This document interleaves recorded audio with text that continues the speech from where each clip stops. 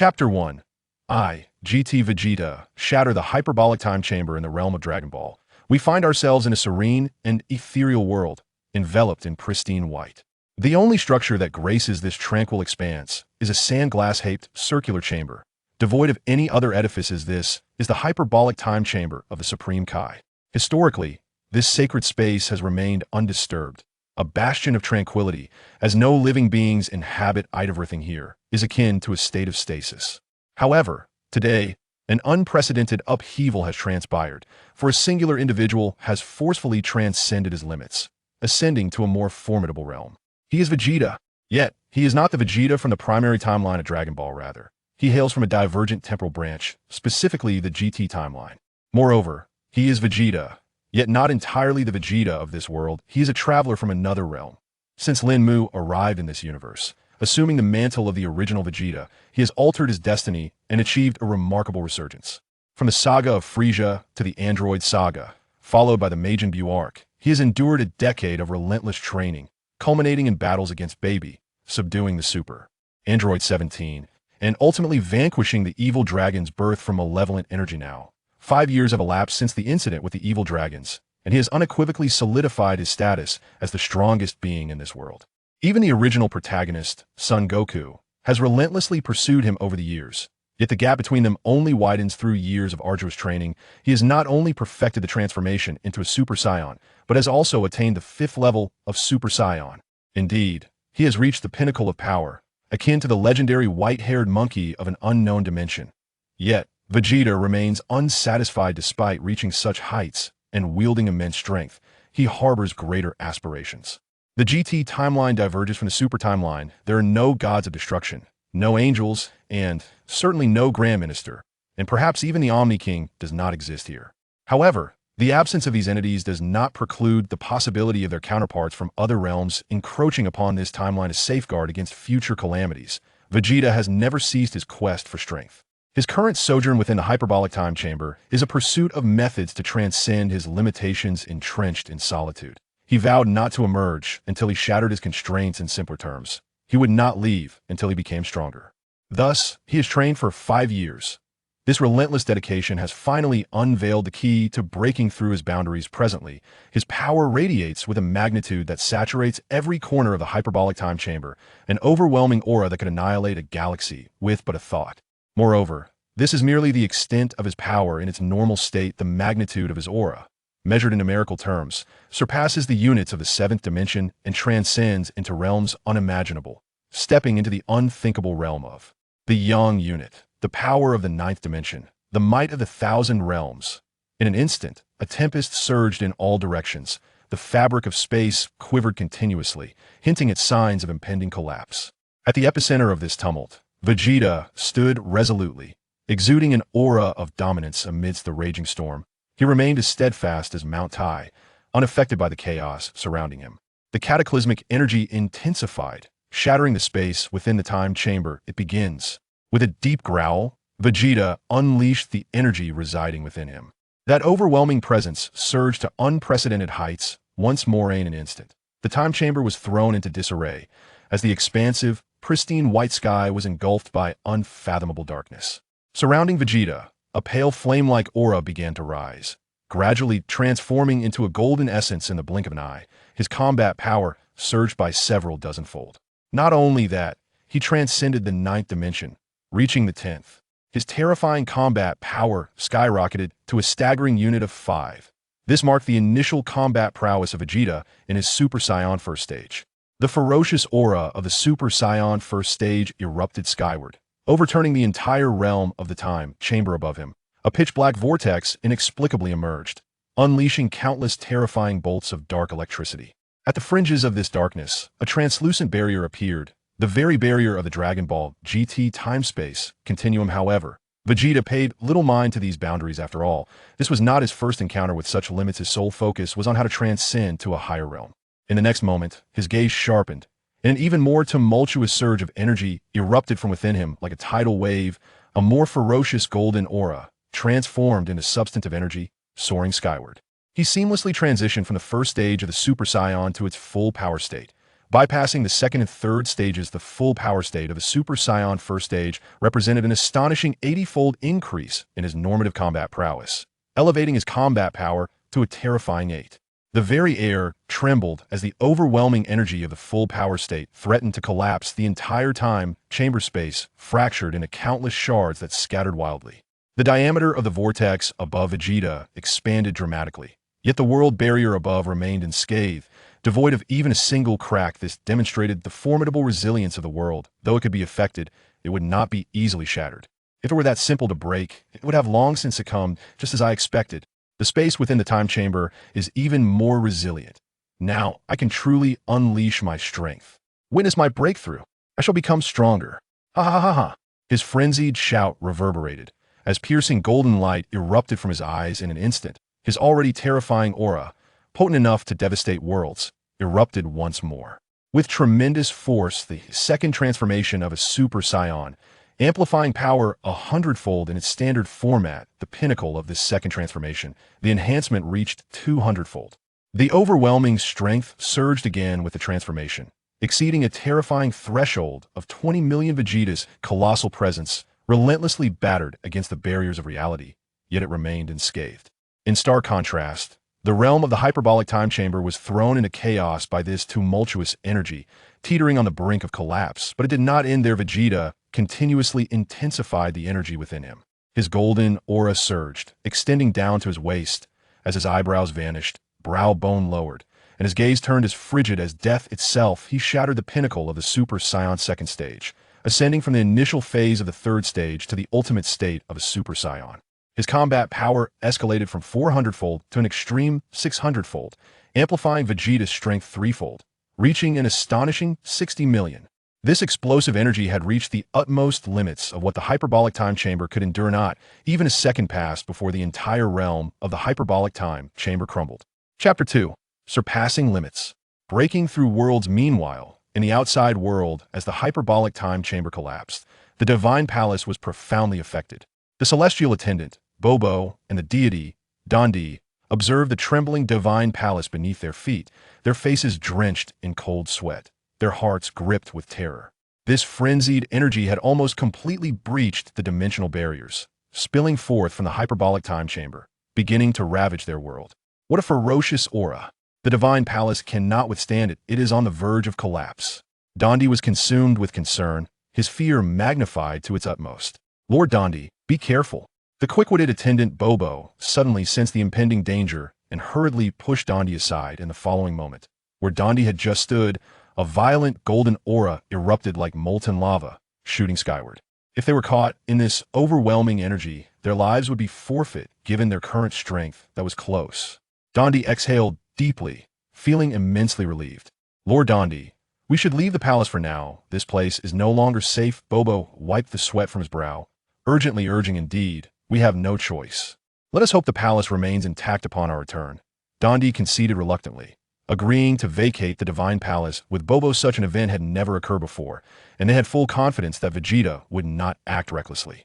Little did they know, after 5 days of Vegeta's absence, such a terrifying incident would unfold. While it was not unprecedented for a path to be blasted open from the hyperbolic time chamber, such occurrences had happened numerous times in the past.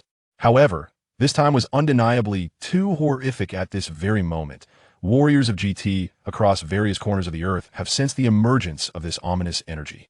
In West City, within the confines of Vegeta's home, as Vegeta's aura erupted in a straight line, his children, Bra and Trunks, immediately took notice. Alongside Trunks and Bra was a golden-haired girl, Vegeta's daughter, though her mother was not Bulma, but rather Android 18 inches this world. Android 18 is indeed Vegeta's wife, having not succumbed to the fate of being with the bald-headed Krillin as in the original narrative. Under Trunks' leadership, the group quickly convened to discuss the situation, although such occurrences were not unprecedented. This time, the intensity was undoubtedly more ferocious than in previous instances, as if something monumental were on the brink of unfolding. Several thousand kilometers west of West City, atop Baozi Mountain, Son Goku was immersed in his training at the summit. Deep within meditation, he remained impervious to any external disturbances. However, upon sensing Vegeta's energy, he abruptly opened his eyes. Instinctively concluding his training, he rose to his feet. Is that Vegeta's aura? His power has surged to this extent, he exclaimed, frustration boiling within him. Damn it. He's got ahead of me once again. Goku clenched his fists, filled with indignation. It had been some time since he last encountered Vegeta, with both pursuing their own paths of rigorous training. Goku, too, was seeking ways to transcend his own limits, but it was evident that Vegeta had once again broken through before him, widening the gap between them. Within the hyperbolic time chamber, fragments of space drifted through the air, transforming the once boundless white expanse into an altered ecological environment. Dark lightning ravaged the sky, and at the edge of darkness, an invisible barrier faintly revealed a slender crack. After a brief silence, a more formidable aura erupted from Vegeta's body, ascending beyond the third level of Super Saiyan. He experienced yet another exaltation. His golden hair, now flowing to his waist, shifted to a deep brown, altering its style as the upper half of his attire vanished, revealing his muscular form cloaked in a fiery red. His pupils transitioned from emerald green to a striking tricolor of blue, white, and black, with crimson shadows accentuating the corners of his eyes, bestowing upon him an intimidating presence. A human physique melded with a beastly visage. Super Saiyan 4th level. Even with black hair, Vegeta in this form exhibited a terrifying combat prowess, swelling to a staggering 500,000. And this was merely the beginning. The metamorphosis had only just commenced. With unyielding determination, Vegeta elevated his Saiyan energy to its zenith, and the appearance of Super Saiyan 4th level underwent yet another transformation. His waist-length brown-black hair shifted to a vibrant red, signifying a breakthrough of limits. Is that all?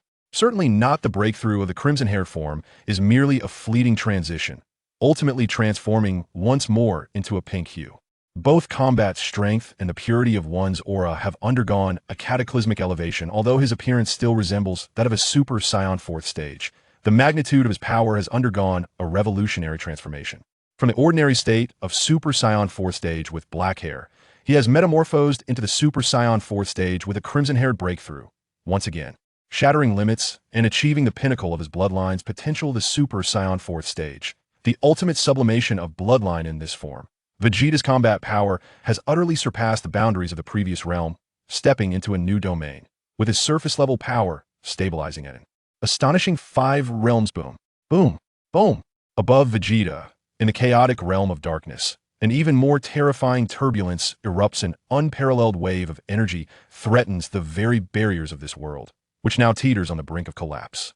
Looking upwards, the surface of the world barrier is riddled with countless cracks, poised to explode at any moment. Focused on his own transformation, Vegeta pays little heed to the massive vortex above him, which has expanded several-fold compared to before. To him, even if he were to grow stronger, he could never truly shatter the world. After all, he once pursued such an extreme, but after years of fruitless endeavor, he relinquished that ambition.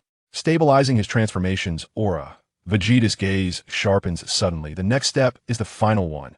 Murmuring to himself, he takes a deep breath. Now is the moment of utmost significance.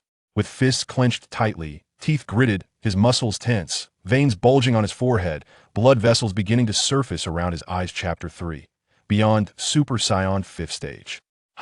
A soul-piercing cry reverberates throughout the world of the hyperbolic time chamber. Surrounded by a pink aura, it begins to transform from a fiery essence into a jet-like force, rapidly spreading in all directions with absolute destructive might. As the aura continuously ascends, the entire realm of the hyperbolic time chamber undergoes a monumental upheaval, with colossal explosions overturning everything. Darkness envelopes, lightning crackles, and at the epicenter of the energy eruption, Vegeta's form undergoes an astonishing transformation. Thump, thump, thump, thump. A series of thunderous booms resonate from his heart. At the core of the pink aura, silvery strands of energy materialize, gradually supplanting the Super Saiyan 4th stage's pink aura while simultaneously altering Vegeta's appearance. His body continuously morphs, the aura surrounding him oscillating between pink and snowy white. Roar! A deafening roar erupts from Vegeta's mouth, awakening the dormant bloodline power that had long slumbered within him. With a resounding roar, a brilliant beam of white energy soared into the heavens, transforming into a divine light that pierced through the darkness. Within this sacred radiance, Vegeta's transformation was complete.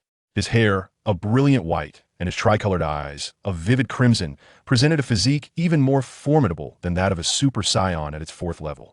This was undoubtedly the 5th stage of the Super Saiyan transformation, Moreover, it was not merely an ordinary fifth stage. This represented Vegeta achieving an ultimate form, a certain elevation of his power.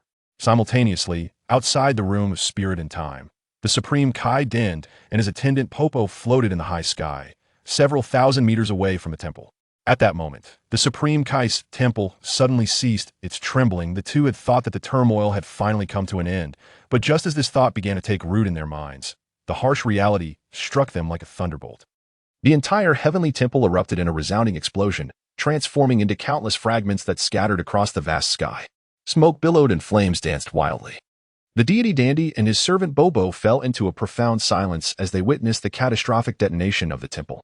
They remained speechless for a considerable time, lost in disarray. After a long pause, Dandy's voice trembled as he addressed Bobo, saying, "Bobo, from now on, do not lend the room of spirit and time to Vegeta for training." Bobo, after a moment of contemplation, nodded in agreement, responding, "As you wish, esteemed deity." Such was their intention. However, to be candid, they were merely expressing their thoughts, for it was impossible to prevent it, especially in this world, where Vegeta was hailed as a savior. How could they refuse his requests? As the heavenly temple met its explosive demise, Vegeta's overwhelming aura transcended dimensions, permeating the realm of the room of spirit and time and resonating throughout every corner of Earth. No, it would be more accurate to say it reached the very ends of the world. In West City, Vegeta's children stood in a state of shock, their minds racing with unuttered words, rendered speechless by the sheer magnitude of the energy unleashed. Had they not felt it firsthand, they would never have believed that such a formidable presence could exist in their world. Not only they, but all the powerful beings across the universe sensed this cataclysmic energy. Even the Kais in the realm of gods were struck dumb by the sheer terror emanating from it. Among all, the one most affected was Son Goku, residing in the sacred land of Korin. It seemed that Vegeta had completely surpassed the limits of the fifth transformation of Super Saiyan. How infuriating. Why must he always be one step ahead? Even if I were to achieve the fifth transformation of Super Saiyan, I would still fall short of him. Gazing into the distance, feeling the astonishing aura that erupted, Goku clenched his teeth, his heart heavy with melancholy. Within the room of spirit and time, as Vegeta successfully transformed into the fifth stage of Super Saiyan, the turbulence of this small world finally came to an end. The overwhelming energy that had filled the entire realm swiftly receded into his body with a mere thought. It appears my premonition was correct. The fifth stage of Super Saiyan is not the pinnacle. There must be an even more powerful transformation beyond this. This breakthrough, while momentarily deemed a success, still falls short of true achievement. Although it remains uncertain whether it resembles the significant transformations akin to Super Saiyan 4 or 5. Vegeta is confident that upon completing the final exploration, he can elevate his power to unprecedented heights. At that point, traversing between worlds may no longer pose a challenge. Taking a deep breath once more, Vegeta senses the changes within his body. He can distinctly feel that every cell within him is in a remarkably active state, with an abundance of energy surging through him as if it were inexhaustible. This sensation, long forgotten over the years, has once again resurfaced. Ever since ascending to the fifth tier of Super Saiyan, the thrill has gradually diminished. Before Vegeta could fully relish the moment, an unforeseen calamity struck. The dark vortex at the apex of the hyperbolic time chamber began to expand exponentially. The once unreachable barrier between worlds, for reasons unknown, seemed to have reached its breaking point. What is happening? Could it be that with the collapse of the time chamber, the barrier between worlds is also in jeopardy? Vegeta exclaimed in astonishment. This was completely unforeseen for him, considering the numerous fierce battles and the explosive energies of the past. Despite the resulting dimensional oppression upon this temporal world, it had never escalated to such an extent. What had previously gone unnoticed now weighed heavily on his mind. As the barriers of reality shattered, an inconceivably terrifying force of attraction surged forth from the abyss. Undoubtedly, this was a temporal turbulence, a consequence of Vegeta's overwhelming power. This malevolent force of attraction was inescapable. Vegeta was astounded. Even with his ascended Super Saiyan 5th level strength, he found himself unable to break free from this violent pull. The force emanating from the depths of darkness seemed purposefully directed at him, relentlessly intensifying its grip. In a desperate attempt to escape, Vegeta unleashed every possible means at his disposal. Energy attacks, high-speed maneuvers, instantaneous teleportation. He employed them all. Yet, regardless of the tactics he utilized, the attraction not only failed to diminish but grew even more formidable. After a brief stalemate, Vegeta was ultimately engulfed by this horrifying force and drawn into the darkness. With his disappearance, the once tumultuous world reverted to its former tranquility. However, the chaotic realm of the time chamber would not mend itself. Only its creator could instigate its restoration. Chapter 4. The Dark World. Breath of death within the unknown abyss. Vegeta, forcefully drawn in, drifted through this boundless tumult of darkness. Surrounding him were the ominous flashes of destructive lightning and temporal chaos, capable of annihilating all, tearing asunder everything. Fortunately, Vegeta possessed sufficient strength, and his Super Saiyan 5th level prowess had reached its utmost elevation. Otherwise, even in his Super Saiyan 4 pink-haired form, with his bloodline pushed to its zenith, he would have been utterly obliterated. What is happening? Where am I? In this chaotic atmosphere and tumultuous domain. Could it be that I have transcended the confines of the world and entered a realm beyond existence? Beyond the realm of the known. The scene ought not to reflect such a dismal spectacle as one finds oneself ensnared in the enigmatic expanse. With a furrowed brow, Vegeta diligently sustained the ultimate form of Super Saiyan, 5th stage, embodying his true essence. He perpetually harnessed his innate power to uphold an impenetrable defense. Regardless of the tempestuous lightning that assailed him or the terrifying maelstrom that swept through, he remained unscathed, resolutely enduring the onslaught, progressing steadily through this abyss of obscurity. Devoid of illumination, Vegeta embarked on an exploration, seeking an elusive exit. He understood that remaining in this desolate realm for a brief duration was inconsequential, for his strength could sustain him. However, prolonged exposure to this harsh environment threatened to erode his sense of self, potentially leading to depletion and, ultimately, annihilation at the hands of the chaotic forces surrounding him. Time, an indeterminate measure, drifted by as Vegeta navigated through the dark turbulence, only to confront the outcome he had most dreaded.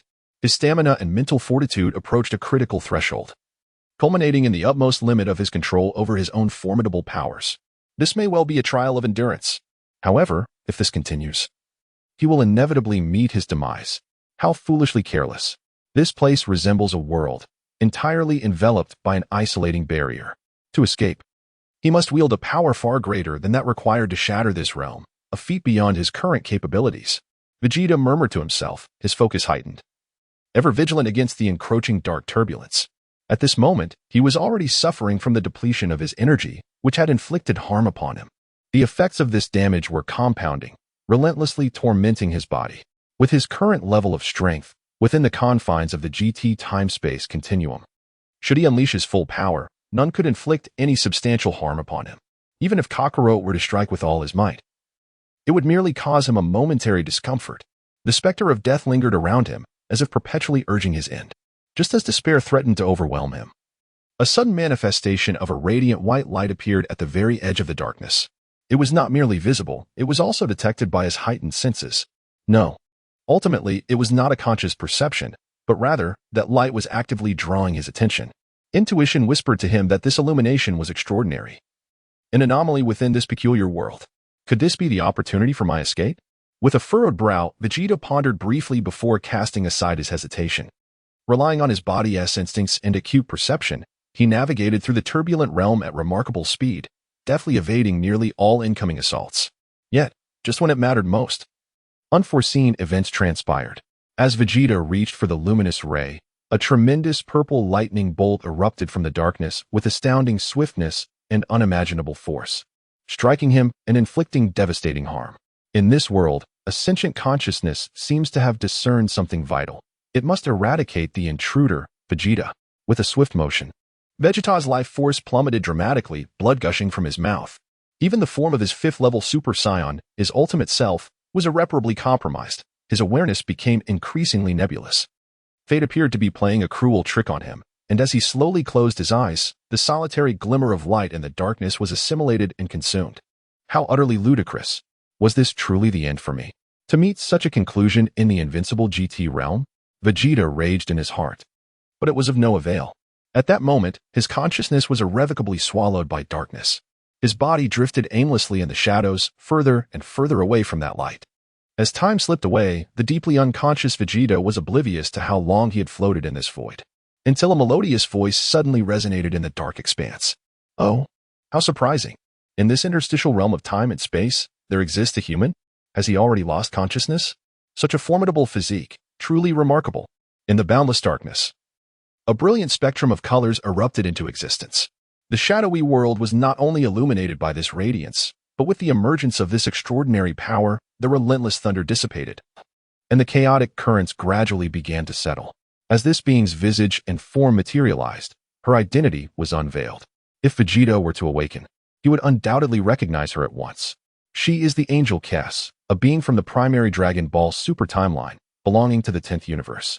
With her youthful appearance, angelic garb, and silvery hairstyled in a braid, she was meant to stand by the side of the god of destruction, upholding the order of the universe. However, not long ago, her jurisdiction, the 10th universe, encountered considerable turmoil due to the actions of the apprentice supreme Kai, Zamasu. Consequently, she was compelled to intervene, entering this temporal interstice to eradicate certain aberrant time branches and restore the fabric of time. Wielding her angelic staff, Kess approached with curiosity, drawing nearer until she stood before Vegeta. Initially, her perception was casual, but upon closer inspection, she was taken aback.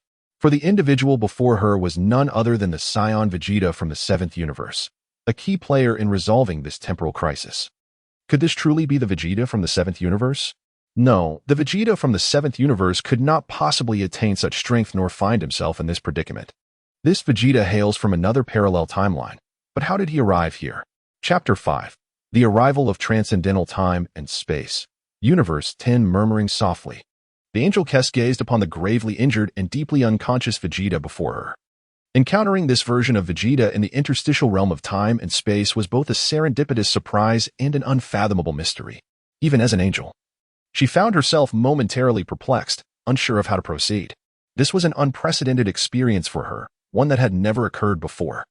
Perhaps it would be prudent to examine his memories first. After all, if he proved to be an anomaly, he would need to be extinguished. Kess exhibited a sense of selflessness, and with a mere thought, a divine light emanated from her eyes, penetrating Vegeta's mind. An enigmatic force simultaneously emerged, enveloping both Kess and Vegeta. A continuous stream of memories, meticulously organized through a unique process, flowed into Kess's consciousness, akin to viewing a panoramic AR film. Had Vegeta been aware that his memories were being scrutinized, he would undoubtedly have experienced a psychological collapse. After all, he was a traveler between realms.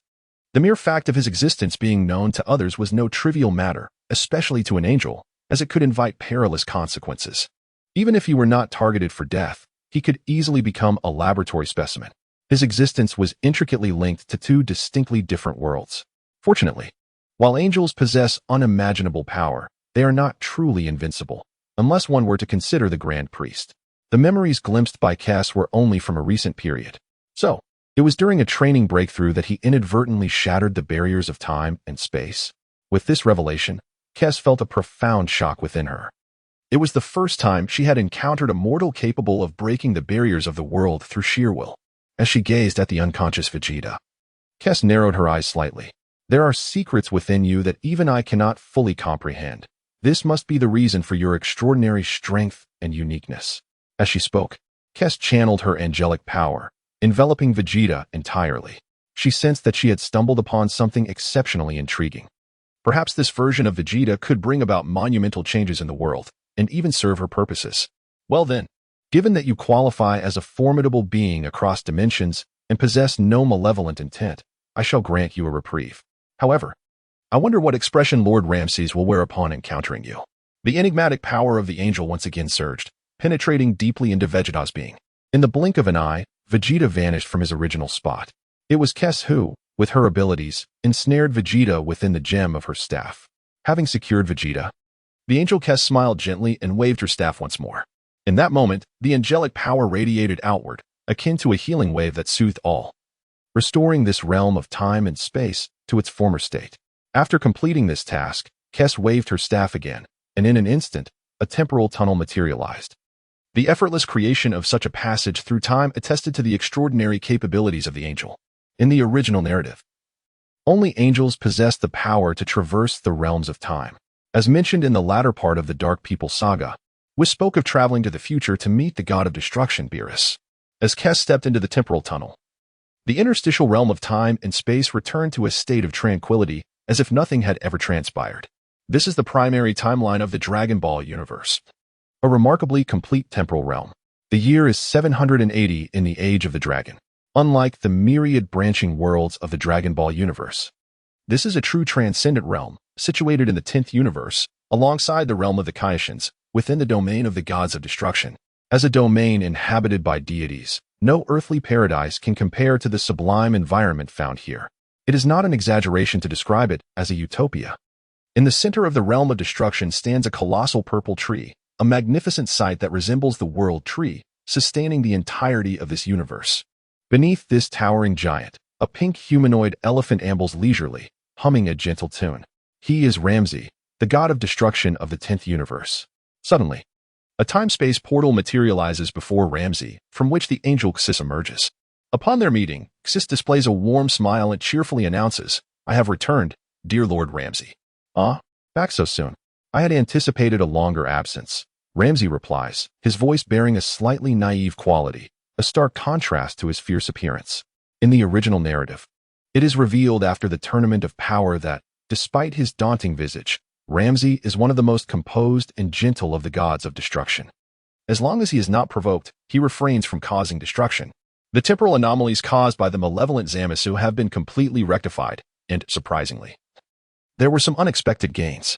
As she speaks, Kess waves her angelic staff, releasing Vegeta, who had previously been contained within its space.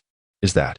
Ramsey inquires, his eyes narrowing as he gazes upon the unconscious and gravely injured Vegeta before him, a hint of astonishment crossing his features. The individual seems somewhat familiar, possessing an undeniable significance, yet his identity eludes me.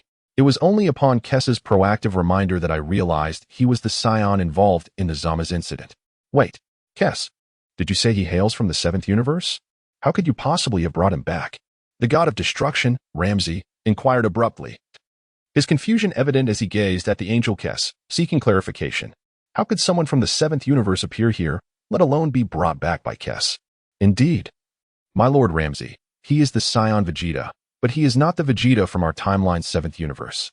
He is, to be precise, a Vegeta from an alternate branching timeline. I fortuitously encountered him amid the temporal chaos and merely assisted in extracting him," Kess elucidated. "Are you suggesting that he is yet another individual from a different timeline?" The god of destruction, Ramsey, furrowed his brow at her words. "Recently, their universe experienced the turmoil instigated by Zamas, which ultimately led to the ruination of the future world.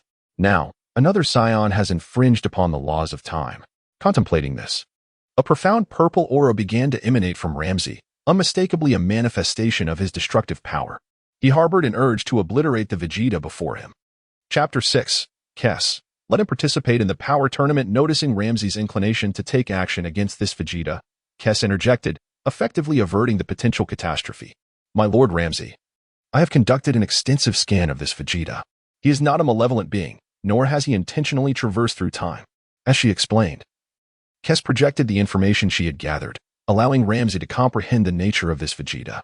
Upon witnessing the recent experiences of this Vegeta, including the moment he shattered the temporal barrier, Ramsey broke into a cold sweat, trembling. "Is this truly the case? Kess, is this formidable scion even more powerful than the one from the 7th universe?" Ramsey exclaimed in astonishment. "No matter how mighty the gods of destruction may be, they cannot breach the barriers of time and space. Yet the scion before me has achieved just that, although it may appear to have been unintentional. The barrier has indeed been broken. Particularly noteworthy is that, amidst the onslaught of temporal thunder and chaos, this Vegeta has endured for such a considerable duration. This is simply unfathomable. Were it the god of destruction, entering that peculiar realm would undoubtedly result in demise. Otherwise, the gods of destruction would be akin to angels, existing beyond the confines of time and space. Wouldn't you agree, Lord Ramses?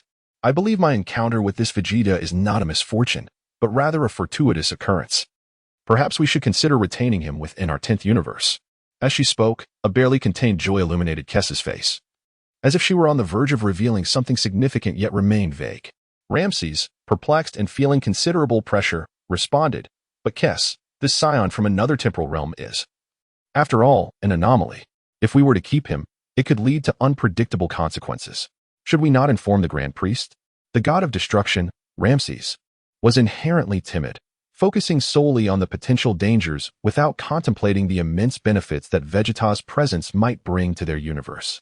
Indeed, Zamasu, the apprentice Kaishin, was a peculiar case, having utilized the time ring to execute such actions. However, this Vegeta is different. He is not malevolent. I have gleaned from his heart that he is an entity solely in pursuit of formidable strength. If we can harness this aspect, he may assist us in the forthcoming Universal Power Tournament. As Kess spoke, her expression subtly shifted. Ramses, taken aback, exclaimed, "Is the Universal Power Tournament truly set to occur?" It is unfortunate that the Grand Zeno discovered the private match between the 7th and 6th universes. Although there is no definitive news yet, I believe confirmation is imminent. I recall the Grand Priest discussing this matter with me during our last encounter. With that, a hint of resignation flickered in Kess's gaze. The Universal Power Tournament, for the vast majority of primary timelines, will indeed take place as long as there are no deviations. Being an angel, particularly the Supreme Angel, she possessed an inherent awareness of many matters. At this moment, Ramses could no longer suppress his anger, to put it plainly. He had long harbored resentment towards the 7th universe. For him, had it not been for the science of the 7th universe, their Zamasu might not have undertaken such actions. I understand, but without the Grand Priest's endorsement, are you certain there will be no complications with individuals from other timelines? Ramses inquired. Given that the power tournament is destined to unfold, and since they cannot escape such an arrangement, victory is imperative. At the very least, they must not be outperformed by other universes. This Vegeta possesses the formidable strength to shatter the barriers of time and space single-handedly. Undoubtedly, he is exceptionally powerful. At the very least, the 10th universe has yet to uncover an entity of such might. As for Lord Rumsey on the side of the Grand Priest, rest assured, I have a means to grant this Vegeta a temporary residency permit within our 10th universe. The only stipulation is that he must willingly accept it. Kess displayed a keen intellect and spoke with clarity, devoid of any ambiguity. This is her plan, conceived upon encountering the formidable Vegeta. Ramses, the god of destruction, remarked. I see. To which Kess, the angel, replied, indeed. As the profound conversation between Ramses and Kess unfolded, time inexorably passed. Unbeknownst to them, a considerable duration had elapsed. And at this moment, Vegeta began to exhibit signs of awakening. His trembling form stirred, and his tightly shut eyelids fluttered. Breath returned, rising and transforming in a manner unlike before, which had resembled a stagnant pool. Observing the scion from the 7th universe, who hailed from a different realm. On the verge of regaining consciousness, the god of destruction, Ramses, intoned solemnly, Kess, let it be as you have suggested. However, do ensure that no mishaps occur, for we shall both bear the consequences. Of course, dear Lord Ramses, Kess joyfully responded, shifting her gaze towards Vegeta. With a gentle tap of her angelic staff upon the ground, a radiant spectrum of colors surged forth, enveloping Vegeta entirely in a luminous embrace. This is the power of angels, and it is of a remarkably intense caliber.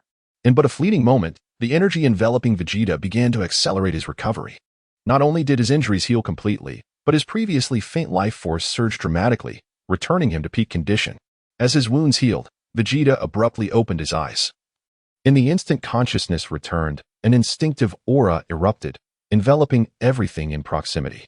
This eruption undoubtedly startled the god of destruction, Ramses. After all, Vegeta's inherent prowess is already at the pinnacle of the 9th dimension, and this time, having recovered from his severe injuries, he has ascended to the 10th dimension. As for Kess, she remains utterly indifferent. This was well within her predictions. In her eyes, Vegeta transcended the realm of mere mortals, surpassing even the gods. Unlike the scions of their time and the 7th universe, who do not cultivate divine power, he possessed strength that dwarfed that of the divine. Where was this? In an instant, clarity struck, and he rose to his feet. A sense of vigilance enveloped him entirely as Vegeta furrowed his brow, confronting the unfamiliar surroundings and strange individuals. Greetings, scion from another dimension, Vegeta. The angel, Kess, addressed him with a disarming smile, seemingly unfazed by his wariness. As the ethereal voice echoed in his ears, Vegeta's gaze was fully fixated on the two figures before him. Upon closer inspection, his pupils constricted sharply, and within him, a profound shock surged to its zenith. The attire, the adornments, the petite young girl, and this pink anthropomorphic elephant. Chapter 7. The Terror of the Angel. What on earth is happening? Vegeta felt an overwhelming sense of disbelief. The emergence of Angel Kusu and God of Destruction Rumshur surpassed the bounds of his comprehension. In this unexpected breakthrough, he inadvertently shattered the barriers of the world and found himself in the complete narrative universe of Dragon Ball Super. Here lies the realm of the destroyer of the 10th universe. Has he traversed dimensions once more?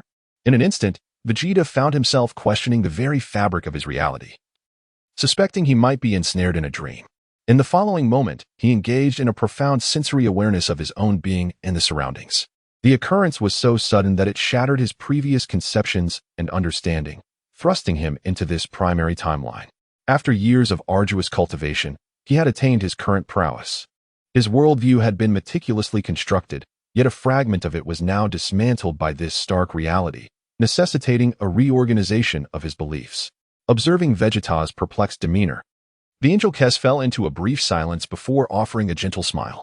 The scion from another world, Vegeta. I understand you harbor numerous uncertainties and may even question your own existence. Fear not. After you witness this, clarity shall be yours. With that, the angel Kess summoned her celestial power, using her staff to touch the center of Vegeta's forehead, unleashing a radiant burst of pure white light. This action, this direct maneuver, left Vegeta with no opportunity to react, rendering him entirely passive, before he could even display a hint of emotion. A torrent of memories surged into his mind at an astonishing speed, elucidating the reason for his presence in this place. Mere seconds felt like an eternity to him. As he absorbed all the information, the confusion in his eyes gradually dissipated. Humanity has always harbored a sense of reverence and skepticism towards the unknown. Yet, once the truth is unveiled, even the most terrifying revelations can be met with acceptance and understanding. Of course, while he appeared outwardly calm, with no significant fluctuation in his expression, within him, tumultuous waves of turmoil still raged. Who could have anticipated that this singular breakthrough in his training would inadvertently shatter the barriers of time and space, drawing him into a chaotic abyss? By a twist of fate, he encountered Kess, who was in the midst of mending the distortions in time, thus transporting him into the complete narrative of the Dragon Ball Super universe. Is this considered a blessing in disguise? Indeed, it seems so. In his former world, there were no resources left to bolster his strength further. Arriving in a more complete timeline, he finds himself with greater opportunities and myriad paths to explore. At the very least, he is no longer invincible. There exist beings of even greater power. The angel, the high priest, and the unparalleled ruler of the world, Zeno. Though he possesses knowledge of all the original narrative's intricacies, Vegeta must feign ignorance, as he has never encountered Kess, nor has he set foot in this realm, rendering him unaware of much. So, it is you who saved me, he muses, his gaze fixed upon the angel Kess, scrutinizing the seemingly innocuous young girl before him. The earlier display of power from Angel Kess had genuinely astounded him. Setting aside the method of memory retracing, the sheer force she wielded was irresistible. Even in his Ultra Instinct form, he found himself unable to withstand it. Is this truly an angel? The terror of Kess perhaps surpasses even that of Whis and Bardoss, as depicted in the original narrative, for he is the eldest among the chief angels. With his discerning gaze, he perceives not the depths of Angel Kess. The strength and profoundness of the opponent's power far exceed his own. Unconquerable within the realms of GT, he had once speculated on the immense might of transcendent angels. He had envisioned that even if he were not as formidable as an angel, he would still hold his ground. Reality, however, has revealed to him the folly of his overconfidence and the naivety of his dreams. After scrutinizing Kess, Vegeta's gaze shifted to the nearby pink elephant. In contrast to Angel Kess, Vegeta could distinctly sense the strength of God of Destruction, Rumsey. Compared to his usual state, Rumsey appears to be somewhat stronger. Yet in terms of true combat power, he lies merely at the threshold of 100. This indeed fortuitously validates the initial conjecture. The power of the God of Destruction essentially resides within the units classified in the 10th dimension. It is evident that the dimensional units of angels commence at a minimum of the 15th dimension. What does the 15th dimension signify? It is akin to an immeasurable multitude, a realm presently beyond his reach. Unless, of course, he achieves the extraordinary feat of transcending the 5th level of Super Saiyan. Upon noticing that Vegeta was scrutinizing her, Kess displayed no sign of irritation. Instead, she offered a subtle smile and initiated a conversation, drawing Vegeta's thoughts back. Rescuing you was merely a trifling task. However, while saving you is effortless, your existence does not inherently belong to this temporal realm. With my abilities, although I am an angel, I cannot ascertain the origin of your temporal existence. Having conveyed this, Kess paused, allowing Vegeta time to process her words. Vegeta refrained from pressing further or interjecting, subtly encouraging Kess to continue. He comprehended the essence of her message and chose not to dwell on it. Thus, you are presently confronted with two formidable dilemmas, Kess articulated, simultaneously employing her angelic staff to project imagery for Vegeta's understanding. The discussion primarily revolved around the cataclysmic alterations to time and space instigated by his anomalous presence. Subsequently, Vegeta gleaned Kess's intentions and the arrangements she had devised for him. To resolve the two significant challenges you mentioned, you require me to accept the mark you offer, thereby granting me the privilege to reside within this temporal realm without the constraints of the world. You wish for me to exist as a being of your 10th universe and, in addition, to assist you with a task? Allow me to hazard a guess. With your powers, not to mention your status as an angel, what could possibly be beyond your capabilities? Vegeta unequivocally articulated his stance while expressing his underlying confusion. The notion of accepting the mark from Kess, in his view, was tantamount to embracing a ticking time bomb. As a safeguard for his presence in this world, he must remain within controllable parameters. Consequently, in exchange for this privilege, he would be obliged to undertake tasks for their 10th universe. I believe that by posing these inquiries, you have effectively acknowledged the 2 points I presented. Rest assured, this mark merely serves as a means of identification and location. It will not impose any detrimental effects upon you.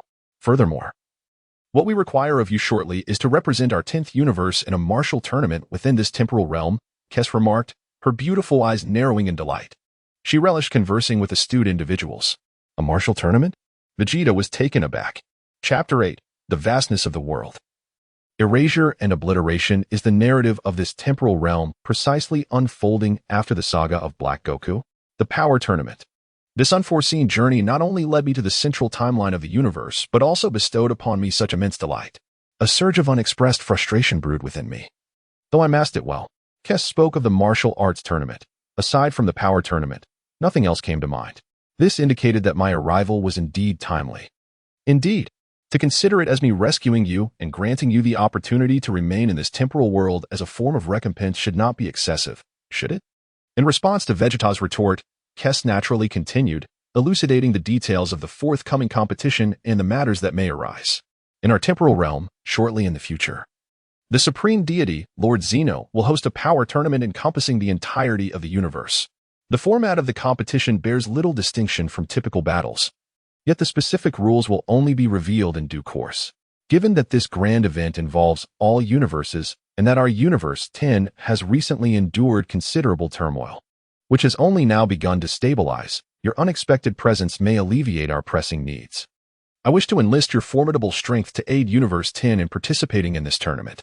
As her words ceased, the glimmer in Kess's eyes hinted at her ulterior motives. Unbeknownst to her, Vegeta was momentarily taken aback, a torrent of narrative flooding his mind. The power tournament is indeed approaching. However, from Kess's tone, it appears that the precise rules of the competition remain undisclosed. What does this mean? This indeed signifies that the matter of the power tournament has yet to be officially announced, and its occurrence remains uncertain. However, Kess seems to possess knowledge of it already. Thus, my long-standing question has been elucidated. Indeed, the narrative of the main timeline within the Dragon Ball universe has been meticulously orchestrated regarding the power tournament. For divine beings, it is a surprise, yet the angels have long been aware, albeit without public disclosure. Vegeta, unable to suppress his thoughts, reflects on this. Consequently, he comprehends his own position. He has gleaned a portion of Kess's intentions and calculations. What are your thoughts, Saiyan Vegeta from another dimension? Kess inquires once more. Upon hearing this, Vegeta promptly regained his focus and made a decision. I can concede to your request to participate in the tournament as a means of repaying the favor for your rescue. However, prior to that, there is much I must comprehend, for I am not of this timeline and know nothing of this world. My reality differs greatly from yours. Seeing Vegeta's agreement, a smile graced Kess's face, and the previously furrowed brow of the god of destruction, Ramses, relaxed. I had anticipated a direct refusal from you. Since you are willing to accept my request, I feel reassured. Please, try to relax a bit. I shall provide you with a temporary credential for this world. As for the fundamental circumstances of this timeline, I will embed information within this mark, allowing you to gradually familiarize yourself with it. With that, Kess wielded her angelic staff.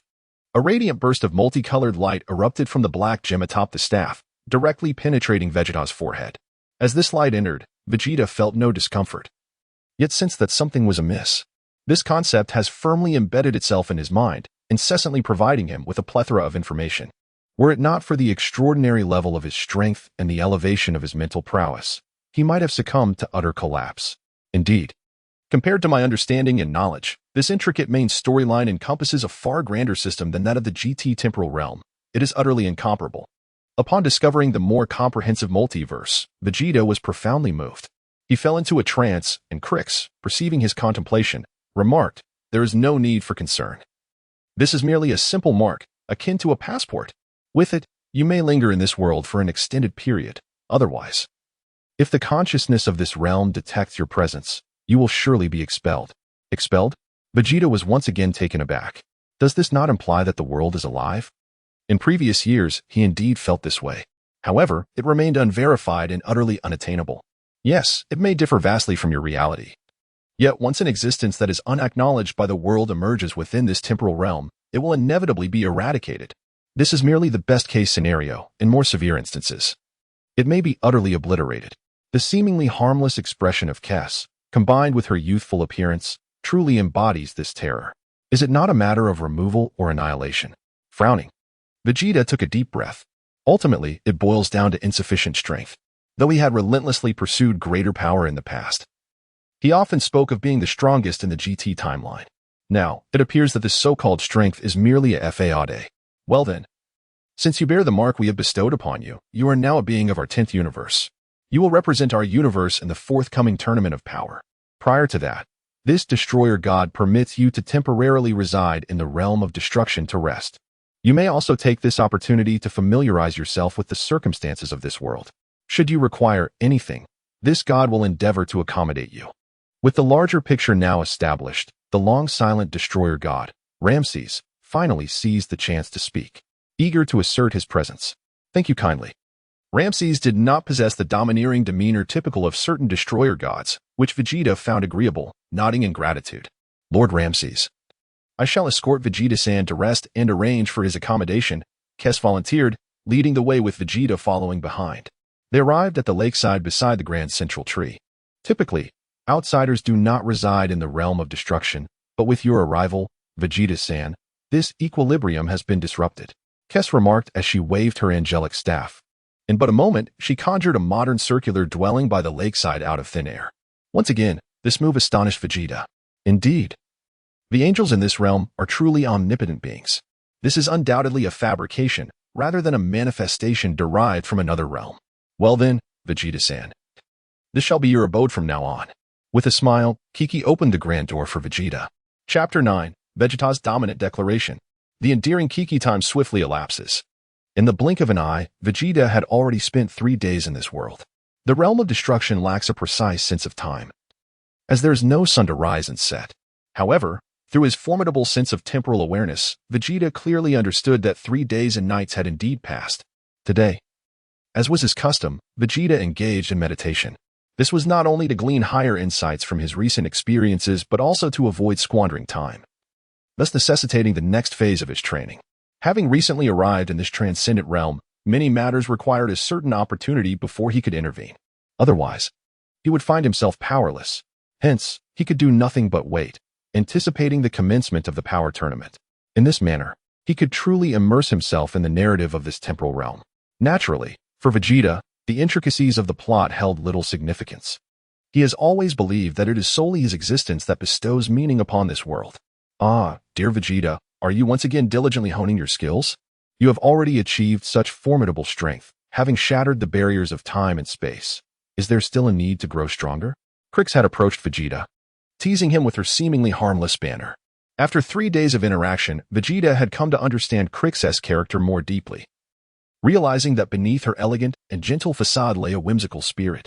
The original narrative failed to capture her essence. Otherwise, Vegeta would have been more aware of her nature. "Do you truly consider my modest power to be formidable?" Vegeta remarked, eyes still closed as he remained seated upon the massive stone. Krix, undeterred by his words, responded in her own understanding. "Your strength has already transcended that of the gods of destruction in this realm. If that is not considered powerful, then what kind of strength can be deemed truly mighty?" Upon hearing Krix's words, Vegeta's expression remained unchanged. No, it became even more solemn, and he retorted, If your criteria for judgment is merely based on the gods of destruction, then it is rather trifling. My pursuit is of greater strength, the utmost strength. Ultimately, the gods of destruction are insignificant to me. My ambition is to surpass even you, an angel of unparalleled power. Perhaps it seems remote. Perhaps you think I am merely indulging in fantasies. However, I shall not falter. I will surpass each and every limit. When I next enter that interstitial world of time, I will once again shatter it with my own strength. This is my creed, to grow stronger in the face of challenges, to become ever more courageous, and to charge forward with relentless resolve the more daunting the obstacles become. His commanding words revealed Vegeta's innermost thoughts and conveyed to Krix that his journey remains far from over. There was no need for her to flatter him. After all, as an angel, her strength was beyond his reach. Thus, the power she spoke of carried a connotation of diminishment. Awestruck by Vegeta's proclamation, Krix became silent, embodying a dazed demeanor. Her silence, however, did not indicate a lack of emotional turmoil within. As the chief angel, she had never before experienced such sentiments due to an individual. Although Vegeta's aspirations may seem delusional, he undeniably radiated potential. After all, it was this very potential that rendered him a unique exception capable of breaking through the barriers of time and space among countless realms. If Vegeta possesses such confidence, then I sincerely hope that the day of realization dawns in the future.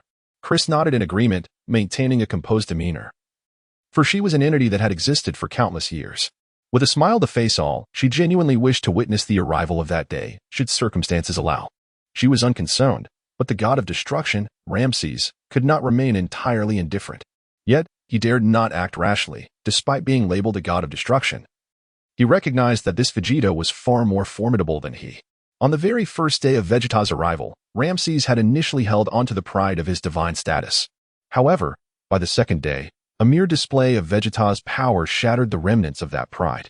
It was the first time in his long existence that he felt such overwhelming strength emanating from a mortal, even more shocking than the visions Krix had previously shown him.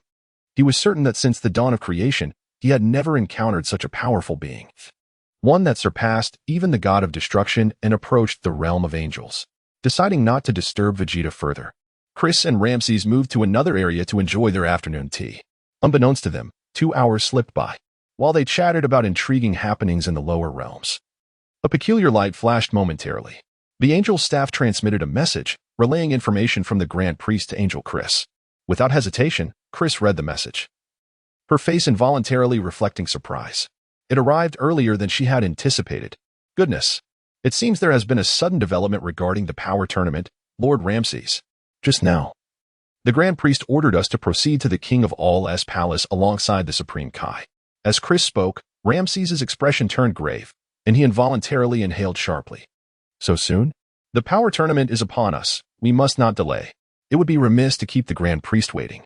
With that, Ramses shifted his focus to Vegeta, who was still in the midst of his training, and added, "What shall we do about him? Should we leave him alone in the realm of destruction?" The thought of leaving Vegeta, this unfamiliar yet powerful presence in his domain, left Ramses feeling uneasy. Krix's eyes sparkled with a playful idea. The message from the Grand Priest contained far more than what she had shared with Ramses. The preliminary stage of the power tournament. The Saiyans from Universe 7 would face competitors from Universe 9, and they needed to relay the tournament rules to the gods of other universes. Rather than leaving him alone in the realm of destruction, why not invite Vegeta to join us? What do you think, Lord Ramses? When Angel Kess spoke, the countenance of the destroyer god Ramses changed dramatically. Are we truly bringing him along? Kess, do not jest. If the Grand Priest discovers this, it would be quite inappropriate for us, wouldn't he? The destroyer god Ramses said, his heart filled with trepidation.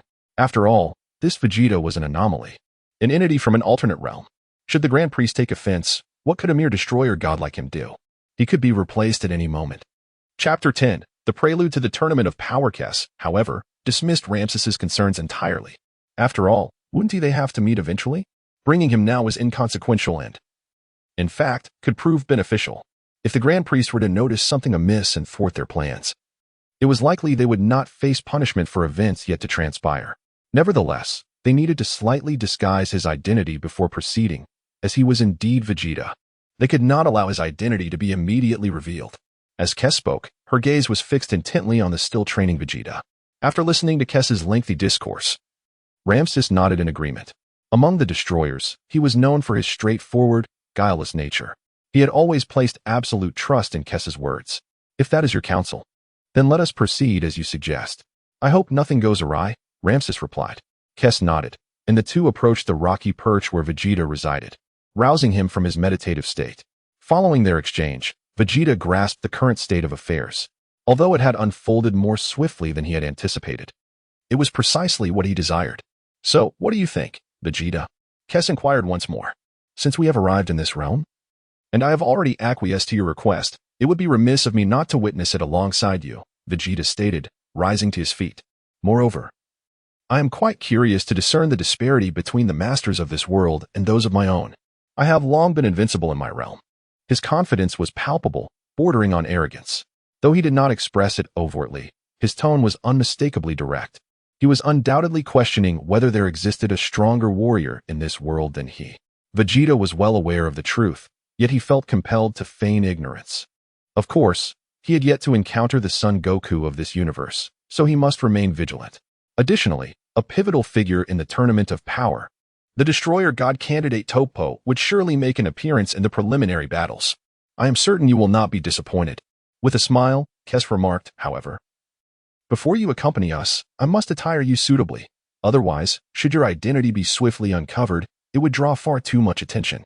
As her words settled in the air, Kess pointed her staff towards Vegeta from a distance.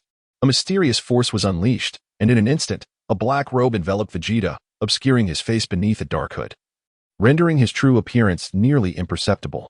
This is merely the fundamental operation.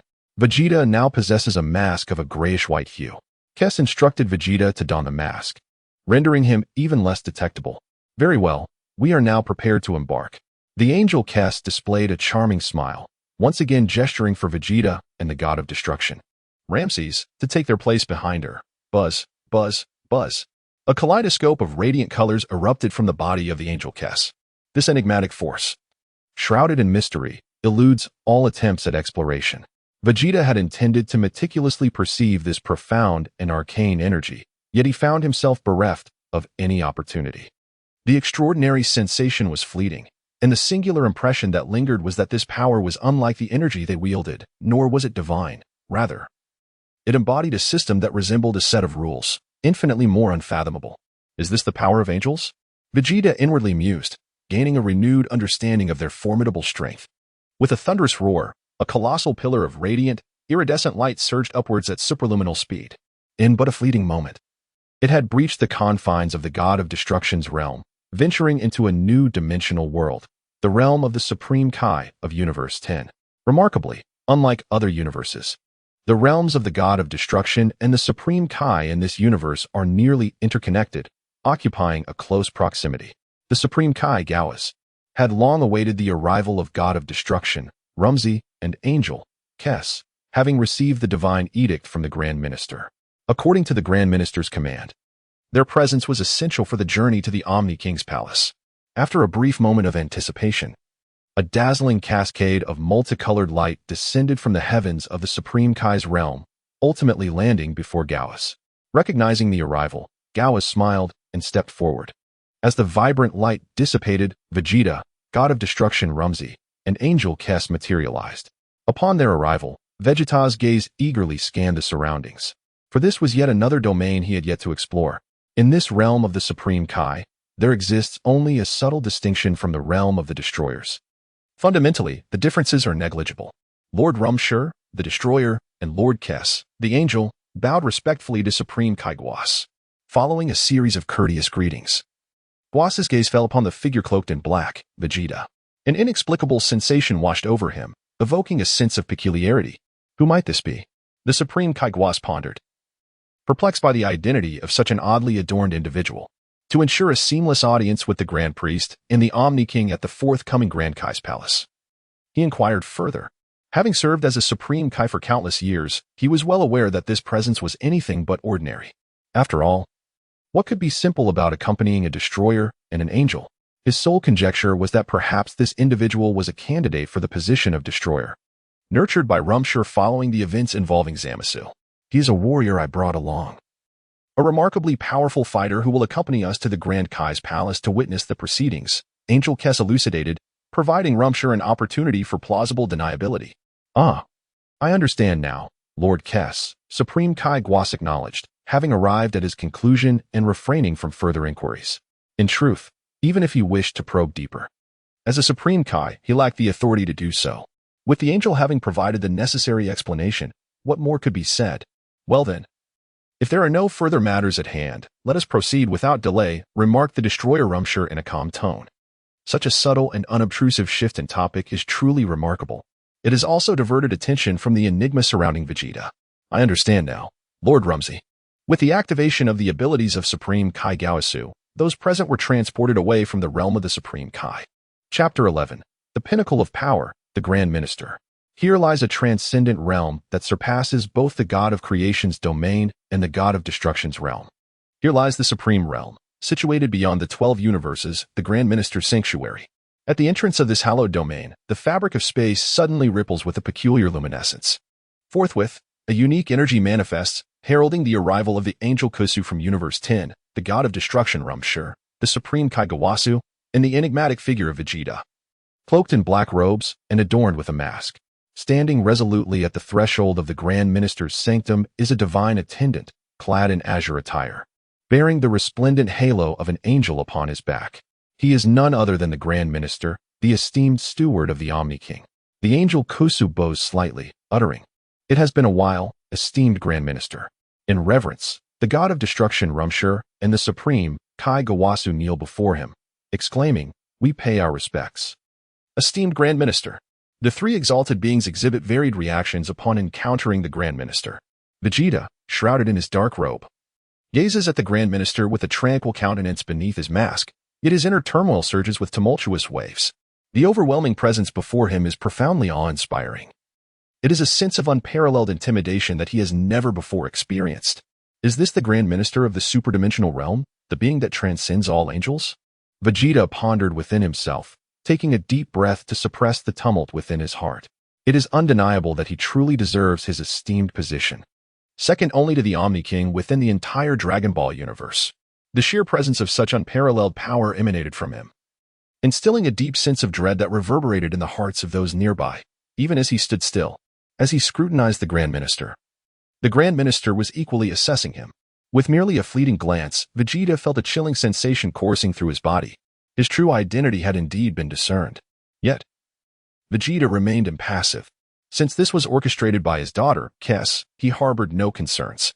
Vegeta's composed demeanor sparked a flicker of surprise in the Grand Minister's eyes, which vanished almost instantaneously. He had an inkling of the situation but chose to remain silent, finding it rather amusing. Moreover, as this was the initiative of his eldest daughter, Kess, he deemed it appropriate as a father to turn a blind eye. As long as no significant disturbances arose and the balance of the world remained intact, there would be no issue. Though the Grand Minister refrained from voicing his thoughts, Vegeta's audacious demeanor instilled considerable fear in both the God of Destruction, Rumshire, and the Supreme Kai, Gawas. What is this fellow doing? Shouldn't he be bowing promptly? If I had known, I would not have heeded Kess's advice to bring him along. The God of Destruction, Ramses, incessantly berated Vegeta in his mind, his pink elephantine visage drenched in perspiration, his expression taut with anxiety. Heaven knows how insensible this Vegeta could be. He should have been informed that he must pay homage to the Grand Minister. The Supreme Kai Gaos lowered his head even further, his body trembling involuntarily. As time ticked away, the atmosphere grew palpably tense. The hearts of the God of Destruction, Ramses, and the Supreme Kai Gaos raced to their throats, their breathing becoming exceedingly labored. I have not encountered such a formidable human in many years. I am astonished that a warrior of your caliber exists within Universe 10. It is no wonder you have come here. You may rise. As the Grand Minister's words echoed, the dread that had consumed Ramses and Gaos began to dissipate. They had nearly been frightened to death. Simultaneously, they found it hard to believe Vegeta's presence. He was merely a mortal, yet had garnered the Grand Minister's praise. Particularly Ramses, who was aware of Vegeta's true identity, felt a wave of relief wash over him.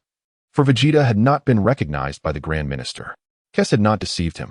Unbeknownst to him, the Grand Minister had exchanged a knowing smile with Kess after glancing at Vegeta. How could he fail to discern Vegeta's secrets? Very well, now that you have arrived, you shall proceed to the platform for the preliminary matches of the Omni King's tournament. Shortly, the deities from other universes are expected to arrive. Without further ado, The Grand Minister gestured, Kess, please guide them. At your command, Grand Minister, replied the angel, Kess, on behalf of all. In the next moment, they circumvented the Grand Minister and entered the Omni King's palace. Upon entering the palace, they were greeted by a dazzling crystal corridor, radiating a serene and mystical glow, incredibly comfortable. With each step forward, the crystals illuminated, casting a luminous path ahead. In the surrounding dimness, countless points of light flickered like distant stars, as if they were traversing a cosmic river. The group walked in unison, but after a while, the angel Kess suddenly halted. We have arrived.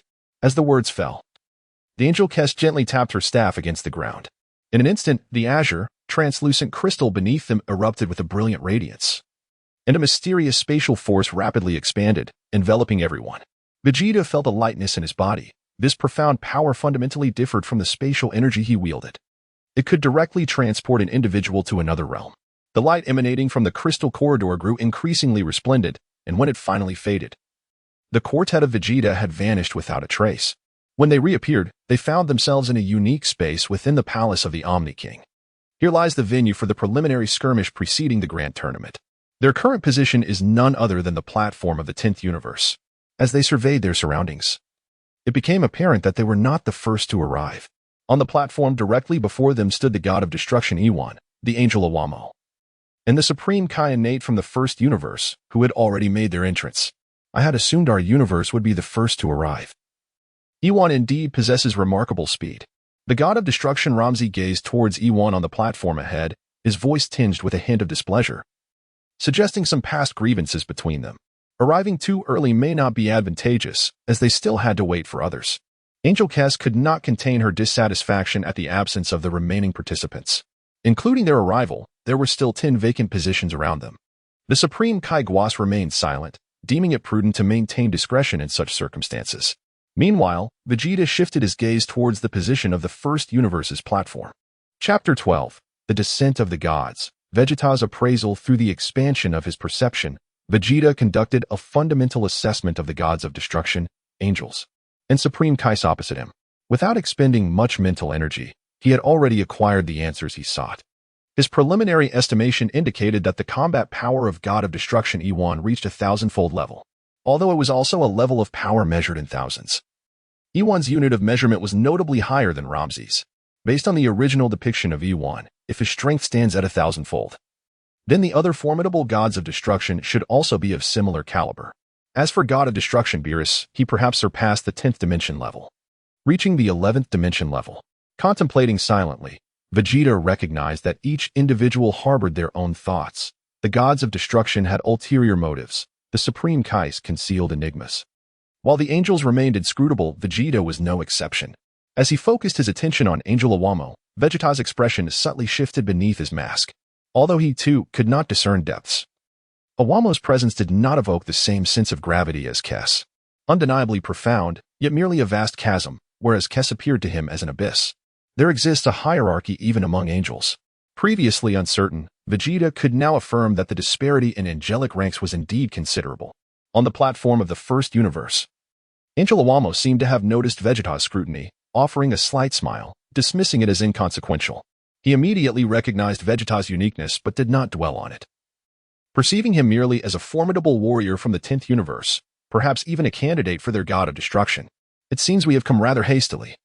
We ought to have brought along our own universe's powerful warriors as well. Ewan spoke with evident displeasure. It was clear that the antics of Ramses had left him feeling somewhat diminished. Yet, what did it matter, Lord Ewan? The 10th universe still lags far behind us.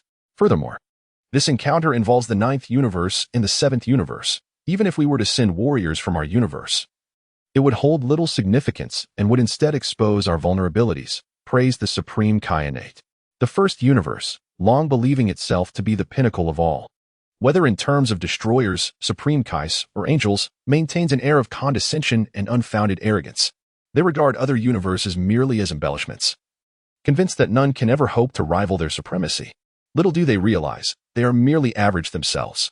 Meanwhile, on the other side, although the words exchanged were inaudible, the expressions of Ewan and Innate from the first universe clearly conveyed their disdain. This left Ramses somewhat exasperated. Fortunately, Gas maintained his composure and managed to dissuade the inherently mild-mannered Ramsey. My Lord Ramsay, the deities from other universes will soon arrive. Until they do, let us await in silence. Angel Kess's words shifted Ramsay's mood. With the formidable Vegeta as their trump card, their chances of triumph in the tournament of power soared to an impressive 90%. It is essential to recognize that Vegeta's strength has surpassed that of the gods of destruction.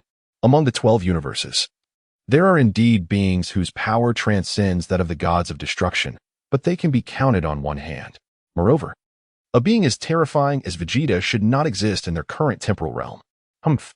I can hardly contain my anticipation for the expression on Ewan the Barbarian's face when he loses the match. After this remark, Ramsay fell silent. Time passed slowly. Vegeta stood beside Kess, making no further movements. With his eyes closed, he rested. The gathering of all the deities, including the gods of destruction and the Supreme Kai, alongside the magnificent presence of the angels, stirred a sense of excitement within him that even he could hardly suppress. In the past, he had been invincible in the GT timeline, facing no rivals. Now, in this new realm, he was presented with a multitude of powerful beings to challenge. What a splendid affair this is. The adept often finds solitude, and the heights can be chilling. Vegeta yearns for a worthy opponent, desiring to be vanquished himself. For only then can he truly advance further. As time elapses, 5 minutes have passed unwittingly, though it appears to be but a mere 5 minutes. The wait feels interminably long. Suddenly, a flash of white light emerges at the 6th universe's podium, heralding the arrival of the god of destruction, Kappa, along with the angel Vados and the Supreme Kai, Fuwa. Following their appearance, the gods of destruction and angels from other universes commence to materialize in succession. Another series of brilliant flashes ensues. From the 2nd universe, the god of destruction, Hellas, the angel, Sawar, and the Supreme Kai, Pyre, make their entrance. Next, the 3rd universe presents its god of destruction, Moscow, the angel, Campbell, and the Supreme Kai, El. From the 4th universe, we witness the god of destruction, Quatella, the angel, Korn, and the Supreme Kai, Kor. The 5th universe follows with the god of destruction, Yarok, the angel, Kukatel, and the Supreme Kai, Aguma. From the 8th universe, the god of destruction, Lakir, the angel, Korin, and the Supreme Kai, Ir arrive. The 9th universe sends forth the god of destruction, Sidra, the angel, Mojito, and the Supreme Kai, Lower. Accompanying them are 3 competitors, the leader, Red Wolf, Bergamo, the 2nd, Yellow Wolf, Lavender, and the 3rd, Red Wolf, Basil. The 11th universe is represented by the god of destruction, the clown, Vermaud, the angel, Makari A, the Supreme Kai, Kai, along with a mysterious figure clad in black robes. Vegeta recognizes this enigmatic individual as the proud captain of the Pride Troopers, Topo, from the original narrative. The 12th universe is represented by the god of destruction, Jin, the angel, Mtnu, and the Supreme Kai, Ag. With the exception of the 7th universe, all have gathered. 11 gods of destruction, 11 Supreme Kais, and 11 angels. Vegeta's gaze sweeps across the assembly, employing his perceptive abilities to ascertain the strength of all present gods of destruction. Upon witnessing the scene, he was taken aback. Among all the gods of destruction present, although only surface-level combat prowess was displayed, even the weakest among them exceeded a power level of 100. The average strength had reached the mid to late stages of the unit known as Go. For instance, the god of destruction from the 4th universe, Katra, and the god from the 5th universe, Yarok, both showcased formidable might. Quitra's surface combat power had already attained 5,000 Go, while Yarok, though slightly weaker, still boasted a commendable 4,500 Go. It is crucial to note that surface-level strength does not equate to full power, a fact that Vegeta understood all too well. Should these 2 gods of destruction unleash their entire energy reserves in one go, their combat power would certainly reach at least the unit of the 11th dimension, with the possibility of approaching the mid-tier of the 11th dimension. Chapter 13. Greater Expectations. Greater disappointments. It seems that the original narrative suggesting that a god of destruction at the 10th dimension, such as Beerus, possesses a power unit of 10, while Whis is at 15, merely provides a general overview. Vegeta's thoughts were validated. He had indeed been excessively proud and aloof. After witnessing the strength of the god of destruction, Ramushi, he had boldly assumed that Beerus was the only one capable of surpassing the 10th dimension to reach the 11th. However, it became evident that at least 4 or 5 gods of destruction surpassed the 10th dimension in true power. Of course, this revelation was not terrifying. Vegeta did not fear the gods of destruction, for with his current strength in this transcendent realm, he could undoubtedly defeat all of them. His perfected ultimate Super Saiyan 5th stage could unleash combat power exceeding 100 billion times in its normal state. This signifies that he has now reached the pinnacle of the 9th dimension, capable of unleashing an explosive force equivalent to that of the 12th dimension. Indeed, attaining the apex of the 12th dimension is but a trivial endeavor for him, even prior to his breakthrough. He could harness a staggering quintillion-fold amplification to reach the 12th dimension. Vegeta surmises that he might transcend the 12th dimension and strive for the 13th dimension's threshold. With his eyes narrowed, he has acquired a clearer objective for the future. These destroyers have transformed into stepping stones and sources of motivation for him to grow stronger. How intriguing! After arriving in this world, I shall not experience boredom for an extended period. With newfound ideas, the future appears increasingly captivating. Shifting his gaze, Vegeta divided his attention to the figure clad in a black robe, Topo. The candidate for the destroyer of Universe 11 indeed possesses formidable strength that cannot be underestimated. At the very least, his surface power exhibits an extraordinary magnitude.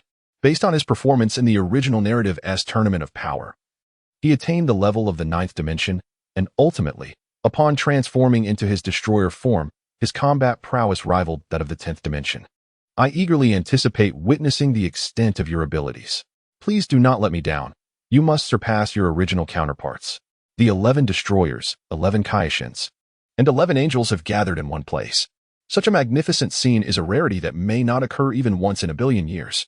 Yet, amidst this extraordinary circumstance, the space remains eerily silent. No one speaks, nor does anyone dare to initiate any matter, creating an atmosphere so quiet that it sends shivers down one's spine.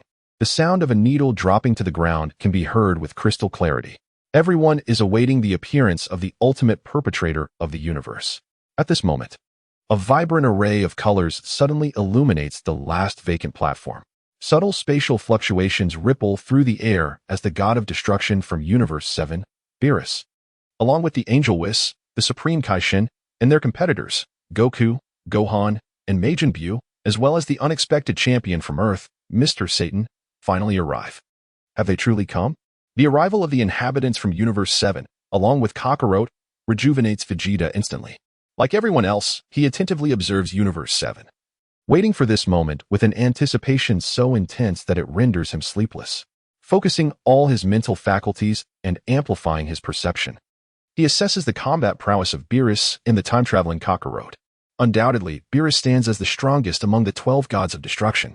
His aura remains unperturbed, emanating an enigmatic pressure, and according to Vegeta's estimation, Beerus's surface combat power reaches the pinnacle of the 10th dimension, a staggering 99.99. Moreover, should he so desire, he could unleash the power of the 11th dimension at any moment. Such power is simply unfathomable, leading one to imagine that the true strength of this mightiest of gods must ascend to the 12th dimension. This certainty stems from the original text, which indicates that Beerus not only masters the powers of destruction to perfection, but also possesses the ability of Ultra Instinct. Even if he is not at the peak of this technique, he still wields its formidable capabilities. Furthermore, he has aided Vegeta in comprehending the essence of Ultra Instinct, revealing the depths of his prowess. His strength far surpasses that of the other gods of destruction. It is no wonder that legends have circulated in the past, asserting that even all the gods of destruction united would stand no chance against Beerus alone. Shifting his attention from Beerus, Vegeta then observes Kakarot and his son Gohan from this temporal realm. The time-traveling Goku, having experienced the Black Goku incident in the future, should have undergone a significant enhancement in strength. However, in his normal state, his combat power is merely 5,000, prompting Vegeta to suppress a retort. He's already nearing the 10th dimension in his own normal state. He lingers in the 7th dimension. The transcendent son Gohan, in this period, indeed resembles the original narrative as a mere Gohan, his combat prowess appallingly low, barely reaching the peak of 100 million. In stark contrast to his counterpart from the GT timeline, the disparity is immense. After all, in the GT universe, he had once mentored Gohan, instilling in him a relentless spirit for training. The emergence of Majin Buu took Vegeta by surprise. His combat power soared to the quintillion level, and that was merely superficial, as he had returned to the formidable status of a bygone era's main antagonist. Earthling Satan was dismissed by Vegeta without a second thought, a mere ordinary individual lacking even 100 in combat power. Even as a savior, he failed to capture Vegeta's regard. To summarize, the greater the expectation, the deeper the disappointment. As the strongest warrior in the 7th universe, Kakarot typically boasts a combat power of merely 5 quintillion. Even if this reflects only his superficial strength, his full potential should barely ascend to the pinnacle of quintillion levels, perhaps edging slightly into the sextillion range. Calculating based on regular combat power, the chasm between them is vast. Even transformations cannot bridge the gap. The inhabitants of the 7th universe have arrived, with everyone gathered. The grand spectacle is about to commence. By the way, Vegeta, you must be quite intrigued now. In your world, does Son Goku also exist? How does your son Goku compare to the one in this realm? The angel Kusu smiled at Vegeta, her words clearly inviting his response. She was well aware that she was about to surprise him. However, Vegeta's reaction was indeed unexpected. There was no astonishment, nor any overt display of emotions. He simply shook his head in disappointment. Chapter 14. The Arrogant Son Goku, the Wrath of Beerus with the arrival of the 7th universe's representatives. The gods of destruction and angels from the 12th universe have converged at this moment. Above the arena, the Grand Minister, 2 Omni Kings, and 4 personal attendants occupy the highest point, surveying all that transpires below. All the deities have descended upon this place. Henceforth, the preliminary matches of the power tournament will commence here. Under the witness of the Omni King, the 7th universe will engage in a triple match against the competitors from the 9th universe. Should they earn the satisfaction of the Omni King, the power tournament shall proceed as scheduled. With the Grand Minister's proclamation, the preliminary battles before the power tournament are finally set to ignite. The 2 Omni Kings, positioned high above, jubilantly gestured, for they perceived that the exciting events were about to unfold. Yet, for all the gods present, this sentiment was far from shared. This is not merely a contest. It is a matter of cosmic significance. The atmosphere has grown exceedingly tense, with all the deities and angels remaining silent, their collective gaze fixed upon Universe 7. In the next moment, the charged ambience dissipates as the transcendent Son Wukong boldly breaks the silence. With an untroubled demeanor, the timeless Son Wukong stands upon the platform of Universe 7, waving his arms towards the Supreme Being, exclaiming, "Hey, Zeno, long time no see." Such unruly behavior and utterly disrespectful words rendered all present utterly speechless. How dare this mortal? It can be said that this incarnation of Son Wukong in the temporal realm has become somewhat heartless. In pursuit of immense power, to engage formidable opponents, he has somewhat forgotten his roots. Ultimately, he is neither foolish nor naive. Rather, he has adeptly leveraged his connection with the Omni King to propose the hosting of the Tournament of Power. He perceives himself as astute and remarkable, yet remains oblivious to the fact that he is being utilized as a mere pawn. All the gods of destruction present were left astounded, and even the angels displayed expressions of disbelief, including Beerus and Whis. From their perspective, such an affront to the Omni King by Ultra Instinct Goku could only lead to one outcome, a path to demise. However, an even more unexpected scene unfolded. In response to the proactive greeting from the Ultra Instinct Goku, the 2 Omni Kings not only did not exhibit disdain but instead appeared remarkably cordial. This is the effect brought forth by the protagonist's halo. Were it not for the universal acknowledgement of the king as the king, this scene resembled the warm greetings exchanged between long-lost friends. Just as Son Wukong prepared to soar closer to the Omni King for a more intimate exchange, the irritable god of destruction, Beerus, seized his ankle and forcefully yanked him back. "You fool. While your usual carefree demeanor may be acceptable in a setting like this, you ought to conduct yourself with decorum." The god of destruction, Beerus, was drenched in sweat, his hands gripping the face of Super Saiyan Wukong tightly. He genuinely wished to obliterate him. If this scatterbrained individual continued to act so recklessly, the 7th universe would inevitably face annihilation because of him. Were it not for the impending Tournament of Power, Beerus would never have allowed him to behave so wildly. "I understand, Lord Beerus," Super Saiyan Wukong stammered. His face reddened from Beerus's grip, desperately attempting to appease his wrath with garbled promises. Yet, it was far from simple. Beerus, filled with exasperation, was nearly beside himself with anger. Given the presence of numerous gods and angels, as well as the watchful eyes of the Omni King and the Grand Minister, he could only reluctantly release his hold. Ouch, ouch, ouch. Super Saiyan Wukong rubbed his flushed cheek, a look of discontent marring his features as he continued his complaints. "Come on, Lord Beerus, you are being too petty. I was merely exchanging greetings with Ah Quan. Was it truly necessary to make such a fuss?" Upon hearing this, Beerus's ire heightened, his teeth clenched in fury, a shadow passing over his face as murderous intent flickered within him.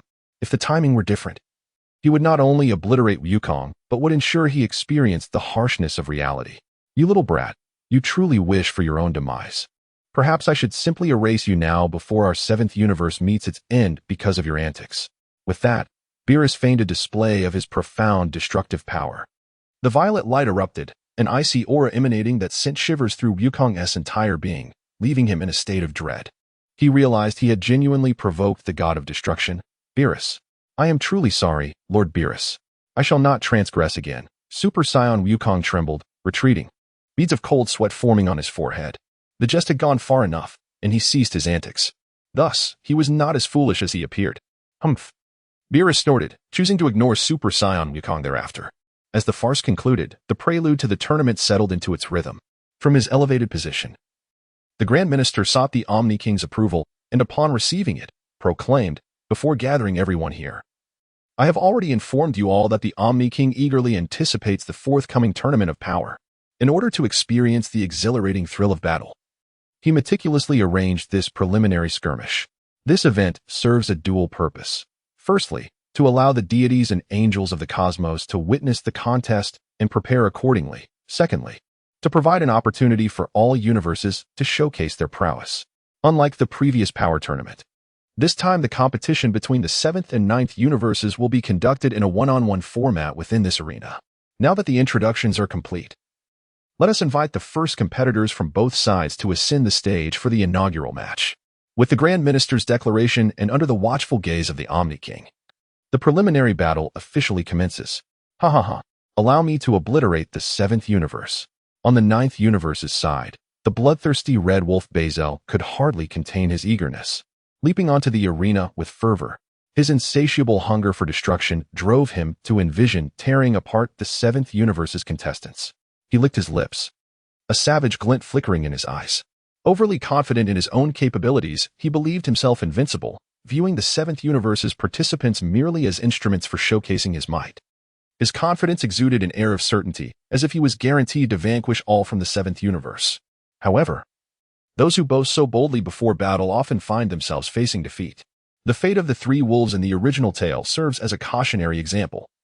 Their outcome was dire, whether in the preliminary skirmish or the official power tournament. As Bazel made the first move, his imposing presence was on full display before the pantheon of gods from various universes. Those unaware might genuinely mistake him for a formidable opponent. With arms crossed and an air of invincibility, he presented an impressive facade. When he first appeared in the original story, even Vegeta, having watched the animated series in a previous life, believed him to possess considerable strength, never anticipating his eventual downfall. Old 3, do not disgrace our 9th universe. Annihilate the 7th universe utterly, commanded Belgamore. Gugugugu. Those fellows appear weak and feeble. They probably won't withstand even 3 rounds against Bazel, jeered Lavanda. Such boasts echoed throughout the arena. Their unwavering confidence led the Kaioshin, Laura, and the god of destruction, Sidra, to place their absolute trust in Bazel. Their expressions resembled those awaiting a certain victory for their universe. The 9th universe has historically ranked at the bottom among the cosmos. Although their adversary, the 7th universe, is only slightly superior, a victory in this match would be a significant boon for them. The distinction between last and second to last is undeniable. Should the 9th universe prevail, they would no longer be at the bottom. Rather, the 7th universe would occupy that position. On the 7th universe's side, witnessing the 9th universe's contestant ascend the arena prompted a brief discussion, culminating in the decision to send Majin Buu as their first combatant. Majin Buu, the most formidable boss of the Z era. Logically, one would assume such a character, exuding grandeur, could never be bested by the mere red wolf Bazel. However, his emergence did not garner the praise of the gods. After all, the deities of this temporal realm are superficial beings. They perceive Bazel's wild and commanding presence as strength, while the seemingly frail and gentle Majin Buu is deemed weak. In the simplest of terms, within the eyes of the gods, the terrifying nature of Majin Buu remains obscured. They merely see this plump, pastel-hued figure, adorned with numerous small holes, as a source of amusement. TCH, the representatives sent from the 7th universe are utterly ridiculous, such a physique. Devoid of muscle, clearly lacking in power. How could they possibly triumph in this contest? With Majin Buu's entrance, the god of destruction, Ramsey, could not suppress his critical remarks, expressing his candid thoughts. His words inevitably carried a hint of malice, especially considering that their universe had recently clashed with the seventh, resulting in a catastrophic outcome. Although the situation has since been resolved, it cannot be denied that the 10th universe has had its standards significantly lowered due to the 7th universe's influence. Setting aside personal grudges, in Ramsey's worldview, only muscle signifies strength. He is an aficionado of brawn, which is why the competitors from the 10th universe in the original series are all heavyweight muscle-bound warriors, each more imposing and bizarre than the last. Listening to Ramsey, the Supreme Kai, Guas, remained silent, refraining from voicing his thoughts, even though he wished to remind Ramsey that the 7th universe is far more complex than it appears. Yet, he understood that his words would be futile, so he chose silence instead. The angel, Kess, also withheld her opinion. Firstly, angels do not belittle their own universe's gods. And secondly, in her eyes, Majin Buu truly seemed insignificant. What if he had reached the level of the 7th dimensional unit? He still did not warrant her attention. In the presence of angels, and even before certain powerful Supreme Kais, units of the dimension hardly hold any significance. Moreover, what of the god of destruction? Given Kess's celestial perception, it was impossible for her to overlook the disparity in strength. In fact, she could instantly discern the extent of Majin Buu's power. However, Bazel from the 9th universe was also no slouch, possessing strength of a comparable dimensional caliber. Only through combat would the true victor be revealed. Standing at the back, Kess's attention was drawn to Vegeta beside her, prompting her to use telepathy to inquire, who does Vegeta-san believe will emerge victorious in this match? At her question, Vegeta turned to her, greeted by a playful grin. Without uttering a word, his gaze silently fell upon Majin Buu. This is a response from Kess, who believes that Majin Buu would emerge victorious. It is not merely his understanding of the original storyline that leads him to this conclusion, but also his firm belief that Majin Buu's strength and abilities surpass those of the Red Wolf Bazel. Is Vegeta-san so certain? How surprising. I had thought you would favor that wolf to win. I didn't expect you to have such confidence in this little pink chub, Kess the angel remarked with a peculiar expression. In response, Vegeta felt a sense of frustration and could only say, do not judge by appearances. Nor should you only look at the surface. The capabilities and prowess of Majin Buu are far more formidable than you can imagine. After all, he exists in my world as well, boasting not only immense strength but also an astonishing talent. Any technique that has been presented before him, or that he wishes to learn, he can effortlessly replicate. Admittedly, Bazel from the so-called 9th universe possesses commendable strength, yet one can sense that his abilities are primarily rooted in combat techniques. In this regard, Majin Buu may fall short. However, should he provoke Majin Buu's ire, Bazel would be utterly incapable of inflicting even a scratch upon him. Furthermore, should Majin Buu reach his full potential, even the combined efforts of the 3 individuals from Universe 9 might not suffice to secure victory against him. These words were conveyed to the angel, Kess, through telepathic communication by Vegeta. This also piqued Kiki's interest. She was surprised that this plump individual had garnered such high praise from Vegeta. On the arena, as both competitors took their positions, the battle commenced. Bazel launched an all-out assault right from the start, unleashing a torrent of fierce attacks that relentlessly battered Majin Buu's form.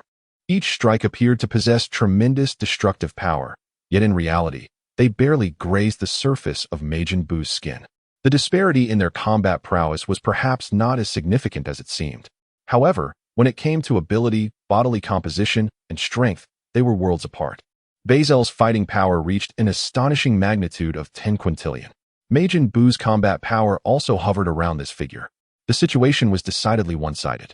Under Bazel's formidable onslaught, Majin Buu was continuously pushed back. Despite their comparable power levels, their performances differed vastly, reflecting their distinct fighting styles.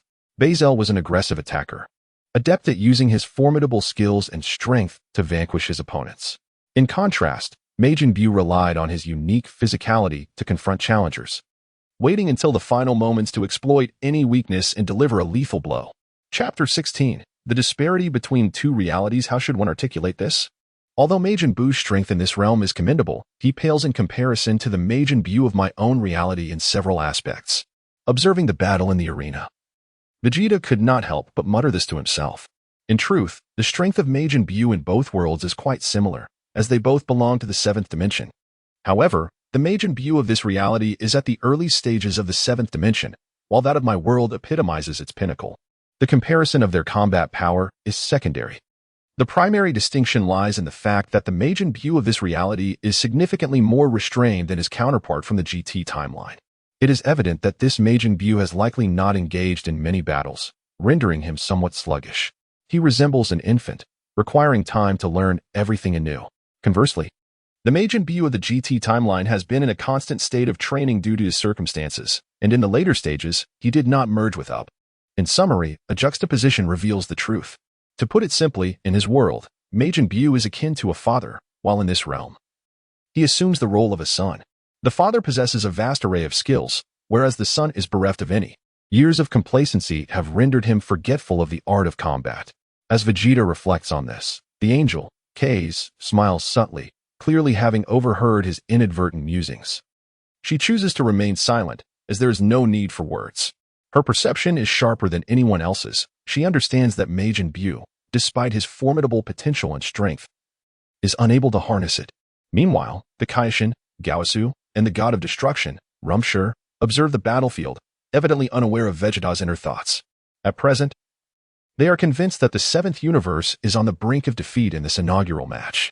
The battle continues to unfold in a decidedly one-sided manner. In such circumstances, the momentum of the ninth universe has ascended to its zenith, while the morale of the seventh universe has plummeted to an abyss. The once formidable boss has now been reduced to such a state. Who could remain untroubled? Naturally, there exists one who is genuinely unconcerned, and that is Sun Wukong. For he understands that although Majin Buu has not undergone systematic training and has engaged in little combat, his formidable strength remains undiminished. Most notably, it is Majin Buu's unique abilities that he intends to exploit during the tournament to gain an advantage. On the arena, Majin Buu resembles a rubber ball, soaring through the air in a graceful arc. Yet, despite the continuous accumulation of injuries upon his form, he displays not a shred of pain upon his countenance. Bang! Another thunderous sound erupted as Bazel delivered a powerful strike to Majin Buu's jaw, sending him soaring into the heavens. This relentless combat left him feeling utterly bored, yearning to bring this tedious game to an immediate conclusion. The performance of Majin Buu was rather lackluster, which only served to inflate his confidence further, instilling in him an air of superiority as if he were the sole ruler of the heavens and the earth. TCH. Engaging in battle with such a foe holds no allure whatsoever. A one-sided massacre is hardly the kind of fight I relish. I should swiftly knock you down and then attend to the other adversaries. Here is another gift for you, you pudgy pink creature. In the midst of his assault, a cruel and sinister smile crept across Bazel's face, his eyes flashing with a crimson light. In the next moment, he gathered strength in his right leg, the scarlet glow intensifying in brilliance. Energy materialized, coalescing into a crimson sphere at his ankle, and with a sudden burst of power, the intensity of the energy surged. Descend from the arena. Flash impact. With a thunderous shout, Bazel unleashed a powerful kick, propelling the unstoppable energy sphere outward. Majin Buu, suspended in the air, suddenly stabilized his backward trajectory, displaying an innocuous smile. In the next instant, sensing impending danger, he swiftly spread his hands and clamped down on the crimson energy sphere with force. With a resounding explosion, the seemingly unparalleled attack was effortlessly crushed by Majin Buu. This scene left everyone, including the gods, in utter astonishment, even causing the angels to cast sidelong glances. What? Witnessing this spectacle, Bazel's eyes widened in shock. He had unleashed the previous attack with the conviction of annihilating the demon Majin Buu. Yet, rather than being vanquished, Majin Buu effortlessly crushed the attack. Amidst the flames of the explosion, Majin Buu descended back onto the arena, landing heavily enough to cause the ground to tremble. It was evident that Majin Buu had begun to take the fight seriously. How delightful, truly delightful. That previous move was rather impressive. Majin Buu beamed with the innocence of a child. Typically, such a smile would evoke feelings of purity, but in this moment, it was unsettling. In the next instant, Majin Buu took a deep breath, and the myriad of fist imprints that adorned his body vanished in the blink of an eye. The numerous contusions and scars upon his flesh disappeared, restoring him to his original form, appearing utterly unscathed. How could this be? What sort of abilities do you possess? My attacks had no effect whatsoever on you. Bazel was left dumbfounded, overwhelmed by the terrifying powers displayed by Majin Buu. Unbeknownst to him, this was merely one aspect of Majin Buu's formidable abilities. Even if he were to be dismembered into hundreds of pieces, as long as a single cell remained, he could regenerate and revive. For Majin Buu, any injury that is not fatal scarcely qualifies as a wound. I was having such fun playing with you. But it seems we must determine a victor. Otherwise, Satan will be displeased. Since you've had your turn, it is now mine.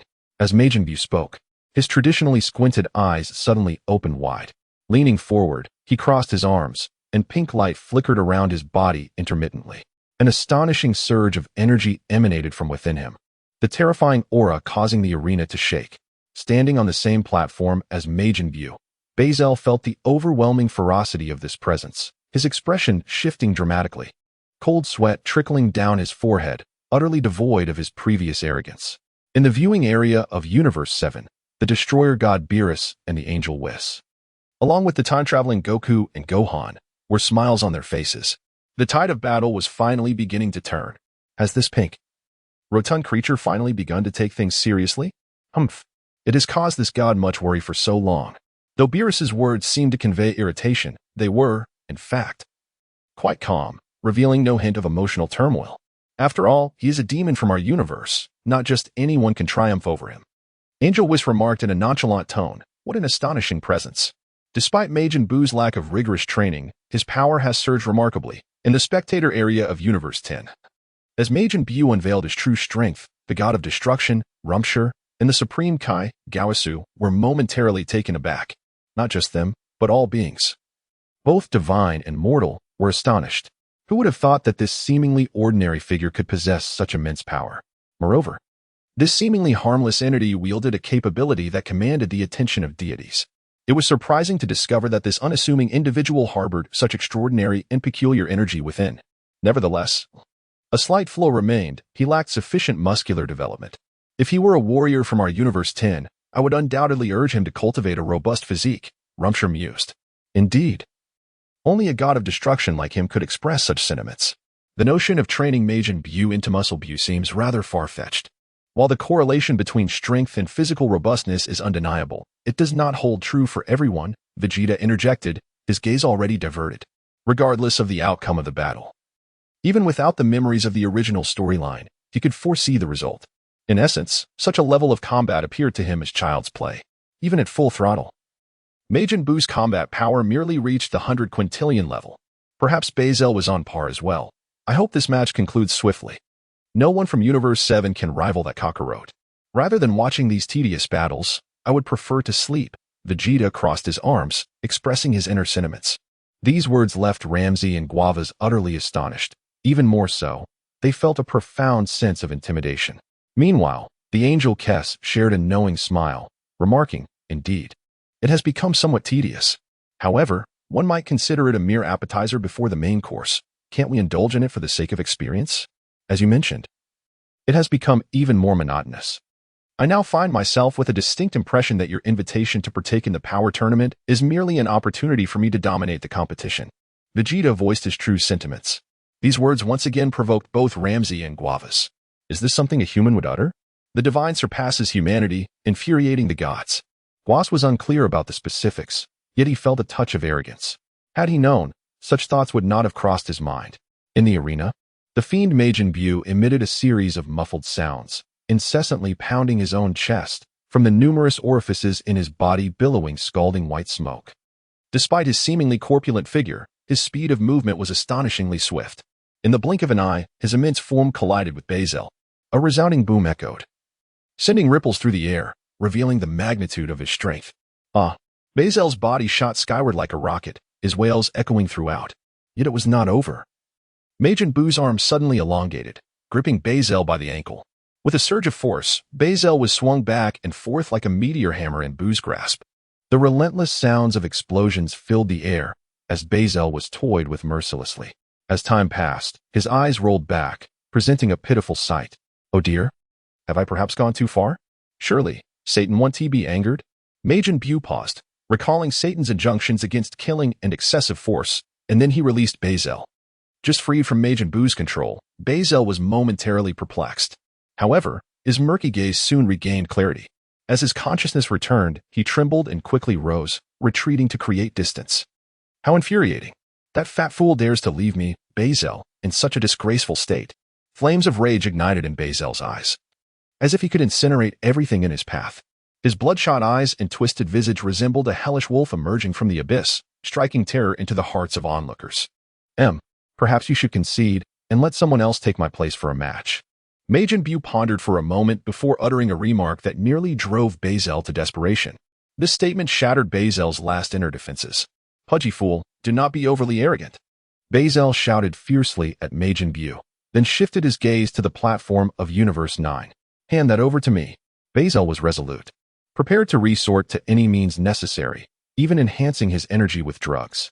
Here you go, but the consequences are yours to bear.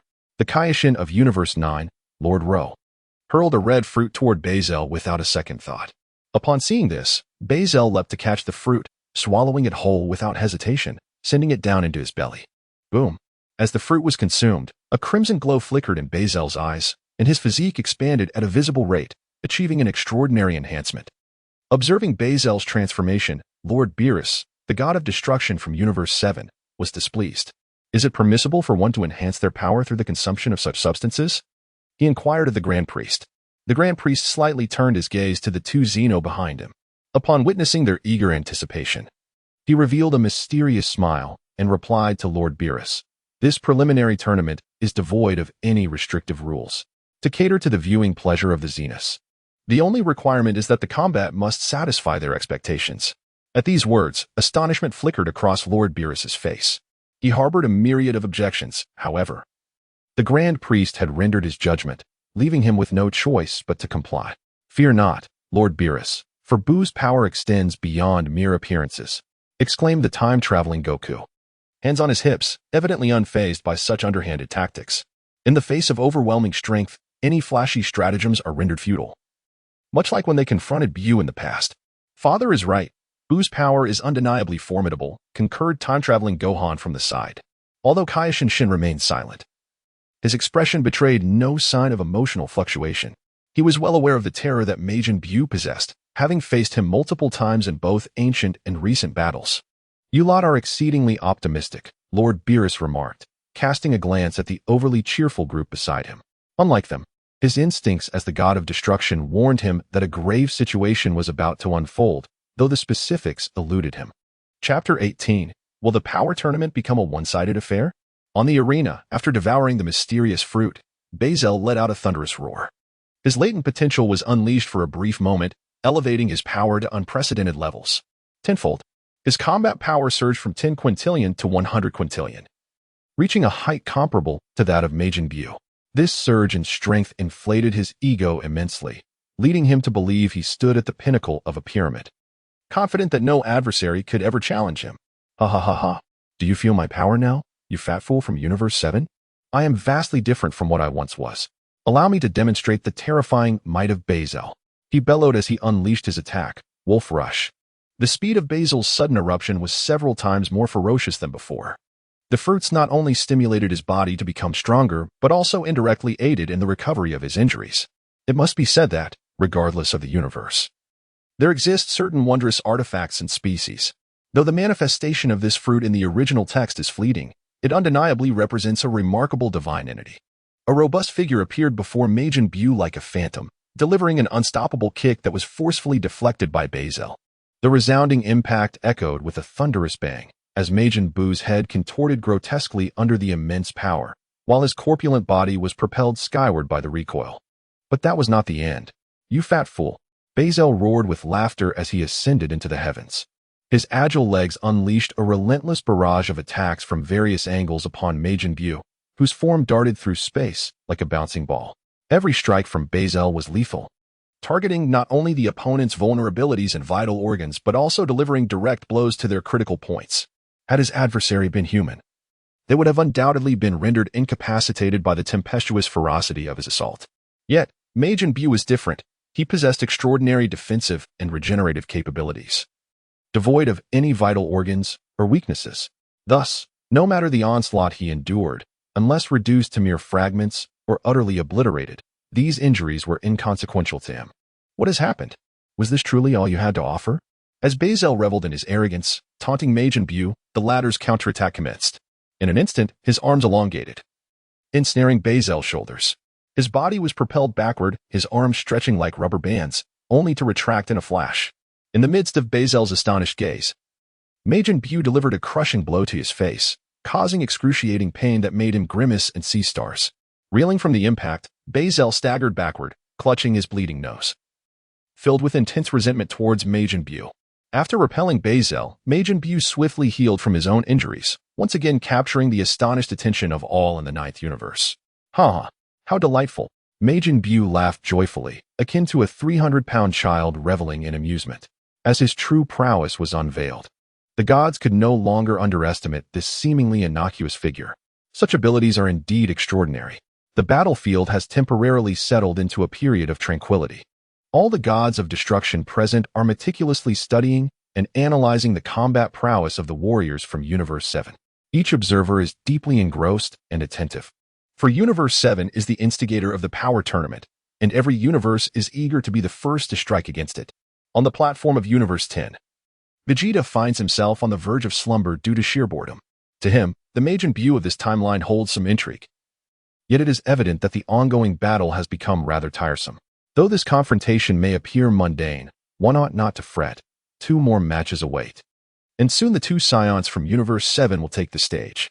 You must also be quite curious about our timeline's Goku, am I right? Upon witnessing the might of this Goku, your interest should certainly be piqued, for his mastery of divine power is undeniably impressive. The strength you cultivate is not that of a deity. You may find this surprising. With a glimmer of anticipation in her eyes, Angel Kess continued, So, if the opportunity arises, would you be interested in stepping up to the challenge? I believe with your strength, a mere display would astonish the entire arena. Kess's words were laced with playful teasing directed at Vegeta, although she understood the improbability of such an event. Her eagerness for Vegeta to unleash his power and create a spectacle that would reverberate through the cosmos was palpable. After all, a mortal powerful enough to surpass a god of destruction, as far as Kess knows, is non-existent in this realm. Listening to Angel Kess's playful banter, Vegeta couldn't help but roll his eyes. After a moment of silence, he replied, Though I initially held great expectations, based on what I have seen and felt thus far, this timeline's cockroach pales in comparison to the one from my world. The extent of divine power remains to be seen, but even if he were to harness it, I doubt it would impress me. Were I to exist in this universe as well, perhaps I would feel more inclined to exert myself. With that, Vegeta maintained his posture. Were it not for the lack of seating, he would have already reclined and rested comfortably. The preliminary matches have yet to meet his lofty standards. In the most sincere words from the depths of Vegeta's heart, he mused whether this universe's power tournament might devolve into a mere exhibition of his dominance. Is it not a pity? Understanding Vegeta's inner thoughts, Angel Kess's eyes flickered with a hint of disappointment. Initially, she had hoped to seize this opportunity to grandly showcase their universe before all the angels. However, it now seemed that such a chance was rather bleak. Clearly, he held no regard for their time's Goku. Indeed, the disparity in strength was somewhat considerable. In this temporal realm, even the transformed Sun Wukong would find it exceedingly challenging to rival the untransformed Vegeta. Nonetheless, this situation is indeed fortuitous, for with Vegeta's immense strength, it is assured that the victors of the Tournament of Power shall be the warriors of Universe 10. Chapter 19. Is there truly no adversary if one is earnest? As the scene shifts back to the arena, a brief silence envelopes the atmosphere before the battle reignites once more. The insufferable Majin Buu should not become overly complacent. Gritting through the pain coursing through his body, Bazel bellowed vehemently towards the position of Majin Buu. He remained as arrogant and reckless as ever. While Majin Buu underwent a transformation of spirit, since the inception of our contest, you have incessantly berated me. Your incessant mockery has stirred my ire. I shall obliterate you. The visage of Majin Buu contorted into the malevolent expression reminiscent of his debut during the Z saga. He assumed the classic stance for the Kamehameha wave, his formidable energy surging forth in a relentless torrent. The power he wielded eclipsed hundreds of quintillions, with the potential to unleash devastation exceeding 500 quintillions. At this juncture, Bazel remained oblivious to the gravity of his predicament, firmly convinced that his prowess surpassed that of Majin Buu. Unbeknownst to him, he had merely become a plaything for the formidable Majin Buu. You think you can vanquish me? Dream on, you rotund fool. Bazel's eyes were laced with crimson veins, the intent to kill emanating from his very being. His self-proclaimed invincible strength was rapidly coalescing, yet the disparity in their powers had already become apparent. Unfortunately, the fruit he had consumed had drastically altered his disposition, clouding his perception. Before him, Majin Buu's energy became increasingly tangible, the energy orbs in his palms beginning to pulsate with life. A cataclysmic aura expanded at a breathtaking pace, soaring to nearly 1,000 quintillions in mere moments. This signified that Majin Buu was genuinely serious and exerting his full might. With energy amassed to its zenith, Majin Buu aimed his palms at Bazel. Do not jest. Such sluggish attacks could never defeat me. Witness my forthcoming brilliance. Bazel chanted, foolishly intent on withstanding the impending energy strike with his physical form. The golden energy beam unfurled like a tsunami, engulfing Bazel in an instant. Boom! With a resounding explosion, a tempestuous surge of energy swept across the arena, racing toward the distant reaches of this world. As the echoes of the blast faded, thick smoke billowed, and debris danced in the air. The expressions of those on the platform of the ninth universe stiffened, their faces frozen in shock. In stark contrast, the individuals on the seventh universe platform wore smiles, confident that, barring any unforeseen events, the outcome of this battle was already determined. As moments ticked by, Bazel's battered form flickered amidst the haze. When the smoke finally cleared, his body, riddled with wounds, was laid bare. Ha! Did you see that? Those from the seventh universe?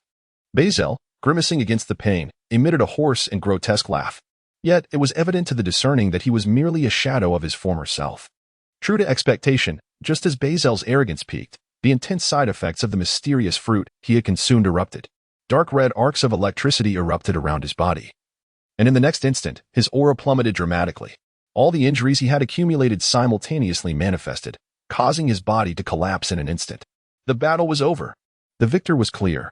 In the first round, the Majin Buu of the seventh universe emerged triumphant, with a command from the Grand Minister atop the high platform. The result of the first match was sealed. Despite any lingering resentment among the ninth universe participants, they were powerless to change the outcome. They had lost this round. A defeat rooted in Bazel's arrogance and folly. Had Bazel not recklessly absorbed the opponent's attack, victory would not have been so easily attained. The fruit side effects would not have triggered so violently had his body not reached its limits.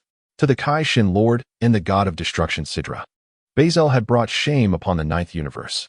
Were it not for the presence of the deities, including the Grand Minister and the Omni King, Sidra would undoubtedly have unleashed his wrath upon him. Lord Kai Shin, Lord of Destruction, this was merely a minor mishap. I shall leave the subsequent matches to our second, who will not disappoint you. Understanding the temperaments of the two deities, Belgamer quickly knelt on one knee, voluntarily offering his apology. Such actions are merely acts of flattery, undertaken to ensure survival. Moreover, this represents the sole opportunity to preserve the standing of the third, Bazel. One can only hope, having lost the first match.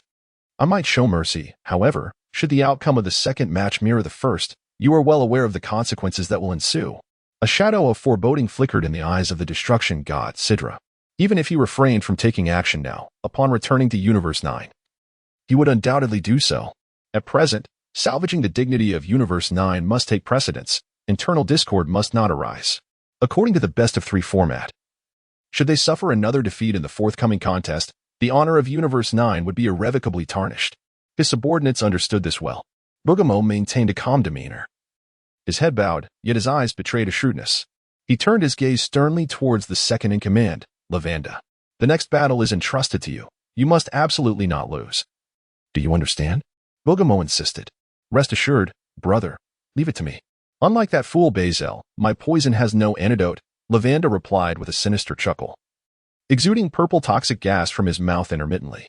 Although his combat prowess may not rival Bazel's, one does not attain the position of second-in-command without possessing genuine capability.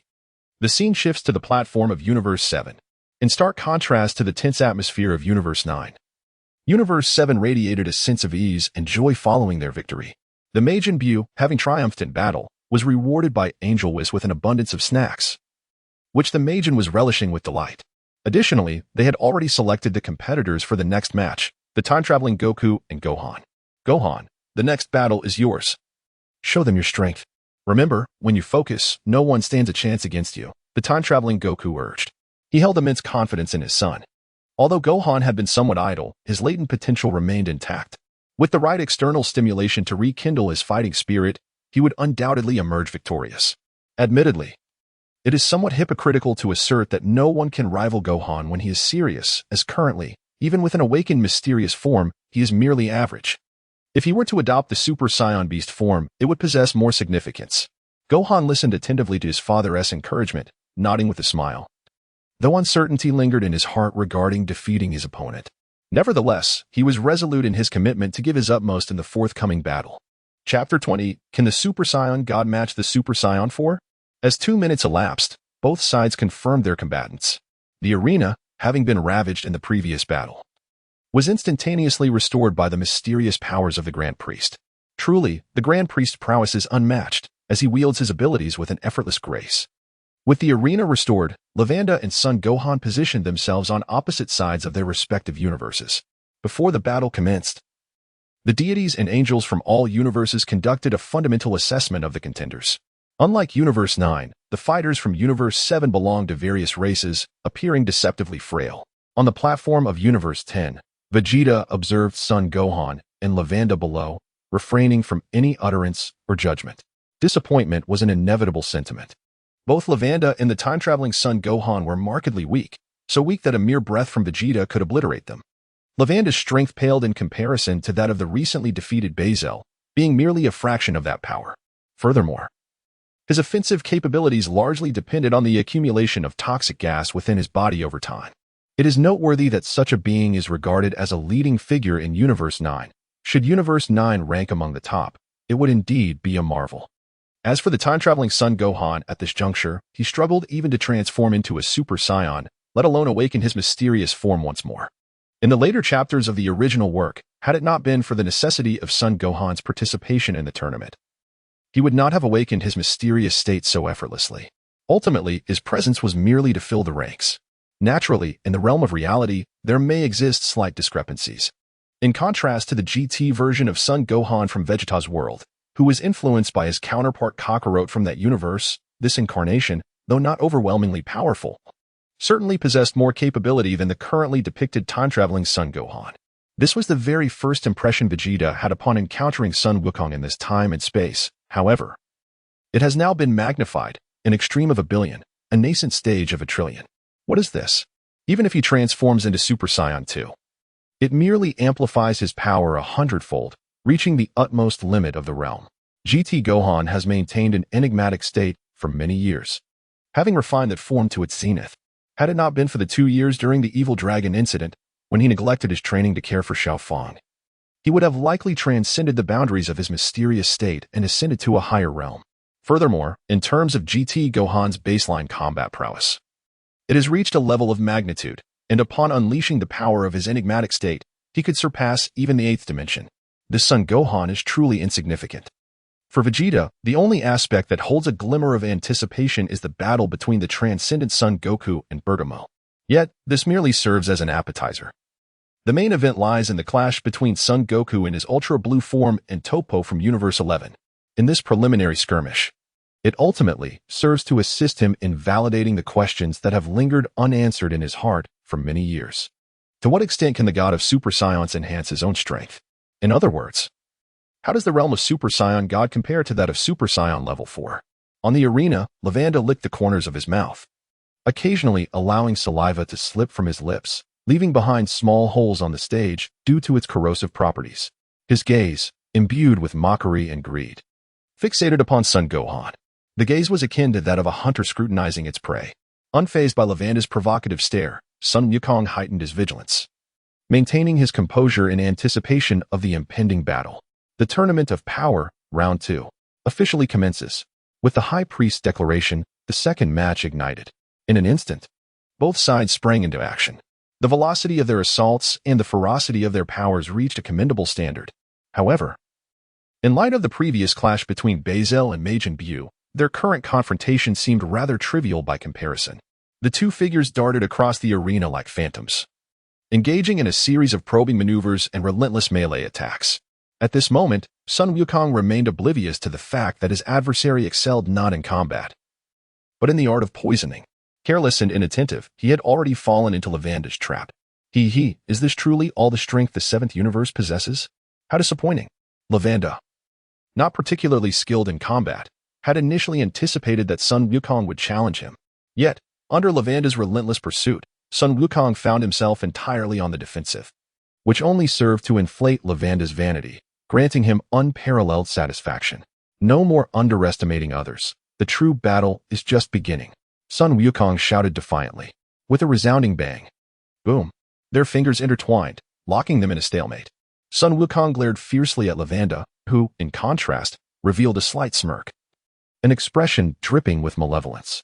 As he opened his mouth, a dense cloud of purple mist emanated forth, engulfing Sun Wukong, who was caught unawares. His eyes succumbing to the toxic gas. The searing pain in his eyes forced Sun Wukong to stagger backward, hands clamped tightly over his face. In that moment, his eyelids could no longer part, and he was plunged into a temporary state of blindness due to the insidious gas. The god of destruction of Universe 9, Sidra, and the Supreme Kai, Lo, exchanged knowing glances, secretly reveling in the turn of events. Finally, they had managed to gain an advantage. On the platform of Universe 7, the onlookers gasped in horror. Oh no, his eyes have been poisoned. God of Destruction Beerus immediately discerned Sun Wukong's dire condition. With his vision impaired, his strength would undoubtedly diminish. What a despicable tactic, utterly unforeseen. Supreme Kaishin lamented. Beads of cold sweat trickling down his brow. Simultaneously, with a flick of his mind, he conjured a bag filled with Sinza beans, having come prepared for such contingencies. Wait. Supreme Kai, this is not the time for Sinza beans. Wukong has not yet lost. As the Lord of Lords, Shin, prepared to toss the Sinza beans to the transcendent Son Gohan, the time-traveling Son Goku hastily intervened. Although the preliminary match imposed few restrictions, permitting the use of Sinza beans. As a father, he understood that giving them to his son at this juncture would foster a sense of dependency. It is through adversity that he could aid his son in breaking through and becoming stronger. Transformation sometimes requires merely a simple catalyst. The preliminary battle is but the beginning. A grand tournament lies ahead, and he has unwavering faith in his son. Chapter 21. Epiphany, defeated by arrogance Gohan. Recall the events of yesteryears that have shaped you. Allow your body to respond. You are capable of this. As long as you approach it earnestly, there is no adversary in this world who can match you. Surely, you do not wish to rely on Sinza beans to continue your battles, do you? With each word spoken by Son Goku, it was evident that Gohan in the arena was profoundly moved. In this exchange of words, Sun Wukong indeed articulated his thoughts with precision, though the words may seem comical. They resonated deeply with Son Gohan's long-held sentiments. On the arena, despite being blind, Gohan exhibited an extraordinary composure. I do not require the healing beans. Father, I shall rely solely on my own strength to vanquish him. As these words fell, the chaotic energy surrounding Gohan transformed into a stabilizing force. Ha ha ha. Scion, do you believe that mere words can shield you from the toxic gas I unleash? I can assure you, even if you resort to external aids, it will be futile. I am employing my most treasured artifact against you. The Scion of Universe 7, your defeat is inevitable. Once my poison taints you, it will gradually invade your very being. Picture this, your body succumbing to decay and rot due to the poison's influence. Does that not instill fear within you? Hence, you may wisely choose to surrender swiftly. Perhaps you could preserve your life. The yellow wolf, Lavanda, began to revel in his arrogance, overly engrossed in his own significance. In the original narrative, the healing beans serve to cure ailments and eliminate toxins. Surrender? I shall not concede. Years of neglect and training have led me to this moment of trial and growth. I owe you my gratitude, for without your taunts, I would not have encountered this experience. The transcendent Gohan was acutely aware that this predicament was self-inflicted.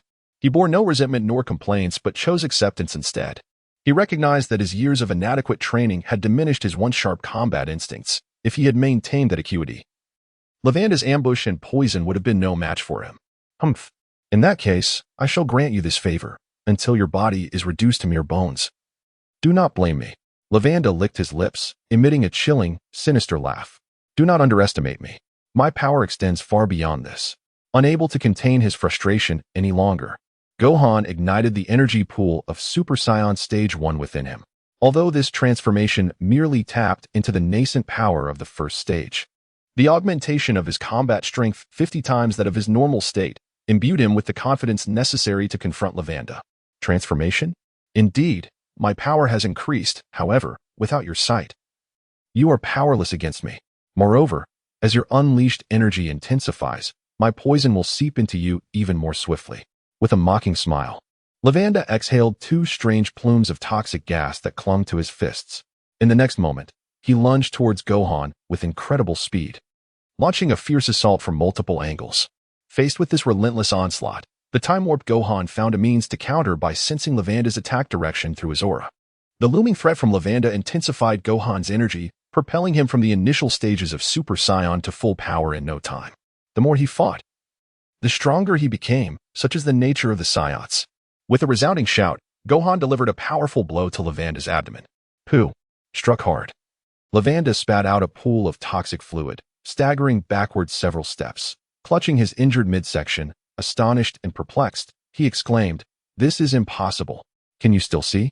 That pungent stench of poison, no matter how far, I can smell it. Thank you for rekindling my fighting spirit." With a solemn expression, Gohan fixed his gaze on Lavanda's position, preparing to leap forward. Suddenly, the toxic gas took its toll, causing his full-power Super Saiyan state to falter. The surface of his skin revealed the insidious gas, and his energy plummeted significantly. "What a pity, though you possess some skill. My toxins have already infiltrated your body." Lavanda sneered malevolently, sensing the scales of victory tilting entirely in his favor. Yet, he underestimated the indomitable will and vitality of a Saiyan. Even as the poison seeped into his very marrow, Gohan stood resolutely, forcefully transforming back into his full-power Super Saiyan state. Gohan's fighting spirit astonished Lavanda, who widened his eyes in surprise. "As long as I defeat you before the toxins entirely destroy my body, I shall prevail." Steeling himself, Gohan leapt once more, charging at Lavanda. "TCH, you just won't die." Lavanda, filled with rage, refused to evade, meeting Gohan's advance with his poison fists. Boom! With a deafening roar, the battle erupted anew. On the arena, the two figures blurred as they darted past one another, the echoes of their clashes reverberating endlessly. In the face of despair, Gohan's combat prowess surged ever stronger. Lavanda gradually found himself on the defensive, devoid of toxic gas. His battle strength, though significant, could not be fully realized. He was reduced to mere fractions of his former might. Under Gohan's relentless pursuit, Lavanda began to show signs of defeat. Now, it is over. In a transcendent moment, the time-traveling son Gohan grasped Lavanda's shoulders with unwavering determination, propelling him forcefully into the heavens. With palms pressed together, energy coalesced in an instant, and an overwhelmingly fierce magical light burst forth from his hands. Damn it! Lavanda, suspended in midair, hastily regained control of his body. With a curse, he clasped his arms together, shielding himself. Toxic fumes erupted, enveloping him in a protective shroud. The raging energy surged forth, engulfing the yellow wolf, Lavanda. Impossible! How can this golden-haired boy surpass me? The protective toxic barrier was breached in an instant by the magical light, and Lavanda let out a roar of defiance. Yet, no matter how fiercely he resisted, the energy of the magical light ultimately consumed him mercilessly. Chapter 22. The Omni King is the world. The arrival of Son Goku. Boom. As the energy in the sky erupted in a spectacular explosion, blinding flames illuminated the heavens. Amidst the inferno, Lavanda's form was charred black. His eyes glazed over, consciousness lost. He plummeted earthward, falling to the ground. With Lavanda's collapse, the time-traveling son Gohan reached his limit.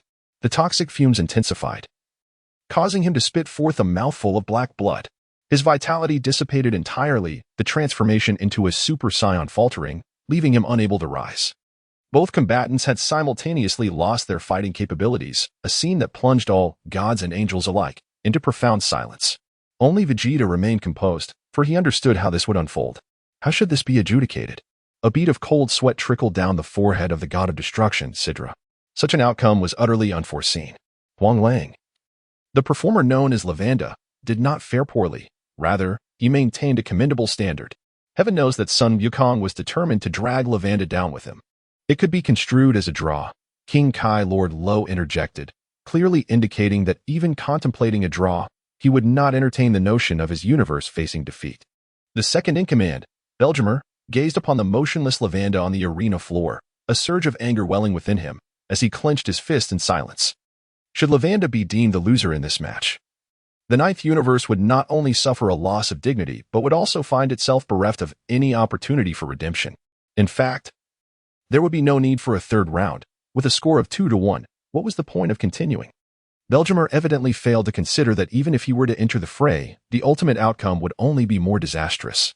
In the second match of the preliminary rounds, both competitors simultaneously lost their fighting capabilities, resulting in a draw. With the Great Priest's declaration, the final outcome of the match was revealed. The ruling, to be honest, seems somewhat unjust. However, it poses no significant issue. The two competitors fell almost simultaneously, mere seconds apart. The deities and angels across the cosmos stood momentarily stunned, while Beerus, Whis, and Son Goku from Universe 7 expressed their discontent. According to the conventional rules of the competition, the first to fall would be deemed the loser. Before they could voice their objections and doubts, the supreme ruler of this realm, the Omni King, began to voice his grievances. How utterly dull. This match lacks any excitement. The Omni King of the present timeline lamented. Indeed, it pales in comparison to the first match. It is entirely devoid of interest, echoed the Omni King from the future timeline. The remarks of both Omni Kings instantly threw all the gods of destruction and Supreme Kai present into a state of panic and confusion. This is indeed a supreme existence. Everything that transpires is solely to appease the Omni King. Upon hearing this, the Grand Priest swiftly turned around, bowing respectfully to the two Omni Kings, and said, "Please, esteemed Omni Kings, be patient. I shall promptly instruct the commencement of the third match. In this round, your companion, Sun Wukong, will also take the stage." As the Grand Priest's words echoed, the two Omni Kings settled down, their excitement palpable as they remarked, "Is Wukong going to compete? His appearance will undoubtedly be fascinating. We wish to witness his transformation, to behold the splendid radiance." The demeanor of the Omni Kings resembled that of children, yet their innocence only served to amplify their terrifying nature. Such beings are capricious. They act solely according to their innermost desires. Regardless, they represent the very core of the universe's consciousness. They are, in essence, the universe itself. Soon, as the participants who had lost their fighting capabilities were returned to their respective cosmic platforms, the progress of the third match was set in motion. Bergamo of the 9th universe and the time-defying Sun Wukong from the 7th universe simultaneously ascended to the arena. The third match must captivate the Omni King, otherwise, even before the tournament begins, the existence of the 12 universes could be at stake. For Bergamo, his objectives were twofold: to gain the favor and satisfaction of the Omni King, and to decisively defeat the last contender from the 7th universe, the instigator Sun Wukong. Unbeknownst to Sun Wukong, he had yet to grasp the gravity of the situation. As his turn to enter the fray approached, he gazed intently at Bergamo, brimming with fighting spirit. Meanwhile, on the platform of the 10th universe, Vegeta glanced towards the arena, where the time-defying Sun Wukong was now present, stirring a faint sense of alertness within him. At that moment, in his eyes, there existed only Sun Wukong. All others present were rendered inconsequential. Not even the exalted Omni King could capture his attention now. The previous battles, aside from the match involving Majin Buu, had been a mere waste of time. The competition was of a low caliber, merely showcasing superficial tactics. If Naravanda had possessed any intellect, he could have secured victory. Instead, he fell victim to his own arrogance, overly confident in his toxicity, neglecting the fact that Gohan would fight to the death. Let us commence swiftly. This time-space Kakarot. Allow me to witness the true extent of the power of the Super Saiyan God. Vegeta silently mused. To be frank, the battle prowess of the time-defying Sun Wukong was merely 5,000 quintillion. Vegeta had a rough inkling of how this would unfold. Yet, having never witnessed it firsthand, he remained eager to discover, as he had previously contemplated, how much the battle power of the time-defying Sun Wukong would elevate upon transforming into a Super Saiyan God. His Super Saiyan 4th form transitions from black hair to pink. The black hair can amplify his base power by 3,200 times, while the perfect Super Saiyan 4th with black hair can reach an astounding 5,000 times. The Super Saiyan 4th with red hair can attain a remarkable 6,400 times. The limit-breaking potential of the Super Saiyan 4th with red hair can surge to an astonishing 10,000 times his base power. As for the Super Saiyan 4th with pink hair, it can achieve between 20 to 50 times the limit-breaking capability of the Super Saiyan 4th with red hair. What is the disparity between Super Saiyan God and Super Saiyan Blue? At this moment, as he delved deeper into his thoughts, Vegeta recalled more memories.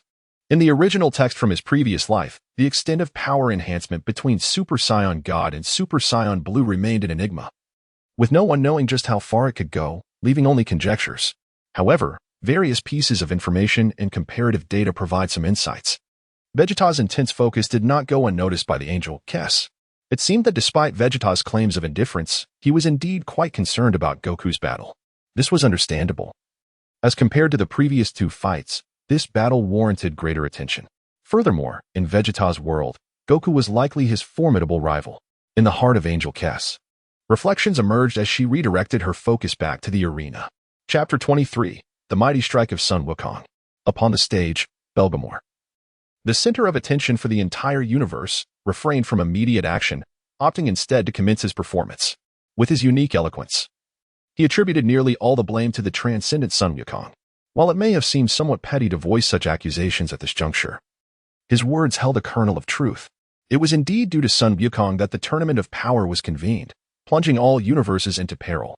As Belgamore assumed his noble stance, even before the match had commenced, Sun Wukong was already painted as the principal architect of the impending crisis. The deities, stirred by his rhetoric, began to turn their ire towards Sun Wukong. Moreover, the Omni King, easily swayed by Belgamore's persuasive narrative, granted one final opportunity. Should Belgamore succeed in vanquishing Sun Wukong, the rule dictating the annihilation of the losing universe post-tournament would be rendered void. This proclamation invigorated the deities, intensifying their disdain for Sun Wukong, and countless fervent gazes were cast upon Belgamore, elevating him to the status of a savior. If only Belgamore could defeat Sun Wukong, the decree of universal obliteration would cease to exist. Yet, unbeknownst to all, including the gods, this was merely a stratagem employed by the Omni King to incite Belgamore to unleash greater power, thereby enhancing the spectacle of the tournament. What has transpired will inevitably recur. Actions once taken will be repeated. The Omni King had long desired to purge the superfluous universes, having discerned no intrinsic value in their existence. Thus, it was improbable that a mere utterance from Belgamore could effectuate any transformation. Regrettably, at this moment, Belgamore remained blissfully unaware, believing himself to be favored by the Omni King, and was consumed by exhilaration. This is precisely the outcome that the Omni King desires. All the deities and contenders have merely scratched the surface of this realization. The angels are well aware of the underlying truths, and even the knowledgeable Vegeta comprehends the narrative. Even without the Tournament of Power, the universe would inevitably face reckoning. Although Goku's initial motivation for proposing the tournament was not to save the universe, but rather to satiate his own thirst for battle, it cannot be denied that his suggestion provided a chance for survival to 8 of the 12 universes. Did you hear that? Goku of Universe 7. The great Omni King has heeded my plea. Henceforth, I shall represent all universes to vanquish you, the root cause of this impending crisis. Bergamo, filled with fervor, perceives himself as the last bastion safeguarding all universes. Listening to Bergamo's litany of accusations, the time-traveling Goku remains unfazed. In his perspective, the destruction of the universe and being labeled a villain are far from his concerns. After all, the calamity has yet to unfold. Goku possesses an unparalleled trait, his excessive optimism. He believes that even if he were to instigate this crisis, victory in the tournament would ensure the universe's preservation. Ultimately, the victor's reward is the Super Dragon Balls, which could easily grant a wish to restore the obliterated universe. Let it be known, though your intentions are to avert the universe's destruction, I shall show no mercy in this battle. Should you truly possess the ability to defeat me, I would gladly seek to alter the rules of the contest. Observing the arrogant Bergamo before him, Goku's words reveal his thoughts. Of course, such confidence is rooted in his absolute belief in his strength. With his keen perception and combat instinct, he can clearly discern that the formidable Black Wolf, Bergamo, while significantly stronger than the previous 2 wolves, remains within a certain threshold. His intuition proves correct. As the leader of the dangerous trio, Bergamo possesses the title of Destructor, his fierce power rivaling that of the Golden Frieza at his debut. His might is beyond doubt, yet in comparison to Sun Wukong's normal state, it is merely comparable at best. As his full power erupted, an overwhelming aura transformed into colossal waves that surged forth. Sun Wukong, no longer hesitating, launched the first strike. The terrifying force compelled Belgamore to take 2 involuntary steps back, feeling a hint of pressure. In his normal state, unleashing his full firepower, Sun Wukong's combat power exceeded 5,000 quintillion, soaring directly to 8,000 quintillion. Truth be told, had Belgamore lacked any extraordinary abilities, he would have already been outmatched. A bead of cold sweat the size of a mung bean trickled down Belgamore's forehead, realizing that the strength of the time-traveling Sun Wukong surpassed his expectations. However, this aligned perfectly with his intentions. Come on, Sun Wukong. In the face of Sun Wukong's power, Belgamore unleashed his own abilities. My true power extends far beyond this. Open your eyes wide and behold. Without any hesitation, the time-traveling Sun Wukong transformed into a Super Saiyan at full power with a battle power increase of 80 times, elevating his combat prowess to 64 zetas. He transcended the 7th dimension, reaching the 8th dimensional level of combat power. Crackle. Golden currents enveloped him, and a confident smile graced Sun Wukong's face. The scene resembled a taunt, as if to say, "Do you still believe you can surpass me? Humph. Such astonishing energy. Feel free to launch an attack and see what happens. If this is all you have, then I must have overestimated you." Belgamore spoke with a twisted grin, his tone laced with amusement. He then spread his arms wide, revealing an abundance of vulnerabilities. Witnessing this, the time-traveling Sun Wukong furrowed his brow in astonishment. Such a splendid opportunity, he would certainly not let it slip away. In an instant, with a swift stride, Sun Wukong surged forward, his fists a blur as they relentlessly struck the body of Belgamore. The sounds of repeated impacts reverberated through the air, akin to the rumble of distant thunder. Each strike is imbued with the power of shattered stars. After enduring several of Sun Wukong's formidable punches, Belgamore clenched his jaw tightly, suppressing the pain. His abilities surged forth, enveloping his body in a radiant crimson glow, and he began to swell in size. Observing the towering figure of Belgamore before him, the transcendent Sun Wukong felt a surge of astonishment. Through his heightened senses, he discerned a significant escalation in Belgamore's aura. Chapter 24, The Realm of the Divine. Is this all there is? How do you find my terrifying prowess? No matter what kind of assault you unleash, it will merely serve as sustenance for my growth. Do not cease. Continue your onslaught. Bestow upon me all your energy. Belgamore proclaimed with unabashed pride. Those who relish in their verbal advantage often meet a grim fate. Clearly, Belgamore has overestimated his own capabilities. Like the other two wolves, he is excessively arrogant and overly confident. Absorbing energy to enhance oneself? That does sound intriguing.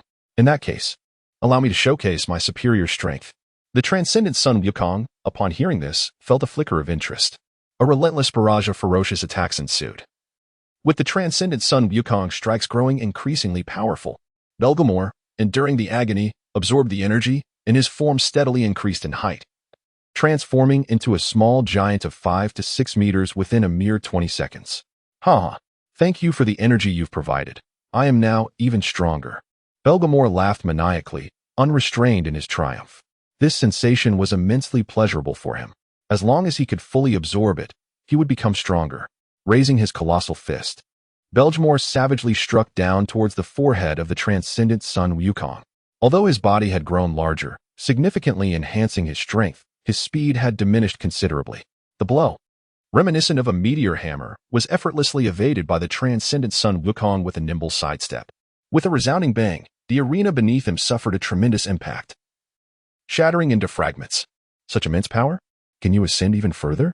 A playful smile graced the face of the transcendent Sun Wukong as he discerned the weakness of Belgamore. Yet, he was in no rush to defeat his opponent. Rather, he was intrigued to observe the limits of this being who absorbed the energy of others to grow stronger.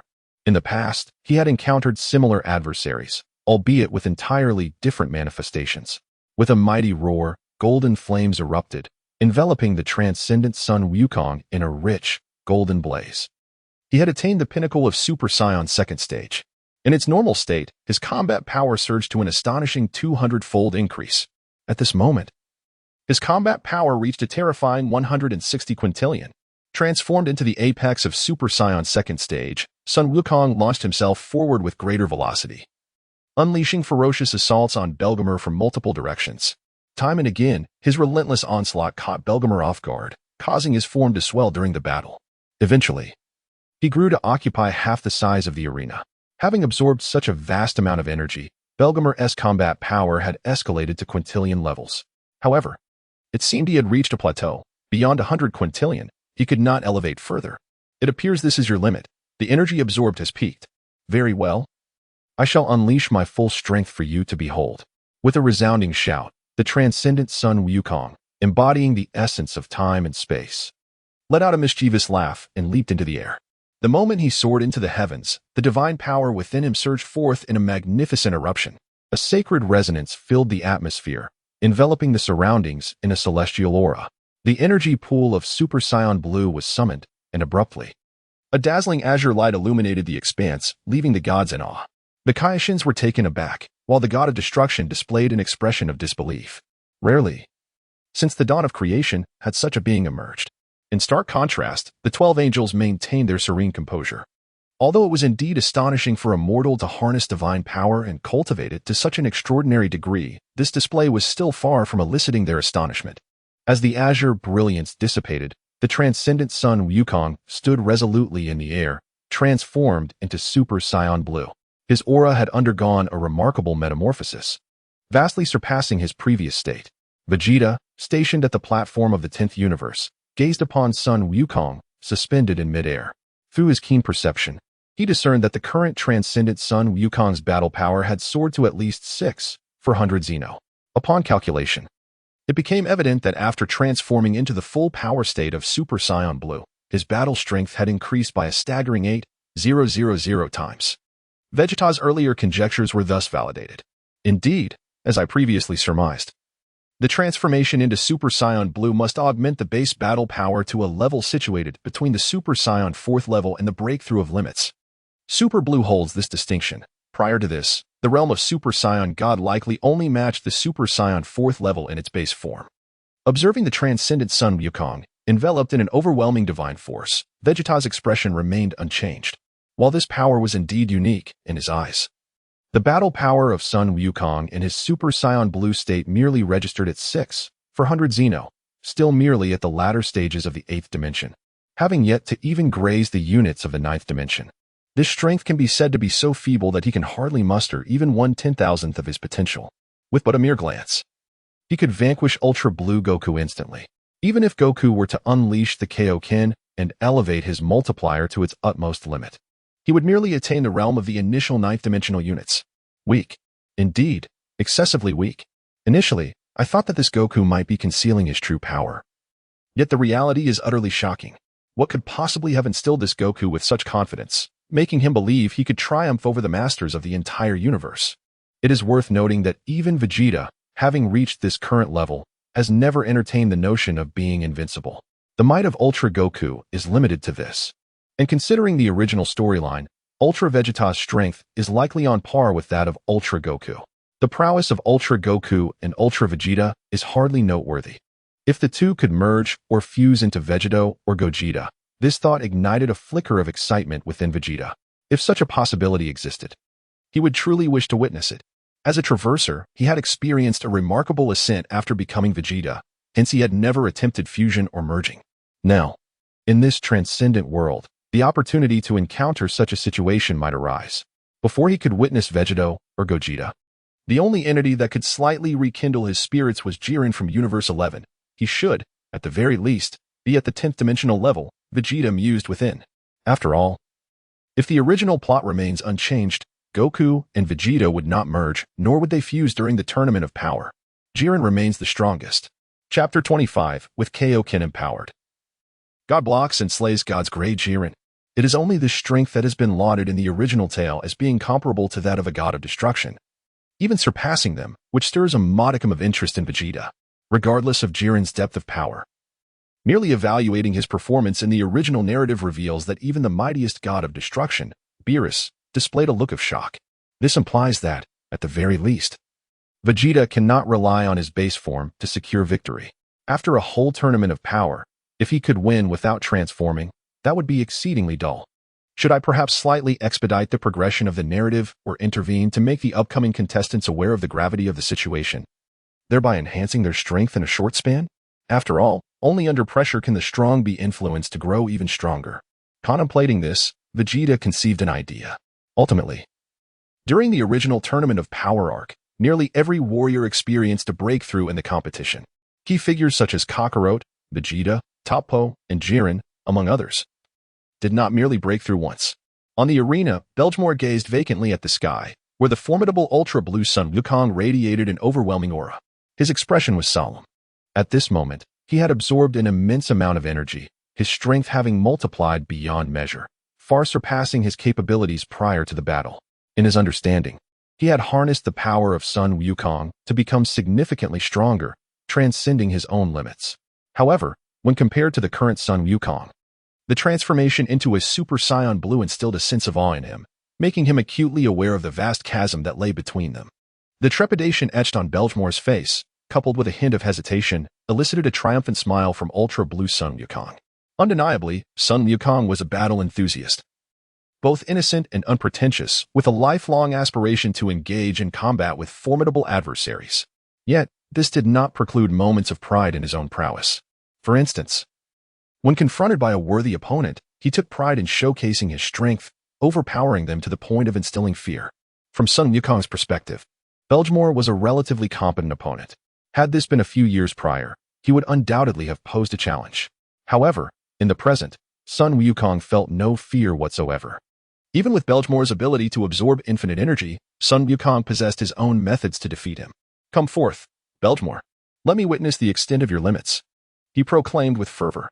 "I shall exert my utmost strength to vanquish you," with the intention of delivering a decisive blow to Belgemore. Ultra Blue Sun Wukong unleashed the Kaioken technique following his resounding declaration. This is not merely an act of intimidation aimed at vanquishing Belagamo. It is also a deliberate display of Sun Wukong's utmost power. In doing so, he seeks to solidify his standing while simultaneously captivating the entirety of the cosmos, thereby rendering the forthcoming power tournament all the more intriguing. He yearns for competitors in this tournament who are superior to the three wolves.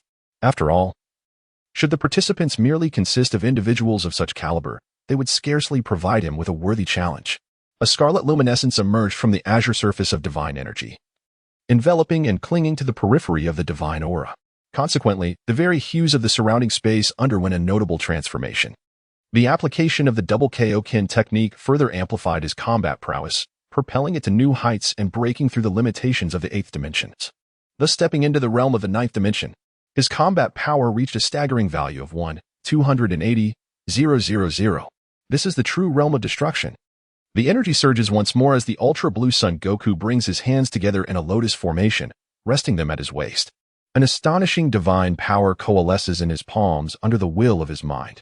Sensing the unparalleled destructive force of Goku's impending strike, Belgemore's heart trembles. "Do not be overly arrogant. The scion from Universe 7, Son Goku. My energy shall not yield to you." Belgemore grits his teeth at this juncture. Retreat is not an option. With a desperate roar, he unleashes his full power. In that moment, all the energy within him is summoned forth. Amidst his fervent cries, his battle power transcends limits, reaching a level of 1,000 trillion. Yet, this fleeting explosion pales in comparison to Ultra Blue Sun Goku, who, in his Super Saiyan Blue state, has amplified his strength with a double Kaioken. An incredible aura, but this is where it ends. Kamehameha Wave. As energy condenses to its zenith, Ultra Blue Sun Goku releases his ultimate technique. A colossal beam of blue energy, 20 meters in diameter, erupts from his palm like a roaring dragon. "Shatter for me. Evil Wolf Penetration." A fierce glint ignites in Belgemore's eyes as he makes one final, valiant stand, unleashing his own ultimate technique with all his might. A deep crimson light shoots forth from the tip of his fist, carrying an unparalleled penetrating force. The earth-shattering explosion resonates with a deafening roar. Belgemore's Evil Wolf Penetration collides with Ultra Blue Sun Goku's Kamehameha Wave. In that instant, it appears that Belgemore has gained the upper hand. However, as the explosive force diminishes, it becomes evident that he is lacking in follow-through. The endless aftershocks spread, and within merely 3 seconds, Ultra Blue Sun Goku's Kamehameha Wave overwhelmingly crushes Belgemore's Evil Wolf Penetration.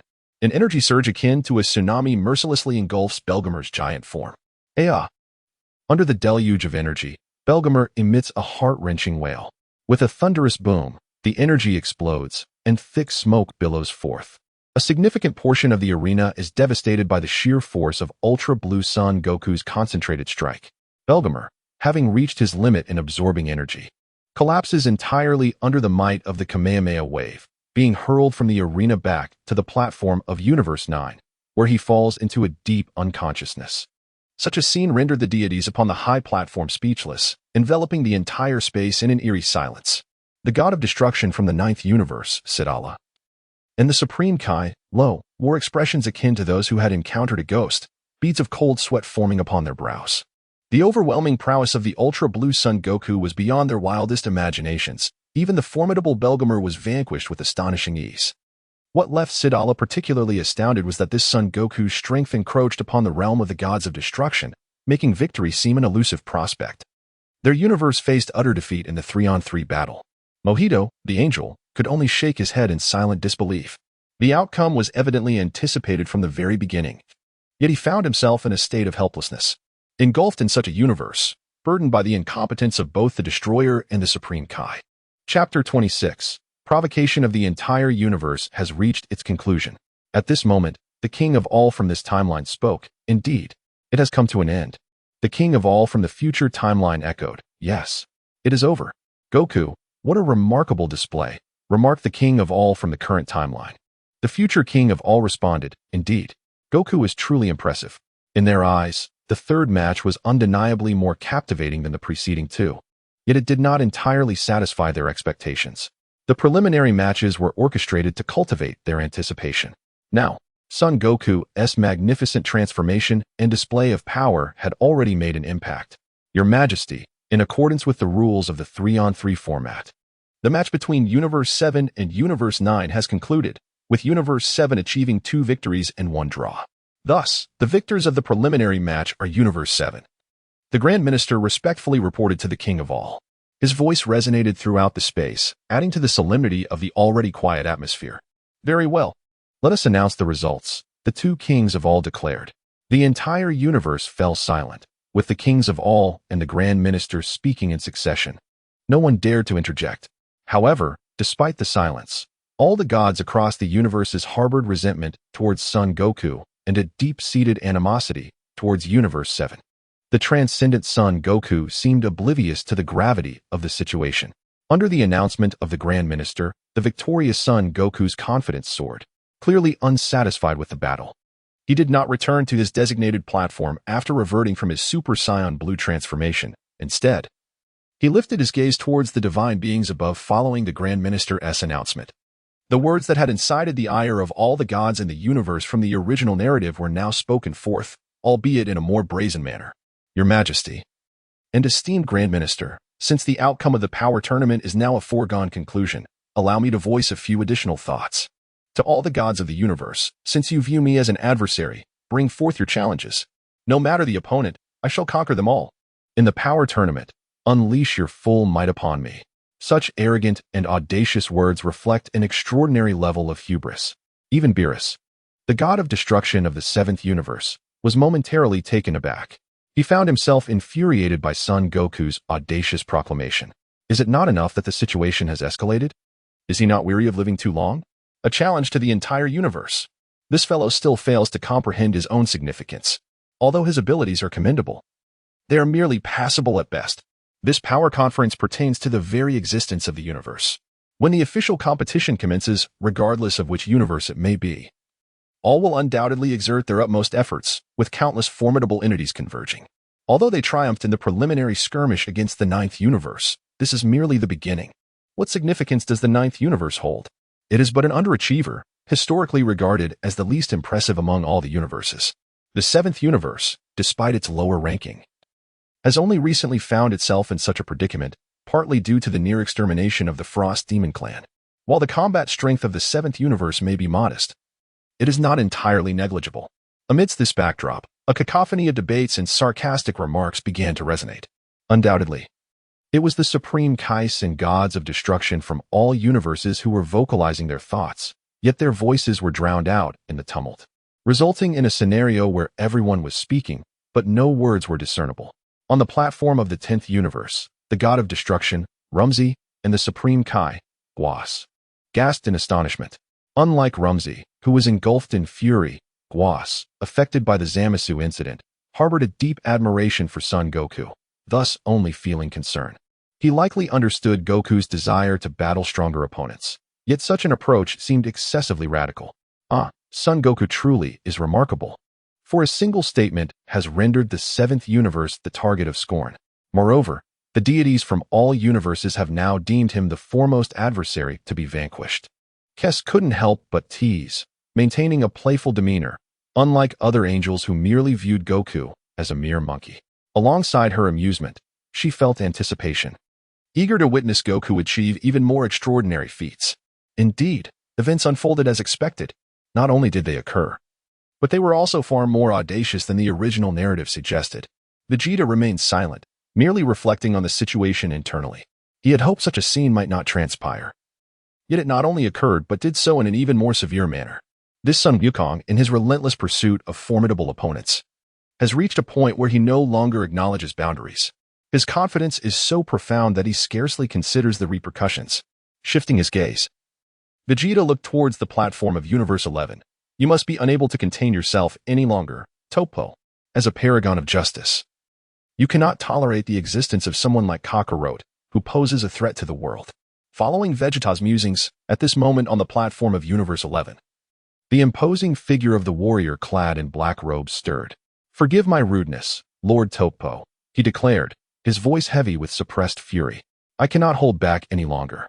In the next instant, before the god of destruction, Vermaud, and the supreme Kai, could intervene, Topo leaped from the platform of Universe 11, landing upon the arena. Instantly, this spectacle drew the attention of all the gods, their eyes converging upon Topo.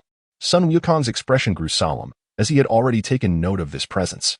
His earlier words were, in essence, a test to gauge whether the other Universe-S experts would act without hesitation, engaging with more skilled warriors, seizing every opportunity.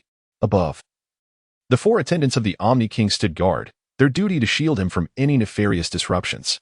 The Grand Minister narrowed his eyes slightly, a hint of intrigue gracing his features. As Topo landed on the arena, he swept aside his black robe, revealing his robust physique and true appearance. Ignoring the gaze of all the gods and angels, and temporarily dismissing Sun Wukong's presence, he knelt on one knee.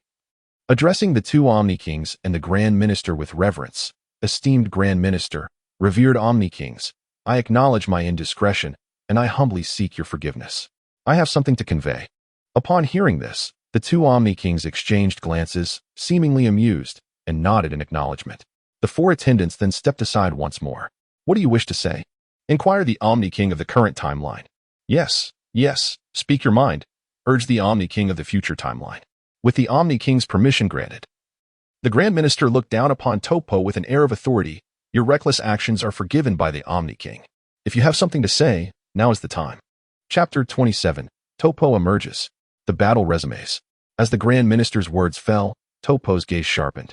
In an instant, his cold, merciless eyes locked onto the transcendent Sun Wukong. He is a warrior of principles, and the designated god of destruction for Universe 10. Faced with the overwhelming aura emanating from Topo, transcendent Sun Wukong inhaled deeply, gradually descending to the arena to meet his gaze. Upon sensing the formidable power of Topo, a subtle smile graced his lips. Yet, it was this very expression that ignited Topo's fury. How arrogant of Sun Wukong!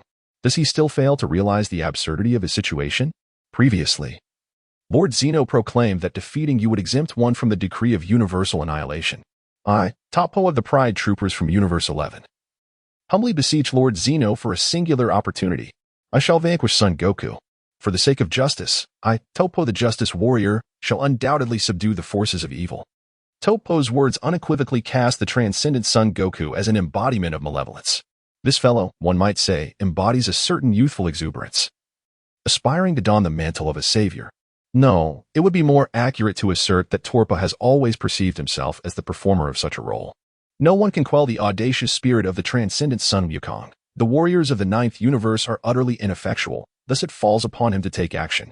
As Torpa articulated his intentions, the god of destruction of the 11th universe, Kai, was struck by a thought and seized the opportunity to advocate for Torpa, saying, Lord Zeno, esteemed Grand Minister, Torpa is our warrior dedicated to maintaining the cosmic order of justice in the 11th universe.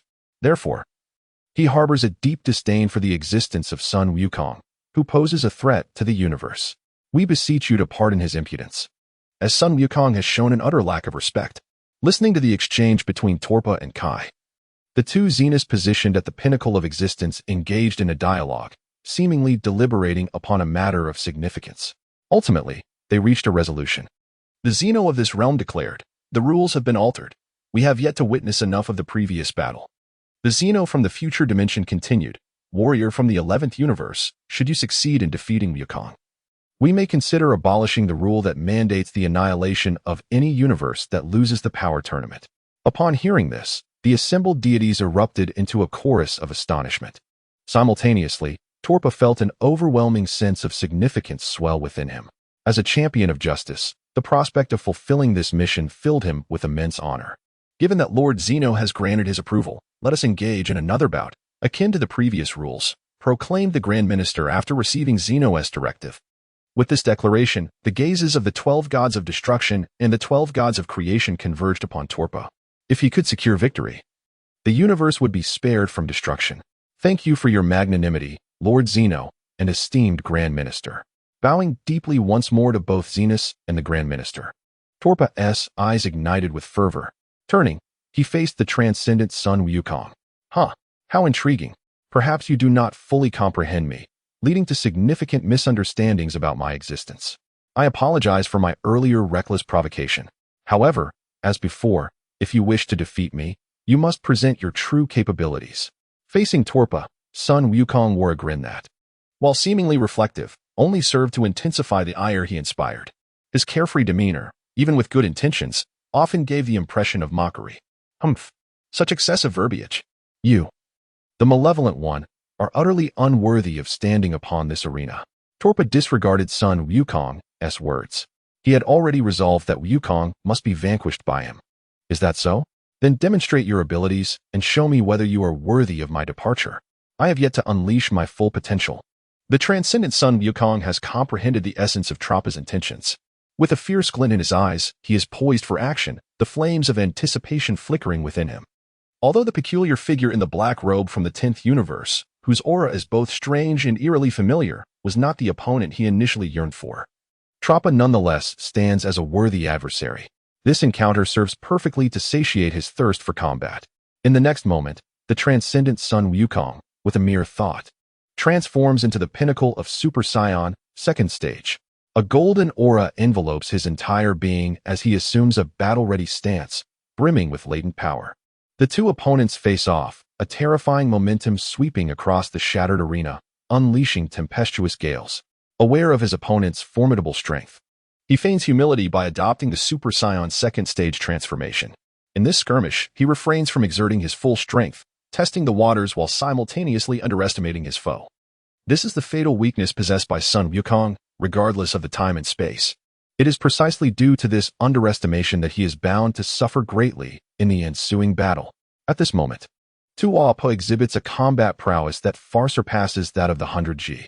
As the two devastating energies collide to their limits, the battle commences. Arrogant fool. Since you refuse to unleash that blue transformation, I shall force you to do so. With a cold snort, a chilling glint erupted from Torpa's eyes. The seemingly robust physique unleashed a speed that was astonishing, far beyond that of the previous three wolves.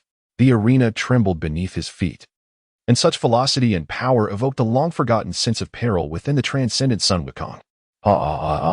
With a surge of energy, the transcendent Sun Wukong faced the threat head-on, charging forward to attack Torpa, but unexpectedly fell victim to a counterattack. The seemingly imposing figure exhibited remarkable agility, deftly evading his assault and positioning itself behind him. A colossal hand seized Sun Wukong's right arm with overwhelming force, twisting the joint with terrifying strength. Crack.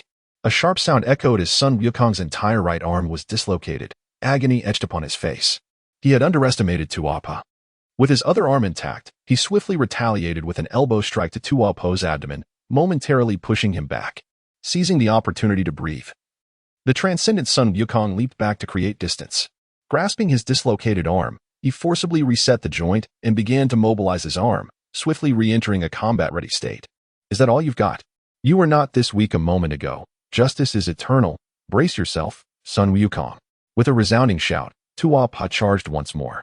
Each of his steps reverberated through the arena, signaling his intent to overpower Sun Wukong decisively.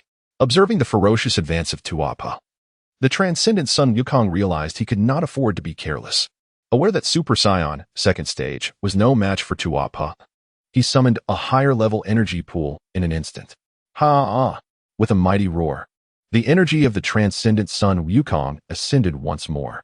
Golden radiance shot forth like a pillar piercing the heavens and the earth. His furious aura extended down to his waist. The eyebrowless hero, Super Saiyan, third stage, made his appearance. The amplification of combat power at the limit of 600 times raised Sun Wukong's battle capacity to an astounding figure of 480G. Empowered by the transformation into a Super Saiyan third stage, the transcendent Son Goku experienced a remarkable enhancement in his reflexes, speed, and strength. Seizing the initiative, he launched a powerful punch towards Torpa. However, just as he felt confident in his ability to confront Torpa, the moment his fist was unleashed. Topo's colossal form vanished from sight in an instant.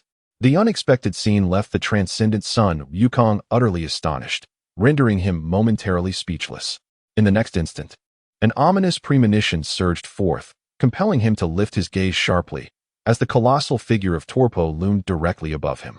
This gigantic form moved with such swiftness that even my Super Saiyan 3rd grade could barely discern its presence, a true master at work. Sun Wukong, taken aback, inhaled sharply, his lips curling slightly in intrigue. This was the very sensation he craved, the thrill of being suppressed. In the blink of an eye, he gathered his strength, leaping into action with a ferocious onslaught directed at Torpo. Instantly, a colossal whirlwind engulfed the entire arena, the tempest of battle eliciting expressions of delight from the two supreme deities, Zeno and the Grand Priest, who observed from above. The clash of combat erupted with an intensity far surpassing previous encounters, filling the air with a cacophony of thunderous roars. Even with the enhancement of Super Saiyan 3, Torpo's combat prowess remained overwhelmingly dominant over Sun Wukong, who had yet to seize true control of the fight. He was but a plaything, toyed with effortlessly in Torpo's grasp. On the platform of Universe 11, the Kaioshin Kai, Angel Makarayada, and the Destroyer God, the Clown, witnessed Torpo's absolute advantage, their faces adorned with faint smiles. It seemed that everything unfolded precisely as they had anticipated, devoid of any surprises. Sun Wukong's arrogance had ignited a righteous fire within Torpo, a sight they had not witnessed in a long while, filled with anger and determination. Observing the lopsided nature of the battle, Kai couldn't help but chuckle lightly, remarking on the scion named Sun Wukong, whose hubris was evident as he refrained from utilizing divine power. Was he perhaps fearful of inadvertently defeating Torpo and rendering the encounter dull? Oh dear, Torpo was far from the weakling he imagined. Angel Makarayada, with a tone of playful mockery, derided the transcendent Sun Wukong.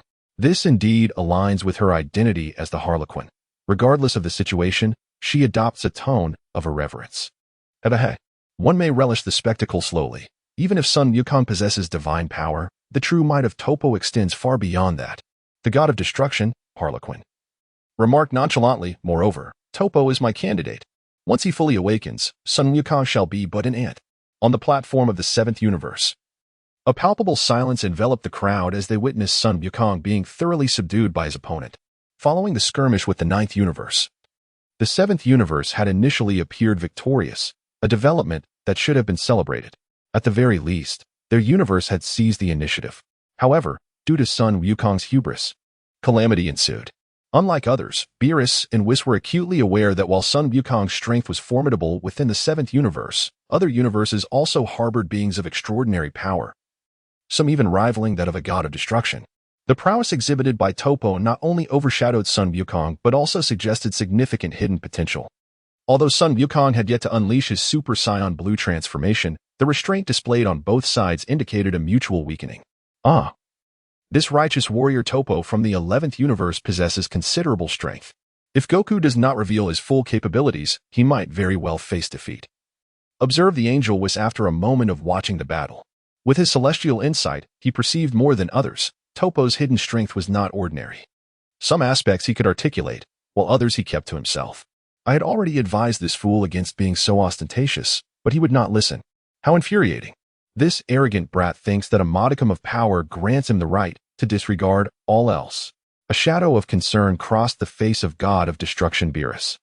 His feelings towards Sun Wukong were a complex mixture of admiration and frustration. While the boy often surprised him, his self-important demeanor was thoroughly displeasing to the God of Destruction. Once this ordeal concluded, he felt compelled to discipline the lad thoroughly. For the moment, he could only remain an observer. Nearby, the Supreme Kaioshin was drenched in sweat, hesitant to interject. Son Gohan, Majin Buu, and Mr. Satan could only watch in silence. Despite the unfavorable battle conditions, Son Gohan's confidence in his father remained unwavering. For he knew that the strength currently displayed by his father was but a fraction of his true potential. On the platform of the 10th universe, several individuals quietly observed the unfolding battle. This sudden appearance of the self-proclaimed righteous warrior was indeed impressive, managing to subdue Sun Wukong. The god of destruction, Rumsey, spoke with a tone of deep concern. To be candid, he felt a twinge of anxiety. Both Sun Wukong and Topo had reached a level that encroached upon the domain of the gods of destruction. Observing Universe 10, which he governed, he noted that while the average power levels were relatively high, he had yet to encounter any warriors of such caliber. Recently, a formidable fighter, Zamasu, had emerged. But due to Sun Wukong's influence, the situation had devolved into chaos. Both sides exhibited commendable strength, however, if this was the extent of their capabilities. It was merely a trivial confrontation. The angel, Kusu, did not finish her sentence, her gaze subtly shifting towards Vegeta. At that moment, Vegeta, with a stoic expression, was fixated on what resembled a child's play battle. Noticing Vegeta's indifference, a faint smile crept across her lips, revealing a hint of mystery. Deep within, Vegeta felt a profound sense of disappointment. To him, this battle was nothing more than a tedious exchange between Toppo and Sun Wukong. In simpler terms, if Toppo were to awaken the powers of a god of destruction, he could at least achieve a unit equivalent to the 10th dimension. At which point, even with Super Saiyan Blue and Kaioken, Sun Wukong would surely face defeat. Chapter 29, A Child's Play. The skirmish continued. The Super Saiyan 3rd grade. Time-traveling Sun Wukong found himself toyed with by Toppo. At last, he comprehended that not all masters from other universes were, as he had envisioned, truly formidable adversaries capable of matching his strength. His previous encounter with Universe 9 had been a complete rout, instilling in him a false sense of invincibility, leading him to believe he could triumph over any foe. Now, he recognized that Toppo's might was not inferior to his own. In fact, the power possessed by Toppo vastly exceeded his current abilities. If he did not summon his true strength, he would be unable to prevail. Such reflections indicated that Sun Wukong was indeed in a state of introspection. However, unbeknownst to him, his thoughts remained overly presumptuous. He perceived Toppo's strength not as superior to his own, but rather as equivalent. This is merely an illusion. In reality, Toppo's true awakening only leads to suffering. One must recognize that in the original narrative, Vegeta nearly faced defeat even in his 2nd stage of Super Blue evolution. Can you still be as arrogant as before, Son Goku? Toppo scoffed, delivering a tremendous blow imbued with unparalleled force, striking fiercely towards Son Goku. With a resounding crash. Even though the time-traveling Son Goku managed to defend himself by crossing his arms, he was still propelled back dozens of meters by Toppo's explosive strength. Nearly falling off the arena, pain radiated from his arms, and an expression of discomfort crossed Son Goku's face. His arms trembled slightly from the sheer power unleashed by Toppo. The strength of Super Saiyan 3rd stage was utterly insufficient, leaving him defenseless. I shall grant you another opportunity, Son Goku. Unleash the divine power you once wielded. If you continue to be so presumptuous, do not blame me for the consequences. Toppo's voice dripped with disdain, his gaze radiating an icy intensity. As his words resonated, the aura surrounding him shifted instantaneously, a chilling presence enveloping the arena, causing the time-traveling Son Goku to shudder. The opponent was signaling him that the coming confrontation would no longer be trivial. Yet, this ignited a fervor for battle within him. It is truly exhilarating to encounter such a formidable opponent from another universe. If I do not take this seriously now, that would be my folly. Suppressing his fervent desire for combat, the time-traveling Son Goku centered himself. With a mere thought, the dormant realm of the gods within him awakened. Unlike his previous transformations, this one was marked by profound tranquility. Fiery red energy surged from his being, enveloping the arena in a vibrant glow. The deep-seated divine power filled the entire arena. This form was not Super Saiyan Blue, but rather Super Saiyan God. Transformed into Super Saiyan God, Son Goku's power underwent a monumental shift. The amplification of his strength far surpassed that of the transformation from Super Saiyan 1st stage to 3rd stage. While it may not rival Super Saiyan Blue, the augmentation of combat power in Super Saiyan God reached a staggering 5,000 times that of his base form, equivalent to Vegeta's Super Saiyan 4th stage in its ultimate form. When the profound and searing divine power was retracted into Sun Wukong's body, his true form was fully revealed. In his usual state, he possessed a slender yet athletic physique, with fiery red hair and striking bicolored pupils. His aura resembled a tranquil sea, though it seemed poised to unleash a tempest at any moment. While the oppressive presence he exuded did not quite match that of the previous Super Saiyan Blue, this transformation once again reshaped the deity's perception of him. For a mortal to wield divine power is already an extraordinary feat, yet the Saiyan had elevated it to an art form. Thank you for your patience. We can now continue. As soon as the words left his lips, Super Saiyan Wukong took the initiative, seizing the advantage. Under the enhancement of the Super Saiyan God transformation, his speed, strength, and reflexes underwent a qualitative leap, elevating all his bodily functions and responsiveness. Observing the approaching Super Saiyan Wukong, Tuapa scoffed disdainfully, a fire igniting within his eyes. He was not blind to the fact that Sun Wukong was still concealing his true potential. At this juncture, to resort to trickery was nothing short of self-sabotage. Humph. You are courting your own demise, Sun Wukong, Tuapa bellowed in fury. In an instant, he erupted with a speed several times greater than before. Two streaks of crimson light collided, and in that brilliance, both Super Saiyan Wukong and Tuapa unleashed their fists simultaneously. The resounding crash echoed as their cataclysmic blows met, unleashing devastating shockwaves that radiated outward. The arena beneath their feet shattered instantly, revealing massive craters beneath them. Their fists clashed in a stalemate, neither yielding to the other in this pure contest of strength. Hiki. A slight smile graced Super Saiyan Wukong's face, and in the next moment, he transformed into an afterimage, vanishing from sight. Do not think of escaping, Sun Wukong. Tuapa swiftly locked onto Wukong's position, coiling his legs with power before leaping skyward. Thus commenced an intensely fervent contest. Bang, bang, bang, bang. A deafening rumble erupted incessantly, as two radiant auroras swiftly unfurled and collided in the sky. The ferocity of their assault was nothing short of astonishing, with a velocity that transcended mere speed. The martial prowess displayed was terrifying. Each strike was imbued with immense force, unleashing thunderous explosions throughout the atmosphere. The 12 deities of destruction present were fully alert, their gazes fixed intently on this fervent clash. Both Topo and Super Saiyan Goku showcased strengths that had ascended to the realm of divine destruction, leaving even some seasoned deities feeling a twinge of inadequacy. High above, the Omni King surveyed the battle below, thoroughly captivated. The confrontation between Topo and Goku was incomparable to the previous 3 matches, exhibiting an intensity and passion that was unparalleled. The excitement was palpable. Both warriors were undeniably formidable. The 2 Omni Kings cheered exuberantly, reveling in an unprecedented joy. Beyond them, the Grand Priest and the Omni King's guards were also stirred by the fervor of the battle. Even for these exalted beings, witnessing such a caliber of combat was a rarity, akin to children playing house. Chapter 30. Each with their own calculations, let the fight commence. On the arena, as the battle progressed, this confrontation had reached a fever pitch. The sky was filled with energy blasts, dazzling like the stars of the cosmos, with the aftermath of their collisions creating a spectacle of brilliance. The combatants engaged in a melee, supplemented by the suppression of energy blasts. The fight between Super Saiyan Goku and Topo escalated to a new level, no longer a mere exchange of victories, but a clear display of dominance. After witnessing the formidable strength of Super Saiyan God Goku, the decisive Topo unleashed his true potential, boasting a battle power of 6,000. With a thunderous force, he launched an offensive against Super Saiyan Goku. Under the relentless onslaught, Goku, in his Super Saiyan God state, found himself overwhelmed, succumbing to continuous pressure. The once mighty Super Saiyan Goku felt an indescribable frustration, unable to fathom how he could be so thoroughly suppressed by Topo. In this scenario, apart from the formidable Zamasu from the previous incident, only Vegeta has exerted such pressure on him. It was during his endurance against the relentless assault of Topo that he revealed a fatal flaw. It's over. Son Goku. Justice obliterated. Seizing the opportunity, Topo adeptly leaped through space to position himself behind Son Goku, firmly restraining the Super Saiyan's form with both hands. The terrifying force exerted upon Super Saiyan Goku was so immense that the sound of cracking bones echoed through the air. Aya! Super Saiyan Goku let out a pained wail.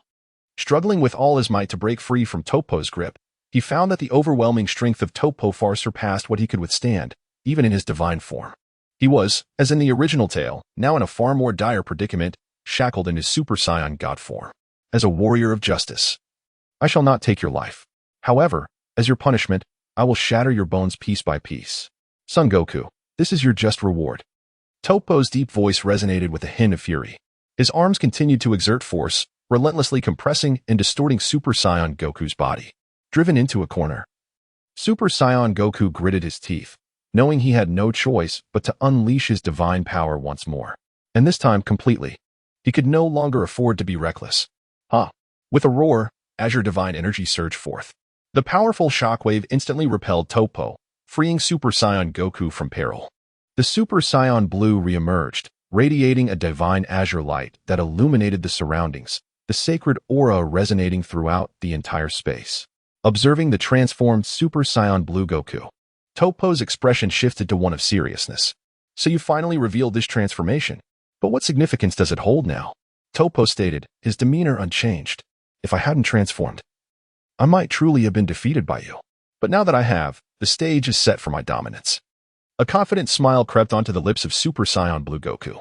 After transforming, it seemed he had forgotten the earlier suppression he endured. On the platform of Universe 11, upon witnessing Son Goku once again wield the Super Saiyan Blue transformation, the god of destruction, Vermouth, finally adopted a serious expression. The trivialities have come to an end, Topo. Use your strength and suppress Son Goku with all your might. The god of destruction, Kampa, is resolutely determined to secure victory in this battle. In previous encounters, Topo has consistently held the upper hand, leading him to believe that even if Sun Wukong were to unleash his Super Saiyan Blue transformation, he would still not pose a threat to Topo. Should Topo triumph in this contest, he would not only abolish the universe-destroying rule that looms over the Tournament of Power, but also seize the opportunity to mock the god of destruction of Universe 7, Beerus. The prestige of their Universe 11 would be firmly established. With all due respect, my Lord Kampa, I do not believe this battle will conclude as easily as you anticipate. While Topo's strength is indeed formidable, you must understand his circumstances. Furthermore, Sun Wukong from Universe 7 is not to be underestimated. In my estimation, their strengths are closely matched. And the outcome of this battle may very well result in a stalemate, remarked the Supreme Kai. He contended that Super Saiyan Blue Sun Wukong has mastered divine power to such an extent that while Topo could potentially emerge victorious, the price he would pay is undoubtedly steep. Moreover, there exists a crucial factor. Topo remains steadfast in his commitment to justice, unable to truly abandon the principles he upholds. This has led to the unfortunate situation where he, as the candidate for the god of destruction, is unable to wield the powers of such a deity. Kess speaks with great insight. From my observations, Son Goku of the 7th universe has yet to reveal his true capabilities. This is fundamentally a test of strength. And Goku is astute, probing our depths while diligently concealing his true prowess and holding back his trump card. Angel Makalita concurred. Her cunning as the clown angel revealing her deep understanding of this very step. No matter how formidable he may be, he is ultimately limited. Were Trappa to abandon his insistence and unleash his power, with a mere finger he could effortlessly obliterate Goku. The clown god of destruction, Wami, said with a sense of satisfaction. It is essential to note that Trappa is a candidate he personally selected and nurtured, thus he harbors a strong inclination towards Trappa. Trappa, let all beings and deities witness your strength. As my candidate, you need not be daunted by a mere Son Goku. Wami mused internally, while the smile on his face grew increasingly sinister and eerie. On the side of the 7th universe, when Son Goku transformed into Super Saiyan Blue, everyone present exhaled in relief. The prior battle was subdued because Goku had not been earnest. Now, however, Goku in his Super Blue state was entirely different from before. This lad has finally had his fill of games. It is time for him to deliver a proper lesson to this audacious individual. God of Destruction Beerus had cast aside all previous reservations, as Trappa's arrogance ignited his eagerness to win. In his view, having reached this point, it was time to engage in battle. Now, the attention of all beings and deities was fixated on the contest in the arena. Yet, there was one god who remained an exception. His focus was never on the battlefield, but rather on the observation area of the 10th universe. This deity is none other than the god of destruction of the 1st universe, Ewan. Chapter 31, The Incomprehensible Warrior, Ultra Blue at Full Power. My Lord Ewan, you have appeared rather distracted from the moment we began. What occupies your thoughts? Inquired the Kaioshin of the 1st universe, innate, with a puzzled expression. In response to his query, the god of destruction, Ewan, offered no verbal reply but gestured for him to direct his gaze toward the platform of the 10th universe. Following Ewan's line of sight, a figure clad in a black robe and adorned with a mask, Vegeta, came into view. Is that not the warrior of the 10th universe? Questioned innate, bewildered by Ewan's apparent preoccupation with this mortal. Yet, as he endeavored to probe the depths of this individual with his perception, he found himself utterly confounded. Even he, a Kaioshin, could not detect any fluctuations in the aura of the being before him, as if he were non-existent. Previously, all his attention had been fixated on the 7th universe in the ongoing competition, and although it had later turned to Torpa, he had entirely neglected the existence of others. Now, a tempest of realization surged within him. He comprehended Ewan's implication. This warrior might rival the likes of Son Goku and Torpa. Could it be that Lord Ewan is suggesting? Innate's face bore an expression of incredulity. It seems you two have taken note of that individual from the 10th universe, dear Kaishin innate, compared to Son Goku, and that Torpa from the 11th universe. This one is even more unfathomable. Even I cannot peer into his depths, remarked Awamo, the angel of the first universe, further astonishing Kaishin innate. The existence of such an inscrutable entity in the 10th universe? Innate could not help but feel a shiver of trepidation. However, he quickly regained his composure. After all, as the universe with the highest numerical value, they need not partake in the chaos of the power tournament. Thus, there was no cause for concern about being swept away by Lord Zeno. The scene shifted back to the arena, where Torpa and Son Goku clashed once more. One exuded a scorching, radiant crimson aura akin to the sun, while the other emanated a divine, resplendent azure energy. The stark contrast between the two distinct energies was striking. An onlooker might mistake this spectacle for a divine punishment inflicted upon a disrespectful mortal. Boom. The intensity of their confrontation escalated, causing the platform beneath them to tremble incessantly. The pressure from their standoff rendered the atmosphere unstable, as countless small stones began to levitate, and shards of the platform were dislodged. The sheer magnitude of the force unleashed by their clash instilled a profound sense of dread, sending shivers down the spines of all who bore witness. The magnitude of such power is undoubtedly of a destructive divine caliber, capable of effortlessly annihilating the universe with the slightest gesture. Upon sensing the searing aura of Tuapa, Super Blue Son Goku's expression grew grave. This spirit is not beneath him. Even if there exists a disparity, it is but a negligible nuance, easily overlooked. The recent series of battles has afforded him a profound appreciation of Troppa's formidable strength, which can at least be deemed comparable to his own at present. To engage in combat with such a powerful adversary is a privilege he intends to treasure. I am elated to have encountered you, Troppa. As we prepare to clash, I can feel my body igniting with fervor. To what heights will you push me next? With fervent battle intent blazing in his eyes, the Super Blue Sun Wukong is the first to strike, transforming into a piercing blue streak of light that hurtles towards Troppa with breathtaking swiftness. This linear assault, both straightforward and brutally effective, unleashes an unparalleled force in an instant. Cease your unwarranted arrogance, Son Goku. With a piercing, frenzied roar, his entire being surged with an indomitable momentum, elevating his combat prowess once more. Judging by numerical values, at this moment, his fighting power reached an impressive 6,400, rivaling that of the Ultra Blue Goku. His massive hand clenched into a fist, fiery energy enveloping his knuckles. He struck fiercely towards the oncoming Goku. The earth-shattering roar erupted, as two incomparable forces collided, generating a tempest of chaos and a cacophony of deafening sonic booms. In this extraordinary realm, the formidable powers of the two warriors induced subtle ripples across the fabric of space. Both were late-stage G units, teetering on the precipice of peak strength, their might having ascended to the zenith of the 8th dimension, capable of influencing and even shattering the very essence of space. However, given their current prowess, it was utterly impossible for them to breach this unique microcosm, a feat unattainable even by 9th-dimensional units.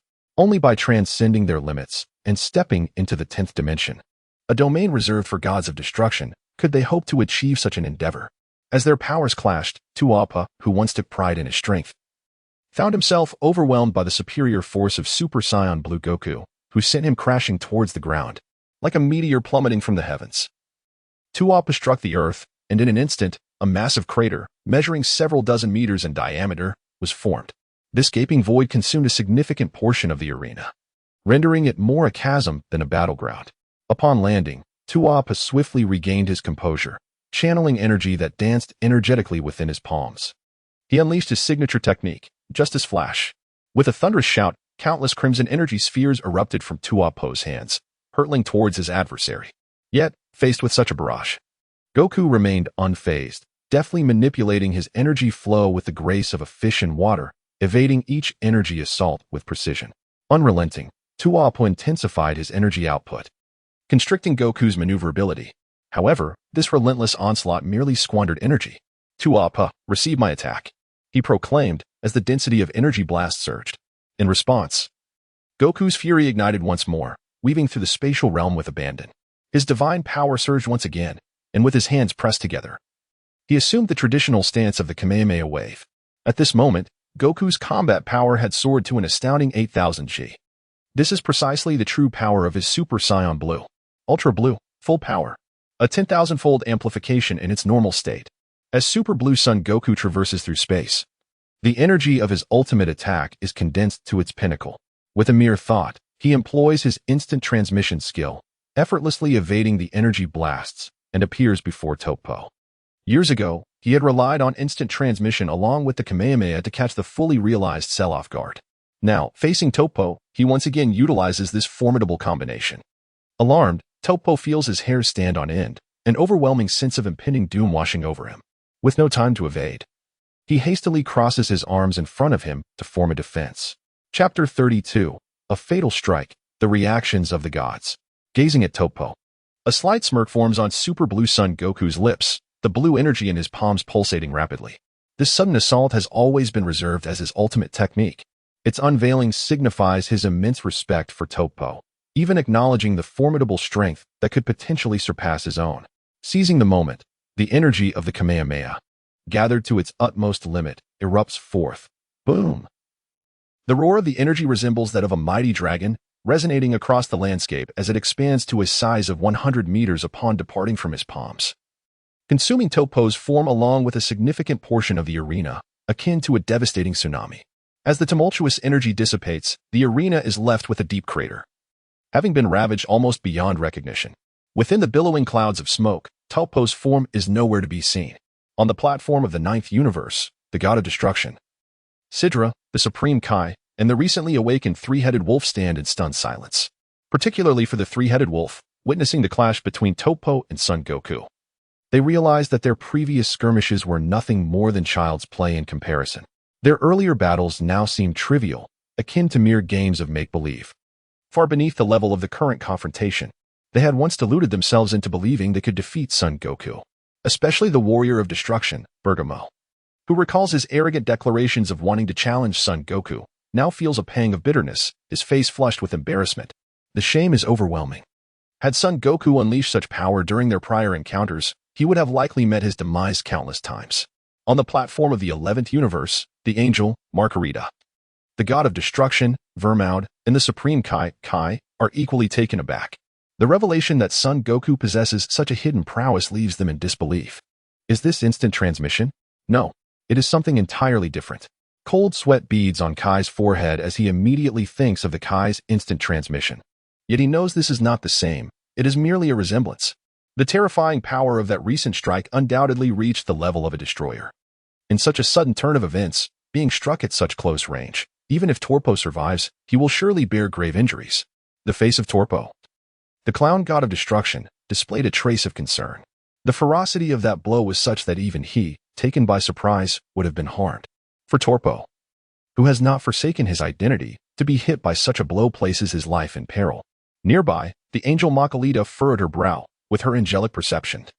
She sensed that Toppo was not in immediate danger, yet after sustaining that strike, the outcome was already apparent, at least considering the current circumstances. Toppo appeared to be at a disadvantage. On the side of Universe 7, when the Ultra Blue Goku unexpectedly turned the tide, various expressions surfaced among the onlookers. This move reminded me of the battle my father had with Cell. Back then, it was this very strike that caught Cell off guard, nearly leading to victory. I never anticipated that during today's contest, my father would replicate this technique. Gohan, filled with excitement, clenched his fists. Without a doubt, after this strike, the outcome was sealed. Their universe had triumphed. Moreover, he recalled his former self. The memories of that time were profoundly moving. Even if Gohan had faltered in the past, he now found clarity. Goku, that rascal, always manages to surprise us at critical moments, ensuring that Universe 7 retains its dignity. The suddenness of this strike would likely catch even me off guard if I were not on high alert. However, it seemed that Goku may have gone too far. That opponent is likely finished after such a blow. The situation is quite delicate. Universe 7 has become the target of scrutiny. God of Destruction Beerus was weighed down with worry, feeling a flicker of excitement, yet devoid of the joy typically associated with victory. His concern lay heavily on Goku's impending circumstances and, more broadly, on Universe 7. Although there are no explicit rules prohibiting the elimination of opponents in this preliminary battle, Sun Wukong's audacious defeats of the formidable warriors from the 9th and 11th universes have made him a target of disdain across all realms. He has not only vanquished powerful foes, but also positioned himself as the primary adversary to be overcome when the true tournament of strength commences. Consequently, The seventh universe has now become the foremost target for eradication.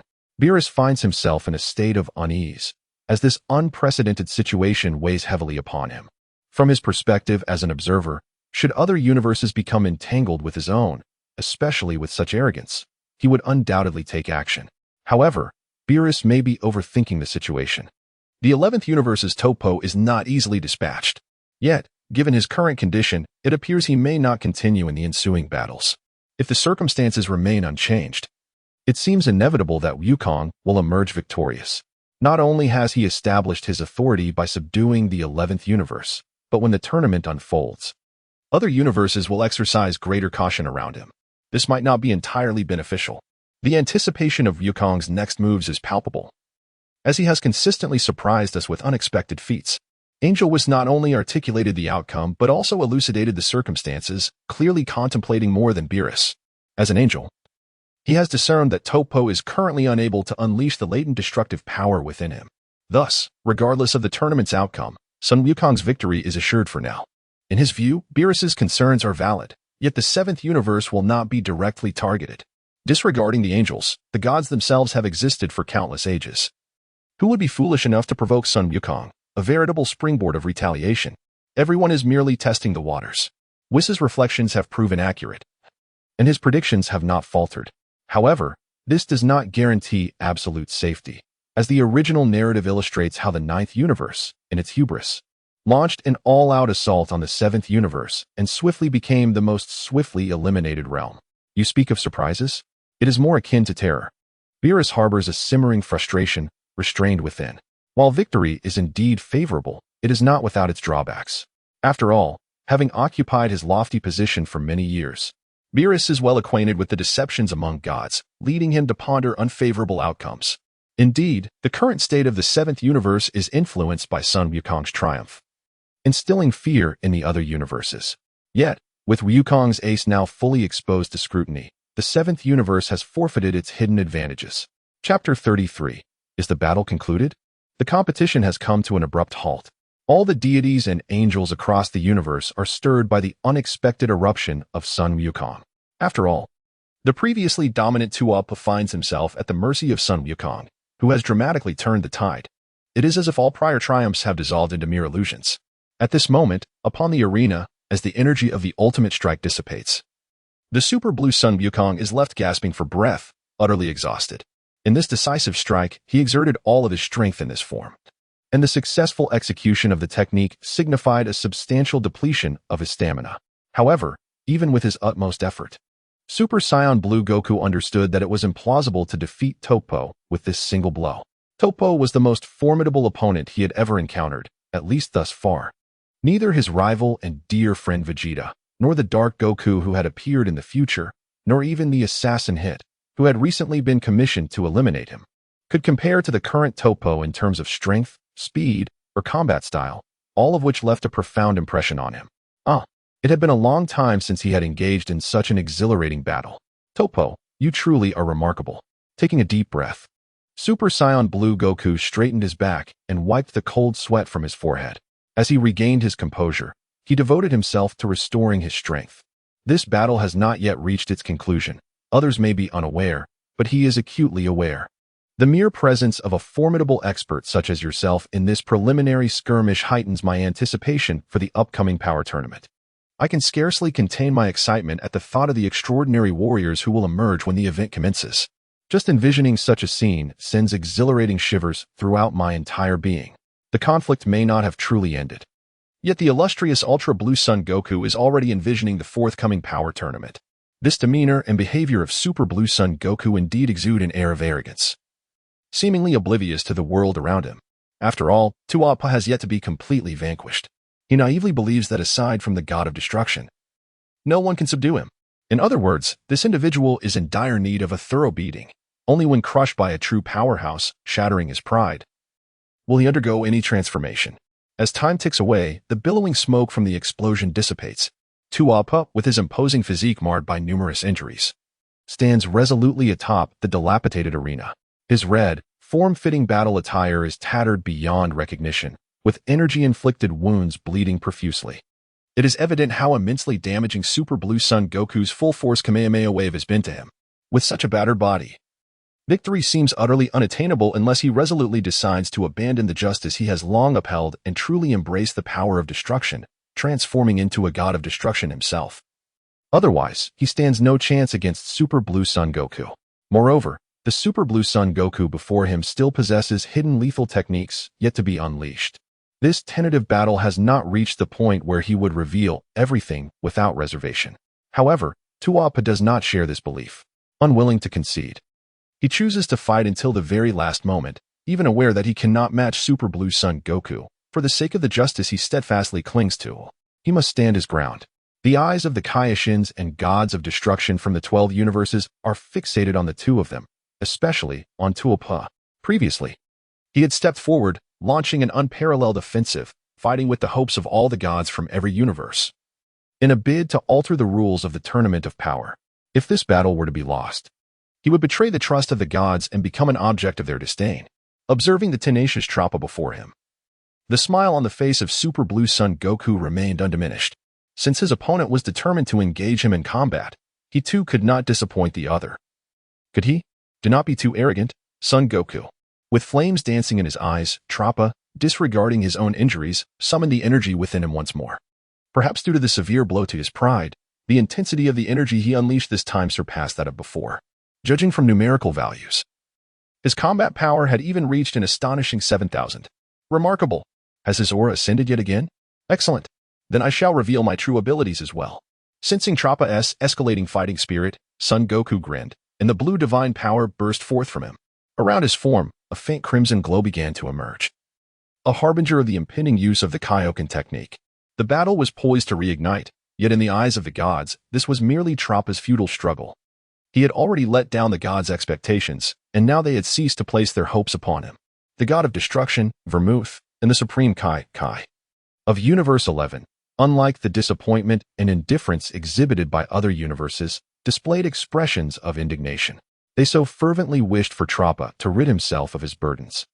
At the pinnacle of existence, the two Omni Kings observed the increasingly fervent and passionate energies of Trappa and Super Blue Sun Goku, their eyes glistening with heightened anticipation.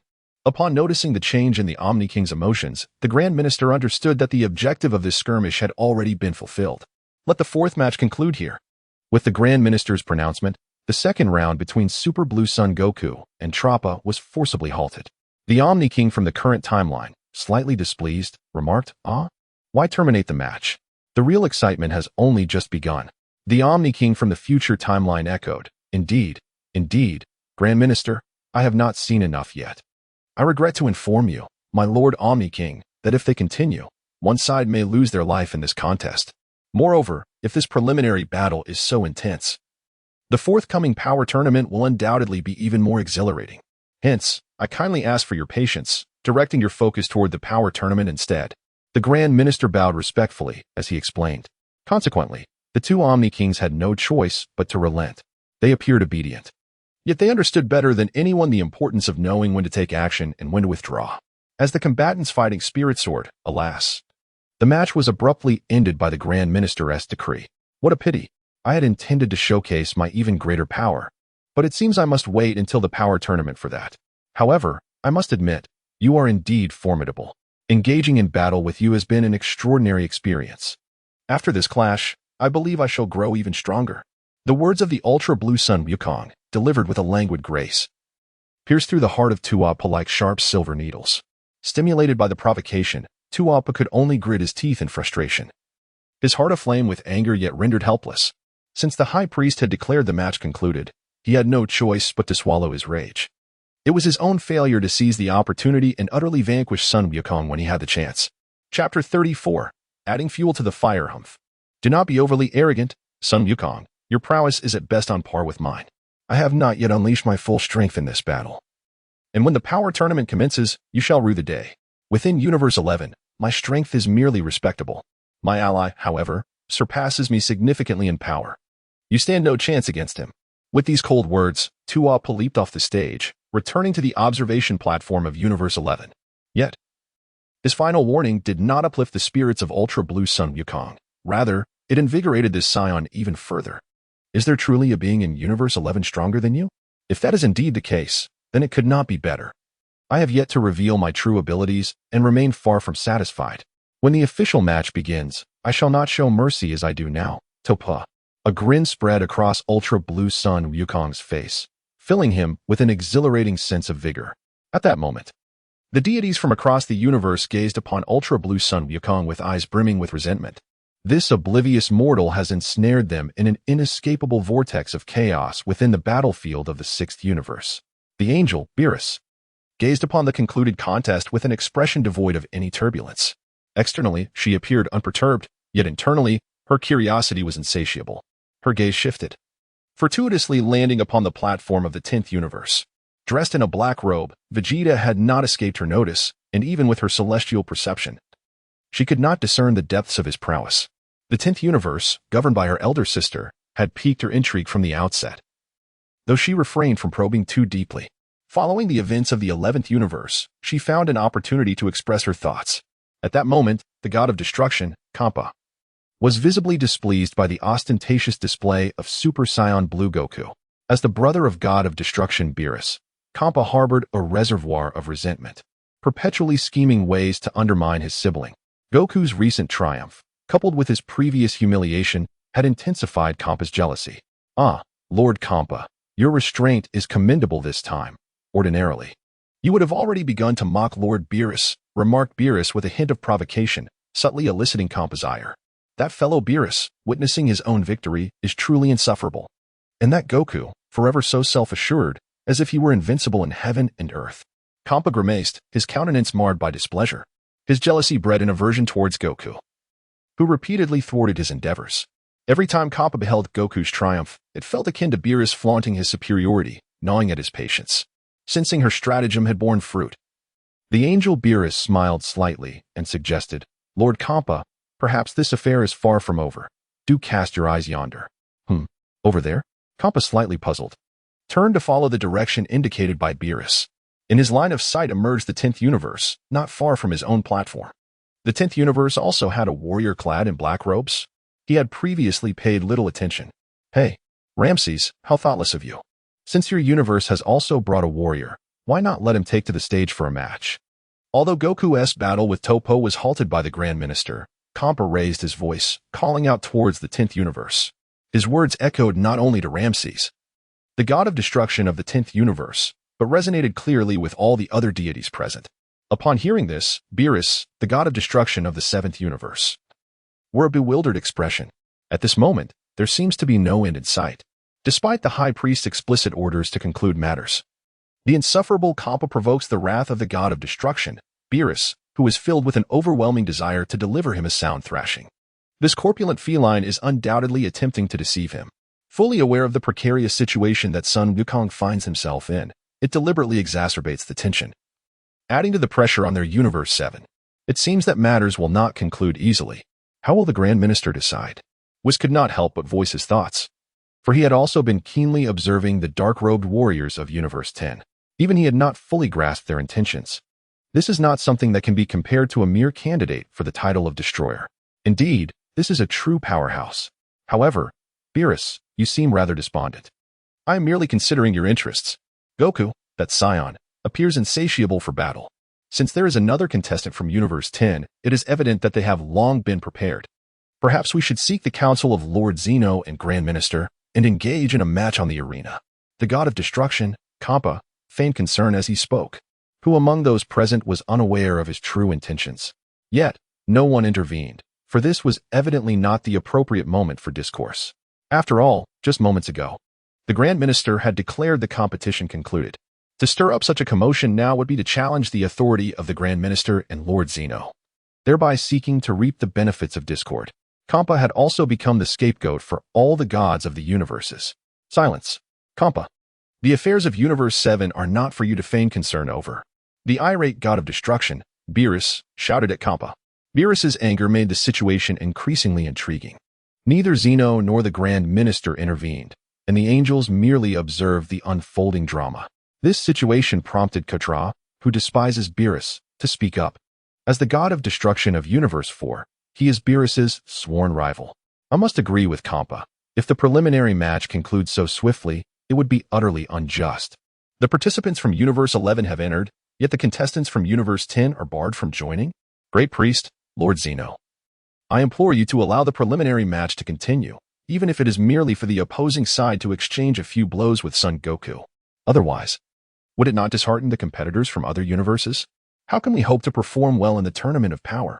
Moreover, does Son Goku from Universe 7 not consider himself formidable? Beerus, you cannot possibly be concerned about his potential defeat, can you? Upon uttering these words, Quitra's sinister expression became evident. Appearing noble and righteous, he was, in truth, cunning and treacherous. The gods of destruction, Beerus and Kampa, exchanged malicious glances.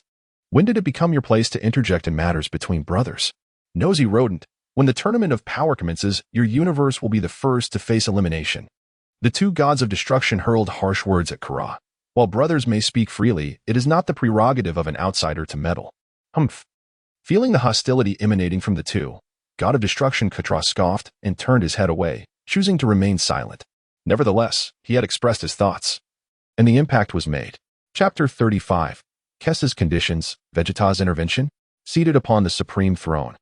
Following the words of the gods of destruction Kampa from Universe 6 and Katra from Universe 4, the Great Priest maintained a neutral expression, ever smiling. He refrained from speaking or responding immediately, instead turning his gaze towards the two Zeniths. At this moment, he could not overstep his bounds. Even though he was quite intrigued by the Vegeta from another timeline that Kess had brought forth. Then let us proceed, spoke the Zeno of this timeline. It must not be unfair, added the Zeno from the future timeline. The two supreme beings had decreed the course of events to follow. I understand, Lord Zeno. However, we must consult Universe 10, as this contestant has yet to voice any opinion, and we cannot impose our will. What say you? The Great Priest respectfully inquired. The two kings simultaneously nodded, emitting a tender response. To the uninitiated, one might truly believe they were utterly harmless. In the 10th universe, as events unfolded to this point, the deities from the other 11 universes fixed their gaze upon them. Feeling the fervent and eager stares surrounding him, the god of destruction, Ramses, felt cold sweat trickling down his forehead, his countenance betraying a look of distress. He yearned for Vegeta to step forward and showcase his prowess, thereby decisively quelling the audacious spirit of Super Saiyan Blue Goku. However, Vegeta was not his subordinate, and he possessed no authority to command him. The bitter smile on Ramses' face grew increasingly pronounced as he helplessly cast a pleading glance towards the angel, Kess. This is his only lifeline. Alas, now that the gods have taken notice, and even the High Priest and the Supreme King have acknowledged it, why not reveal a glimpse of one's abilities? What do you think? The angel, Kess, tentatively inquired of Vegeta. Upon the utterance of those words, Ramses gazed at Vegeta with a yearning expression. Leaving the nearby was utterly perplexed. How could a god of destruction and an angel require such a subdued request? This sparked an even greater curiosity within him. Although all attention was directed at him, Vegeta remained unmoved, perceiving Ultra Instinct Goku as nothing more than a frog in a well.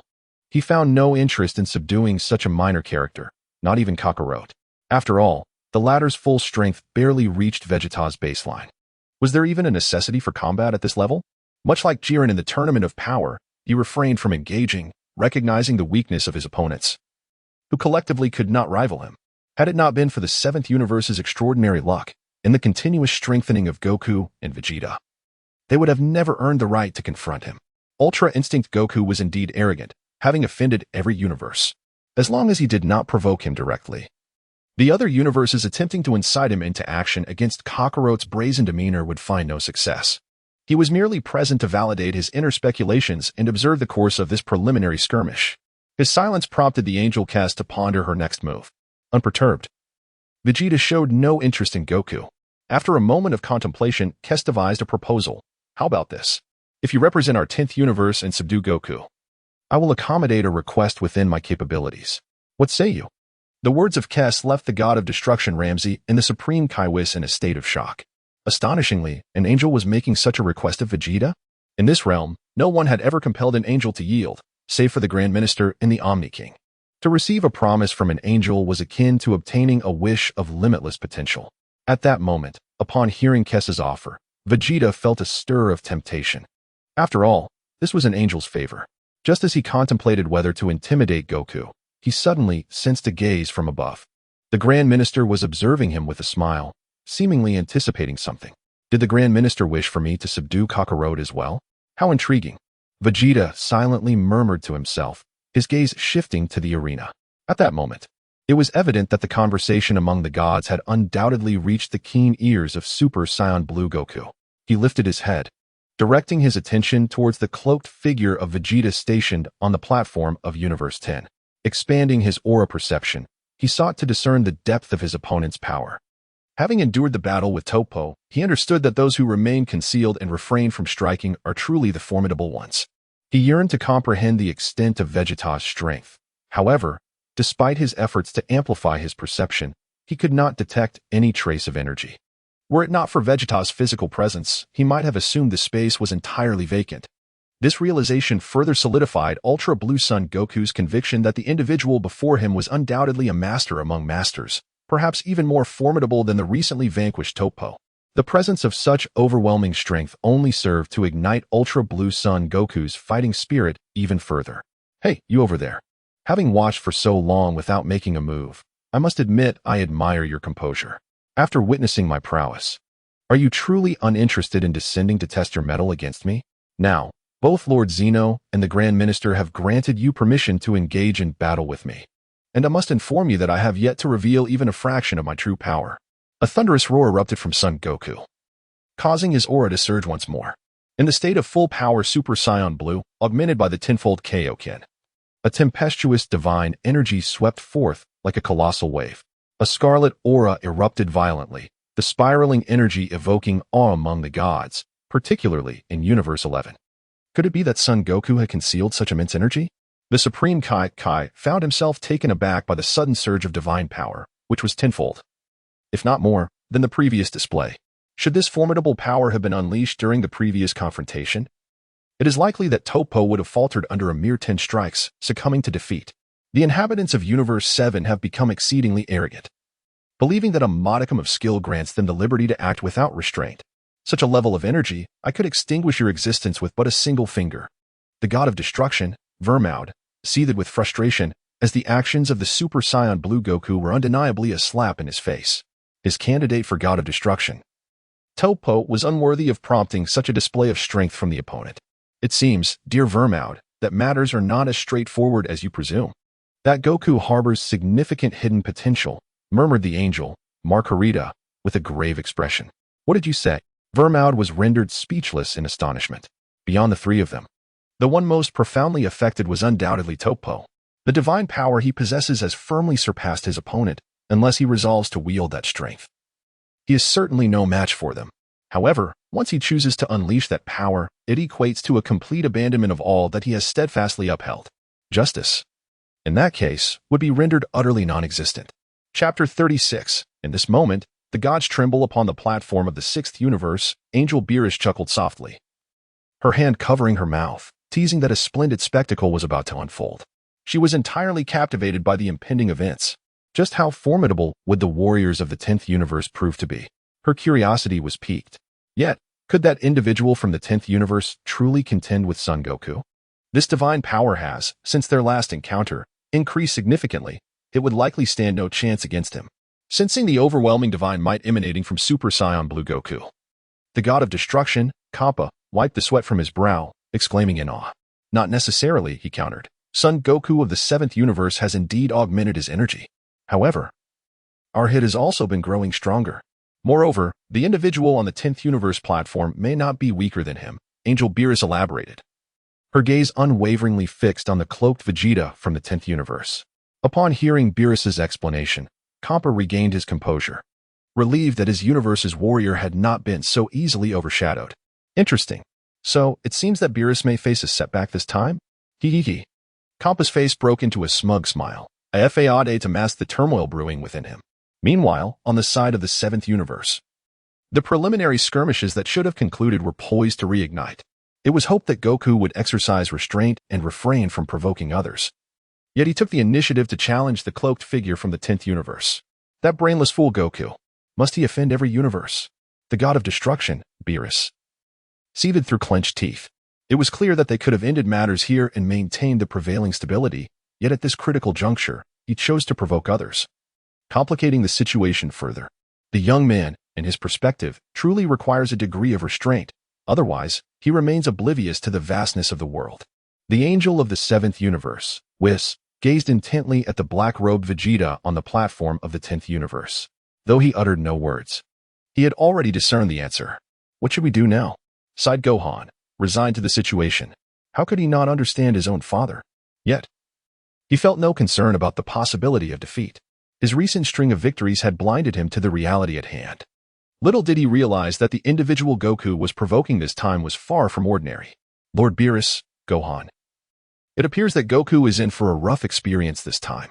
The mysterious figure on the platform of the 10th universe seemed to possess a level of power so elevated that Whis sighed, as if to ensure that their universe could withstand the outcome.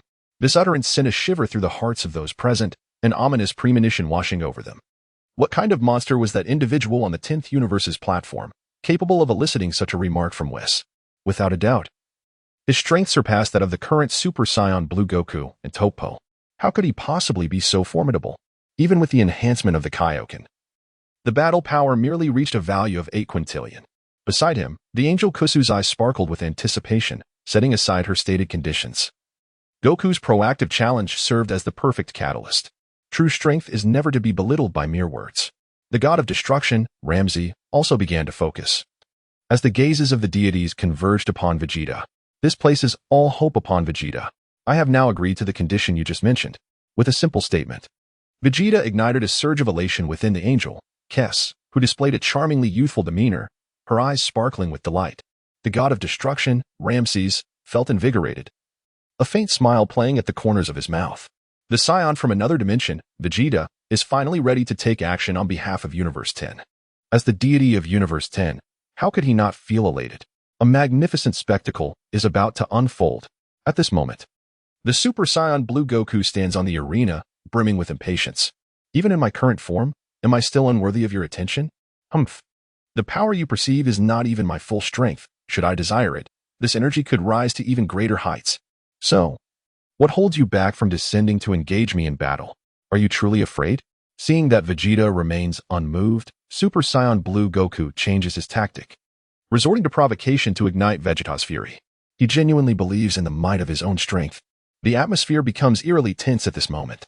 The pressure in the air grows suffocatingly heavy, and all sound has ceased, as if the fall of a single pin would echo like thunder. A mere whisper, accompanied by a disdainful snort, escapes Vegeta's lips. In an instant, his fury erupts, followed by an aura powerful enough to upheave the very world itself. Boom. The cataclysmic energy transforms into a ferocious whirlwind, consuming all in its path. In a heartbeat, the entire unique space descends into chaos as the overwhelming aura sweeps through like a tempest from the heavens. At this moment, the gods trembled, and even the angels cast their gaze in awe. Powerful, beyond powerful, so powerful that it is utterly astonishing. The 8th dimension, the unit of strength known as Shi, represents the pinnacle attainable by beings from the lower realms. Any entity capable of transcending the 9th dimension, the unit of Rang, has preliminarily qualified to become a god of destruction. The 10th dimension, the unit of Go, signifies a definitive mastery of the realm of seasoned gods of destruction. Currently, the overwhelming might unleashed by Vegeta undoubtedly embodies the power of the 10th dimension, a Go-level force. Even some veteran gods of destruction have merely crossed into the initial threshold of the 10th dimension. For instance, the god of destruction, Rumshur, who stands beside Vegeta. Along with the gods of destruction from the 9th universe, Sidra, and the 6th universe, Kappa. They belong to the latter ranks among the gods of destruction. Yet the intensity of Vegeta's aura is on par with them, and even surpasses them significantly, without resorting to the transformation of a Super Saiyan. He can unleash such terrifying power, a testament to Vegeta's mastery over his own strength after years of rigorous training. Transformation is merely a medium for enhancement. When one reaches a certain level of power, such mediations become unnecessary. He can be as strong as he desires. Chapter 37. A thought that terrifies Goku. A menacing storm swirled, accompanied by an overwhelming pressure. At this moment, Vegeta resembled an awakened ancient beast, radiating formidable might. Even the gods could only be left in shock, and the angels were equally captivated by this scene. Undoubtedly, this immense power was on par with any deity present, and it faintly approached a realm accessible only to angels. Most astonishingly, this was merely a manifestation of a single thought, a casual grunt that produced such force. The 10th universe harbors beings that transcend even gods, pursuing the realm of angels. The angel of the 10th universe, Kusu, wore an enigmatic smile, while the god of destruction, Rumshur, appeared equally inscrutable. Even the likes of Guas began to exhibit arrogance, as he, despite his simplicity, recognized the absurdity of the warrior from their universe. He occupies the highest pinnacle across the cosmos. In the arena, Goku stood dumbfounded. How could such an aura possibly exist? The Super Saiyan Blue Goku found himself at a loss under this overwhelming pressure. One could say that his fighting spirit evaporated in an instant. How could he possibly fight back? How should this be executed? The state of the Kaioken times 10 automatically dissipates, and the transformation into Super Saiyan Blue at full power fades alongside the wavering of his resolve. In that moment, a chilling wave surged through his entire being. And upon regaining his senses, he realized that his body was drenched in cold sweat. The tempest of breath that erupted in a mere instant shattered his composure. Extinguishing his fighting spirit, he endeavored to assert control over his trembling form, seeking to steady himself, yet the instinctive fear that coursed through him rendered him quaking. As the oppressive limits of his bloodline temporarily stripped him of dominion over his own body. At this moment, every cell in his body was screaming in unison. The transcendent son Wukong appeared dazed, his complexion pallid. At this moment, he comprehended the depths of his own insignificance. He felt a profound sense of shame for his previous arrogance and provocations. After achieving a series of victories in competitions, he had deluded himself into believing he was invincible. Convinced that even the greatest masters from across the universe could not rival him. The hubris he once exhibited now transformed into an overwhelming sense of fear and trepidation. At this moment, he comprehended the absurdity of his previous arrogance. In the presence of true strength, his own power was utterly insignificant. The abilities he possessed were commendable, yet merely adequate. Unlike Vegeta, who had ascended to a level that transcended the confines of the world, capable of shattering its barriers with a mere flicker of attention. Even the god of destruction could not be compared to him. Gazing at the enigmatic figure cloaked in black upon the high platform, although Super Saiyan Goku was paralyzed with fear, his capacity for contemplation remained intact. The overwhelming aura emanating from his opponent was indeed terrifying, yet it bore an uncanny familiarity. It seemed he had frequently encountered this essence. But the magnitude of the shock rendered it temporarily elusive from his memory. On the side of Universe 7, King Kai Shin was utterly petrified by this extraordinary aura. Drenched in sweat, his arms trembling uncontrollably. Throughout his tenure as King Kai, he had witnessed countless events, yet what he beheld today completely shattered his worldview. Is this truly the extent of power a human can unleash? The god of destruction, Beerus, wore a mask of terror, his expression one of disbelief as he spoke. This expression seems to convey a sentiment of disbelief, as if exclaiming, "What on earth? How absurd!" The magnitude of this presence transcended his comprehension of humanity. What was once deemed utterly impossible has, at this moment, manifested into reality. From the inception of the universe to the present, spanning billions of years, the cosmos has indeed nurtured formidable warriors. However, these warriors have only ascended to the threshold of quasi-destruction god levels. Entities as powerful as Sun Wukong are exceedingly rare. Now, upon this battlefield of the preliminary skirmish, witnessing an existence that rivals, if not surpasses, the destruction gods, his heart is overwhelmed with a profound astonishment that words fail to convey. This formidable force, though perhaps not surpassing him, comes perilously close. In fact, it has already transcended some of the older deities of destruction languishing at the bottom. Perhaps it is the overwhelming shock that leads the god of destruction, Beerus, to believe he is experiencing an illusion. He seems to have sensed this aura not long ago. Beside him, Gohan stands utterly speechless, his face contorted with fear and his trembling eyes betraying the tumultuous emotions swirling within him. Unlike the ethereal nature of divine power, which eludes perception, what Vegeta has unleashed is palpable energy, an indomitable strength belonging to humanity. They feel the sheer terror of this power, which shatters all prior understanding. The magnitude of this aura is sufficient to crush a person alive. Even Majin Buu, overwhelmed by the tempestuous aura emanating from Vegeta, has lost all desire for snacks. His sleepy eyes are now wide open. Then there is the seemingly insignificant character, Mr. Satan. Although he cannot perceive the aura, the moment this overwhelming pressure descends upon him, he faints, unable to withstand it as an ordinary human. At this moment, the angel Whis slightly parts his lips, and even on his usually serene visage, a bead of cold sweat makes its descent. The very essence of an angel's tranquility is shaken by this force, underscoring Vegeta's immense power. Yet, Whis is more intrigued not by the strength of Vegeta's aura, but by the uncanny resemblance it bears to that of an individual from their 7th universe. Coupled with the calamities wrought by Zamasu of the 10th universe, Whis' suspicions deepen. In the other 10 universes, the Supreme Kai is filled with intense trepidation. His inner turmoil too profound for words. The gods of destruction, while relatively composed compared to the Supreme Kai, find themselves enveloped in silence, their expressions dark and contemplative. Even the angels, whose minds have been honed through countless cycles of reincarnation, feel the ripples of Vegeta's overwhelming presence. Everything unfolded with astonishing swiftness and an almost dreamlike quality. The enigmatic warrior on the platform of the 10th universe achieved feats that rivaled the divine, and perhaps even transcended the gods themselves. Among those present, aside from the angels, the Grand Priest, and the Omni King, there seemed to be no one capable of subduing him. A more audacious conjecture suggests that even the combined forces of the 12 destroyers might not guarantee the suppression of such a formidable entity. What suggested is that the minions of that insufferable Ramses could harbor a warrior of this caliber.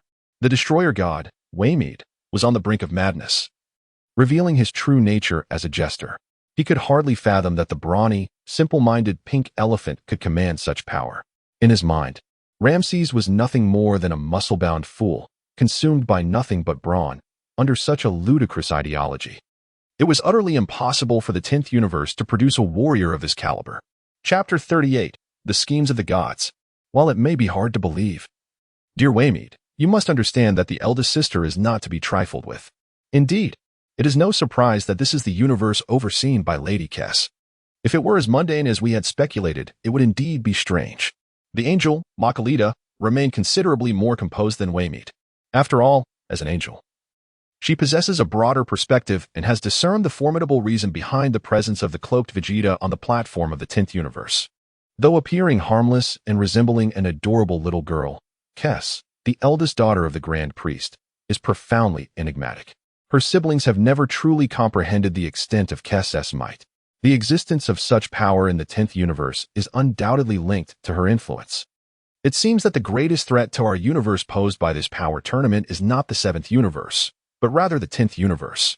The Supreme Kai took a deep breath to steady his agitated heart and declared, Vegeta's explosive emergence, while shocking to the gods, also conveyed an even more significant revelation. The 10th universe is indeed the most formidable of them all. This formidable strength can likely only be rivaled by Jiren. Torpo mused inwardly. In the 10th universe, there exists a being not of divine origin, yet capable of rivaling the gods themselves. However, they need not fear. For the 11th universe holds entities that surpass even the level of a god of destruction. In comparison to Vegeta, Torpo is more inclined to acknowledge Jiren's immense power. Within their universe, even the god of destruction, Vermaud, may find himself overshadowed by Jiren in terms of combat prowess. Over in the 6th universe, a remarkable aura manifests. It seems our recent actions have inadvertently unveiled a super warrior. Oh, what troubles you, Lord Kampa?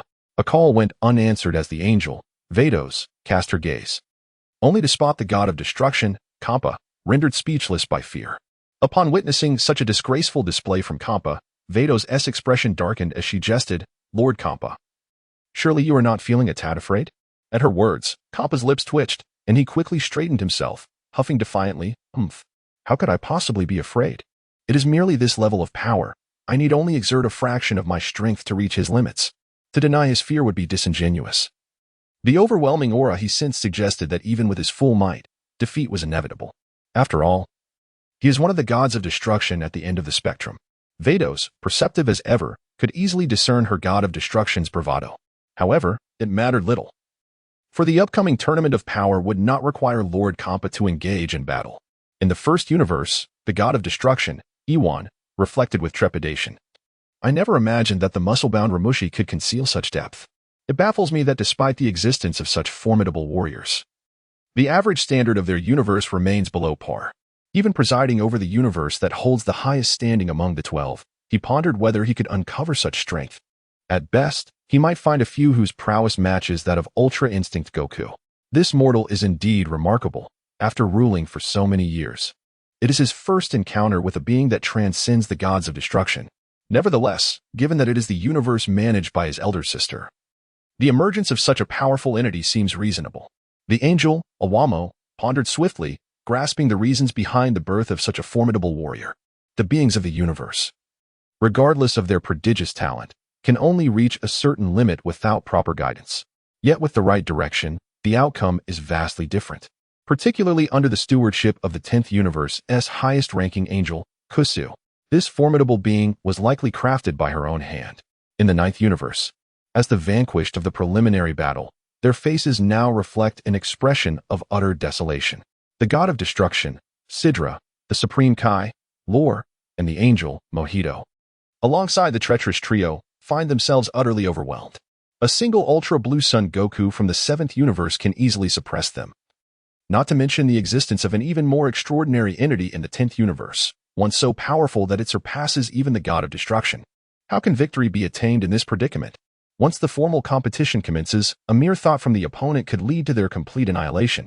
At this moment, their morale has crumbled. In other words, they have begun to falter. With victory seemingly unattainable, destined to be a losing endeavor, why persist any longer? Let the tournament of power commence swiftly and bring about destruction without delay. On the side of the 4th universe, frustration boils within. The formidable Ramusi, this insidious pink elephant, has concealed his prowess so deeply that even I have fallen victim to his ruse.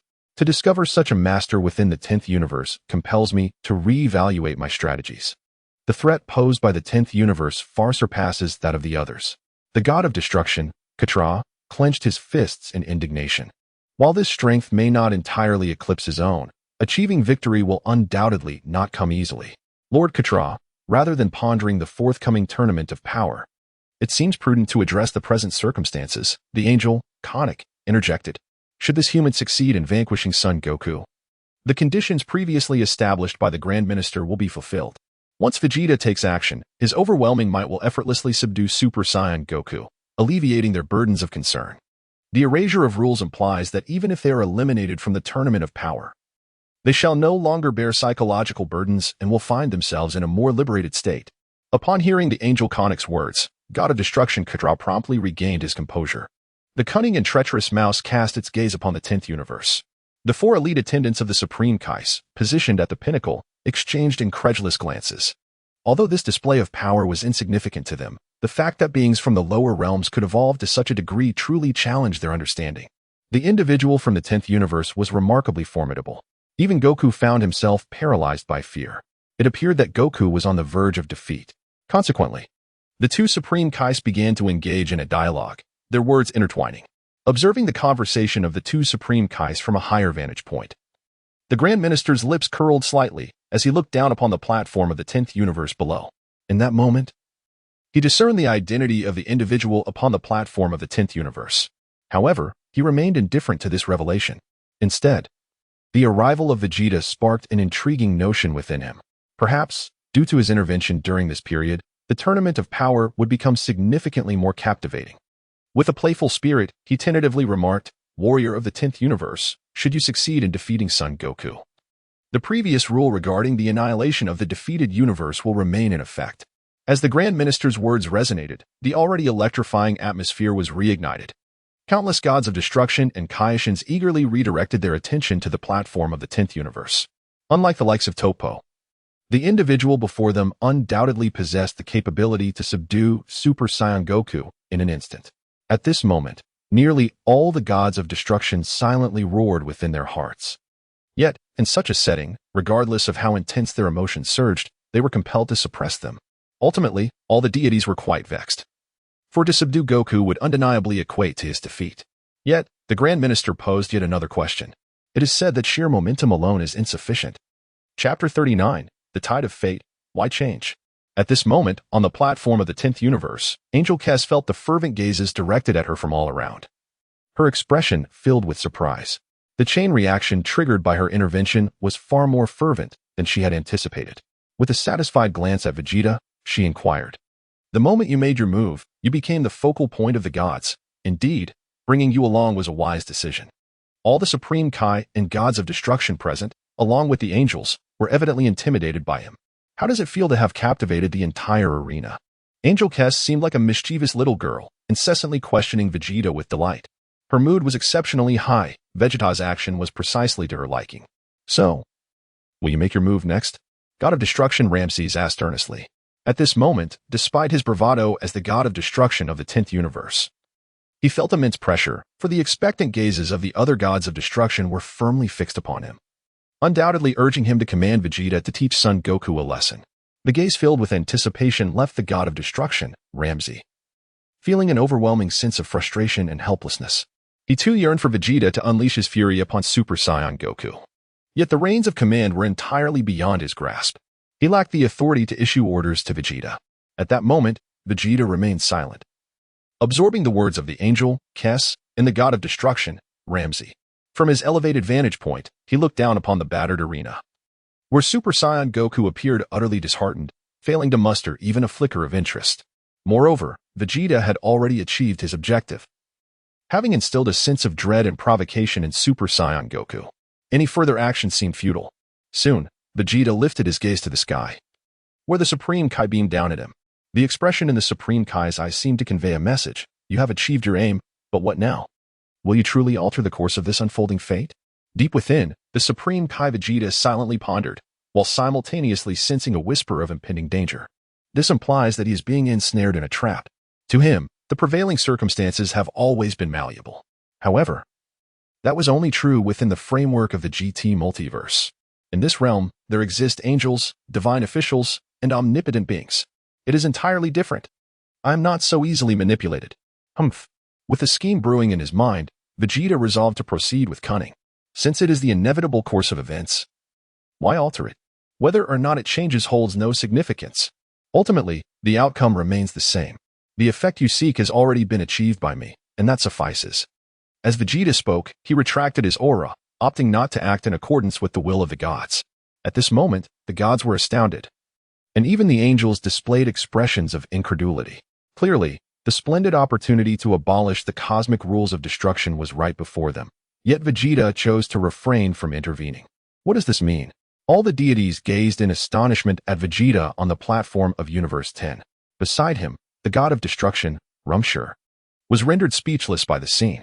His muscle-bound mind could not fathom why Vegeta refrained from taking action. Yet, he lacked the authority to command Vegeta and could only stand there, bewildered. Alas, I had hoped to witness more of the spectacle. However, this also fulfills the agreement. The angel, Kess, let out a slight sigh, harboring no intent of reproach. She had foreseen the situation unfolding in this manner, and the objective had been achieved. Vegeta's mere presence served as a deterrent to the other universes, and that was sufficient. What is the meaning of this, Universe 10? You possess the capability to defeat Son Goku, yet choose to remain passive. Do you truly wish for Lord Zeno to obliterate the universe that loses this contest? The god of destruction, Katra of Universe 4, could no longer contain his frustration and shouted at Universe 10. The golden opportunity lay before them. Yet this mortal failed to seize it, igniting a surge of anger within him. He could not comprehend Vegeta's reasons for refusal, especially when the fate of other universes was at stake. Could he not act for the greater good? Vegeta was painted as a villain by Quitra's words. Ahem. Lord Kara, please be mindful of your demeanor. The Grand Minister and Lord Zeno are watching. The angel, Konik, cautioned, consumed by rage. Katra instinctively cast a glance upward at the Grand Minister, who was regarding him with an icy, detached gaze. Instantly, a cold sweat broke out across Quitra's brow as he realized his indiscretion. He had become overly agitated, drawing the Grand Minister's displeasure. Had it not been for Konik's timely warning, Kara, the god of destruction, might not have lived to see the tournament of power, as he would have been mercilessly erased by Lord Zeno at the Grand Minister's command. The other gods of destruction observed Quitra's embarrassing predicament and could not help but chuckle. How disgraceful, Quitra! The god of destruction from Universe 12, Jean, could not resist a mocking remark. He had grown weary of this yellow-skinned rodent for quite some time. This sinister and cunning individual presents a facade of virtue while harboring ulterior motives. He entirely lacks the dignity befitting a god of destruction. Even the god of destruction Sidra, who ranks among the less competent in the 9th universe, possesses a character far superior to that of the god of destruction Quitella. This foul rodent is nothing but a disgrace to the god of destruction. Silence, you wretched fishman. Once you suffer defeat in the upcoming tournament of power, I shall relish the sight of your laughter extinguished. The god of destruction, Katra, seethed with rage, his teeth gritted as he uttered curses. Humph. I fear you shall be sorely disappointed, foul rodent. The 12th universe under my dominion is far from feeble. Our average power index ranks us within the top 4. The god of destruction, Jin, proclaimed, with the angel, Matinu, promptly echoing his sentiment. Indeed, Lord Jin, as you have articulated. Our 12th universe boasts an average power index that places us second, with only a slight margin separating us from the first universe. Unlike certain universes languishing in the penultimate position, we are not to be included within the confines of this tournament of power, as Matinu's sardonic remarks hung in the air. They further incited a tumultuous response from Katra, whose complexion oscillated between shades of green and purple. The god of destruction, Jin, and the angel, Matinu, were deliberately mocking them. The angel, Kornik, from the 4th universe, could only manage a resigned smile, though he yearned to retort. The truths laid bare by his opponents were irrefutable. Jin, perhaps it would be wise to temper your words, lest we jeopardize the tranquility among us, interjected the god of destruction, Iwan, from the 1st universe. The reticent creature unexpectedly intruded, leaving the god of destruction from the 12th universe, Jinx, somewhat astonished. The creature, typically reticent, has unexpectedly emerged to speak. However, as the universally acknowledged preeminent deity of destruction, he certainly possesses the merit to utter such words. Chapter 40. Vegeta, the noisy deity. With the intervention of the gods of destruction, Jin and Iwan, who preside over the top 2 universes, the other higher-ranked deities felt compelled to respond. Iwan was correct. We should not disrupt the harmony among us. Jin, the god of destruction from Universe 8, Ligil, smirked and seized the opportunity to mock Jin of Universe 12. There has long been animosity among these deities, and whenever the chance arises, they will not hesitate to deride one another. Since when do you have the right to interject? You foolish fox, Jin retorted in a low voice. Humph, I certainly have the right to speak. My Universe 8 ranks among the top 4. According to regulations, our universe is exempt from participating in the tournament of power. The cunning fox, Ligil, smiled wickedly, relishing Jin's anger. So what? Your Universe 8 is merely ranked 4th. My Universe 5 surpasses yours, aside from your Universe 12.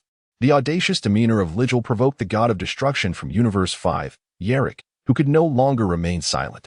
The average index of Ligil's Universe 8 was not even superior to that of his Universe 5. If anyone should speak, it ought to be him, not this upstart. Upon hearing Yarick's mockery, Ligil's eyes glinted with displeasure. What is a mere Universe 5 boasting about? Just slightly surpassing us in average index. And you're already swelling with pride. As a god of destruction, your lack of decorum is quite unbecoming. I genuinely worry about the image of our kind when I see you lot. The god of destruction from Universe 2, Helles, displayed an expression of disdain. She expressed her contempt for the previous deities, who, despite being colleagues for many years, resorted to mutual ridicule. It is evident that those with higher average indices feel an overwhelming sense of superiority over their peers. As the lowest-ranked god of destruction from the 9th universe, Sidra scoffed disdainfully. He held in utter contempt for the 4 gods of destruction who were exempt from participating in the power tournament selection. Yet, he found himself at a loss for an appropriate retort. As the universe with the lowest average index, they had suffered a humiliating defeat against the 7th universe. The formidable trio participating in this competition was already among the strongest fighters in the 9th universe. Now, having been vanquished in the skirmish against the 7th universe, their situation had grown increasingly perilous. Following Sidra's remarks, Mosco, the god of destruction from the 3rd universe, began to voice his own opinions. The mechanical ticking emanating from Mosco signified his dissatisfaction and ire. You self-important individuals, do you truly believe that a slightly elevated average index entitles you to such arrogance? A high average index does not imply that the strongest fighters reside within that universe. The ongoing provocations compelled the clown god of destruction, Vermaud, to express his discontent. Observing the pompous demeanor of the higher-ranked gods, he felt a wave of irritation wash over him. It is worth noting that their 11th universe was just a fraction short of breaking into the top 4, yet that minuscule gap was insurmountable. However, in comparison to those higher-ranked universes, he found confidence in the strength of his own warriors, one of whom even surpassed his own prowess. Instead of engaging in these futile arguments, he proposed interrogating the god of destruction, Ramses, about why the warrior he brought, possessing the capability to defeat Goku, chose to remain a bystander. Suddenly, Kampa, the god of destruction from the 6th universe, interjected, redirecting the focus toward the 10th universe. Silence, Kampa. Our universe's affairs are not for you to meddle in. If he chooses not to intervene, I shall not force him. He retorted sharply. And you, cease your incessant prattling. Otherwise, do not blame me for being unyielding. I recall that it was you and Beerus who orchestrated that ill-fated tournament, leading to the current predicament. You are one of the culprits. In response to Kappa's accusations, Ramses stood resolutely, his voice booming in defiance. However, this only served to incite the dissatisfaction of the other gods of destruction. Apart from the top 4 ranked deities, the remaining gods turned their ire toward the 10th universe. Witnessing the fierce countenances of the enraged gods, Ramses felt a cold sweat trickle down his forehead. The situation was spiraling out of control. It appeared that events were unfolding in an unforeseen direction. Such a scene of discord among the gods of destruction had not been witnessed in over 1 billion years. And this quarrel was far more intense than those of the past. Angel Kess observed the incessant quarrel unfolding below on the platform, and rather than intervening, she wore a smile reminiscent of one who relishes a spectacle. The 2 Omni Kings and the High Priest, positioned at the zenith, shared a similar bemusement. Their curiosity piqued as they surveyed the scene. It appeared that, for them, this manner of passing time was quite agreeable. On the platform of the 10th universe, Vegeta listened to the cacophony of discussion swirling in his ears, his expression growing increasingly somber. Though he remained silent, the aura surrounding him subtly shifted in accordance with his rising agitation.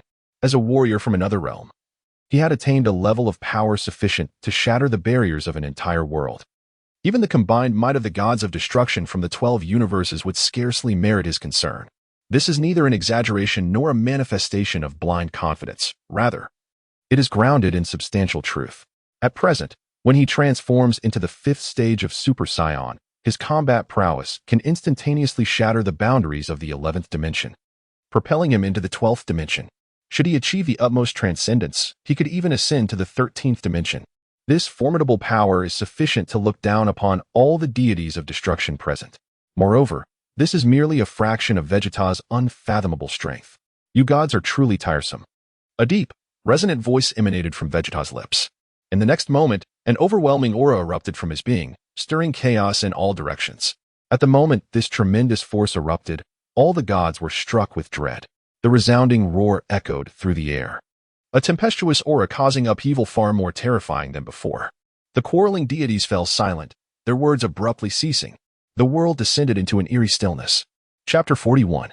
In fury, the gods tremble. The 12 angels turned their gazes towards Vegeta. The Grand Priest and the 2 Omni Kings were intrigued, observing Vegeta's position with keen interest.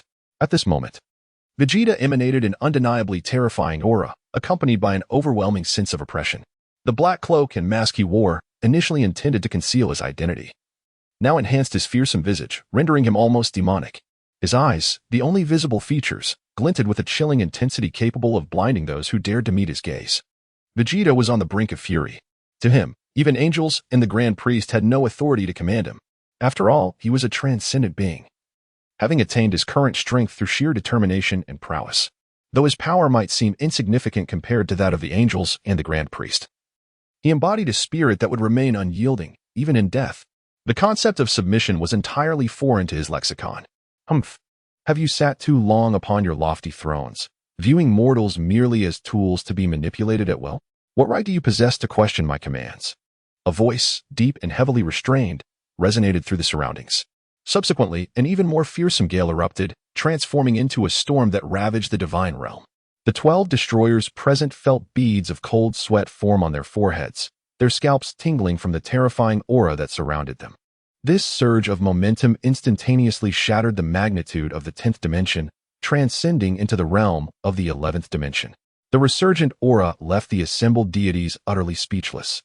In this extraordinary realm of divinity, it appears that the overwhelming aura threatens to erupt with unfathomable force, if the previous energy allowed them to contend. Slightly gaining the upper hand, this newfound presence is an unequivocal domination. The Super Saiyan Goku, still on the arena, is now utterly astounded.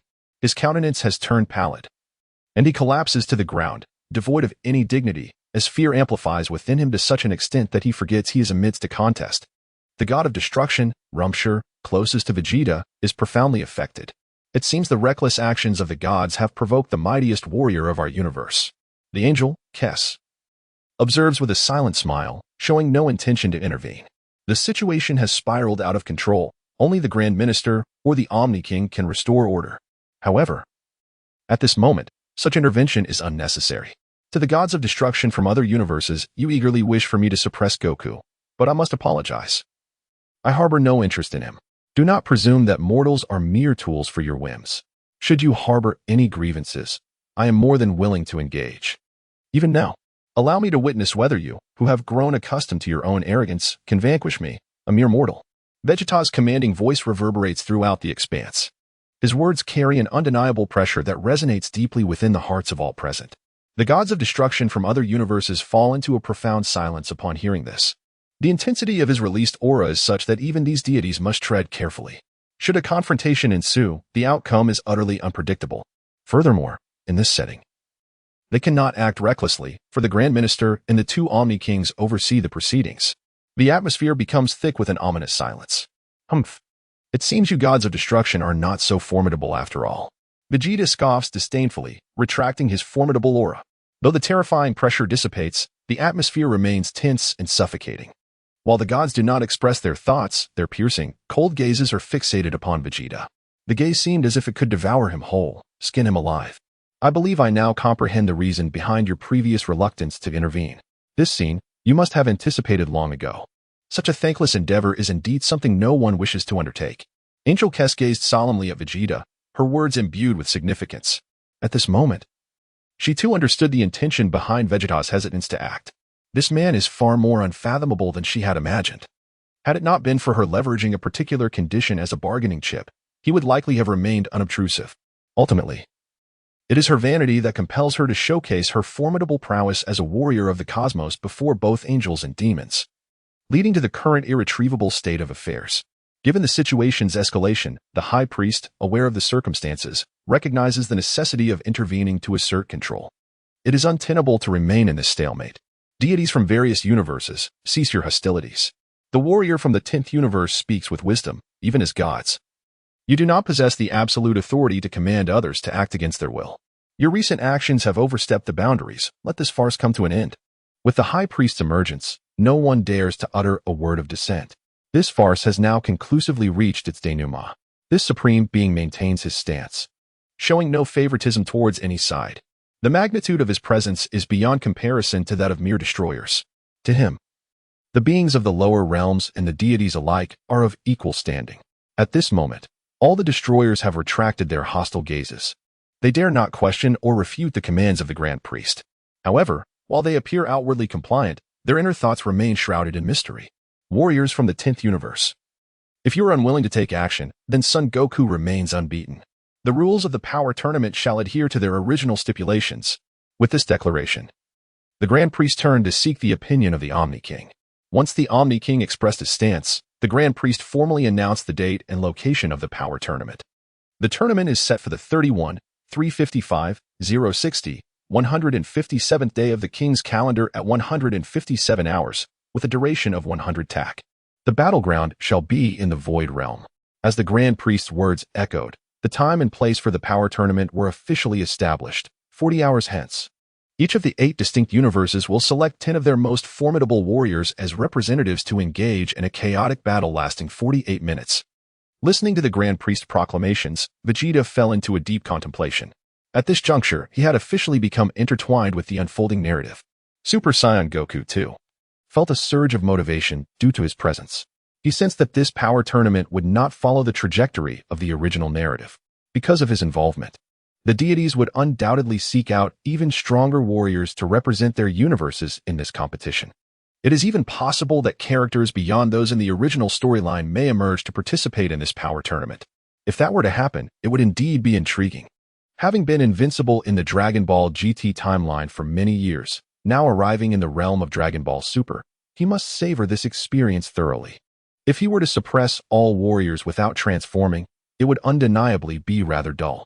Chapter 42, The Retreat of the Gods. The Grand Priest plea all deities across the universe, it is best that you withdraw. Everything has been meticulously arranged and is now ready, the Grand Priest commanded, dismissing all divine beings present. 40 hours may seem but a fleeting moment, yet it is sufficiently ample for the Supreme Kai and the God of Destruction. These 40 hours afford them the opportunity to traverse the cosmos countless times.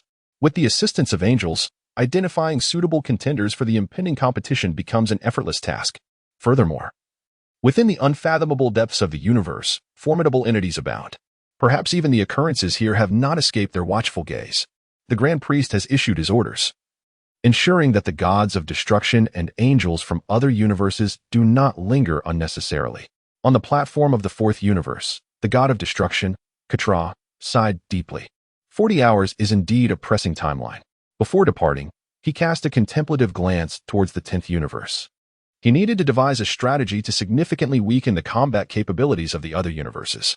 Just as the thought of targeting the 10th universe crossed his mind, the angel, Konik, unceremoniously interrupted him. Lord Katra, we must take our leave, urged Angel Konik. Very well, I understand, replied Katra, snapping back to reality. He dismissed his earlier thoughts, and, utilizing the Supreme Kai's abilities, the group returned to the fourth universe.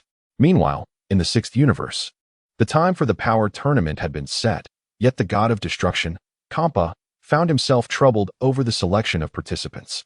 Among the known strong beings in his universe, only the assassin hit was deemed worthy. The remaining candidates were merely weaklings, mere numbers to fill the roster. I wonder if Hit's family will be available, Kampa lamented helplessly. Beside him, Angel Vados couldn't help but smirk at his musings. God of destruction Kampa, your imagination is quite grand. Rather than lamenting here, we should expedite the gathering of our competitors. Time is of the essence, Lord Kampa. She reminded him with a sidelong glance. All right, I understand, Kampa replied wearily. The two gathered around the Supreme Kai Fu Wang. Kaya. As the Kaioshin Fua recited the incantation, the trio simultaneously vanished from this peculiar realm. On the platform of Universe 11, just before their departure, the clown god of destruction, Wime, cast a meaningful glance toward the position of Universe 10's platform. His gaze was fortuitously met by the god of destruction from Universe 10, Rumshur. Observing the clown's evident trepidation, Rumshur puffed out his chest, wearing a smug expression. Do not be overly arrogant, Rumshur. Your universe boasts formidable warriors, yet mine does as well. When the tournament of power officially commences, your Universe 10 shall undoubtedly be the first to face elimination, Wime muttered with dissatisfaction. In the next moment, under the influence of Kaioshin Kai, everyone was teleported away, returning to Universe 11. Meanwhile, in Universe 7, the shaken Super Saiyan Goku trembled as he returned to his universe's platform. His expression suggested he had yet to recover from the previous shock. His entire body was drenched, not merely from the heat of battle, but predominantly from the cold sweat induced by fear. Witnessing Goku in such a disheveled state, the god of destruction, Beerus, was overcome with fury. You reckless fool, do you realize the colossal trouble you have stirred? When the tournament of power begins, our Universe 7 will undoubtedly be besieged by all participating universes. And do you comprehend now just how terrifying that individual from Universe 10 truly is? Thinking that a mere fraction of power gives you cause for pride. In the presence of a true warrior, your strength is insufficient even for a warm-up. Enraged, Beerus seized Goku by the neck, delivering a scathing reprimand. He understood that even with his full might, there was no guarantee he could subdue that formidable opponent. Faced with the furious god of destruction, Goku wore a wry smile, feeling a deep sense of injustice and helplessness within. This time, he was indeed too impulsive and excessively arrogant. Regrettably, everything is beyond redemption now. I apologize, Lord Beerus. It was my impetuosity. Super Saiyan Goku wore a bitter expression, yearning to explain himself but at a loss for where to begin. The recent tournament was ignited by him. Gripped by the god of destruction, Beerus, he found himself devoid of any means to resist. Beside him, the Super Saiyan Gohan wished to intervene but lacked the courage to do so. Majin Buu, too, had lost any desire for snacks, simply standing by in a daze. The ordinary human, Satan, had now awakened, his face a mask of confusion, utterly unaware of the unfolding chaos. Observing the relentless torment of Super Saiyan Goku at the hands of Beerus, the angel let out a resigned sigh, saying, Lord Beerus, please release Goku. This is not the time for internal strife. We must depart, for remaining here would surely displease the Grand Minister. At the mere mention of the Grand Minister, Beerus trembled, casting a furtive glance towards the lofty heights. The Grand Minister was watching him with a knowing smile. And in an instant, Beerus was compelled to loosen his grip. Why didn't you remind me earlier, Whis? That insufferable brat. I shall deal with him properly once we return. Despite his profound displeasure, Beerus had no choice but to comply under the Grand Minister's imposing presence. Kai. The King Kai, Shin, chanted a spell, transporting everyone from Universe 7 away. As they departed, The other universes followed suit, leaving only the god of destruction, Rumshur, the angel, Kess, the king Kai, and Vegeta in this peculiar space. Gazing at the desolate platform, Rumshur turned to Guas. "We should also leave to prepare our contestants for the power tournament," Rumshur stated. "Indeed." Lord Rumshur, Guas nodded in agreement. However, the Grand Minister's voice suddenly echoed, "Please, Universe 10, remain." Grand Minister. Faced with the Grand Minister's intervention, Rumshur broke into a nervous sweat, quickly bowing deeply. "We greet you, Grand Minister." In close proximity, Guas was overwhelmed with fear, hastily prostrating himself on the ground. Beads of cold sweat forming on his aged visage, hardly daring to breathe. Having met the Grand Minister, "May I inquire why you have chosen to retain us from Universe 10? Kess asked respectfully, bowing slightly. In response, the Grand Minister offered no words, instead revealing a mysterious smile. Gradually descending from the heights, he paused at a certain distance, his gaze unabashedly fixed upon the cloaked figure of Vegeta. Ultimately, "It seems my father's keen eyes could not be deceived. Vegeta's identity has indeed been uncovered. Yet, during the assembly of the gods, my father chose not to expose him. What could be the reason now?" Angel Kess pondered quietly within her heart. Despite being the eldest daughter of the High Priest, her understanding of her father's thoughts remained woefully inadequate. Meanwhile, the god of destruction, Ramses, who was bowing at a perfect 90-degree angle, felt his heart leap into his throat. The High Priest's unabashed gaze was fixed intently on Vegeta, and he too understood the reason behind it. Should blame be cast upon him, his position as the god of destruction would undoubtedly come to an end. Meanwhile, the god of the universe, Guas, who lay prostrate on the ground, buried his head lower, trembling with anxiety. Upon realizing that the High Priest's target was himself, Vegeta expressionlessly lifted his gaze, his eyes beneath the mask locking with the High Priest's. One was the supreme angel, while the other stood as the mightiest mortal across the vast majority of timelines. The intensity of their mutual stare heightened the tension in the atmosphere to its zenith. The heart of God of Destruction, Rumsey, raced uncontrollably, and a look of apprehension crossed the face of Angel Kess. "My daughter, you have brought me quite a surprise, though merely a mortal. You have ascended to realms unattainable even by the divine." Vegeta, hailing from alternate timelines, had reached a power that exceeded the limits of a single universe. Fascinating, indeed. In the countless parallel universes, only a select few exceptions found themselves in such a predicament. The High Priest surveyed Vegeta with a smile that hinted at satisfaction, silently commending Vegeta's existence. As he scrutinized Vegeta, the latter also assessed him in return. "Is this the profound mystery of the great divine officer?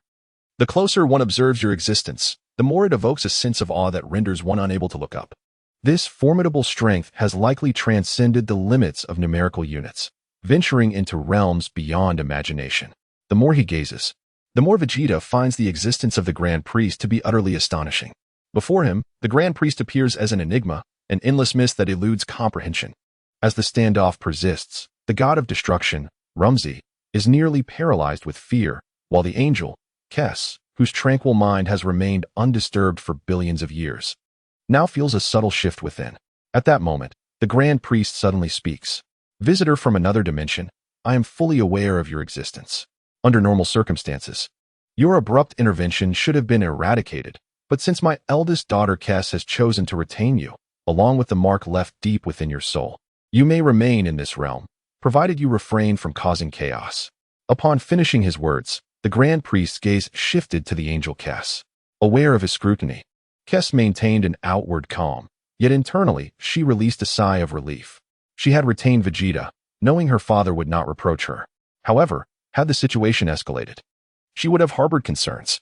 With the Grand Priest's assurance, her worries dissipated. "Kess, the calamity caused in Universe 10 due to the apprentice Kaish and Zamas has affected numerous timelines. I trust that such an incident will not recur," the Grand Priest remarked, his expression a blend of amusement and seriousness. "Rest assured, father, I will keep a vigilant watch over him." "A repeat of Zama's incident will not occur," Kess promptly affirmed, earning the Grand Priest's unwavering trust in her words. "Very well then.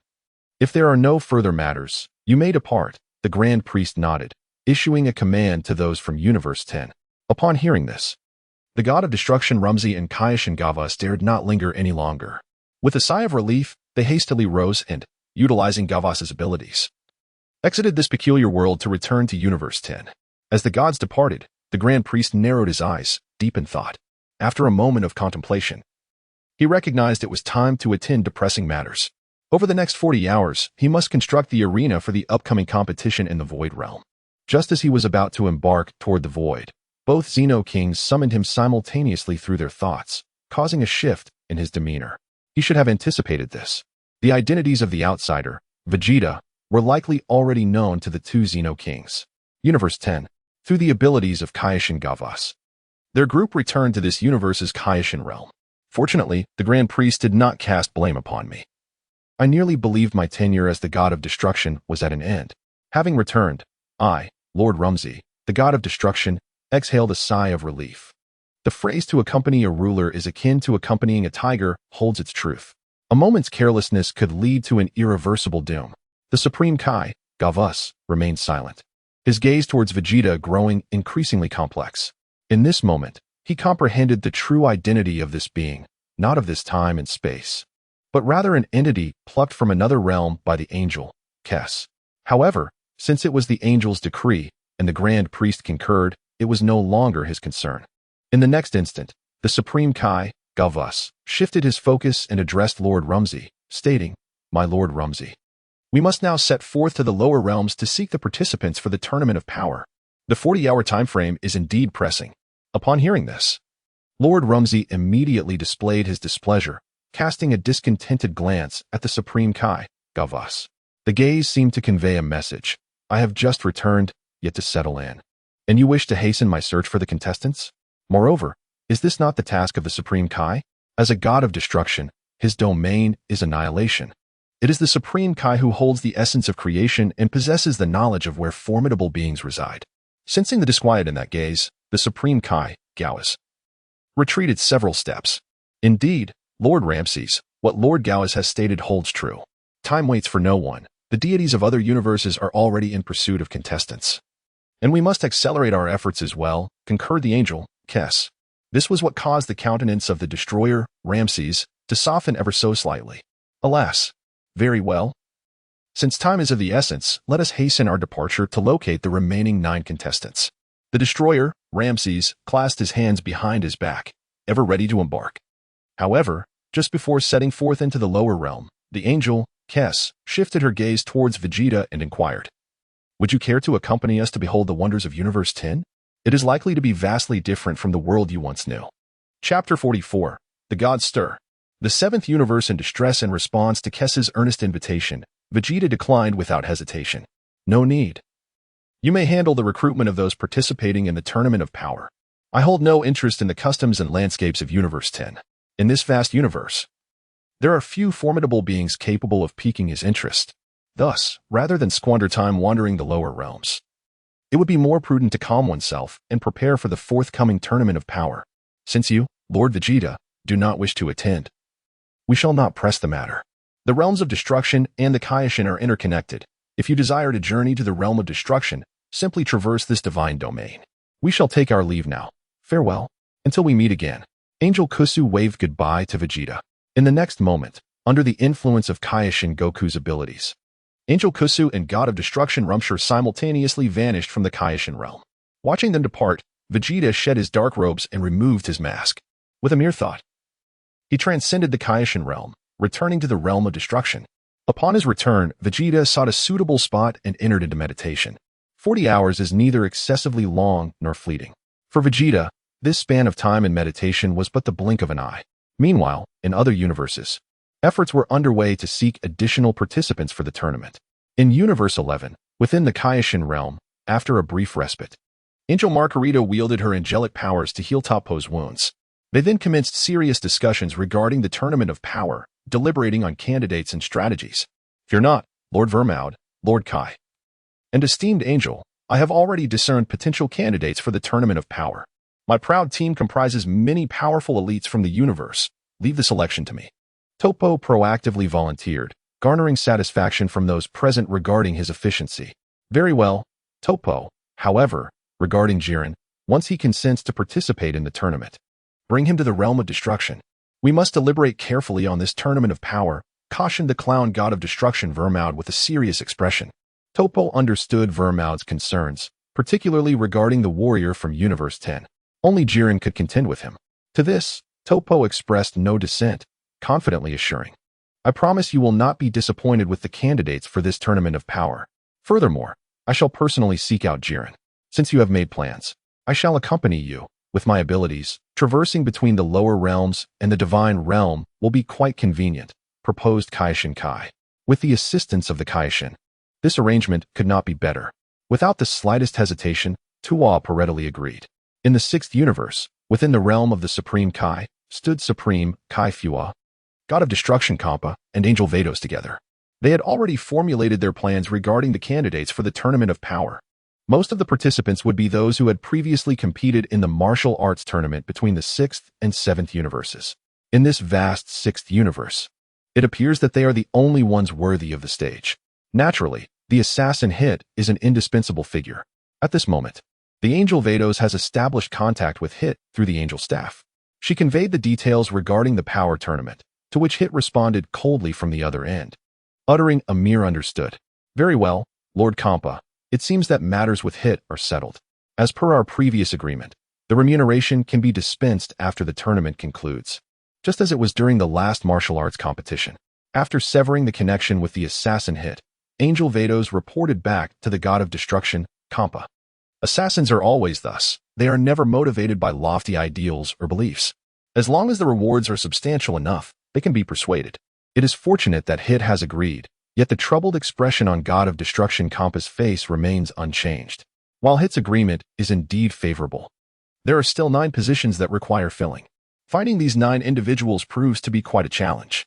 Upon witnessing the perplexed expression of the Destroyer God, Kampa, the angel, Vados could not help but jest. Lord Kampa, might you inquire with Hit if he happens to have 9 brothers as well?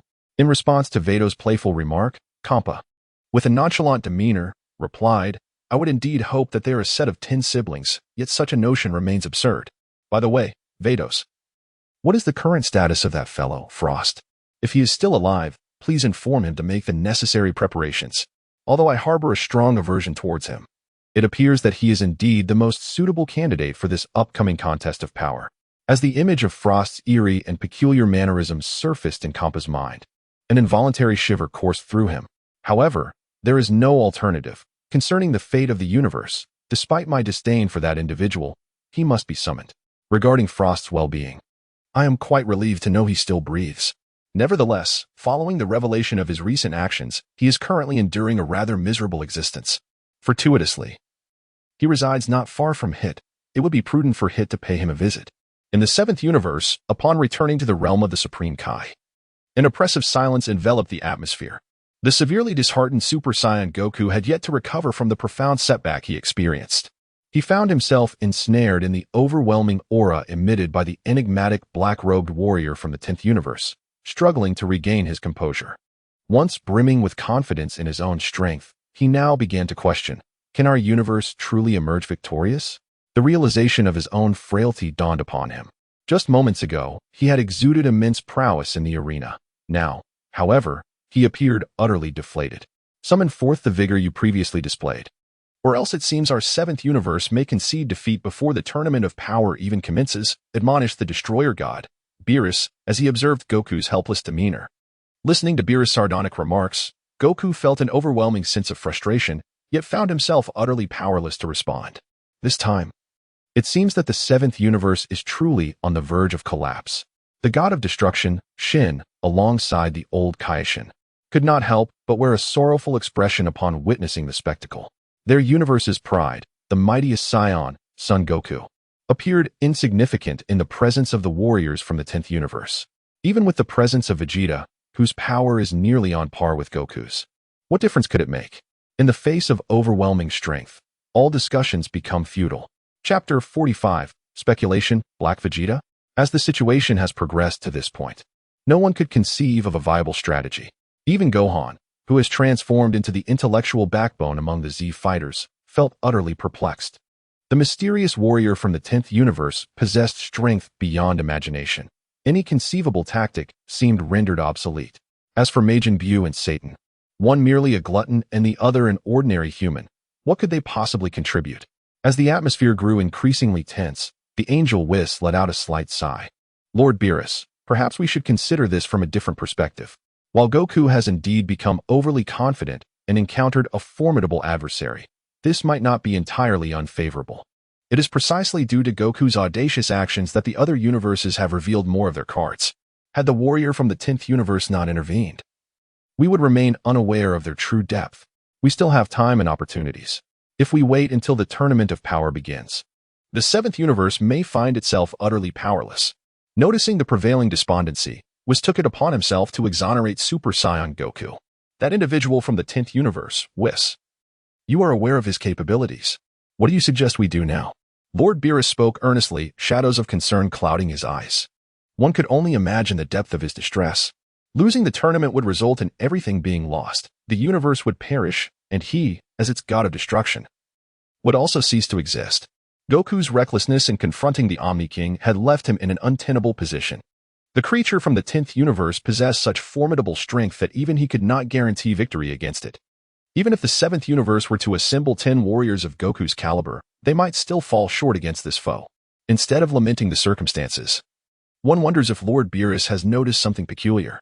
Does the mysterious warrior from the 10th universe bear a resemblance to anyone within our own universe?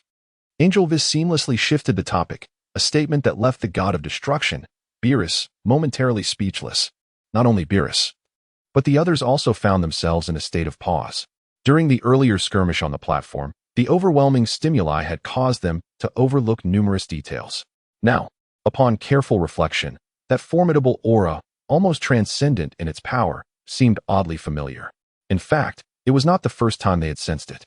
The essence of that individual indeed resonated with Beerus, stirring a hint of recognition within him. Did this imply? The brow of Beerus furrowed deeply, and his thoughts grew increasingly profound. Considering the events that had transpired due to the 10th universe, he had begun to form a vague hypothesis. At this moment, Son Gohan seemed to have come to a realization. Whis, Lord Beerus, please allow me to express my thoughts. I still vividly remember that overwhelming aura. And if I am not mistaken, it bears an uncanny resemblance to Uncle Vegeta's presence. Son Gohan's revelation ignited a fervor in the room. Vegeta. Yes, it is indeed Vegeta. The unique sensation emanating from that aura is strikingly similar to the Vegeta I frequently encounter. It truly felt as if it was Vegeta. Although that energy was formidable, its essence remained unchanged. Could it be that someone from Universe 10 has somehow usurped Vegeta's body? At this moment, Son Goku was enlightened. Recalling the events he had experienced in the future world, this hypothesis was indeed plausible. The mysterious cloaked warrior's true identity could very well be someone from Universe 10, or perhaps a version of Zamasu from another parallel world who had seized Vegeta's body and remained in Universe 10. However, this was merely speculation. Our universe's Vegeta is currently safe and sound. Moreover, the Zamasu from this world has already been vanquished by Lord Beerus, alleviating concerns about his interference. As for whether another individual has taken possession of Vegeta's body, that remains uncertain. Nevertheless, the likelihood of such an occurrence is minimal, at least in my view. The deity of Universe 10 would not stoop to such actions, and their angel, to my understanding, would also refrain from engaging in such behavior. Whis meticulously analyzed for the group. He was quite familiar with his elder sister, Angel Kess. While other universe angels might entertain such actions, Angel Kess would certainly not. The true identity of that individual has become inconsequential. What I am primarily concerned with is whether you have devised a strategy to confront such a monstrosity. Can you and Vegeta triumph together? Lord Beerus redirected his focus back to Son Goku. Rather than squandering time and energy debating the true identity of their adversary, it would be far more prudent to concentrate on the imminent tournament of power. Victory holds far greater significance than anything else. Father, you must have a plan, right? Son Gohan inquired urgently. With all eyes now fixed upon him, Son Goku decided to unveil his strategy without reservation. Although that mysterious person's strength is formidable, even surpassing my Super Saiyan Blue form's 20-fold Kaioken, it was precisely this challenge that illuminated my path to breakthrough. If I train in the hyperbolic time chamber with Vegeta, there may still be a chance. Listening to the elucidation provided by the extraordinary Son Goku, the gathered individuals comprehended the entirety of the situation. The Spirit Time Room, to put it plainly, is a realm of alternate dimensions where the passage of time diverges significantly from that of the outside world. Goku, is your intention to enter this space alongside Vegeta and engage in over a year of rigorous training? striving to shatter the shell of latent possibilities and ascend to a higher realm? To be candid, the Angel Whisk does not hold this proposal in high regard. While a duration exceeding a year may seem promising, at such a formidable level, each incremental advancement is of immense value. The adage that training knows no bounds, where a blink can equate to centuries, is not merely a saying. Strength is cultivated gradually, and it is certainly not something that can be achieved through a meteoric rise. You possess a remarkable confidence in undertaking roughly a year of training, but at this juncture, apart from placing faith in you, there lies no alternative. With circumstances having reached this point, even the god of destruction, Beerus, must place his trust in Son Goku, although aspiring to achieve the status of a god of destruction, or even surpass it, within a year is rather fanciful. Goku has already bestowed upon them countless miracles. Perhaps this time, success is within reach. Chapter 46. Preparations before battle. At this moment, the long-silent old Kai emerged proactively. His sudden appearance caught everyone off guard. The god of destruction, Beerus, cast a disdainful glance and remarked, "Old man, what do you intend to do?" "I may be able to assist with Goku's training in the hyperbolic time chamber. Do not forget, my abilities can unlock an individual's latent potential, and given sufficient time, I could even elevate your powers beyond your limits." Upon hearing Beerus's inquiry, the old Kai did not hesitate to get to the point. His words elicited varied reactions among the gathered crowd. And Beerus recalled that although this old fellow was not formidable in combat, his abilities were indeed peculiar. Indeed, Lord Old Kai's unique skill can maximize the strength of my father and Uncle Vegeta in a short span of time. That is how I came into my own. Gohan reminisced about the day he received the Old Kai's potential unlocking. Although it seemed rather implausible at first glance, once the process concluded, he was astounded by the overwhelming power he had acquired. In an instant, he transformed from being at the bottom of the ranks to becoming the strongest individual warrior of that era.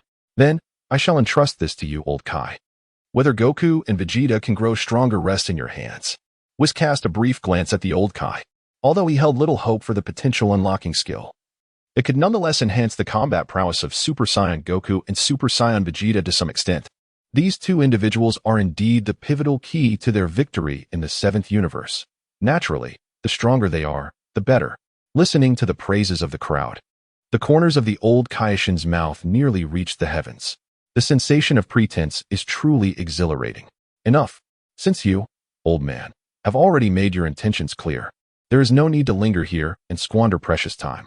Time is of the essence. Those two fellows must proceed with their training, and we are tasked with the responsibility of locating the competitors. Hurry and transport us to Earth, and swiftly arrange for the remaining contestants. Do you comprehend?" The irritable god of destruction, Beerus, bellowed at the top of his lungs. At this juncture, the god of destruction, Beerus, was not to be trifled with. No one would be foolish enough to provoke his limits. Ultimately, under Beerus's command, the Supreme Kai, Shin, led everyone to Earth. Upon their return, Goku entrusted the significant task of locating additional participants to Gohan. Bearing this weighty responsibility, Gohan understood the gravity of his forthcoming mission. Fully aware that the fate of the universe hinged upon it, thus, the search for contestants fell squarely upon his shoulders. Eventually, they returned to West City. Goku was the first to approach the Super Vegeta of this timeline, elucidating the reasons and the rules governing the upcoming Tournament of Power. A series of explanations ignited Super Vegeta's fury. In a fit of rage, he seized Goku by the collar. His gaze filled with an intensity that suggested he wished to devour Goku whole. With his understanding of Goku, it was clear to him that this fool's recklessness had precipitated the tournament and its harsh rules. "Kakarot, I knew it was your doing. Tell me, do you truly believe we can secure victory? What will happen if we lose? Everyone could perish because of your reckless folly." Super Vegeta berated Goku vehemently, expressing his frustration. Of all times for a tournament to occur, it had to be now, just as his daughter was about to be born. "Vegeta, I acknowledge my fault. But there's no turning back now, is there? This is our last chance.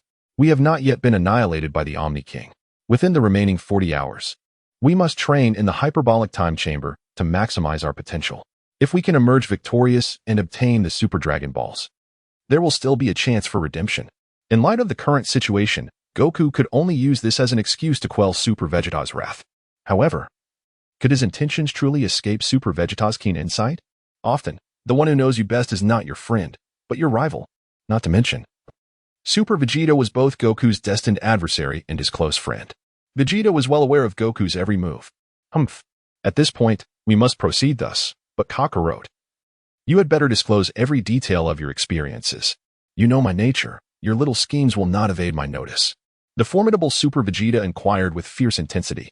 Well, I had originally intended to address this matter later, but it seems appropriate to discuss it now. During an initial skirmish at the King of All's temple, I encountered a formidable opponent from Universe 10. Even in my Super Saiyan blue form, utilizing the 20-fold Kaioken, I found myself devoid of any courage to retaliate against him. Before I could finish my thought, Super Vegeta was stunned by Goku's words. Though reluctant to acknowledge it, the Goku before him, should he unleash the 20-fold Kaioken, would undoubtedly surpass his own strength. Yet, even such power left him so intimidated that he lacked the courage to fight back.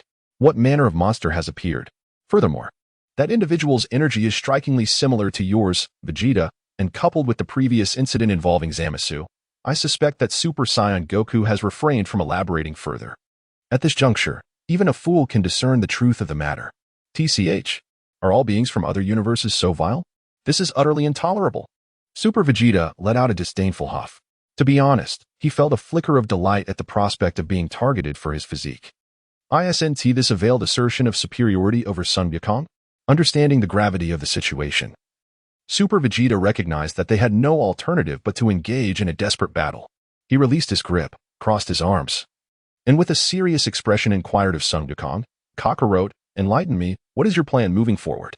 Let us first train in the hyperbolic time chamber, along with the old Kai, who will accompany us. With a year and a half, coupled with the old Kai's method of potential unlocking, we shall significantly enhance our abilities.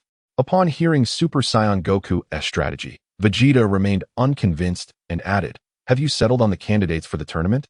There is no need for you to worry about that. We need only focus on our training.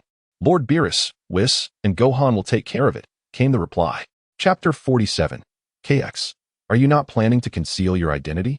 Time flew swiftly, and in the blink of an eye, 38 hours had elapsed. With less than 2 hours remaining before the commencement of the power tournament, Vegeta, clad in black and deep in meditation within the God of Destruction realm, sensed that the moment was near and awakened from his reverie. Upon opening his eyes, he beheld the angelic KX, a whimsical little girl, standing before him. Ah, you are finally awake. I thought it would take a while longer for you to emerge from your meditation.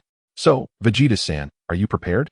Lord Rumsey, Kaioshin-Gavas, and the other contestants are already ready in the Kaioshin realm, KX inquired politely, a light laugh escaping her lips. Let us proceed, Vegeta responded with a slight nod, betraying no unusual emotions.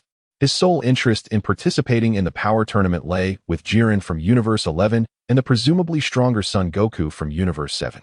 Even though many from the other universes possessed formidable techniques, they paled in comparison to them. This attitude and demeanor stemmed from the fact that the contestants from Universe 10 were rather lackluster. In his mind, the remaining 9 participants were merely there to fill the ranks, and he was already prepared to single-handedly overcome the other 7 universes during the tournament. Then, let us depart. KX, in her endearing demeanor, was as delicate as a songbird. With that, she gently tapped her staff against the void, unleashing a mysterious angelic power. A cascade of radiant colors enveloped them, and in the next moment, as the brilliance faded, they found themselves transported from the God of Destruction realm to the Kaioshin realm. Lord Rumsey, we have arrived. Kess greeted them. Vegeta, who had arrived, cast his gaze past the God of Destruction, Ramus, and the Supreme Kai, Gawas, landing upon the 9 competitors they had gathered: Muley Chimu, Lilybell, Gilasun, Napapa, Wabni, Maciop, Gilker, Rubart, and Jayam. Aside from Lilybell, who was a woman, the rest were all, without exception, muscle enthusiasts. This indeed aligns with the modus operandi of the God of Destruction, Rumshur, who seeks only those who are superficially formidable yet fundamentally weak. Akin to paper tigers, the majority among them operate on a scale of billions, with only a select few achieving the magnitude of trillions. In the vast cosmos, they may dominate a particular realm, yet their participation in the power tournament at this juncture undoubtedly renders them mere cannon fodder. Furthermore, these participants are characters from the original narrative, without exception. The sole exception appears to be the fighter proficient in Muay Thai, who has been supplanted by Vegeta. Although I paid little heed in my previous life, I distinctly recall Vegeta's knowledge of the names of the original characters. The one who was replaced was named Murism. You have finally awakened. With your arrival, our contestants from Universe 10 are now complete. Observing the approaching Vegeta, the corners of Rumshi's mouth nearly ascended to the heavens. This shall be his final trump card in the current power conference. Are you the contestant that Lord Ramsey has been eagerly anticipating? How handsome you are. I am Lily Bei Wu. May I inquire your name? What celestial being do you hail from? Upon first encountering Vegeta, Lily Bei Wu was utterly smitten. This indeed aligns with her butterfly maiden persona. The Vegeta before her embodies precisely the type she adores. In response to Lilibai's probing inquiries, Vegeta dismisses her with a cold indifference, diverting his gaze directly towards the god of destruction, Rumshi, and inquires, "When shall we depart?" Ignored outright. Lilibai's expression shifts to one of embarrassment, quickly followed by a flash of indignation in her eyes. As a woman who despises being overlooked, especially one who considers herself a beauty, even if Vegeta is her type, she cannot help but feel displeased. However, she must swallow her ire. For both the god of destruction and the supreme Kai, along with the angel, are present. Upon hearing Vegeta's words, the god of destruction Rumshi turns his gaze to the angel, Kess. Kess nods slightly, indicating that the moment has arrived. Although time is still ample. If patience is running thin, we may set forth now, Rumshi replies. Prior to that, Vegeta-san, do you not wish to maintain an air of mystery? After all, your identity is rather unique, Kess suddenly interjects, prompting Rumshi to realize the implications. Indeed, it would be peculiar if the Vegeta from Universe 7 were to participate. The other contestants are momentarily taken aback, their confusion palpable. Even Guas hesitates, as he understands that their universe has sought out this Vegeta, skirting the edges of propriety. Boring. I know that the Vegeta from Universe 7 in this timeline will also compete. But if I'm participating, is there really a need for concealment? Vegeta's retort leaves Rumshi and Guas in a cold sweat. Indeed, that is a valid point, since participation has been sanctioned by the Grand Minister. What is there left to hide? It is merely a matter of two versions of him encountering one another. Is that so? Then it seems I have been overly cautious. In that case, let us proceed, Kess muses, her eyes narrowing. Initially, she had intended for Vegeta to remain concealed, only to unleash his full power later on, astonishing all universes. Now that Vegeta has chosen to compete without such stratagems, the situation need not be so convoluted. This unexpected turn of events alters the way the other contestants regard Vegeta entirely, including Lily Bei, who grows even more curious. As Angel Kess waves her staff, the mysterious power of divine laws manifests, establishing contact with the Grand Minister, who resides in the void. Grand Minister, the 10 warriors from Universe 10 are fully prepared. As the voice of Angel Kess echoed through the air, a mysterious radiance enveloped all present in an instant. With this unique luminescence surrounding him, Vegeta's gaze narrowed slightly. He sensed an unprecedented and peculiar sensation. Immediately, he expanded his perceptive abilities, committing this feeling to memory within his very being, and continuously explored its depths. In the next moment, everyone present vanished from the realm of the King of Worlds. In the void, at the heart of chaos, a colossal and magnificent edifice floated majestically. Such a feat could only be accomplished by the divine. This is precisely the arena of the power conference, designed to withstand the chaotic dance of 80 warriors in battle. At present, the arena lies desolate and empty, while 3 gods of destruction diligently repair it under the command of the High Priest. The 3 beleaguered gods of destruction, following the High Priest's directive, endeavored to assess the sturdiness of the arena. They had hoped to seize this opportunity to make a grand impression before the Omni King, unleashing their might without restraint. Unsurprisingly, they ended up damaging the arena. Realizing that reinforcement was necessary, the High Priest entrusted the task of repairing the arena to the 3 gods of destruction. They were compelled to restore the arena to its original state before the official commencement of the tournament. Chapter 48, The Realm of Nothingness. As the 3 gods of destruction fervently worked on the repairs, a beam of white light descended into the realm of nothingness. Contestants from the 10th universe arrived, the first to grace the arena. Upon entering this unfamiliar realm, all 10 participants, including Vegeta, were momentarily awestruck. After all, it was the first time anyone, even Vegeta, had witnessed the world in its chaotic state. Such astonishment was inevitable. Unsurprisingly, we are among the first to arrive here, one remarked. TCH, those other universes are truly sluggish. Angel Kess and God of Destruction Ramsey exchanged words. One maintained a calm demeanor, while the other stood with an air of arrogance, hands on hips, exuding a petulant attitude. However, they quickly noticed the 3 gods of destruction diligently repairing the arena, prompting Ramsey to chuckle. Hey, Ramsey, what are you laughing at? Inquired God of Destruction Yarrick from the 5th universe. We are fulfilling the honorable task bestowed upon us by the High Priest. Added God of Destruction Ligil from the 8th universe. Rather than mock us here, you should prepare for the upcoming competition. Do not become the first universe to be eliminated. Cautioned God of Destruction E1 from the 1st universe. You need not concern yourselves with our 10th universe's chances of victory. Just continue your repairs, rest assured. The contestants I have selected will not disappoint me. The championship of this power tournament shall undoubtedly belong to the 10th universe. God of Destruction Ramses spoke with unwavering confidence, even declaring that securing victory would be a mere formality. The 3 gods of destruction felt a surge of displeasure upon hearing this, secretly deriding Ramses' audacity. They all understood the source of Ramses' overconfidence.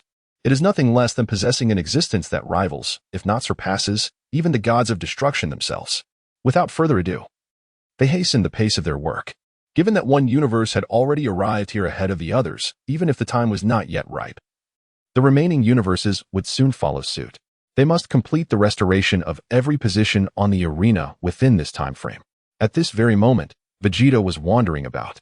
Upon his arrival, he utilized his immense perceptive abilities to envelop the entire realm of nothingness. As he carefully attuned his senses, Vegeta was taken aback. For he discerned the formidable nature of this realm, which was even more resilient than the world barrier he had previously encountered in Dragon Ball GT. It was no wonder that the Grand Minister chose this world as the venue for the power tournament.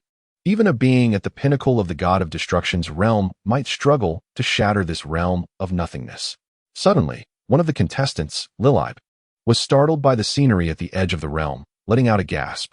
The attention of everyone was drawn to her, and they approached the edge of the arena to gaze upon the scene before them, which instilled an overwhelming sense of dread. As they looked out, they beheld an endless abyss of darkness, stretching infinitely into the void. This scene, without exception, instilled a sense of trepidation and a chilling thrill among the participants present. If they were to fall, death would be inevitable. Competitors, allow me to elucidate the rules of this strength tournament. The elimination rule states that any contestant who falls beyond the arena shall forfeit their right to continue participating. Within this arena, there exists a unique restriction established by the esteemed High Priest, capable of replicating the gravity of your home planets while prohibiting the use of flight abilities. Techniques such as your previous aerial maneuvers will be rendered ineffective during the competition. I trust you will understand, as these regulations are to be adhered to by all. Angel Kess addressed the contestants from her universe. Upon hearing this, some began to stir with anticipation. The participants from the 10th universe, despite their lackluster strength, were uniformly adept at aerial techniques. Just as they prepared to employ their flight abilities to ascend, they discovered that such skills had become futile. The absence of their aerial prowess equated to the loss of a crucial means of survival. Everyone, it seems I can fly, exclaimed Lilib, astonished to find that she merely needed to flap her wings to soar through the skies of the Void Realm. I believe I can maintain flight as well, added Jayam, flapping his wings and gliding gracefully through the air, for he was, after all, a being of avian ancestry. Angel, why can they fly? Inquired Muley Chimu, perplexed. Angel Kess cast a discreet glance at Lilib and Jayam, a soft chuckle escaping her lips as she explained, Do you see the wings on their backs? That is an innate ability of theirs, exempt from the regulations, which is precisely why they were chosen to compete. Does this not significantly enhance our chances of victory in the 10th universe? Exclaimed the other participants, their faces alight with excitement. They could traverse the skies without engaging in combat, ensuring their survival until the very end. This is evidently an overestimation. For what significance does the ability to fly hold? Other universes can certainly select such competitors as well. If mere tactics like this were sufficient to endure until the end, then the existence of other universes would be utterly inconsequential. Unlike the others, Vegeta is acutely aware that regardless of the ability to fly, it is of little consequence. Without sufficient strength, one remains ineffectual. This also drew puzzled glances from the competitors present. Vegeta, what does this mean? The competition had yet to commence. Yet he was already undermining the prestige of Universe 10. Those who attract attention often find themselves among the first to be eliminated. While your innate ability to fly certainly grants you an advantage, in a chaotic battle such as this, every moment is unpredictable. The very advantage of your flight may render you the primary targets for the others. Vegeta articulated each word with precision. Though his words were harsh, they were undeniably true. The ability to soar within the arena of the void was indeed a significant advantage for them. However, it was precisely due to this advantage that they would likely be among the first to be dealt with. The original narrative exemplifies this. Before the other contestants had a chance to retort, a brilliant white light descended upon the realm of nothingness. With a resounding roar, the attention of all from Universe 10 was immediately drawn. Through his sense of energy, Vegeta detected several familiar auras. He instantly realized that members from Universe 9 had arrived. As the white light dissipated, the god of destruction from Universe 9, Sidra, the Supreme Kai, Lo, the Angel, Mojito, along with their 10 contestants, made their entrance. Chapter 49, Universe 6. Is that Vegeta? The first figures to come into view were undoubtedly the prominent figures of Universe 9. The dangerous trio, Black Wolf, Bergamo, Yellow Wolf, Lavender, and Red Wolf, Basil. The remaining 7 contestants were Oregano, Rosaru, Sisip, Chapper, Sorlu, Haup, and Confrey. Through his sense of energy, Vegeta discerned that most of these contestants were mere weaklings. Aside from the dangerous trio, whose power had indeed escalated to the level of Xeno, the rest were so feeble that they barely reached the realm of millions, some even falling short of that. It was no wonder that in the original narrative, Universe 9 was obliterated within mere minutes of the competition's commencement. With such a lineup and such pitiful combat strength, it would be a miracle if they were not swiftly annihilated. It appeared that the gods of destruction from other universes were gradually arriving. It would not be long before all universes gathered in one place. Vegeta, I wonder what your sentiments will be upon encountering the contestants from Universe 7, the Angel, Kusu, remarked, casting a sidelong glance at Vegeta, with an unwavering smile, as if relishing the unfolding drama. Kusu had already formed a general idea of the lineup from Universe 7. She had gained considerable insight into Vegeta as well. In this alternate dimension, former comrades and kin had become adversaries. How would Vegeta navigate this situation? One can only hope that the Kakarot of this world, along with the version of myself here, would experience a surge in strength after enduring my imposing presence, and would not disappoint me. Vegeta muttered a response, and as his words lingered in the air, yet another contestant from a distant universe arrived on the scene. In a different corner of the arena, the deities of Universe 4 made their entrance. The god of destruction, Quitella, the Supreme Kai, Kor, and the Angel, Hukanut. Accompanying them were the contestants prepared by Universe 10. Although it appeared that only 9 individuals had arrived, in truth, there were 10 gathered. One of them, due to their diminutive stature, might easily go unnoticed without careful observation. The 10 contestants from Universe 4 were Ganos, Damon, Gave, Decoli, Shosa, Mona, the Madman Nink, Majira, Gamasalas, and Xiangcha. Vegeta deliberately amplified his perception to gauge their battle power. Through his keen sense, he formed an impression of the contestants from Universe 4. He did not regard them with much concern. Even if their hard power reached its zenith, it was still rather ordinary, merely comparable to that of Universe 9. At best, there might be a few cunning individuals who would leverage their advantages to catch their opponents off guard. As time flowed steadily on, contestants from other universes began to appear in succession. Following Universe 4, the deities and 10 contestants from Universe 6 made their way to the competition. Their lineup remained unchanged from the original tale, featuring the legendary assassin Hit as their representative, along with Frost, Badamo, Kaba, Sayanal, Pibra, Dr. Rhoda, Caulifla, and Kale. The contestants from Universe 6 were now fully assembled. Regardless of their origin, that familiar face was still quite irksome to Vegeta. He murmured, his eyes glinting with a fierce coldness. Frost from Universe 6, sinister and malevolent, shared the same lineage as the dreaded Frost demons. What irked Vegeta further was Frost's striking resemblance to Frieza, stirring an unwelcome discomfort within him. In his timeline, he had violently subdued GT Frieza in his Super Saiyan form, torturing him to the brink of despair. Even in the ensuing decades, when Frieza returned to the mortal realm due to chaos in the afterlife, Vegeta had once again dealt with him decisively. Frost had already become one of Vegeta's predetermined targets. As Vegeta's gaze remained fixed on Frost, the latter, too, became aware of his scrutiny. Upon turning his gaze and recognizing Vegeta's familiar visage, Frost was instantly paralyzed with fear. This visage he shall never forget throughout his life. It was during the tournament between the 6th and 7th universes that this man utterly disgraced him. With just a single strike, he was decisively defeated. How could he possibly be here? Wasn't that fellow from the 7th universe? How did he traverse to another universe? Upon encountering Vegeta, Frost's demeanor instantly shifted to one of anxiety. After all, he still vividly recalls the scene of being ruthlessly beaten by this universe's Super Vegeta. That moment has seemingly morphed into a nightmare. Each time he manages to drift into slumber, he is jolted awake by the haunting image. As he noticed Vegeta, the other contestants from the 6th universe also turned their attention to him.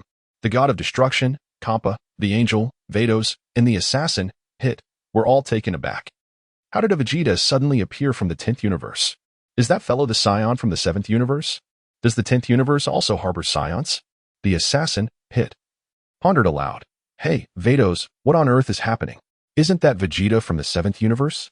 How did he end up in the 10th universe near Lamshire? The god of destruction, Kappa, was bewildered and quickly inquired of the angel, Vegeta, who was equally astonished.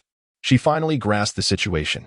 Thus, the man who made his move during the preliminary battle was indeed Vegeta, albeit this Vegeta does not belong to this world. Sister, you truly have grand ambitions. In pursuit of victory in this power tournament, you have even summoned individuals from other parallel universes. This matter, I fear, my father has already sensed. However, since he has tacitly approved, as his younger sister, I find myself unable to contest it. The angel Vegeta silently contemplated within, lost in thought. If my assumptions are correct, the individual who bears a resemblance to the Scion Vegeta from the 7th universe must be the enigmatic figure who intervened during the previous skirmish. Vegeta explained to the god of destruction, Kappa. Kappa gasped in shock. If this is indeed the case, it is quite terrifying. Although he was uncertain of the specifics, he grasped the essence of Vegeta's words. There undoubtedly lies a colossal conspiracy concealed within this situation. The being who bears such a striking similarity to the Scion Vegeta from the 7th universe is likely Vegeta himself. Despite his many years as a god of destruction, Kappa, while appearing foolish in many respects, possesses a keen intellect in critical moments. Chapter 50. The angels truly transcend the world. While both Kappa and Vegeta were engrossed in their thoughts, a Scion from the 6th universe, Kappa, mistakenly approached Vegeta upon seeing him, directly entering the realm of the 10th universe and greeting him. Master Vegeta, it has been quite some time. However, are you not a Scion from the 7th universe? What brings you to the 10th universe? Have you perhaps allied yourself with them? Clearly, Kappa had erroneously identified Vegeta as the Vegeta of this world. Despite the possibility of Vegeta's defection to the 10th universe, Kappa maintained a demeanor of respect towards him. You must be mistaken. I am not the Vegeta you speak of. As a fellow Scion, allow me to offer you a word of caution. In uncertain circumstances and amidst opposing factions, such overtures will only lead to your own downfall. Rather than placing your hopes in others, it is wiser to seize your own fate. Vegeta's cold words served as a lesson for Kappa. To be frank, the original work's portrayal of Kappa is quite flawed. As a Scion from the 6th universe, he foolishly places his hopes in the 7th universe's Vegeta, uttering flattering words while engaging in despicable betrayal. Then who are you? Kappa, clearly bewildered, exhibited a look of incredulity. Evidently, he only absorbed the first part of Vegeta's statement, neglecting the latter part of the warning given to him. Hey, Kappa, what are you doing? Hurry back. At this moment, the god of destruction, Kappa, realized that Kappa had strayed from the team and urgently called out. Upon hearing Kappa's summons, Kappa, not daring to delay, quickly returned to his universe's lineup after apologizing to Vegeta for the mistaken identity. Vegeta, in turn, was left utterly speechless. The fact that Kappa felt compelled to apologize for a mere error of recognition underscored the fragility of his character. Ultimately, one cannot help but wonder how the original version of him in this timeline perceived such matters. As Kappa's minor commotion came to a close, the other participants from various universes began to arrive in the Null Realm, accompanied by 2 beams of white light. The Kaioshians and Gods of Destruction from Universe 2 and Universe 3, along with their angels and the 10 competitors they brought, all descended upon the arena. Universe 2, led by the god of destruction, Hellas, and the angel, Sava, champions the ideals of love and justice, and their contestants are exemplary embodiments of this philosophy. The 10 participants are Ribrian, Kakunsa, Ro, Zerbudo, Labe, Baikel, Zyro, Prom, and Hamera. The majority of the contestants are women, led by the enchanting Sailor Moon, embodying the essence of beauty and grace. Before transformation, their allure is indeed captivating, aligning perfectly with the ideals of love and justice they espouse. However, upon transformation, their grotesque appearances become utterly repulsive, evoking a sense of nausea in onlookers. In the original work, the character Vegeta from Universe 7 was notably affected by Ribrian's visage. In contrast, the competitors from Universe 3 predominantly consist of robots and cyborgs. After all, the god of destruction from Universe 3, Moscow, is a deity who remains concealed within his mechanized form. Although most of the participants are machines or augmented beings, the warriors from Universe 3 possess remarkably formidable combat prowess. The 10 competitors are Jia Poli Chao, Nali Lama, Maji Kayu, Ka Duo Bei Si Lu, Bola Leda, Ku Eci Ka E, Dr. Papa Luo Ni, Bai Allah, Pan Xie, and Ni Guli Shi. The weakest among them is quantified in the unit of E, while the strongest has reached the level of Gai. Among these 10, several possess combat power values that are at least in the Jing unit. This power, when considering the average values, ranks among the foremost in the several universes present. Moreover, Vegeta is acutely aware that they possess concealed trump cards. These robots possess the ability to merge. When Kazakai, Ponchia, and Bolarita unite, they give rise to a super machine warrior named Kikilita. Furthermore, when fused with Dr. Paparoni, they can summon an enigmatic yet immensely powerful ultimate warrior known as Oniraza. Although the original manga briefly touches upon the description of the ultimate warrior Oniraza, he is swiftly defeated by the legendary Super Saiyan Kale from the 6th universe upon his debut. However, in the anime, Oniraza demonstrates unparalleled dominance and combat prowess. His ferocious strength is such that it requires the combined efforts of all beings from the 7th universe to vanquish him. The overwhelming aura he emits even causes the mightiest warrior of the 11th universe, Jiren, to regard him with a grave expression. Naturally, the true extent of Oniraza's power remains to be evaluated by Vegeta.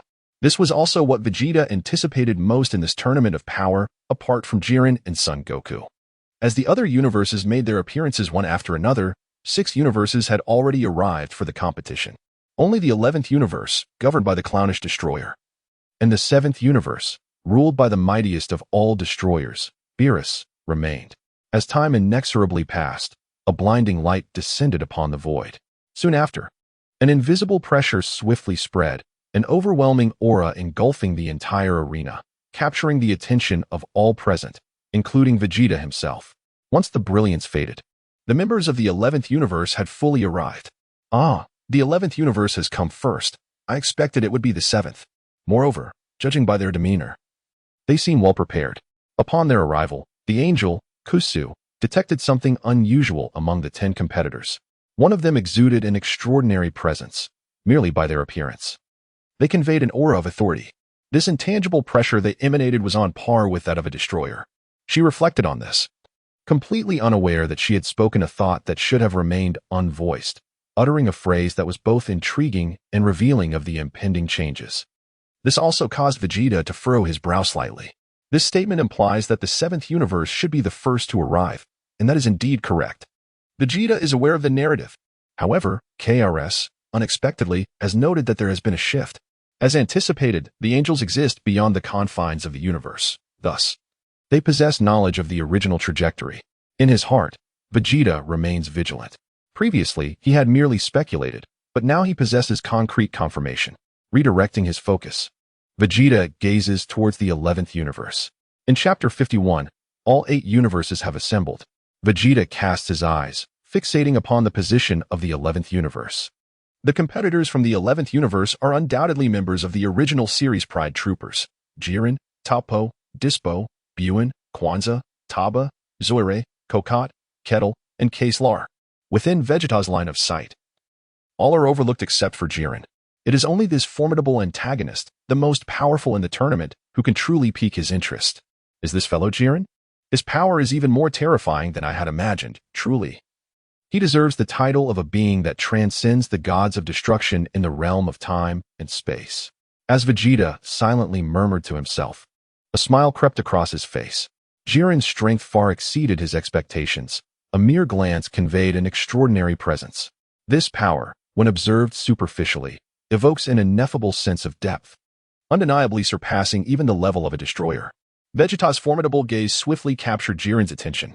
As 2 titans standing at the pinnacle of strength, an unspoken connection formed between them, culminating in a shared glance. The resolute determination mirrored in their eyes signified a mutual respect among warriors. Jiren, with his keen perception, instantly recognized Vegeta as the warrior from Universe 10 mentioned earlier by Topo. Upon his arrival, Jiren's overwhelming aura enveloped the arena, rendering all present as mere insects in comparison.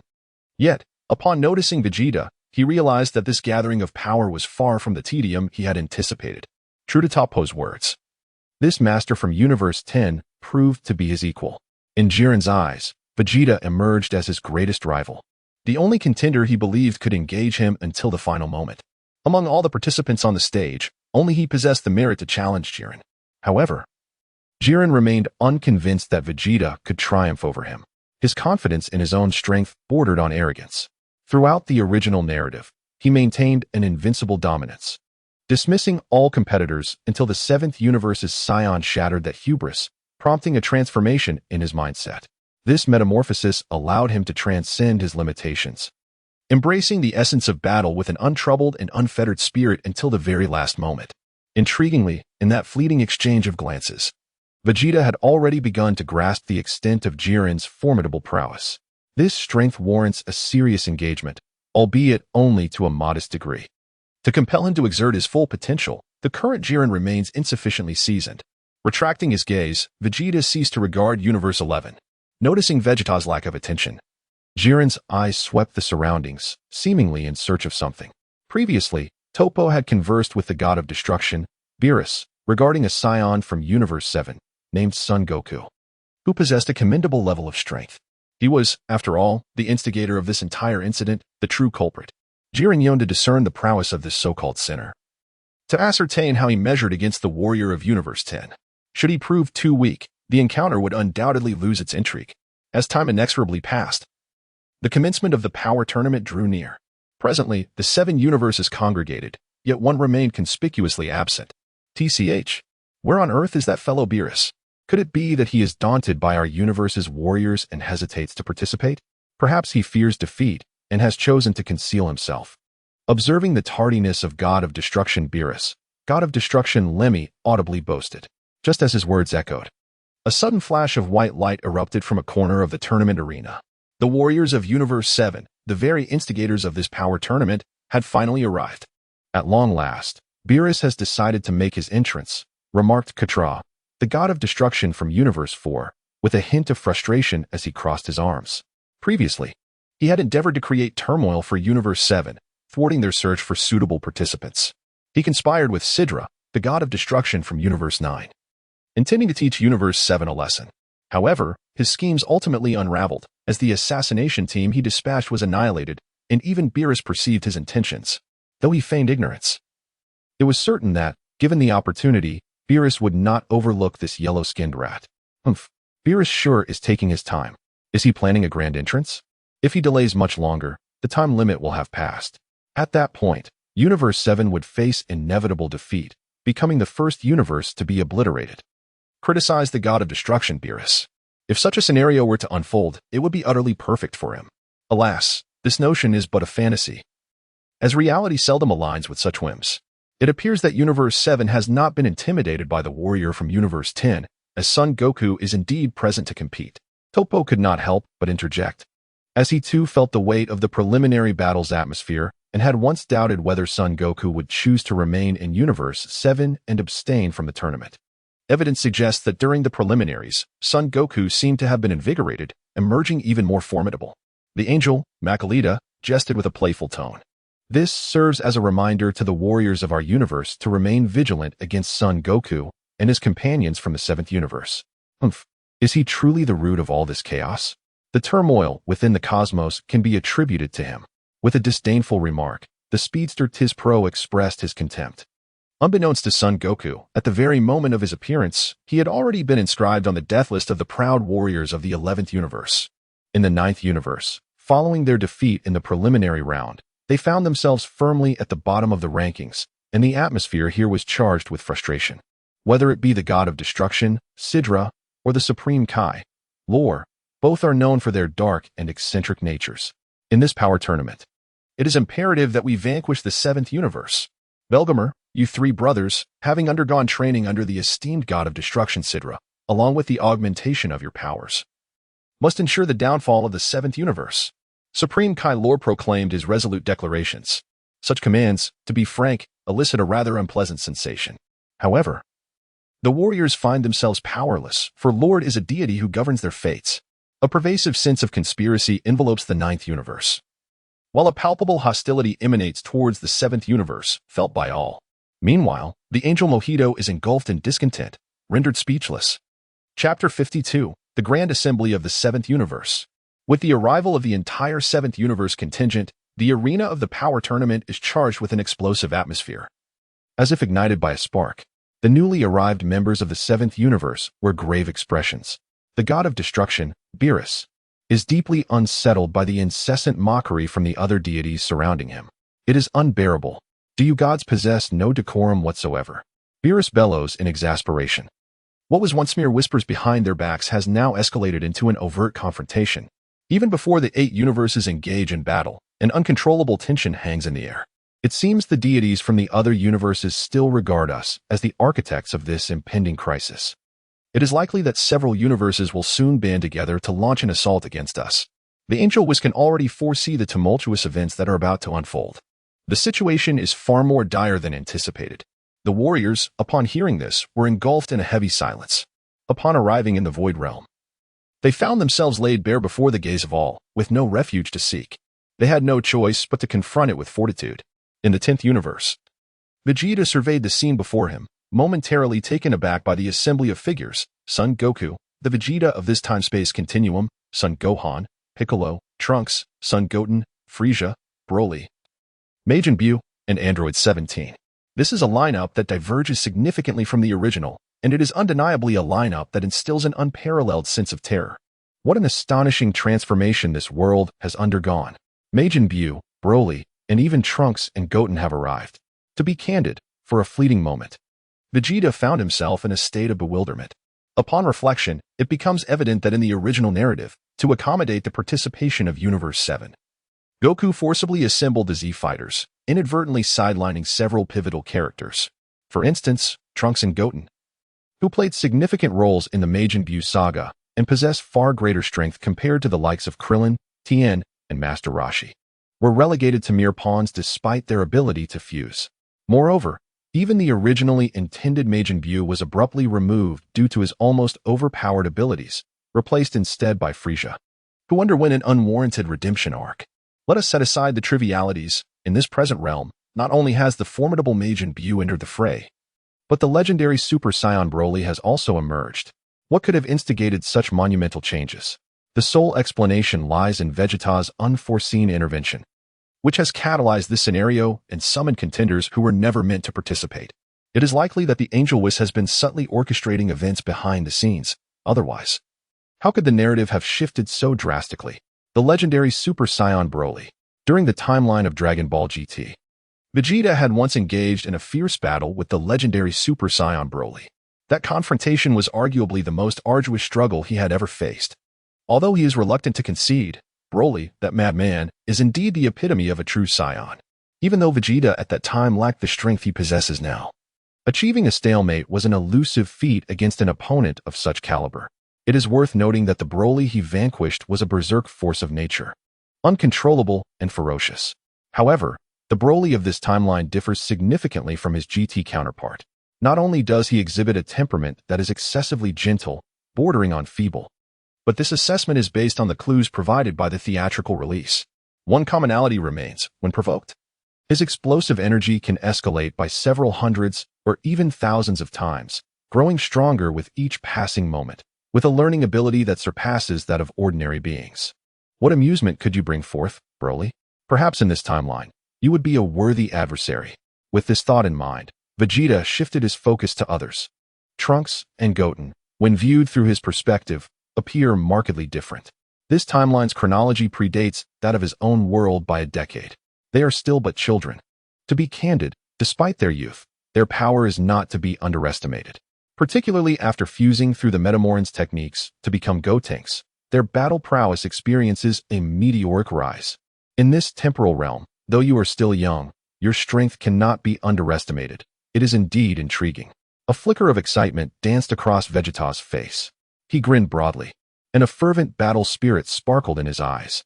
At this moment, he could not help but be influenced by the atmosphere within his gaze. The combat power levels of all members from Universe 7 began to manifest. As the protagonists, Goku and Vegeta both astonished him. Goku's base combat power now reached an impressive magnitude, at least in the quintillions, though not exceedingly high. It should be around 10 quintillion. Meanwhile, Super Vegeta's base combat power exceeded Goku's, achieving double that at 20 quintillion. Had he trained in the hyperbolic time chamber? Otherwise, such rapid enhancement of strength would be unfathomable. Furthermore, this merely reflects your surface prowess. The significant progress made by the two can be attributed to various factors. Aside from the extraordinary capabilities of the hyperbolic time chamber, which allows one to grow stronger in a short span, what else could there be? Certainly, it must also stem from the immense pressure they felt due to his presence, thus facilitating such swift breakthroughs. This is precisely what makes it exhilarating. Given your current level, to what heights might you ascend in this tournament? The anticipation grows ever greater. And I must admit, this power tournament has become somewhat captivating. Moreover, looking back at Gohan, whose base combat power was merely modest during the preliminary battles, it has now surged to a level beyond comprehension. What does this concept entail? The young man has awakened. Moreover, the strength of the Piccolo from this timeline has surpassed his expectations, reaching a battle power metric in the hundreds of quintillions, merely reflecting his surface capabilities. As for Frieza, after enduring the torments of hell in this timeline, he has become significantly stronger than his counterpart in the GT timeline. In his final form, his battle power has escalated to the thousands of quintillions, showing little deviation from the prowess depicted in the original narrative. Android 17 possesses a fixed battle power at the level of the quintillions, and although he does not measure up to the Super 17 from the GT universe, his infinite stamina is indeed the greatest advantage. Having observed for an extended period, the transformation of Vegeta has not gone unnoticed by the angel, Kess.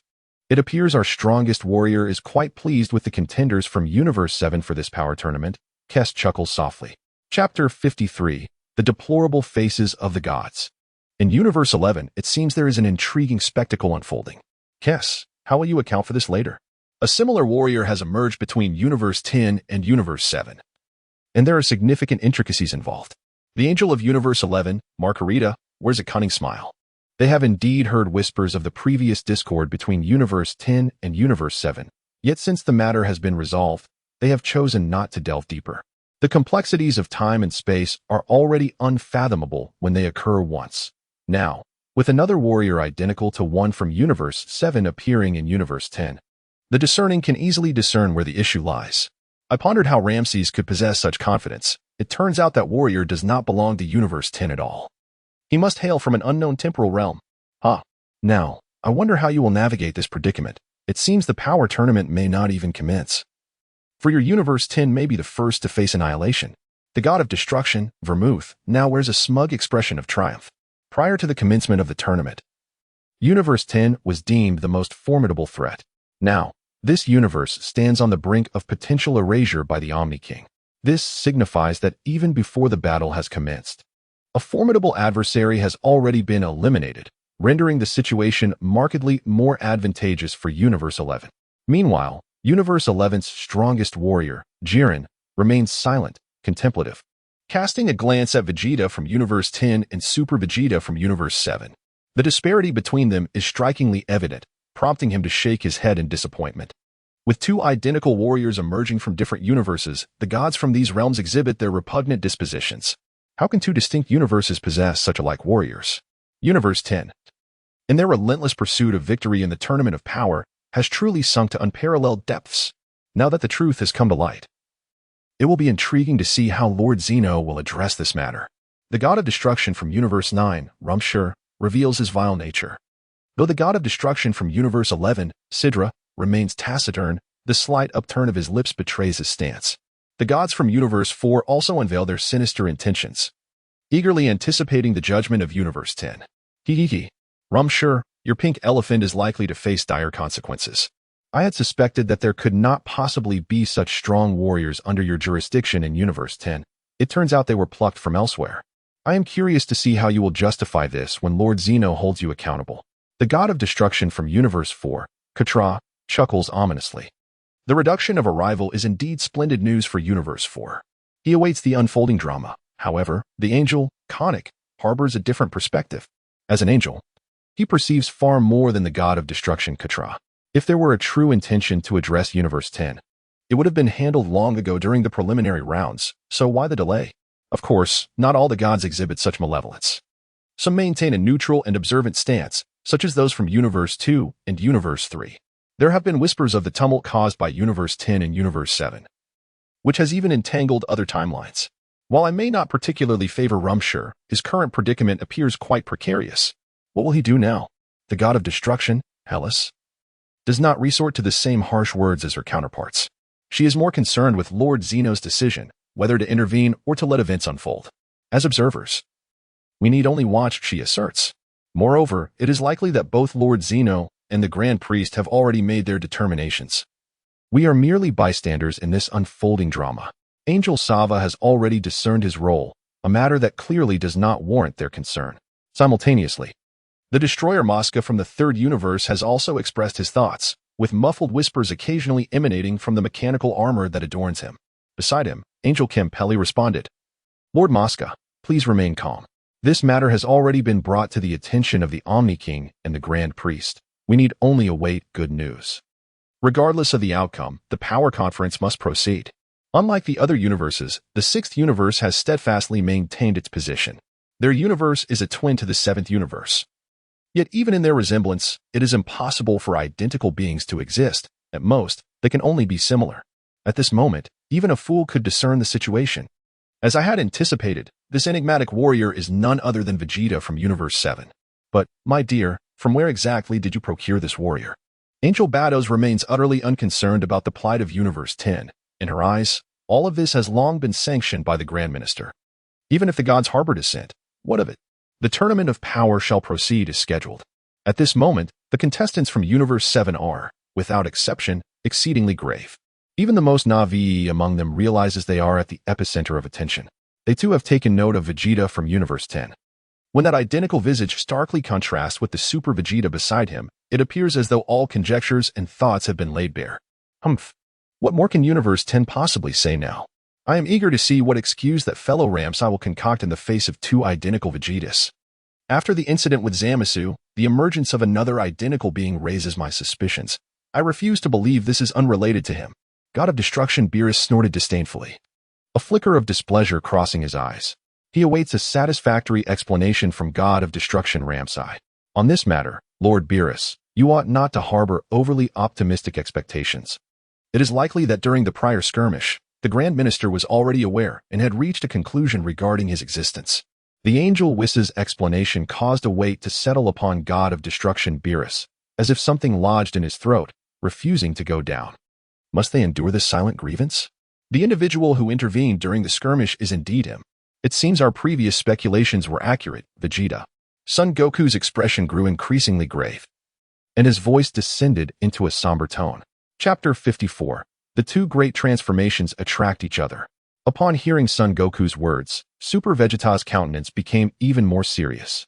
He had actually noticed the situation at the first opportunity. Humph. You need not speak. I have already seen it, Kakarot. Just a mere impostor. Only I, the prince, can fully harness the potential of my own body. He is nothing more than that. While Super Vegeta's words brimmed with disdain, the hint of trepidation in his gaze was unmistakable. Even after training in the hyperbolic time chamber and experiencing the profound potential unlocked by the Elder Kai, significantly boosting his strength, he still could not fathom the depths of the individual before him, even though it was his own body. It should not be possible for an outsider to wield it to such an extent. He now feels as though he and Kakarot are being toyed with by this world. As the adults converse, Trunks and Goten stand nearby, exchanging whispers meant solely for their ears. Trunks, did you see that? The individual from that distant universe bears a striking resemblance to Uncle Vegeta, Goten whispered to Trunks, unaware of the implications. I certainly observed the previous conversation between my father and Uncle Goku. I even eavesdropped a little.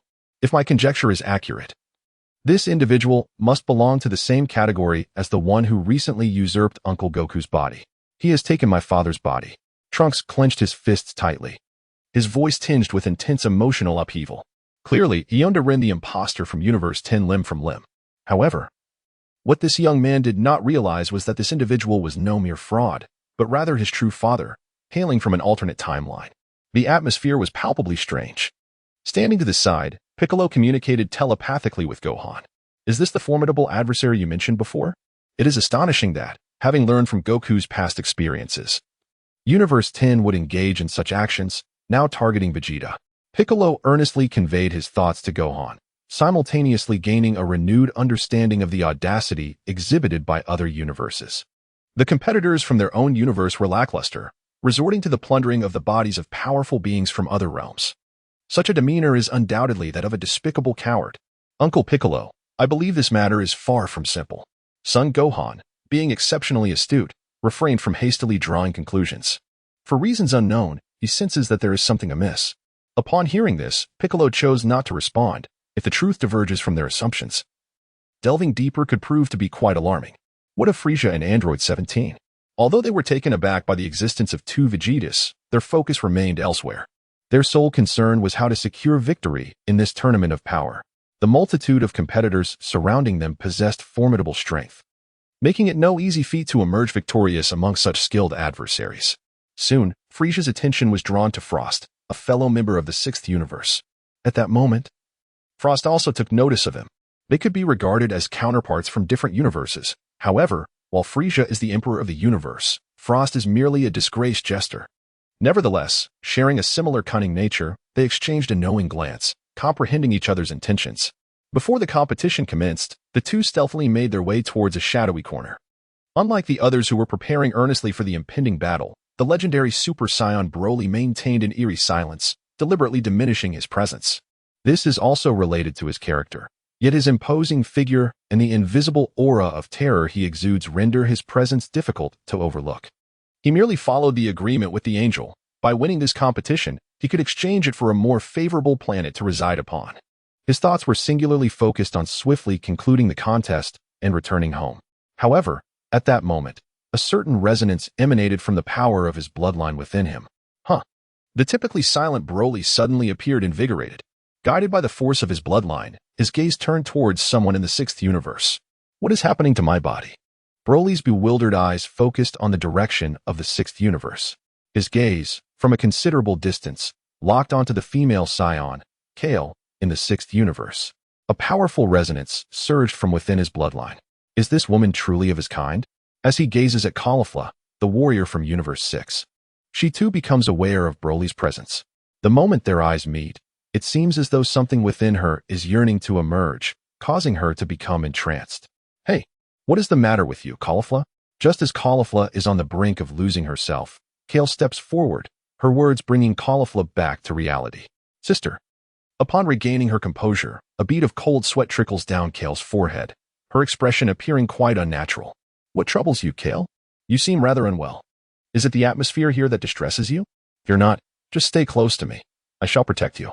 Caulifla continuously reassures Kale, signaling her to remain untroubled. Indeed, sister. Kale responds eagerly, yet she cautiously steals a glance at Broly from Universe 7.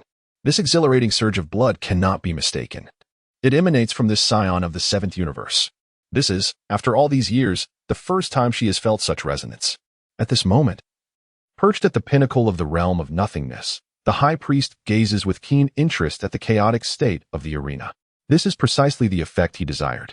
As for the confusion surrounding the angels and the destroyers, he felt no need to offer an explanation.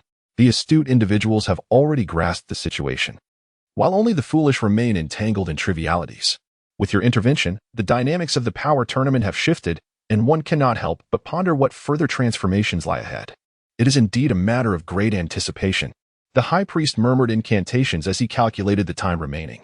Only 5 minutes remained until the commencement of the competition. Concurrently, under the combined efforts of the three destroyers, the restoration of the tournament arena was nearing completion. This is it.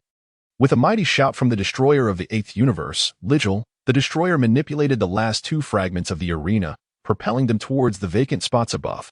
The 2 fragments expertly evaded Jiren, seamlessly filling the final gaps. Chapter 55, Frustrated Sun Wukong. The match begins. With the arena fully restored, the power tournament was on the brink of officially commencing. Jiren's unyielding presence did not go unnoticed by the observant. Was that individual from the 11th universe?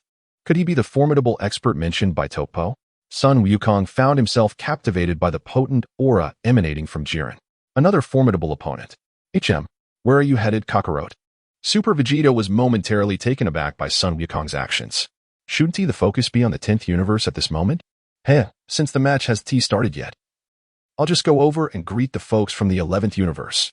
Oblivious, Sun Wukong casually dismissed Super Vegeta-esque concerns and jogged toward the 11th Universe's territory. The members of the Pride Troopers regarded the newcomer with unfriendly gazes upon noticing his arrival. Sun Wukong, unfazed, was about to speak when he suddenly felt an overwhelming pressure. A chilling sensation enveloped him, rendering him momentarily motionless. Jiren, who had just been in front of him, had somehow instantaneously relocated to his rear. When is this? Cold sweat trickled down his cheeks, leaving Sun Wukong utterly stunned. Get lost. A voice, icy to the core yet imbued with an overwhelming authority, left Sun Wukong dumbfounded. The sheer intimidation conveyed in that single utterance extinguished any thoughts of resistance, leaving him drenched in sweat. At this moment, he once again profoundly comprehended his own fragility. Previously, during the preliminary battles, he had been so arrogant and self-satisfied, yet now he felt an overwhelming sense of fear and bewilderment.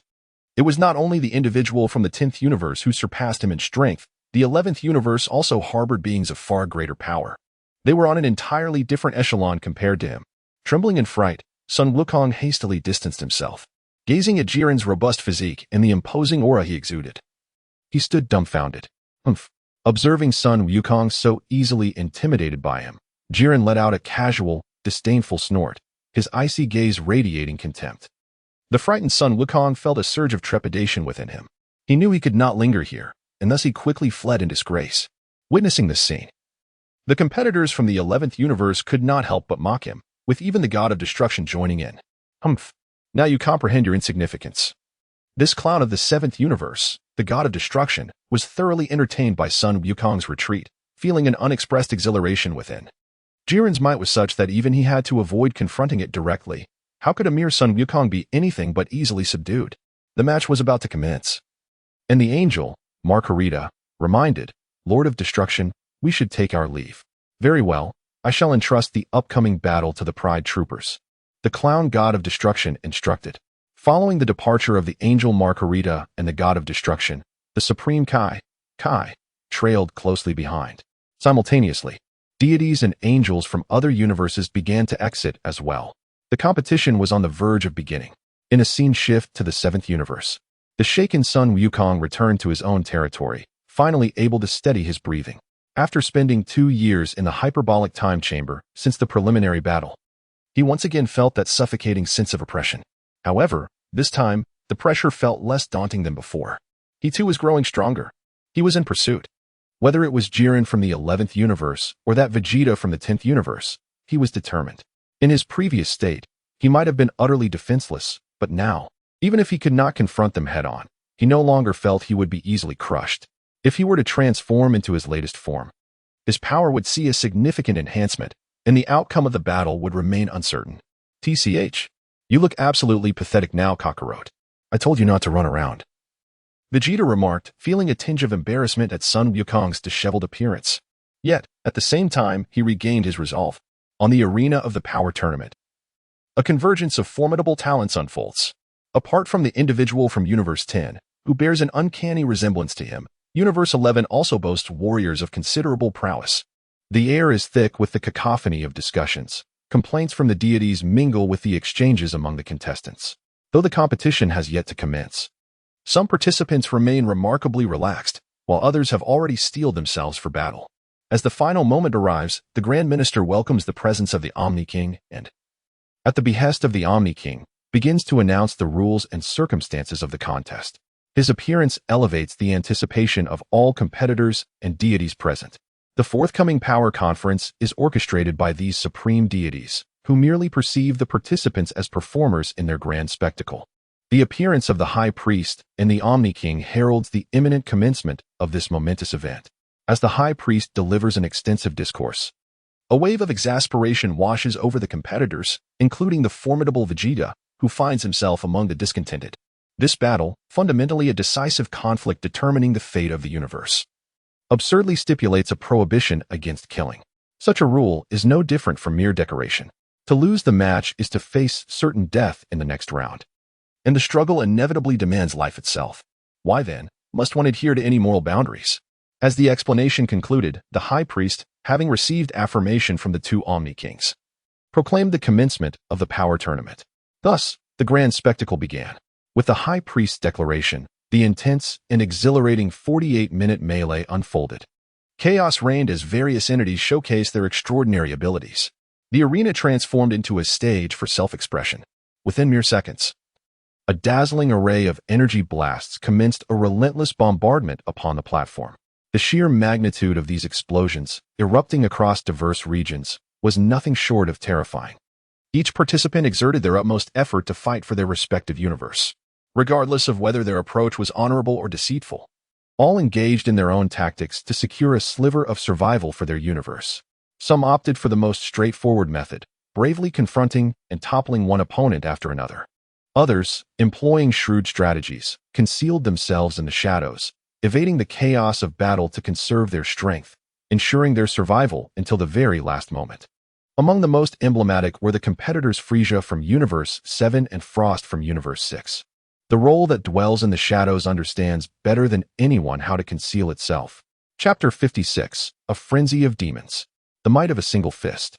On the arena, chaos ensues as 8 masters from different universes launch their attacks in unison. Universe 10. For the survival of Universe 10. Behold as I unleash my unparalleled muscular strength to eliminate all adversaries. With a resounding roar, Makuri Shermu's muscles contracted, legs coiled with power, and in the next instant, he leaped to a height of 100 meters. He swiftly targeted his first opponent, the Red Wolf Bazel from Universe 9, and with a full-force dive, caught Bazel off guard with his direct and effective approach. Now, let us commence our actions.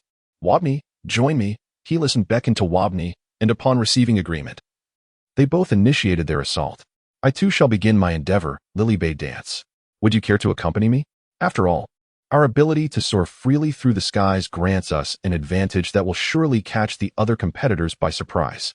Jum candidly invited Lily bade dance, but alas, she paid him no heed, her attention solely captivated by Vegeta.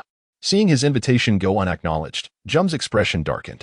Unfazed by Lily bade dance's disinterest, he spread his wings and ascended into the sky, seeking a suitable target for attack.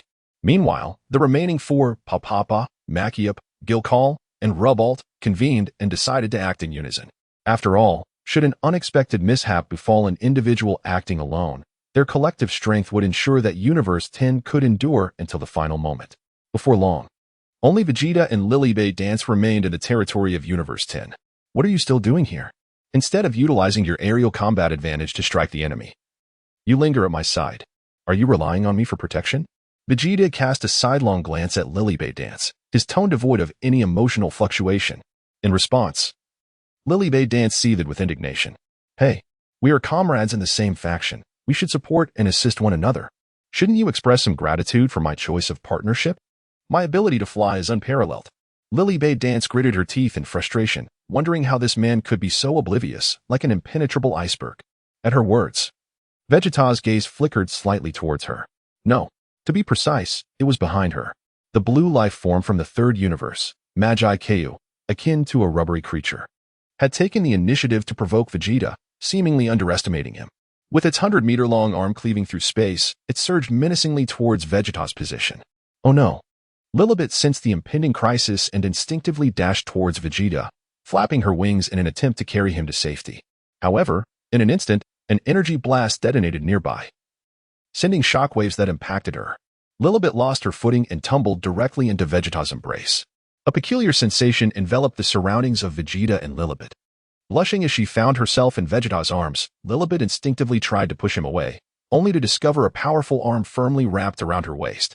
The strength was such that she could not break free, imparting a weighty yet secure feeling. Is now the time for flirtation? You from the 10th universe are truly carefree. Allow me to eliminate you. Magi Keu, now within mere meters, continued to taunt, its colossal iron fist, imbued with the might to upend all, descended with great force. Observing this, Vegeta's eyes narrowed slightly. Such a being, who was unceremoniously cast from the arena by Julian with a single blow in the original work, dares to provoke him. Boom. The overwhelming momentum generates a terrifying aura of pressure, and the mere aftershock shatters Magi Keu's colossal fist, forcing him to retreat a staggering 20 meters. Nanny. Startled, Magi Keu stumbles backward, a cold bead of sweat unwittingly trickling down his forehead. Faced with the presence of this Vegeta, he finds himself momentarily at a loss. He is acutely aware of the immense power contained within his own fist. Yet it was effortlessly countered by his opponent. The spectacle is far from over. With a firm grip of his other hand, Vegeta conjured a searing white aura, transforming it into a torrent of fiery energy that coalesced at the tip of his fist, accumulating power before unleashing a forceful strike. A deafening explosion reverberated through the air. This terrifying blow generated an immense pressure that obliterated everything within 100 meters ahead. In an instant, a fierce gale howled, colossal boulders crumbled, and the atmosphere of the arena was tumultuously disturbed. All competitors within 100 meters of Vegeta were mercilessly overwhelmed by this astonishing strike, sent tumbling from the stage.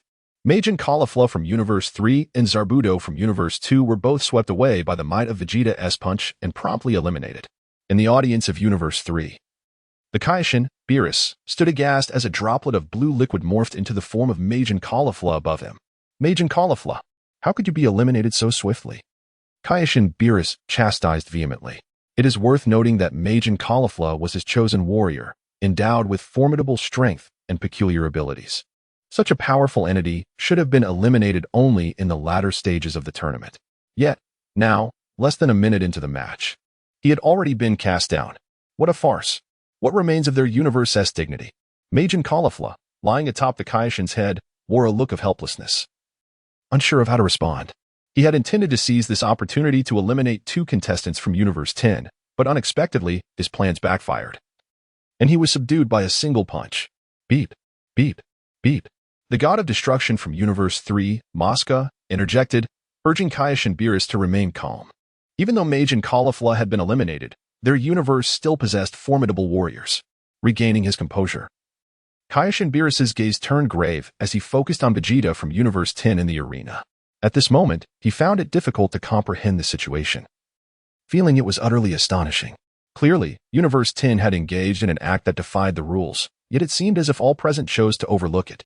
Initially, everyone had anticipated a thrilling spectacle, eager to witness Universe 10's downfall at the hands of the Omni King due to this warrior. Yet, remarkably, the Omni King took no action, and the Grand Minister remained indifferent, choosing not to address the matter. What is this? Chapter 57. A single punch captures the heart of a beauty. Majin Ko was reduced to a size akin to a droplet, rendering the scene both bizarre and comical. The Kaishin, L, seethed with indignation yet found himself unable to unleash his fury. What a ridiculous situation. How could the Grand Priest permit 2 identical figures to appear on the stage? Was this all predetermined? How infuriating. We are entirely at a disadvantage and must simply acquiesce. Though discontent swirled within him, no matter his resentment, he could only bottle it up. The choices made by the Grand Priest and Zeno were beyond his influence. He was merely a humble Kaishin in the vast universe. In the audience of the second universe, Zabdo suddenly found himself bewildered and dazed on the viewing platform. He had been inadvertently caught up in the chaos. Initially, he had been quietly observing the unfolding situation from the shadows, but an unexpected surge of fervent wind had swept him off his feet and thrust him outside the arena. He felt utterly foolish. My sincerest apologies, Lord Destroyer and Lord Kaishin. At this juncture, I can only beseech forgiveness from the 2 deities. Fortunately, both his Destroyer and Kaishin were still in good spirits. Do not dwell on it too much, Zabdo. You have done your utmost. Leave the upcoming matches to Ribrian and her companions, Kaishin, Peiran reassured him. In the name of love, regardless of the circumstances, they must not exhibit any negative emotions. Although he felt that Zabdo had been rather disappointing, they had no choice but to accept it. After all, the participants were chosen by them. Such a barbaric and violent contender is hardly appealing, remarked the destroyer of the second universe, Hellas, as she ignored Zabdo and instead focused her gaze on Vegeta's commanding figure. Her teeth clenched in sardonic disdain. As a destroyer, she recognized that Vegeta was not to be trifled with, especially given the formidable power displayed in the preliminary rounds. If a single punch could wield such might, it would be prudent for them to avoid provoking this warrior. Maintaining their numerical advantage and fighting until the final moment would be their best chance at securing victory in the tournament of power. This was also the strategy she had initially devised. After all, one of the rules stated that the number of contestants remaining on the stage at the end of the match would determine the outcome. On the arena, Lilibet was left in a state of astonishment after witnessing that unimaginable blow. Her mind was so shaken that she could hardly find the words to express it. She finally comprehended why Lord Destroyer Ramsey and Lord Angel Kess had deliberately awaited his arrival before the match commenced. She understood at last why her own king god, Lord Guavas, treated him with such deference. Hey, how long do you intend to maintain this stance? I have no time to protect you on this stage. Vegeta's words jolted Lilibet from her indescribable shock. Apologetically, Lilibet quickly distanced herself from Vegeta, the blush on her face still lingering, growing even more vibrant. Akin to a ripened apple. Let us discuss everything after the match concludes. Observing Lilibet's sudden transformation into a demure figure, Vegeta offered her a word of advice. While she was certainly pleasant to behold, as a butterfly maiden, Vegeta felt no particular desire. Having said his piece, Vegeta turned away, intending to explore other combat zones. Unbeknownst to him, his words had set Lilibet's mind racing with thoughts. Her face flushed with embarrassment, she shook her head repeatedly to regain her composure. In the next moment, she unfurled her wings and set about executing her plan to intercept contestants from other universes. She, too, had to showcase her abilities as much as possible. However, she was not the only one capable of flight on this stage. On the side of Universe 7, witnessing Universe 10's Vegeta display unparalleled strength to defeat Majin KO from Universe 3 had already set Son Goku, another Saiyan, into a fervor. He was eager to seek out a formidable opponent for battle. Gohan, Vegeta, you stay here on standby. I'm off to fight, Goku exclaimed excitedly, taking off in a straight line. The convergence of countless warriors, poised for a grand battle, had long been anticipated. As the strength tournament commenced, throngs of formidable fighters gathered. And how could a battle fanatic like him possibly restrain himself? Yet, this was precisely one of Sun Wukong's most fatal flaws, his lack of a broader perspective. He never considered the welfare of the entire team, nor did he ponder the implications of his absence on the group's dynamics. As he plunged into the chaotic maelstrom of combat, surrounded by an array of powerful adversaries embroiled in conflict, Sun Wukong sensed their formidable auras. With a sweeping gaze, he quickly identified a familiar face. The contestant Topo from Universe 11 was engaged in a fierce struggle with the warrior Wotamageta from Universe 6. Without a moment's hesitation, the oblivious Sun Wukong chose Topo as his opponent, disregarding the precarious situation Topo was in with Wotamageta. Time had passed since their last encounter. Let us fight once more, Topo. With fervor coursing through his veins, Sun Wukong emitted a resounding battle cry, unleashing his full power. His combat prowess surged from a baseline of 10 Xeno to an astonishing 40 Xeno, igniting the energy reservoir of his first-grade Super Saiyan form to its maximum capacity. Achieving 40 Xeno in his normal state, coupled with the 80-fold increase from his first-grade Super Saiyan transformation, elevated his combat power to an extraordinary level of 3,200 Xeno. Having undergone rigorous training in the hyperbolic time chamber and the potential unlocking by the Elder Kai, he had transformed significantly. His first-grade Super Saiyan power now rivaled that of the Super Saiyan God he had once manifested during the preliminary skirmishes. At that moment, upon hearing Sun Wukong's cry, Topo felt a surge of emotion.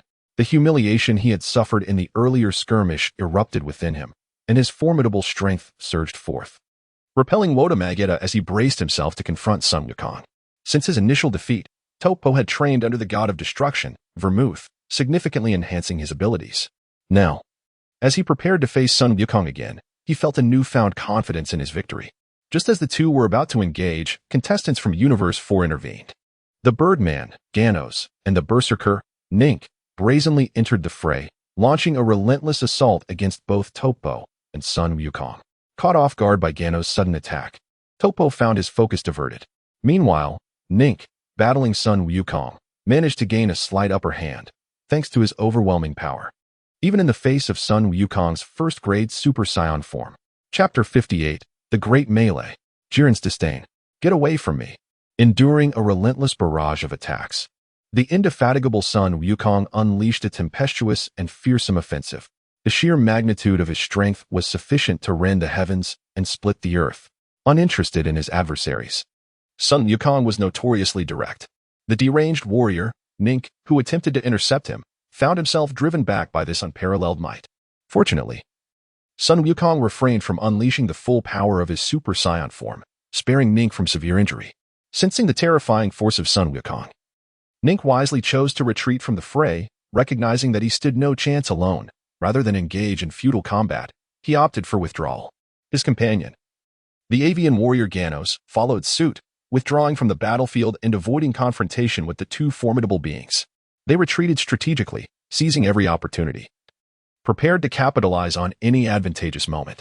In such a chaotic melee, while their opponents may not have been exceptionally powerful, they posed a significant threat. With the duo from Universe 4 no longer obstructing him, Sun Wukong and Torpo locked eyes, the atmosphere charged with a fierce intensity as both combatant spirits soared, igniting their fervor for battle. Just as their heated clash was about to escalate, an unexpected occurrence disrupted their fight.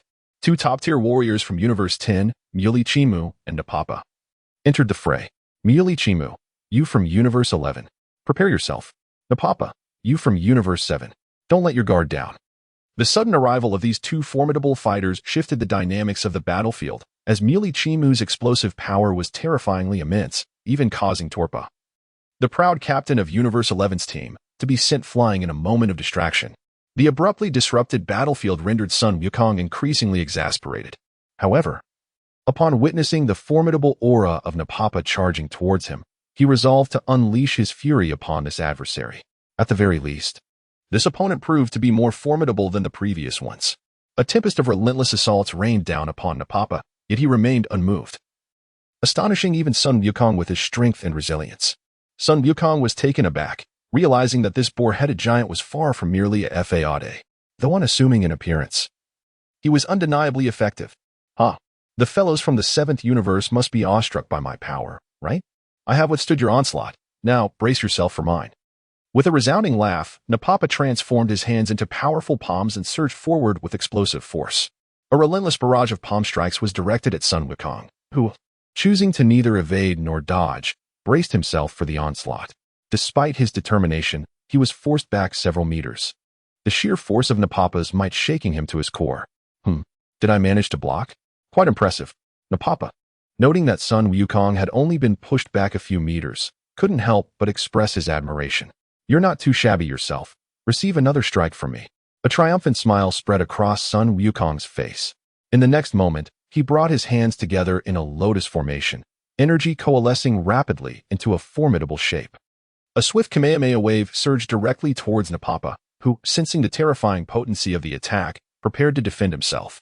The colossal figure was pushed back repeatedly by the force of the Kamehameha wave, only managing to halt at the very edge of the arena. This also reflects a significant flaw in Sun Wukong. Despite possessing the ability to eliminate his opponent in one decisive stroke, he inexplicably chooses to hold back until the final moment. Papa's arms are already a gruesome sight, clearly struggling to withstand the onslaught of the Kamehameha wave. Underestimating this opponent could lead to dire consequences, as engaging him directly would result in elimination. Aware of Sun Wukong's formidable strength, Papa, filled with trepidation, begins to contemplate an escape. What do you think? My power seems to surpass yours by a considerable margin, Sun Wukong boasts, rubbing his nose with an air of arrogance. However, his bravado lasts but a fleeting moment, as the maniac from the 3rd universe, Ninka, seizes the opportunity to launch a surprise attack without adhering to the principles of martial ethics. The masochist teleported behind Sun Wukong, seizing his neck and throat, and began to maneuver toward the edge of the arena. His intention was to bring both himself and Sun Wukong to ruin. Through the recent battles, he had grasped the formidable strength of Sun Wukong. A direct confrontation would lead to his inevitable defeat, yet he believed he could secure victory by leveraging his own advantages. In terms of strength, he felt confident he would not falter. Moreover, he possessed a unique ability to transform pain into pleasure, making escape nearly impossible once he had ensnared his opponent. Observing this, Papa's lips curled slightly, a smile spreading across his face.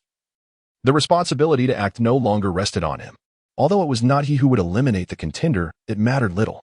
In the next moment, he gathered his strength and swiftly vacated the battlefield, heading towards another area. The scene of Sun Wukong being ensnared by the maniac Nink and on the verge of falling from the platform did not escape the gaze of Jiren, the mightiest warrior of Universe 11. He felt utterly disheartened. Sun Wukong's performance alone was utterly lackluster, and the fact that such a fighter could confine him without needing to lift a finger was disconcerting. A mere glance from Jiren could dispatch the opponent in an instant. Perhaps it was fate that at this moment, Sun Wukong sensed the disdain in Jiren's gaze and could no longer endure it. He transformed into his Super Saiyan blue state at full power, not only breaking free from Nink's grasp, but also delivering a decisive kick that sent Nink tumbling off the arena. The instant he unleashed his divine power, Jiren's expression underwent a slight shift. At the very least, Sun Wukong was not entirely the weakling he had presumed. The so-called Super Saiyan Blue that Topo spoke of was, in the end, merely of limited capability. With this thought fleeting through his mind, Jiren prepared to redirect his focus. Suddenly, an odd sensation washed over him, causing him to start. He immediately sensed the presence of someone behind him. Coldly, he turned, his icy gaze locking onto the warrior from Universe 2, La Bamba, who had attempted to ambush him moments ago. With just a glance, he instilled deep fear within La Bamba, leaving him utterly paralyzed and devoid of the courage to strike. This is the demeanor of a true warrior. Every gesture, every glance, and every subtle shift in aura can instill fear in the hearts of the petty. Rabanla is acutely aware that he is no match for Jiren, and after a brief moment of self-reassurance, he promptly retreats. As he watches Rabanla depart, Jiren makes no attempt to pursue him. He turns away, lost in contemplation. Ultimately, amidst this gathering of power, there is but one individual who truly commands his attention. That person has already made a move, one that Jiren has keenly observed. That single punch still poses a significant threat to him. Chapter 59, Conspiracy? Vegeta.Thus playfulness once again. Sensing the spirit of battle emanating from Son Goku, Jiren remains utterly unfazed. Even the recent display of Super Saiyan Blue fails to ignite his desire for combat. Gazing into Jiren's eyes, Son Goku feels an overwhelming and terrifying pressure. The immense pressure caused a single bead of cold sweat to trickle down his cheek. The overwhelming sense of pressure that surged from the front this time was far more terrifying than before. This further affirmed the formidable strength of the individual before him, undoubtedly rivaling that of Vegeta from the 10th universe. Even the god of destruction could not be compared to him. The sense of oppression left Sun Wukong with a lingering trepidation. He understood that engaging in battle with Jiren at this juncture was not a prudent choice. Despite his ardent desire to confront formidable warriors, the fate of the universe hung in the balance, necessitating careful deliberation. After a brief moment of hesitation, Sun Wukong made the most judicious decision to avoid combat. Although the opportunity to spar with Jiren presented itself, the timing was far from ideal. He needed to harness the essence of battle to strengthen himself, continuously warming up to acclimate to the power he currently possessed. Meanwhile, on Vegeta's side, having distanced himself from the 10th universe's team, he chose to act independently. Utilizing his keen sense of energy perception, he had pinpointed his target. At this moment, Frost from the 6th universe and Frieza from the 7th universe were lurking in the shadows of the time pillar, seemingly engaged in a clandestine discussion. Vegeta's ability to detect energy and conceal himself rendered them oblivious to his proximity. Both have gathered. How fortuitous. Observing the scheming Frieza and Frost below, a subtle smirk played upon Vegeta's lips, a mysterious smile gracing his face. The Frost demon race was among the most detestable entities in existence. Although he was an interloper, he was still Vegeta.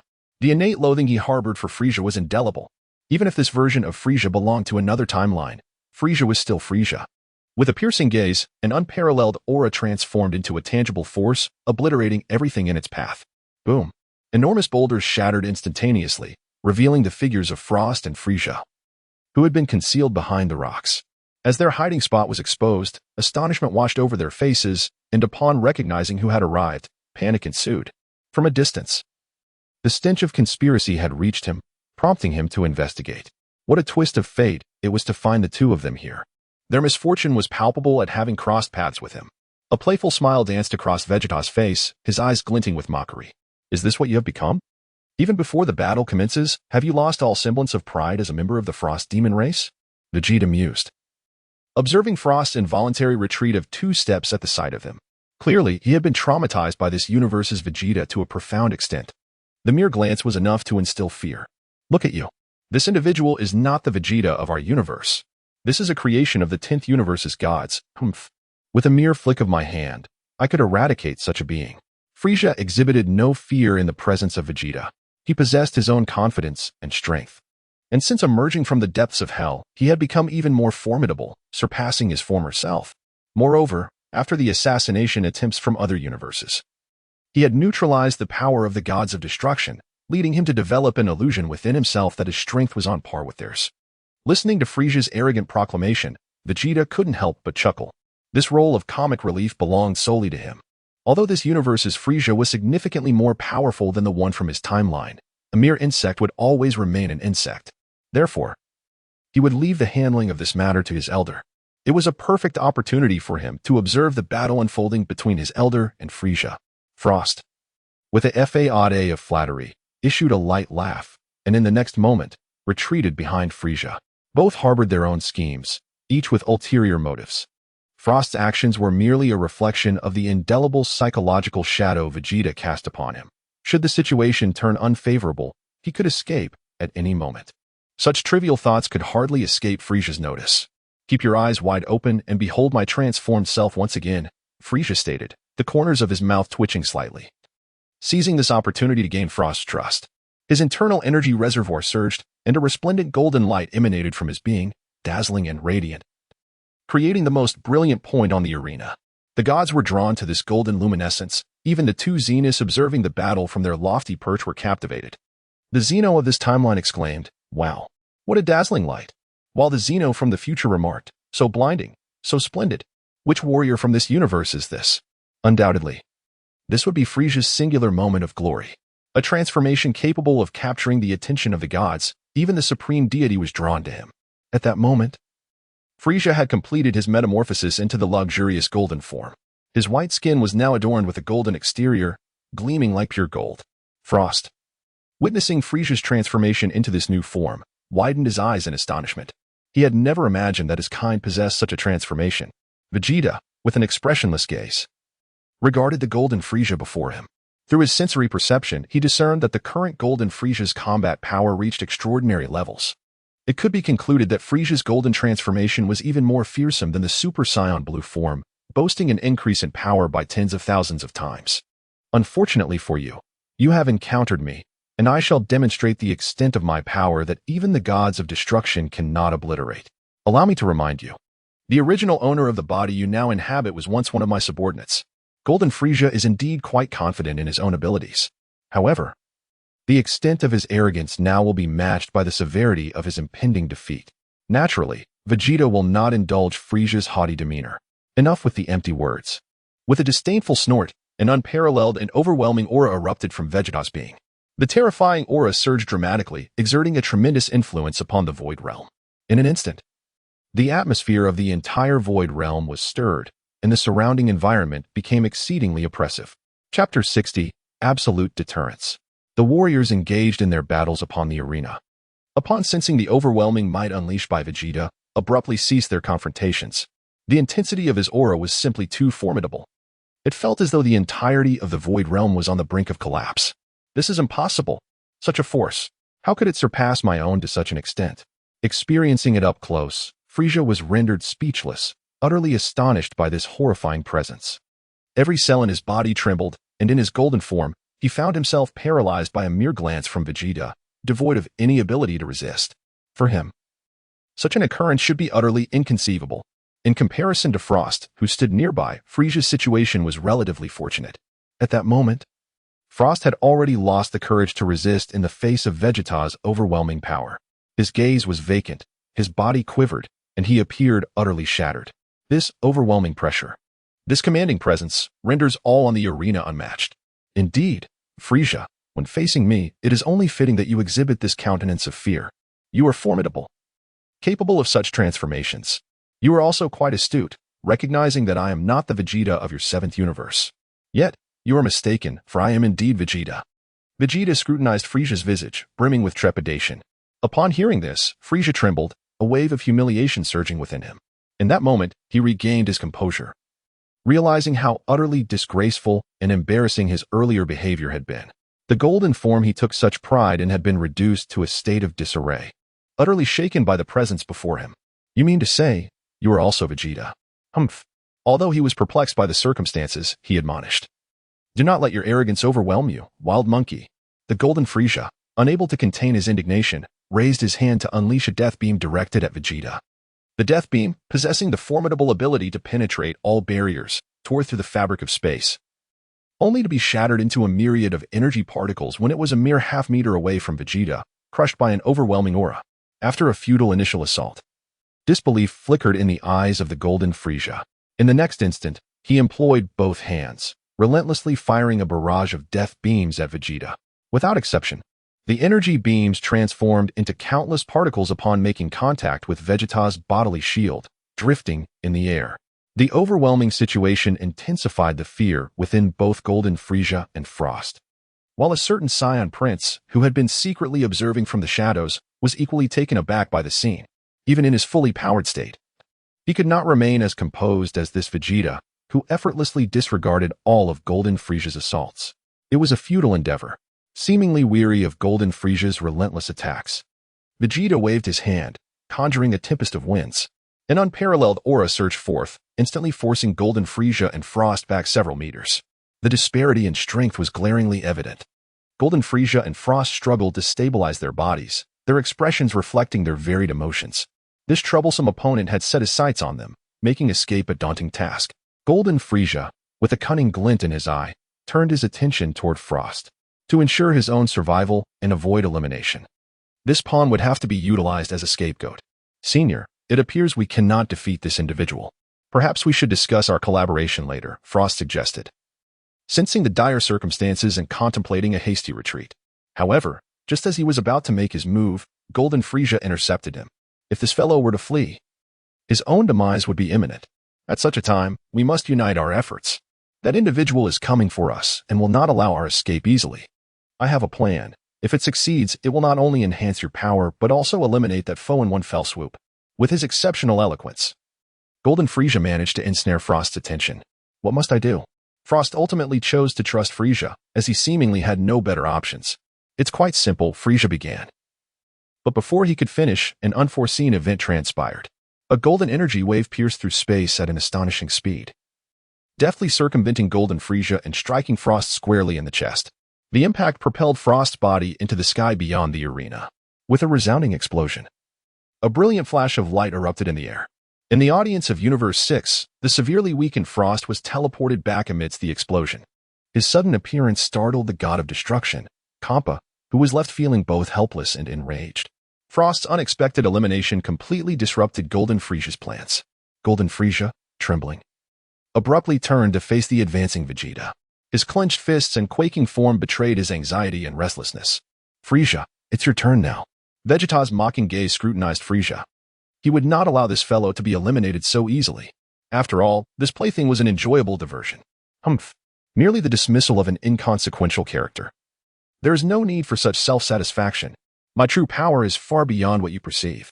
Open your eyes and behold, you wild monkey. Aware of his precarious situation, the Golden Frieza understood that he could no longer remain concealed. With a resounding roar, his aura surged dramatically, his strength escalating at an astonishing rate. The reading of his combat power fluctuated and ascended in Vegeta's eyes. As the energy reached its zenith, the true measure of Golden Frieza's might was revealed, 6,000. His genuine power. This formidable power is already sufficient to rival that of the formidable during the skirmishes. It must be said that the innate talents of the Ice Demon clan are indeed terrifying, even when imprisoned in the depths of hell and subjected to relentless torment. They continue to grow ever stronger. At this moment, Vegeta truly witnessed the authentic combat prowess of Golden Frieza. Yet, what does it matter? Even the battle power of the late 8th dimension appears to him as mere ants, insignificant and inconsequential. As energy surged to its zenith, Golden Frieza raised his hands high. A dazzling golden-hued energy coalesced within his palms, steadily expanding until it reached a diameter of 100 meters before ceasing its inflation. Chapter 61, Golden Sands Package. You deserve it, Planetary Destruction Bomb. This skill was originally imparted by the god of destruction, Beerus, to the Frost Demon clan as a technique for obliterating planets. However, after Frieza's modifications and enhancements, the planet-destroying bomb evolved into a far superior and more devastating technique, aptly named Supernova. When unleashed with full force, the Supernova retains the essence of the god of destruction's technique, exuding power that undeniably reaches the zenith of the 8th dimension. It poses a significant threat even to beings of the 9th dimension. A moment's carelessness could lead to utter annihilation. This attack can reduce even supergiants to mere dust. So let us see if you possess the fortitude to withstand it. With a cunning smile, Golden Frieza hurled his hands forward, directing the supernova straight toward Vegeta. Vegeta, his expression unchanging, gazed at the advancing supernova as if he were entirely unfazed. It was only when the supernova approached within a mere 10 centimeters of him that an unexpected force halted its relentless advance, rendering it immobile. This is impossible. Feeling the overwhelming pressure wash over him, Golden Frieza's eyes widened in disbelief. He witnessed a scene he had deemed utterly inconceivable in his lifetime. The technique capable of annihilating even supergiants could not be countered. It was astonishing that this supernova was frozen in place by merely a glance from Vegeta. who didn't even need to make a move. His mere gaze was sufficient to thwart Frieza's supernova. The disparity between their dimensions was simply monumental. Such a dreadfully mundane technique should not be brandished so foolishly, Frieza. As those words fell, the oppressive aura surrounding Vegeta surged dramatically. In the blink of an eye, the intangible momentum pulverized the colossal 100-meter supernova, transforming it into a myriad of energy particles that drifted throughout the surrounding space. Not only did it fail to create any ripple, but it also evoked a sensation that was even more absurd than destruction itself. In this scene, the astonished Golden Frieza stands agape. Even the deities in the audience are significantly shaken. At this moment, any entity with a modicum of strength is acutely aware that while the destructive power of Golden Frieza's supernova has yet to reach a level that could threaten a god of destruction, its potency has undeniably entered a realm capable of unsettling such beings. Even if they wish to dismantle it, considerable effort would be required. Yet, this seemingly cataclysmic strike appears merely superficial and utterly feeble in the presence of Vegeta. It becomes evident that the gods have, on some level, underestimated Vegeta. What is the matter? Are you frightened by something so trivial? Is this what it means to be the so-called Emperor of the Universe? Under the fearful gaze of Golden Frieza, Vegeta's smile deepens with an air of amusement. In a state of panic, Golden Frieza instinctively seeks to flee. But Vegeta's speed surpasses his expectations. The domineering Vegeta plants his foot firmly upon Frieza's tail, immobilizing him, and launches a powerful punch towards his face. The iron fist shatters the fabric of space, landing heavily upon Golden Frieza's visage. A resounding bang echoes through the air. Struck with immense force, Golden Frieza finds himself momentarily dazed. His gaze unfocused, as purple blood trickles from his nostrils. The impact leaves him momentarily disoriented. Yet, this is not the end. Vegeta has not exerted his full strength. Intrigued by Frieza's resilience. After all, this fiend's ability to withstand blows in the original narrative was quite remarkable. Vegeta is eager to test just how formidable this opponent truly is. With both hands, he delivers a relentless barrage of devastating strikes, tearing through the air and mercilessly pummeling Golden Frieza's body. Damn those heavy fists. Damn that wild monkey. After enduring a series of humiliations, Golden Frieza's fury reaches a boiling point. The devastation wrought by each strike would suffice for him to consume an entire jug. And had it not been for the unparalleled defensive prowess bestowed upon him by his golden form, he would likely have perished long ago under this relentless and annihilating onslaught. More resilient than I had anticipated, Frieza. You are indeed more suited to serve as a human punching bag than anyone else. As Vegeta mercilessly ravaged the corporeal form of Golden Frieza, he simultaneously sought to provoke his adversary's spirit with his words. The exhilarating sensation of tormenting Frieza indeed offers a psychological delight. However, one must acknowledge that Golden Frieza's defensive prowess is truly remarkable, even without exerting much effort. Each of Vegeta's strikes possesses the formidable strength capable of toppling an eighth-dimensional warrior. Yet, one must not become overly complacent. Already teetering on the brink of fury, Golden Frieza emitted a hysterical roar. As his anger reached its zenith, he unleashed an energy that transcended all limits. The golden flames radiated with an intensity reminiscent of an erupting volcano, ever resilient. Has he grown stronger once more? Sensing the shift in Golden Frieza's aura, Vegeta remained unfazed. In his eyes, Frieza's battle power had ascended to the pinnacle of the 8th-dimensional G unit, merely a step away from breaking into the 9th-dimensional Rang unit. Yet, even if he were to transcend into the Rang unit, what would it matter? He would still be an insignificant insect. Raising his right hand, Vegeta transformed his palm into a fist, channeling white energy into a tangible flame that coalesced at the tip of his fist. Gathering strength, he swung his fist. Boom. The unstoppable force of his punch collided violently with Golden Frieza's face. The unparalleled power erupted, causing Frieza's aura to wane dramatically. Due to the excessive force, Frieza's tail, which Vegeta had pinned beneath his foot, was torn apart, sending his lizard-like form hurtling backwards in a straight trajectory, piercing through several rocky mountains, and flying out of the arena of the power tournament. In a moment of distraction, he had exerted too much force. One could only hope that this fiend was still alive. Observing Golden Frieza, who had been propelled hundreds of meters away and fallen off the stage, Vegeta felt a twinge of boredom. Ultimately, this was merely the extent of his strength. Should the later appearance of Black Gold Frieza occur, it might hold some intrigue. He lowered his gaze to the tail he had been stepping on. With the loss of energy, the tail had reverted from its dark golden hue to a stark white. One must concede that the resilience of the Frost Demon race is truly remarkable. Even with the tail severed, it continued to writhe and convulse. As long as the tail remains, does it not count as being eliminated?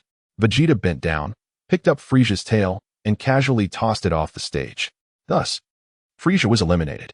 Chapter 62. Whis. This Vegeta is indeed remarkable. In the observation area of the 6th universe, with the elimination of Frost and Frieza, not only did the 7th universe lose its first contestant, but it also signified the loss of a warrior for the 6th universe.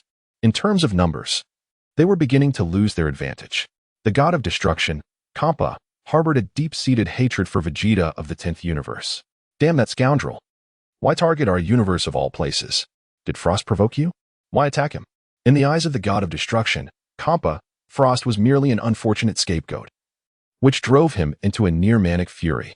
Beside him, the angel Vados listened in silence to Kampa's grievances, fully aware of the underlying truths. Her gaze subtly shifted towards the audience of Universe 7, where the Vegeta of Universe 10 was revealed to be no imposter. In the viewing area of Universe 7, Frieza became the first contestant to be eliminated. At that moment, Frieza lay battered and bruised, plunged into a deep unconsciousness, his life force exceedingly faint, akin to a flickering candle in the wind, on the verge of extinguishment. Such a ruthless and fierce method of attack sent chills down the spine of the god of destruction, Beerus. That rascal from Universe 10 has deliberately targeted Frieza. Beerus ground his teeth, speaking in a constrained tone. Although he harbored a strong dislike for Frieza, the latter was undoubtedly a formidable force within their universe. Especially with his golden form, Frieza ranked among the most powerful beings in Universe 7. Yet, even such a powerful adversary was utterly overpowered by that Vegeta from Universe 10. Left with no means to retaliate, it was a complete one-sided affair. Beerus could not comprehend why that imposter from Universe 10 had fixated on Frieza. This was their first encounter, and there should be no deep-seated vendetta between them. After observing Universe 10's Vegeta for a considerable time, the angel was suddenly remarked, "Lord Beerus, perhaps our previous conjecture was erroneous." Have you discerned something, Whis? Beerus quickly turned his head at Whis's words. Whis did not respond immediately. Instead, his gaze grew increasingly grave as he scrutinized Universe 10's Vegeta. At that moment, Vegeta, sensing the attention from the angel, shifted his gaze and locked eyes with Whis. It was this exchange of glances that confirmed Whis' suspicions about his identity. An imposter could never possess such arrogance and unwavering determination in his eyes. Through those eyes, one could perceive deeper truths and information. Lord Beerus, our previous assumption about his identity was incorrect. It is far more complex than we imagined. Perhaps this body has belonged to him from the very beginning, Whis declared, releasing a revelation akin to a bombshell. Upon hearing this, Beerus was left speechless, his mouth agape. And with his intellect, he had already begun to piece together the implications. Whis, are you suggesting that he originates from another universe? At that moment, beads of cold sweat trickled down Beerus's forehead. The Vegeta from Universe 10 does not belong to this world. He hails from an alternate parallel universe. Aside from the possibility of having stolen the body, this might be the most plausible explanation. Indeed, while this is merely conjecture, it seems to be quite accurate. This Vegeta is not an imposter. He is the genuine article. He comes from another temporal realm, was solemnly stated. Casting a contemplative glance towards the viewing area of Universe 10. Noticing her brother's gaze, the angel Kusa displayed a pure and bright smile. Seemingly impressed that her brother had finally deduced correctly. He truly is from a parallel universe. But why is he here? And why is he a contestant in Universe 10? How infuriating. Though we are beings of the 7th universe, we find ourselves battling for the 10th universe. The Grand Minister and the Omni King surely cannot be oblivious to the reason behind this. The god of destruction, Beerus, is engulfed in a myriad of complex emotions. Even if he hails from a parallel dimension, these warriors still belong to his universe. Yet now, they have ventured into another universe to confront the 7th universe. Beside him, the angel Whis remains silent. The presence of Vegeta here is undoubtedly linked to his sister, the angel Vados. But what difference does it make to know the truth? As the chief angel, Vados commands respect, and neither her father, the Grand Minister, nor the Omni King has raised any objections. On the arena, Vegeta gazes toward the viewing area of the 7th universe. After exchanging a knowing glance with Whis, he begins to comprehend the situation. However, he remains indifferent. What if you uncover his true identity?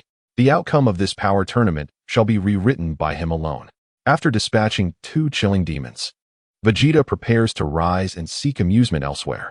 Suddenly, a sharp, frigid wind rushes toward him, and he realizes this is no mere coincidence. Someone has sought him out. Your ability to conceal your aura is commendable, yet your presence renders the surrounding air icy. Reveal yourself, fighter of the sixth universe. Vegeta's piercing gaze fixates on a shadowy rock to his right. There, at the heart of the darkness, the ace of the sixth universe, the legendary assassin Hit, has stealthily made his appearance. This individual appears to have deliberately sought him out. I did not anticipate that you would uncover this so effortlessly. Your prowess exceeds my expectations. Speaking of which, prior to the commencement of the competition, Lord Kampa, the god of destruction, advised me to exercise caution around you. The assassin, Hit, emerged slowly from the shadows, his hands tucked into the pockets of his trench coat, his low voice carrying an air of chill. Observing Hit before him, Vegeta smiled. Does this fellow believe himself to be akin to the Vegeta of the seventh universe? If my conjecture proves accurate, you must be the companion of the first individual I recently vanquished, though you appear to possess greater strength than that fellow. Such a level of combat prowess hardly grants you the audacity to seek me out. It seems you are somewhat overestimating your capabilities. Vegeta smirked with confidence, his indifferent judgment casting a shadow over the countenance of the assassin, Hit, whose expression darkened ominously, revealing a glint of cold fury in his eyes. As an assassin, he upheld his own dignity and principles. Vegeta's brazen demeanor was intolerable to him. Chapter 63. Hit's Challenge. For Hit, the Vegeta of the seventh universe had previously succumbed to his might. While the Vegeta before him was indeed formidable, he harbored no belief in his own defeat. A chilling glimmer flickered in his crimson eyes. With each step he took, the surrounding air grew ever colder. Observing Hit's movements, Vegeta remained unperturbed, arms crossed, exuding an air of nonchalance. In his perception, the combat power of Hit had long been discerned, neither particularly strong nor weak, positioned at the eighth dimensional unit. Moreover, it was merely slightly superior to that of Golden Frieza, albeit his mastery of the time-skip technique rendered him a tad more troublesome. In the original narrative, did he possess such prowess? Vegeta was somewhat taken aback. Perhaps it was due to his influence that he had grown stronger. Nonetheless, any minor tricks would prove futile in the face of absolute power. Humph. Do you wish to engage in battle with me? Given your current strength, it truly falls short. A mocking smile graced Vegeta's face. As he spoke, an oppressive aura descended upon them, akin to the sky collapsing. A ferocious energy transformed into a tempest, barreling towards the assassin, Hit. In an instant, the atmosphere shifted, returning to Vegeta's dominion, shattering the cold ambience that Hit had attempted to establish. The formidable aura surged forth, enveloping the assassin Hit, causing his brow to furrow and his heart to grow increasingly heavy with gravity. Although he possessed a measure of confidence in prevailing against his opponent, the challenge loomed dauntingly ahead. As their gazes locked, Hit felt the weight of pressure intensify, a bead of cold sweat trickling down his forehead. He was acutely aware that this Vegeta before him was a far cry from the one he had recently vanquished. After a moment of contemplation, Hit made his decision. He took a step back, withdrawing his hands from the pockets of his waist. He understood that the individual before him was extraordinary, and any hint of vulnerability could lead to irrevocable consequences. Humph.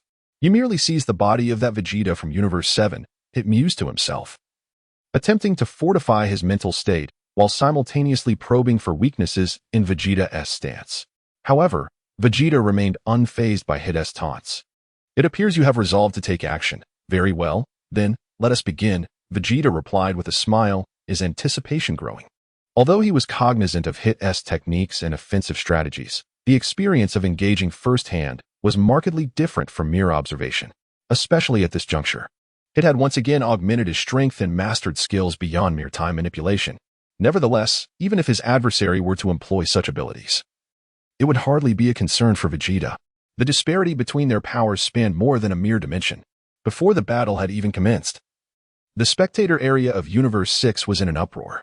Moments prior, Frost from their universe had been unceremoniously knocked off the stage. In the very next moment, Hit had set his sights on the Vegeta of Universe 10. Kampa, the god of destruction, realized that this individual's might was far beyond what Hit could contend with.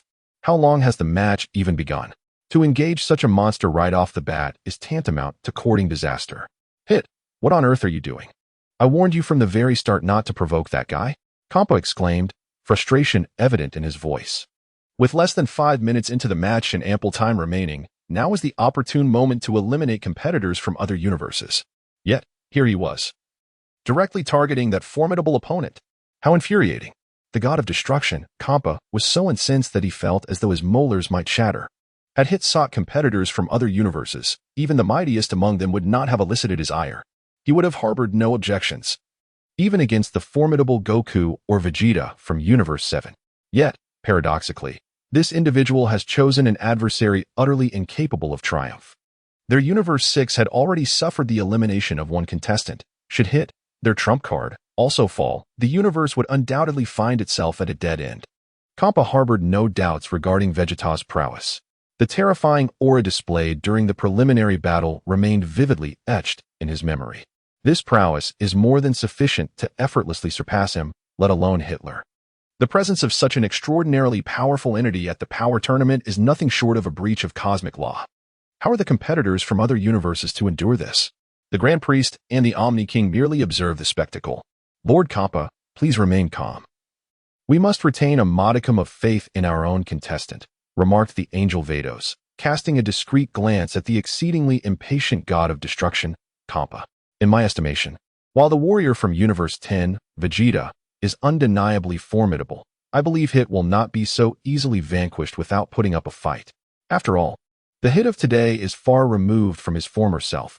His abilities extend well beyond the simple manipulation of time. Vados felt a wave of exasperation as she recalled her initial folly in selecting such a slothful and gluttonous cat as a god of destruction, simply because she found him endearing. This demeanor is incapable of withstanding even the slightest tempest, lacking the steadiness of other deities of destruction from different universes. However, after years of companionship, the temperament of Lord Kampa has become a familiar presence. Come now, Vados, you need not fret. Even if the entirety of the sixth universe were to be eliminated, and we were to vanish, you, as an angel, would remain untouched and would not face obliteration. How infuriating. Lord Kampa, in his impatience, paced anxiously.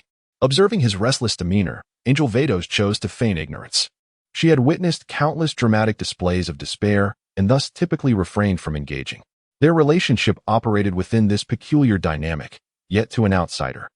It resembled a plump cat lamenting to its owner. What a pity, Lord Kampa. The thought of bidding you farewell fills me with reluctance, I must admit. Boo-hoo. Vados' sarcastic remark flushed Lord Kampa with indignation. Yet, helplessly, he could not retort. The status of angels is entirely distinct from that of these gods. Even amidst the destruction of the universe, angels remain unscathed, merely undergoing the cycle of reincarnation anew. Yet he is different, as a deity of destruction. The fate of the universe is inextricably linked to his existence. Should the universe perish, all would be lost, and the purpose of these deities of destruction would cease to be. Chapter 64, The Clash of the Two Legendary Powers. On the arena, as the competition commenced, the battles intensified, and within a mere 3 minutes, the power tournament had reached a fever pitch. Countless formidable warriors clashed throughout the corners of the stage, with conflicts erupting incessantly. The tumultuous chaos encompassed numerous universes, leaving no one able to discern friend from foe. Yet, 2 areas stood remarkably tranquil, with no one daring to intrude.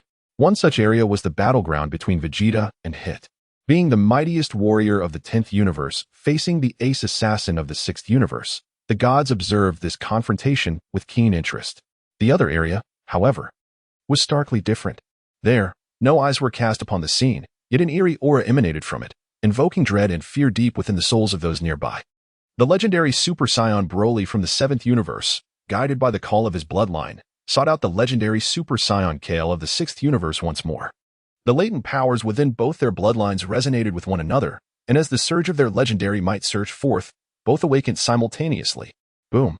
2 astonishing beams of emerald energy instantaneously pierced through the entirety of the void realm. An overwhelming presence and an oppressive sensation emanating from the depths of the soul momentarily transported the void realm into an entirely different atmosphere. The arena trembled violently as the immense power unleashed by the 2 legendary Super Saiyans erupted. An unparalleled pressure enveloped the surroundings, sweeping across all directions. The contestants, feeling this tempestuous aura, widened their eyes in shock and fear. Those engaged in combat upon the arena were compelled to halt their battles due to the explosive emergence of this formidable energy. This formidable force is not only terrifying, but also permeated with a sense of brutality and bloodlust, evoking a profound instinctive unease and dread within the soul. Meanwhile, The atmosphere of the battle between Vegeta and Hit is directly disrupted by this sudden eruption of energy. Could it be that the legendary Super Saiyan has awakened? Upon sensing the powerful surge of bloodline energy coursing through him, Vegeta abruptly turned his head towards another battlefield. Through his key perception, he pinpointed the location of the transcendent Super Saiyan and discerned the terrifying magnitude of the power being unleashed. In the ninth dimension, within the unit of abundance, it had lost the will to continue fighting upon realizing that the source of the energy explosion emanated from their sixth universe. For the greater good, he resolved to abandon his battle with Vegeta, ensuring that their universe maintained its numerical superiority. With a thought, Hit vanished into the realm of time, disappearing without a trace. As Hit suddenly departed, Vegeta reacted. He had the ability to intervene, yet he chose not to, deeming it futile. The manner and speed of Hit's escape were indeed peculiar, befitting one of his lethal profession. Vegeta was now certain that Hit had vanished from the vicinity. His focus shifted entirely to the increasingly potent ki of the transcendent Super Saiyan in the distance. The two fabled Super Saiyans were on a collision course, both on the verge of losing control. This scenario was undeniably intriguing. As he spoke, Vegeta concentrated his thoughts and transformed into a fleeting shadow, vanishing from his original position. When he reappeared, he had traversed a distance of several kilometers, arriving at the epicenter of the explosive power. He stood atop a rocky mountain, arms crossed, looking down with an air of superiority at the two Super Saiyans unleashing their might below. Simultaneously, he noticed the warriors from Universe 11, Jiren and Toppo. Clearly, the terrifying aura radiating from the clash had drawn their attention, as well as that of all warriors from both the 7th and 6th universes. At this moment, Goku and Super Vegeta stood together, gazing at the source of the intensifying ki on the arena, their hearts racing with apprehension. They had personally experienced the horror of Broly. Initially dismissive when the Angel Whis discovered the Saiyan, they soon understood the vast disparity in power after witnessing his rampage. Even when united, they were insufficient to contend with Broly alone. Did the 6th universe also harbor a legendary Super Saiyan? Broly was present there. Was that a boon or a curse? If Broly were to lose control like the others, it could spell disaster, potentially eliminating competitors from other universes. Goku, filled with trepidation, lamented that it would be a shame if Broly were disqualified for violating the tournament rules. "Stop overthinking it, Kakarot. Look over there," he exclaimed, pointing to the imposter from Universe 10 and the two from Universe 11, who were all present. It was the perfect opportunity to gauge their true strengths. In comparison to Sun Wukong, Super Vegeta is evidently preoccupied with a multitude of concerns. The fact that Broly's rampage has captured the attention of both individuals signifies that they may indeed intervene. Only by comprehending the adversary's methods can they devise appropriate strategies for the impending battle. An ear-piercing, frantic roar reverberates throughout the arena, and in an instant, an irresistible tempest of energy engulfs much of the stage. The renowned Kale from the 6th universe has completely lost control. Her overwhelming power wreaks havoc across the arena, inciting anomalies in the void, as her ferocious aura causes the ground beneath to repeatedly bulge with colossal rocks. Standing atop the rocky summit, Vegeta can acutely sense the terrifying magnitude of this force. The legendary Super Saiyan, after a prolonged absence, cannot help but exclaim in awe. Kale's unleashed energy has now reached the astonishing levels of the 9th-dimensional realm. This strength is truly formidable, enough to overshadow the majority of competitors in the arena. The power of the legendary Super Saiyan is terrifying, a phenomenon he has personally experienced. It is akin to an insurmountable glitch, with his aura and strength augmenting continuously, and at an astonishing rate. When confronted with formidable opponents, he can further awaken the latent potential within him, resulting in a significant increase in combat prowess. If he cannot vanquish the legendary Super Saiyan in an instant, the misfortune that follows will undoubtedly be his own. The female legendary Super Saiyan from Universe 6 has gone berserk, yet why do you remain so composed? Vegeta's attention is drawn to Broly, who remains motionless not far from Caulifla. He can distinctly sense the terrifying energy contained within Broly's body. Chapter 65, Power Accumulation and Explosive Release. At this moment, Broly is enveloped in emerald flames.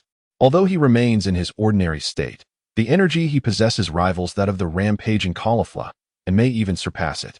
Yet, paradoxically, this energy is currently in a state of eerie tranquility, a calmness that feels unsettling. This sensation resembles the harbinger of an imminent tempest. Positioned within the spectator area of the arena, all the supreme Kais and gods of destruction, as well as the angels, are profoundly astonished by the legendary Super Saiyan's unleashed power. The seemingly frail girl from Universe 6 conceals such terrifying energy. Who could have anticipated that the most inconspicuous of individuals could emanate a presence that even the deities find bewildering? This surge of energy has ascended to the realm of quasi-deities. In the observation area of the sixth universe, the god of destruction, Kampa, stood in astonishment, utterly captivated by the overwhelming aura emanating from Caulifla. Initially, when he had chosen Caulifla to participate, he believed her to be merely a filler competitor.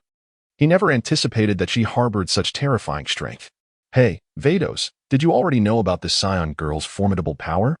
Which is why you insisted on her participation in this tournament. Kampa inquired incredulously, still in a state of disbelief. At first, he had contemplated replacing Caulifla with another contestant. But now, her unleashed power rivaled even his own. Haha. Lord Kampa, I had mentioned from the very beginning to remain calm. You were too eager and overly concerned. The tournament has just commenced, and while other universes boast formidable competitors, our universe is not without its own strengths. And we have more than just hit as our trump card, the angel Vegeta-Thus teased, her tone deliberately playful. Hearing this, Kampa felt his face flush with embarrassment. This time, he truly felt humiliated. Had he not witnessed it with his own eyes, he would never have believed it. Yet, having seen it, he could no longer deny the reality. Feeling a sense of relief that he had not hastily replaced Caulifla. With Caulifla's explosive emergence, the championship of the Tournament of Power seemed to beckon towards their sixth universe. Alright then, Caulifla. Eliminate every competitor from the other universes on that stage. Not a single one shall remain. Kampa bellowed towards Caulifla on the arena. He was oblivious to the costs associated with unleashing such power. At this moment, Caulifla had lost her sense of self. Dominated by the primal ferocity of her legendary Super Saiyan bloodline, she was no longer Caulifla but a mindless beast. Beside him, Angel Vegeta-Thus felt an inexplicable sense of embarrassment upon hearing Kampa's call. It was evident that in this current state, Kampa was oblivious to the fact that Caulifla could no longer hear anyone's voice. Lord Kampa, regardless of what you say now, Caulifla is unlikely to heed your commands. She is now engulfed in a berserk state, consumed by the feral power, with only the desire for destruction in her mind. Moreover, there is an even graver concern. It is possible that in her current state, she may even attack her own allies. Vegeta-Thus warned again, leaving Kampa momentarily stunned, his eyes wide with shock. The inability to control her power, transforming into a monster that could not distinguish between friend and foe, implied that everyone on that stage had become a target for Caulifla's elimination. What a ridiculous situation. A rampaging monster, uncontrollable in its power, is of no use to him at all. In the arena, Kai has managed to stabilize the form of the transcendent. The emerald aura has been retracted into his body. It is hard to fathom that just minutes ago, a frail little girl could transform into this towering figure, standing 3 meters tall, exuding a menacing aura. Wisps of white smoke swirl around the imposing physique, and the pupils have vanished from the eye sockets, leaving behind a visage twisted in ferocity, reminiscent of a beast on the verge of eruption. This created a striking contrast with Broly, who stood beside her. While Caulifla had succumbed to the frenzy of her ancestral power, Broly remained unexpectedly calm, as if he were concocting some devastating technique, even in her berserker state. Caulifla noticed Broly's presence, feeling a strong resonance from the power flowing within her veins. The legendary Saiyan lineage permits only one to exist. It will never tolerate the presence of two. With a firm grasp, a radiant emerald light flickered in her palm, as rings of energy coiled back into her hand. With each retraction, the world around her transformed in reaction to this power. After 3 cycles, a lively, emerald energy danced playfully in Caulifla's palm. In the next instant, she swung her hand, unleashing a shockwave of emerald energy that shot forth in a straight line, colliding with Broly's chest. The force propelled Broly into the air, where he burst apart in a dazzling display of emerald brilliance, akin to flames. Was Broly truly eliminated? That was evidently impossible. Although Caulifla's strike appeared formidable, it had not inflicted a single scratch upon him. It merely relocated him to another part of the arena. There existed a noticeable disparity among the legendary Saiyans. After sending Broly flying, Caulifla's unseeing eyes swept across her surroundings, catching sight of countless competitors that ignited her fury and displeasure. A ferocious roar erupted, more fearsome than that of a wild beast, followed by an explosion of tangible emerald flames. A terrifying energy column once again pierced the sky of the void, its sheer force making it impossible to approach. Undoubtedly, Her body was too feeble to fully harness the legendary energy of a Super Saiyan, necessitating the release of a portion of it. In an instant, massive stone pillars erupted from beneath Caulifla's feet, lifting her 10 meters into the air. Surrounded by countless green energy particles, she unleashed an unending barrage of emerald energy blasts in all directions. This indiscriminate energy bombardment encompassed both foes and allies alike. Each energy blast possessed formidable power. If unleashed in the cosmos, even a single one could obliterate a medium-sized planet. Numerous universes were affected, resulting in the elimination of countless competitors. Participants from Universe 2, Zarbin, Hamera. Participants from Universe 3, Nicoles, Catabesler. Participants from Universe 4, Ganos, Jawi. Chapter 66, Vegeta, the Legendary Saiyan? Merely that. Aside from the three universes, the most unfortunate is undoubtedly the ninth universe. In their realm, barring the trio of dangerous individuals, nearly all participants were eliminated the instant Kale erupted. In a fleeting moment, a furious roar dispatched over 10 contenders. Should this madman continue unchecked, even more universes would be affected. Ultimately, even the sixth universe would not escape unscathed. After all, Kale has lost all sense of friend and foe. Kale, cried Caulifla, her elder sister, desperately calling out her name. She wished to awaken Kale, but alas, the response was a lethal energy blast capable of obliterating stars. Just as peril loomed, the assassin hit arrived on the battlefield, using his time skip ability just in time to save Caulifla. Grateful for his life being spared, Caulifla was initially overjoyed. But her expression quickly darkened. Given Kale's current state, even Hit would find it exceedingly difficult to save her. Having brought Caulifla to safety, the assassin Hit gazed grimly at the distant battlefield and murmured, "A formidable monster has been awakened. Your sister has now fallen into a state of indistinction between allies and adversaries. Someone must subdue her." Meanwhile, in a rocky area to the right of Kale and her companions, two participants from the seventh universe, Goten and Trunks, were desperately fleeing from Kale's unrelenting barrage. "This is no fun at all. I shouldn't have listened to Dad about entering this tournament," Goten exclaimed. "Be careful. If we get hit by even one of those energy blasts, we're finished. I don't want to be eliminated before I've even had a chance to fight." The two young boys scurried around the arena, evading Kale's energy onslaught. Despite their considerable power, they remained mere children at heart. Kale's ferocity had truly frightened them, bringing back memories of their encounters with Majin Buu, tense, exhilarating, and terrifying. As they continued to evade, a vibrant green energy blast tore through space, seemingly zeroing in on them with deadly accuracy. Sensing imminent danger, the two boys panicked. Just at that critical moment, Majin Buu appeared, deflecting the energy blast away and saving them.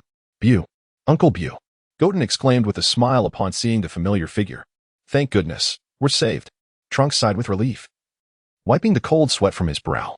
"Just stick with me. This place is exceedingly dangerous. One misstep, and you could be knocked out." Majin Buu spoke to Trunks and Goten in a tone that was both simple and sincere. With such a protector, how could Trunks and Goten possibly refuse? The two nodded in agreement. With Majin Buu as their safeguard, their safety in the arena was significantly enhanced, at least until their fusion that could not be eliminated. This was also conveyed to them by Uncle Weiss. As long as time permits, they shall merge directly. And then it will be the moment for the invincible Lord Gotenks to reap the rewards, positioned at the very source of the energy eruption. At this moment, Vegeta stood resolutely atop a mountain peak, quietly observing the explosive emergence of the legendary Super Saiyan Kale. To be honest, after years of absence, the resurgence of this power stirred within him an overwhelming urge to suppress Kale. However, he refrained from doing so. While Kale was indeed formidable, she had not yet reached the point where intervention was necessary. Vegeta's gaze subtly shifted, bypassing the spectacle of Kale, and settled upon another side of the arena, specifically the realm of Universe 11. At this juncture, Universe 11 found itself facing the greatest threat posed by the shockwaves generated by Kale's eruption. The three most powerful warriors of the Pride Troopers stood united, led by Jiren. Jiren, Toppo, and Dispo regarded the increasingly dire situation ahead with solemn expressions. Throughout the ordeal, Jiren maintained his silence. However, a slight change flickered in his eyes at this moment. The sheer destructive force of her voice. "I can hardly believe such a monster lurks in Universe 6, Toppo murmured, simultaneously gauging the disparity between their powers. Reluctantly, he acknowledged that the legendary Super Saiyan Kale's unleashed might surpass even his full strength. Engaging her head-on, he realized, would yield exceedingly slim chances of victory. Yet, There remained an alternative, the complete relinquishment of his own self, embracing the power of destruction. In that state, his strength would ascend to an entirely new echelon. With the divine power of destruction at his disposal, annihilating a Super Saiyan Kale would become a trivial endeavor. If such a monster continued unchecked, the chaos would undoubtedly escalate. Damn it, Dispo seethed through gritted teeth. Just as Dispo's words echoed in the air, Jiren made his move. The instant Jiren acted, both Topo and Dispo sensed the shift, their expressions morphing into one of disbelief. It was crucial to note that Jiren was not one to act without due consideration. This is the first time that Jiren has taken an active interest in the warriors on the arena. Little do they know, Jiren had been observing Vegeta from Universe 10 since the very beginning. Are you planning to make your move, Jiren? Topo murmured in astonishment from the side. While Dispo remained silent, the emotions swirling within him were vividly reflected on his face. The explosive power of the female warrior from Universe 6 had captured the attention of Jiren, their universe's mightiest fighter. It is worth noting that even Goku from Universe 7 might not be afforded such an honor. Jiren's actions did not go unnoticed by Vegeta. Although Caulifla was undeniably powerful, at their level of strength, she was merely a being he could easily suppress at will. This presented an opportune moment for him to witness the true capabilities of the gray-skinned warrior and ascertain the extent of her prowess. At that moment, Caulifla's outburst of power was still ongoing. Unrestrained, her strength continued to surge, rising exponentially. Vegeta could clearly see that her power had reached the level of 100 Xeno. If given more time, the explosive force within her would undoubtedly elevate her to the 1000 Xeno tier, perhaps even the pinnacle of Xeno. Ultimately, however, she would be unable to withstand such an overwhelming surge, leading to her own demise through self-destruction. Chapter 67. A True Man Never Looks Back. Brutal suppression self-destruction? Indeed. From Vegeta's understanding, the fate of past Super Saiyans has always been thus, succumbing to the temptation of power and destruction, ultimately spiraling into a path of self-annihilation. At this moment, Caulifla, situated high above, unleashed a series of frenzied roars. The terrifying sound waves swept across the entire arena, even drawing the attention of the Grand Priest and the interest of Xeno. She was expressing her power and venting her desire for destruction. This strength, while formidable, was ultimately limited. Standing atop the peak, Vegeta observed the rampaging Super Saiyan Caulifla and felt a twinge of sorrow. If only she could harness this power, she might have been a worthy opponent. However, her inability to control it condemned her to be nothing more than a wild beast. As Vegeta's thoughts echoed in his mind, it seemed Caulifla sensed something. The power within her bloodline reacted to Vegeta's disdain. The legendary Super Saiyan would never permit anyone to underestimate her. With a primal roar, Caulifla unleashed a ferocious cry. As her mouth widened, she expelled a terrifyingly radiant green energy beam. This vast and boundless column of energy, imbued with unmatched destructive force, hurtled directly toward Vegeta's position. Oh, has she initiated an attack on me? How intriguing. Perched atop the mountain peak, Vegeta felt the overwhelming destructive power of the strike. A smile gracing his features, he leisurely raised his hand, a profound aura manifesting on the surface of his body. The unstoppable emerald energy beam, mere half a meter from Vegeta, was abruptly halted by an invisible barrier. The tumultuous energy was gradually distorted by this unfathomable presence, ultimately dissipating into countless twinkling stars scattered across the expanse. The terrifying energy unleashed by the attack from Transcendent Goku instilled a sense of imminent peril in all those present. Jiren, who was poised to take action, halted in his tracks upon noticing Transcendent Goku's aggressive move towards Vegeta. Perhaps there was no need for him to intervene. Effortlessly dispersing Transcendent Goku's assault, Vegeta chuckled, remarking, "It has been quite some time since I have felt the potency of such an attack. You truly possess some skill." The sense of oppression evoked a nostalgic recollection in Vegeta, reminiscent of his past battle against Broly in the GT timeline. However, the current foe, Caulifla, pales in comparison to the overwhelming pressure Broly once exerted. After failing to land a blow, Caulifla's expression darkened with fury. Her imposing and fearsome physique lunged forward, akin to a primordial beast, intent on shredding Vegeta to pieces. For others, such a direct assault might leave them defenseless. Regrettably, this frontal onslaught was rife with vulnerabilities in my eyes. As the thought crossed his mind, Vegeta concentrated a sphere of azure energy in his palm. Final flash, he declared, unleashing a terrifying emerald energy beam that surged directly toward Caulifla's exposed torso. The ferocious impact propelled her body into the heavens of the void. Once she had been sent flying a considerable distance, Vegeta ceased his energy release and turned away, embodying the essence of a true warrior who never looks back at an explosion. The earth-shattering detonation erupted, engulfing the surroundings in searing flames. Caulifla's presence vanished instantaneously, mercilessly suppressed by Vegeta's overwhelming might. In the aftermath of the explosion, Caulifla, having reverted from her transformed state, succumbed to a deep unconsciousness, plummeting towards a corner of the arena. Witnessing Vegeta's unparalleled power left all present, including the gods, utterly astonished. Although she was not directly eliminated from the arena, the scene was indelibly etched in the hearts of everyone. The formidable power of the unleashed Caulifla had been shattered in an instant by this man before them. This led to a profound realization of just how formidable he truly was. The gods in attendance once again recognized the terrifying prowess of Vegeta. True strength is not akin to Caulifla's reckless fury, devoid of reason and merely a beast that unleashes chaotic destruction. Rather, it is those who, though seemingly dormant, can decisively conclude a battle in a mere moment that embody the essence of true power. At this moment, as the echoes of the explosion finally dissipated, the battlefield lay in an eerie silence that felt almost unnatural. An overwhelming sense of oppression permeated the atmosphere. A chilling cold swept over the bodies of all participants. The legendary Super Saiyan Kale had been vanquished, yet instead of ushering in a new era of tranquility, it heralded a more formidable tempest. Vegeta, witnessing the scene of Kale being subdued, caught the keen gaze of Jiren, the mightiest warrior of Universe 11. Feeling the intensity of Jiren's fiery stare, Vegeta instinctively turned his head away. Their eyes met, and the palpable aura generated between them was enough to render weaker competitors unconscious. Across the arena, the two most powerful beings were separated by a mere 100 meters, poised for what promised to be an even more exhilarating confrontation. Have I ignited your fighting spirit by subduing that girl? Well, let it be so. I am eager to see the heights you have attained in Universe 11. If you fall to me as easily as that girl, it would be rather dull. Vegeta gazed down at Jiren, his expression increasingly filled with anticipation. While Kale's strength was not to be underestimated, it was still far from warranting his full attention. Jiren, standing before him, was undeniably the strongest contender on the stage apart from Vegeta himself. Perhaps, engaging in battle with him would not be tedious after all. Conversely, upon sensing Vegeta's excessively arrogant scrutiny, Jiren clenched his fists tightly, his demeanor shifting accordingly.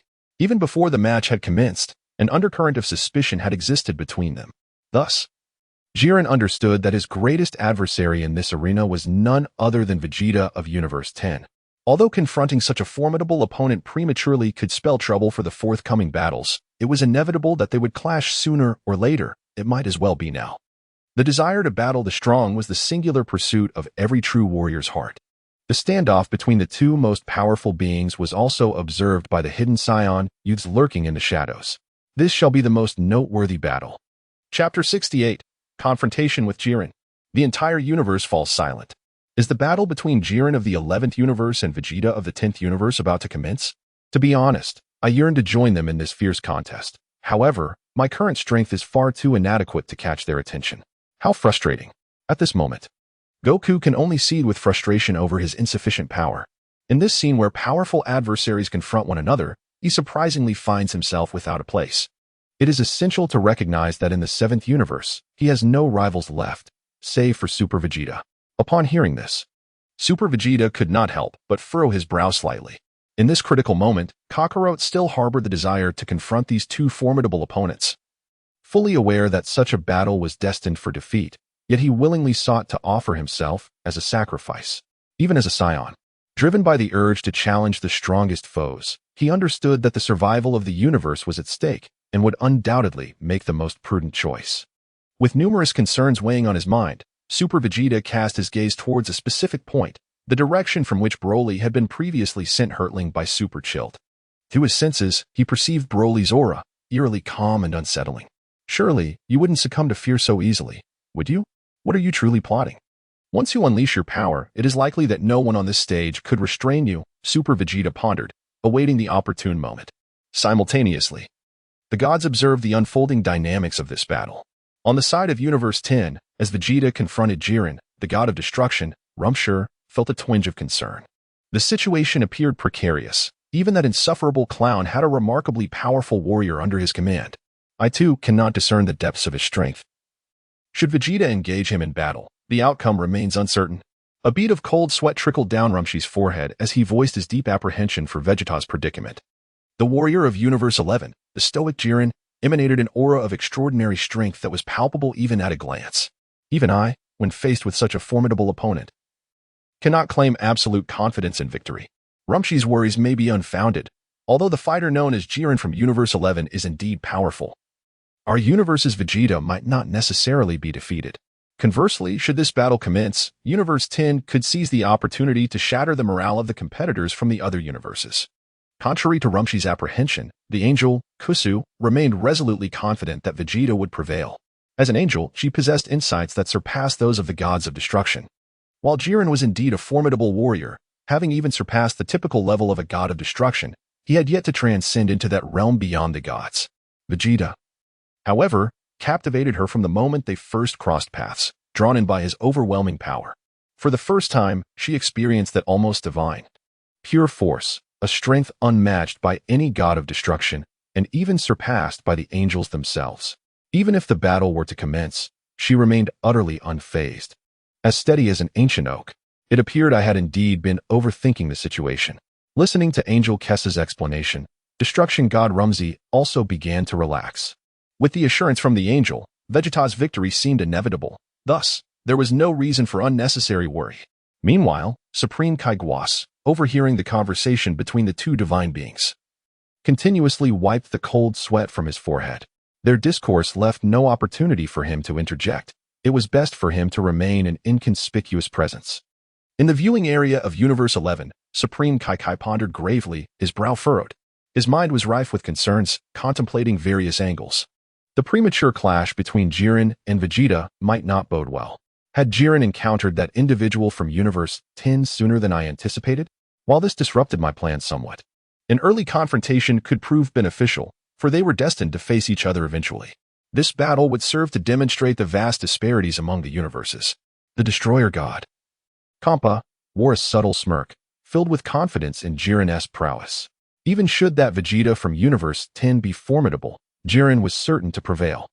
It seemed that an enthralling spectacle was about to unfold, and our universe's Jiren was indeed intrigued by this Vegeta from Universe 10. It remained to be seen who would emerge victorious. On the side of Universe 7, the corners of Destroyer God Beerus's mouth nearly reached for the heavens. Initially, his universe's elite combatants paled in comparison to those of Universes 10 and 11. However, with the strongest warriors of those universes clashing prematurely, the dynamics shifted dramatically. An early battle would greatly benefit Universe 7. When both sides were locked in a fierce struggle, it would be the opportune moment for his universe to strike. Though they lacked Frieza, he held firm confidence in Goku and Super Vegeta's strength. In the struggle between the clam and the heron, the fisherman reaps the rewards. Observing this, Angel Whis nodded in agreement. This was indeed a chance for Universe 7 to turn the tide. Yet, more than this, he was particularly concerned about their own Broly. The legendary Super Saiyan from Universe 6 had erupted with power, only to be ruthlessly suppressed by Jiren of Universe 11.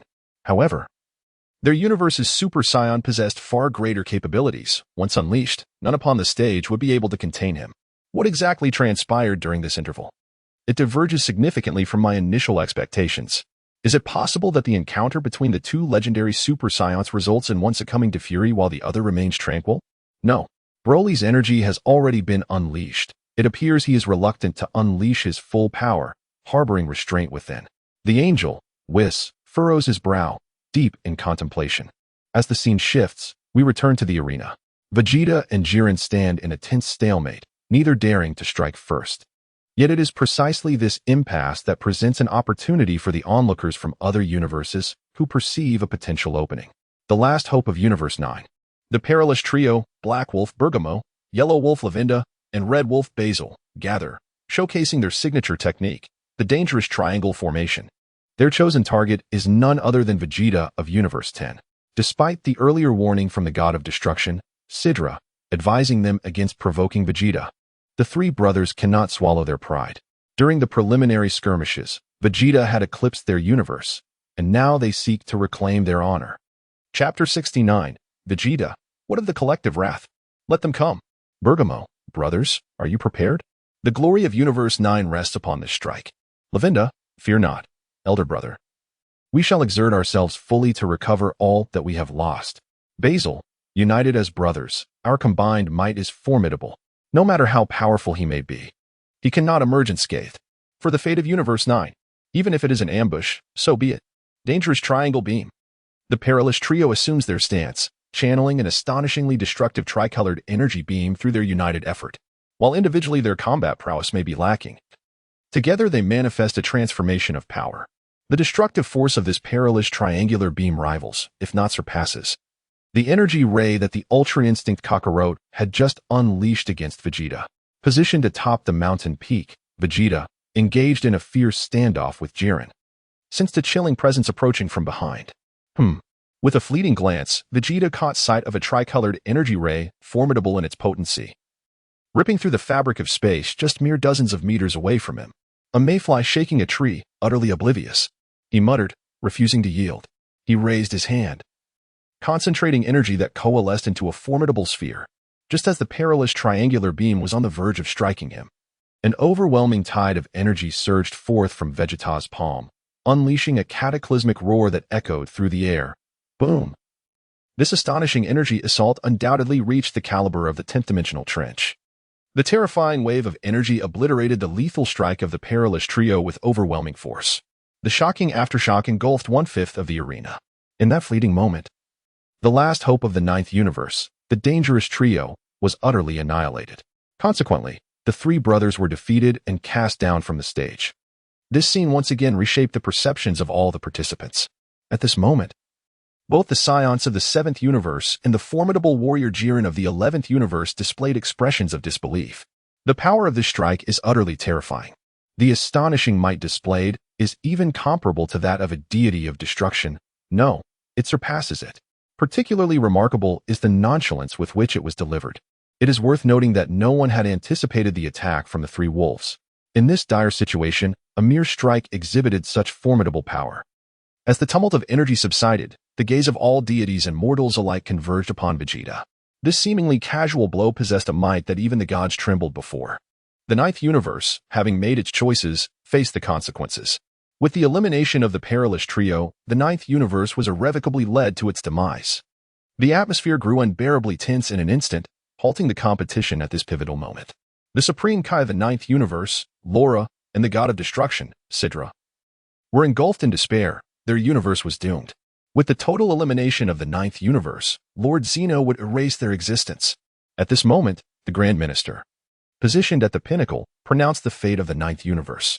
As his words echoed, both Zeniths raised their hands simultaneously, the enigmatic force of rules converging within their palms. In that fleeting moment, all competitors on the stage lifted their gazes skyward. Even the extraordinarily powerful Vegeta and Jiren found themselves compelled to observe closely.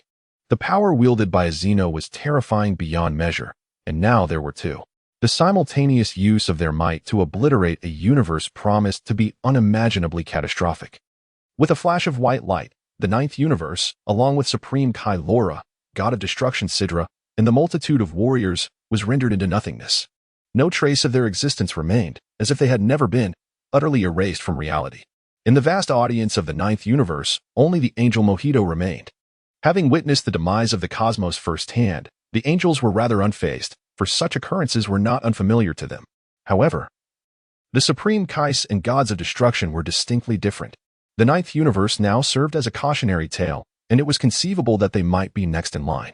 Following the complete annihilation of the 9th universe, the Grand Minister announced the continuation of the power tournament. It was precisely due to the intervention of the Omni King that the remaining 6 universes harbored an intensified animosity towards Vegeta. During the preliminary battle, he undeniably possessed the power to alter the course of events. He could have spared their universes from the catastrophe of destruction, yet he chose to remain an indifferent observer. If the 7th universe was the instigator of all this turmoil, then Vegeta stood as the sinner who disregarded the survival of the cosmos. It must be said, this revelation starkly illuminated the treachery of human hearts. On the arena, having witnessed the might of the Omni King, Vegeta's brow furrowed ever deeper. Is this the true extent of the Omni King's power?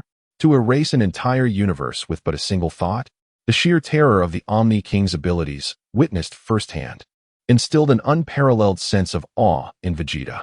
In that moment, he comprehended a crucial truth. The beings born within this Dragon Ball universe are utterly incapable of defying the Omni King. Their very existence hangs by a thread, dictated solely by his will.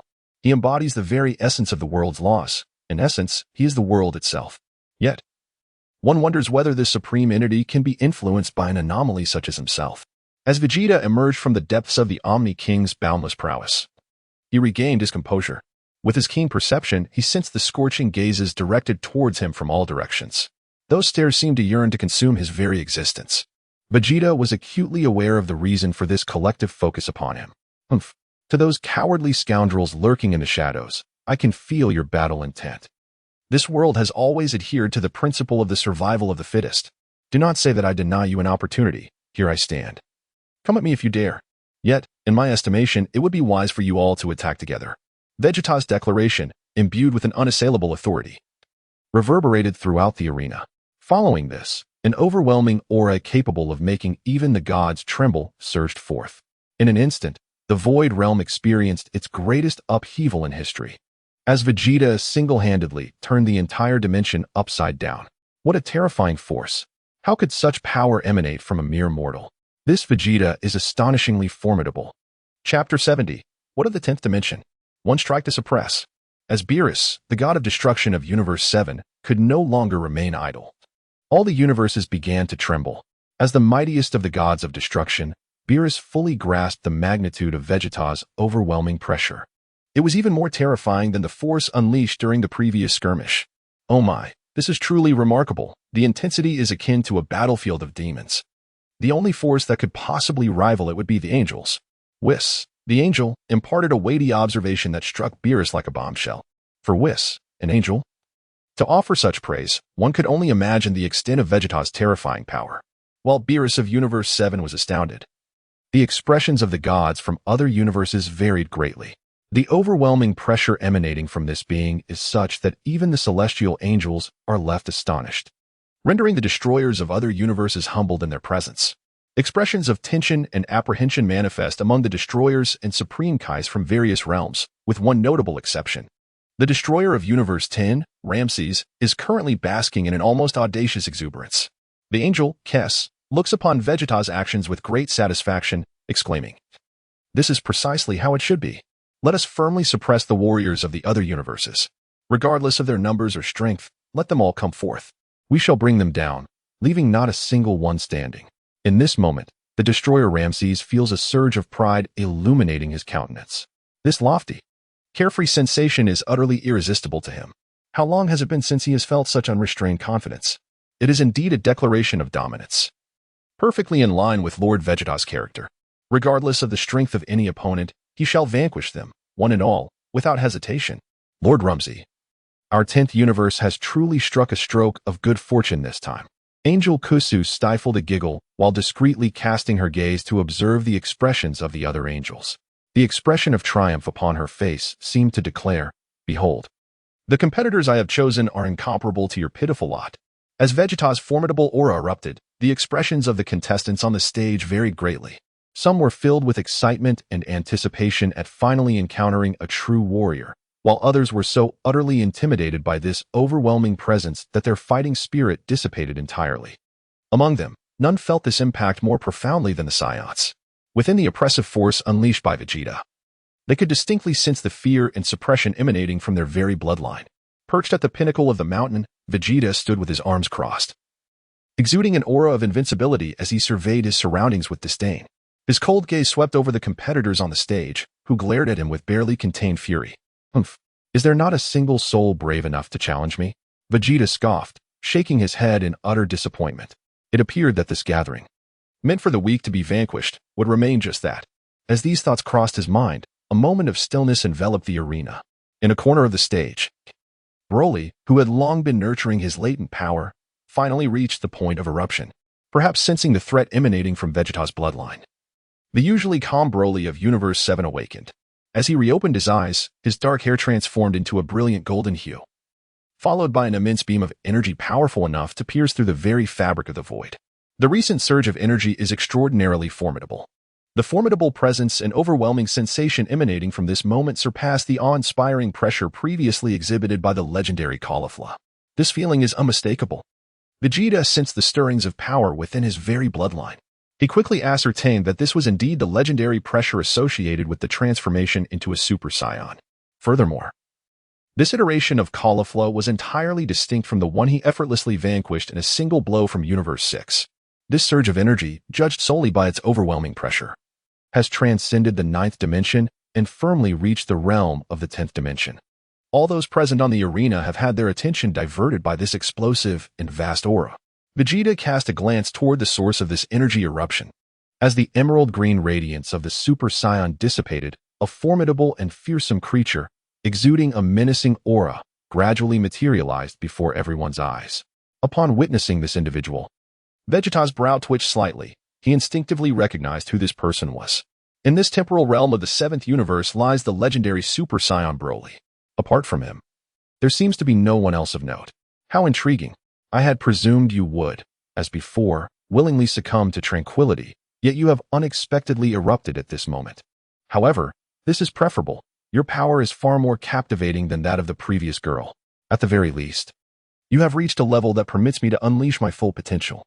As I behold the figure slowly materializing from the haze of smoke in the distance, a flicker of fierce combativeness ignites within my eyes. In comparison to the rampaging Ultra Kale, Broly undoubtedly possesses greater allure. The disparity in their levels is staggering. While Broly currently resides merely in the ordinary Super Saiyan state, the magnitude of his strength ascends to an astonishing 10th dimension, firmly placing him within the realm of deities of destruction. And Kale? She barely grazes the 9th dimension at best. Lowering my hands from their previous position, I regard the legendary Ultra Broly on the arena with keen interest. A primal roar, akin to that of a beast, pierces the air. In his ordinary Super Saiyan state, Broly leaps into action, exuding an overwhelming and terrifying presence. Transforming into a brilliant meteor, he hurtles toward my position, causing violent tremors in the surrounding space. Humph. In response to Broly's aggressive advance, I emit a bemused grunt. My form, akin to a specter, gracefully evades Broly's savage assault. When it comes to speed, even without transforming, I am undoubtedly at the 10th dimension level. Raising my right hand, I clench it into a fist, my energy coalescing into tangible flames that blaze fiercely at the edge of my knuckles. In an instant, my power surges to completion, and I unleash a cataclysmic punch.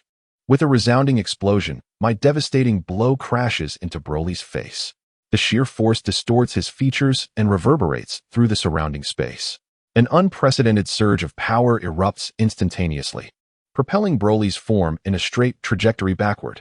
The relentless impact transforms numerous mountain peaks into countless fragments, scattering into the ether. What of the legendary Super Saiyan? Even so, he is subdued. Chapter 71. The Eruption of Ultra Broly. Take it seriously. At this very moment, amongst the warriors of the 11th universe, upon witnessing the formidable prowess displayed by Vegeta, all present were expressions of grave concern and astonishment. Even the strongest warrior of the 11th universe, Jiren, shares in their shock. How could such a monstrous entity be so effortlessly subdued by him? Who is this warrior from the 10th universe, wielding such immense strength? Is this truly within the realm of human capability? The leader of the proud warriors, Toppo, found himself in a state of unease upon witnessing Vegeta's formidable power. Feeling an overwhelming dread emanating from the depths of his soul, the explosive might of Broly instilled in him a profound sense of imminent peril. Such power could effortlessly crush his current self, and the only way he might stand a chance against it would be to invoke the divine energy of a god of destruction. Toppo discreetly glanced at Jiren, who at that moment displayed an unprecedented seriousness. He genuinely sensed Vegeta's strength. The sudden emergence of the transcendent Broly was no mere trivial matter to be easily resolved. He could distinctly perceive the energy within Broly, far surpassing that of the previously unleashed Kale. That devastating punch capable of overturning existence itself was within his reach. Yet he knew he could never wield it with the same effortless grace as Vegeta. His fists clenched involuntarily. To encounter such extraordinary power on the stage of this tournament was a privilege, and he could no longer suppress his desire to engage Vegeta in battle.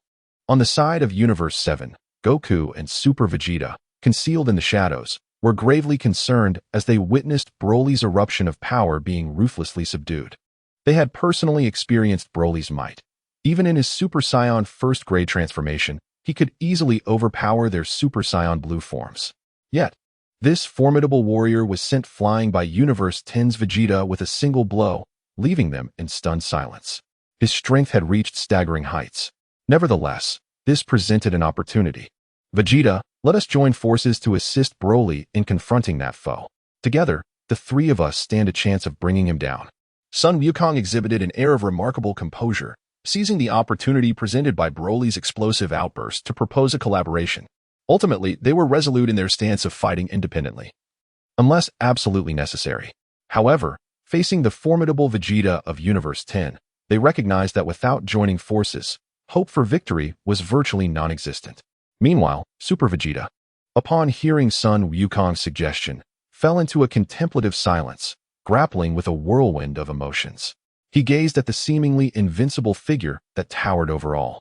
That position, which should rightfully belong to him, was now occupied by an impostor who had transcended even his own limits. Although he was reluctant to ally with Sun Wukong, the current circumstances left him with no alternative. Observing Broly, he understood that defeating him would not be an easy feat. His power was far from exhausted. Should he revert to that green-haired form, he might not necessarily succumb to defeat.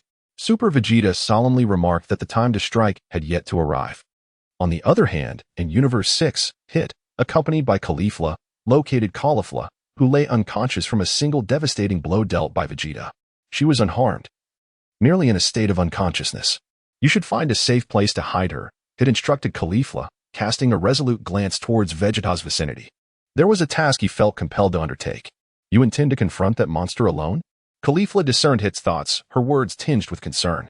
The might of Vegeta was not something that could be conquered through solitary efforts. As the strongest asset of their Universe 6, Hit's reckless engagement could result in dire consequences, rendering Universe 6 at a significant disadvantage should he be eliminated. Yet, at that moment, Hit's resolve was unwavering. He had to proceed with his plan.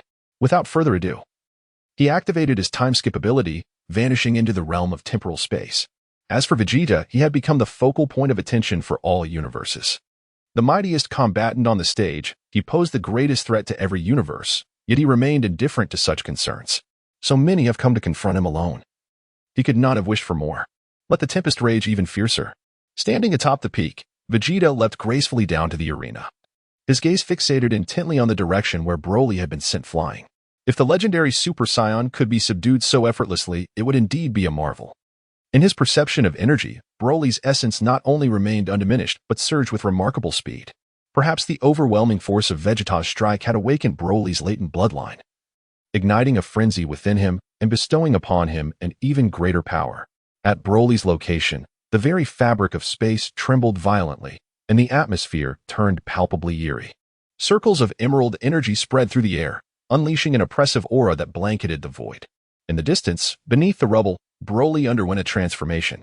His form, under the influence of his ancestral might, swelled into a towering figure nearly 3 meters tall, his arms bulging with exaggerated muscle, reminiscent of a formidable warrior capable of repelling any foe. In this state, Broly transcended the appearance of an ordinary Super Saiyan, embodying the first stage of the third transformation, a colossal behemoth of muscle. The explosive release of his ancestral power propelled Broly's combat prowess to unprecedented heights, and Vegeta, through his keen perception, gauged his strength to be at least on par with the 100-fold level. To possess such power without fully awakening is a rare phenomenon. Should you achieve complete awakening, I fear no one on this stage could hope to restrain you, save for myself. However, such a challenge makes combat all the more intriguing. You shall serve as a splendid warm-up. Vegeta assumed a combat stance, subtly channeling the energy of his Super Saiyan prowess in alignment with his intent. In this battle, he could afford to be a touch more serious. Chapter 72, The Transmission of Ultra Power, Sun Beiji's Assault. A terrifying, frenzied roar erupted from Broly's lips. The secondary expansion of the Ultra Power transformed him into a bloodthirsty beast. With a mere flicker of thought, Broly, guided by instinct, morphed into a colossal projectile, tearing through space as he surged directly towards Vegeta's position. Although his physique had grown immensely stronger, his speed had not diminished. Rather, it had significantly increased. Facing Broly's savage charge, Vegeta neither flinched nor evaded, his eyes flashing with a golden gleam as he braced himself against the beast's obliterating force. The impact of Broly's assault unleashed a cataclysmic power, one so devastating that even the gods would shy away. Yet, Vegeta, withstanding this horrifying collision, remained unscathed. He merely utilized one hand to fend off Broly's ferocious advance. At that moment, a golden aura enveloped Vegeta, mirroring that of Broly as his wrath ascended, transforming into a golden blaze in mere moments. Golden currents crackled around him, signifying the full power of the first transformation of Super Saiyan. When one attack bore no fruit, Broly, in a frenzy, swung his massive arms again, aiming to rend Vegeta to shreds. With deftness, Vegeta sidestepped Broly's onslaught, swiftly extending his arms to ensnare the giant limbs of Broly. With a mighty shout, he unleashed his full strength, hurling Broly's colossal form skyward. In this void, save for a few select races, no being possessed the ability to fly, and Broly, cast into the air, lost control of his body. Seizing the moment, Vegeta concentrated his thoughts and instantaneously appeared above Broly, clasping his hands together to form a hammer, and struck Broly's chest with a tremendous blow. With a resounding crash, his powerful strike sent Broly crashing deep into the arena of the void, creating a massive indentation spanning meters. Debris flew through the air as the arena quaked.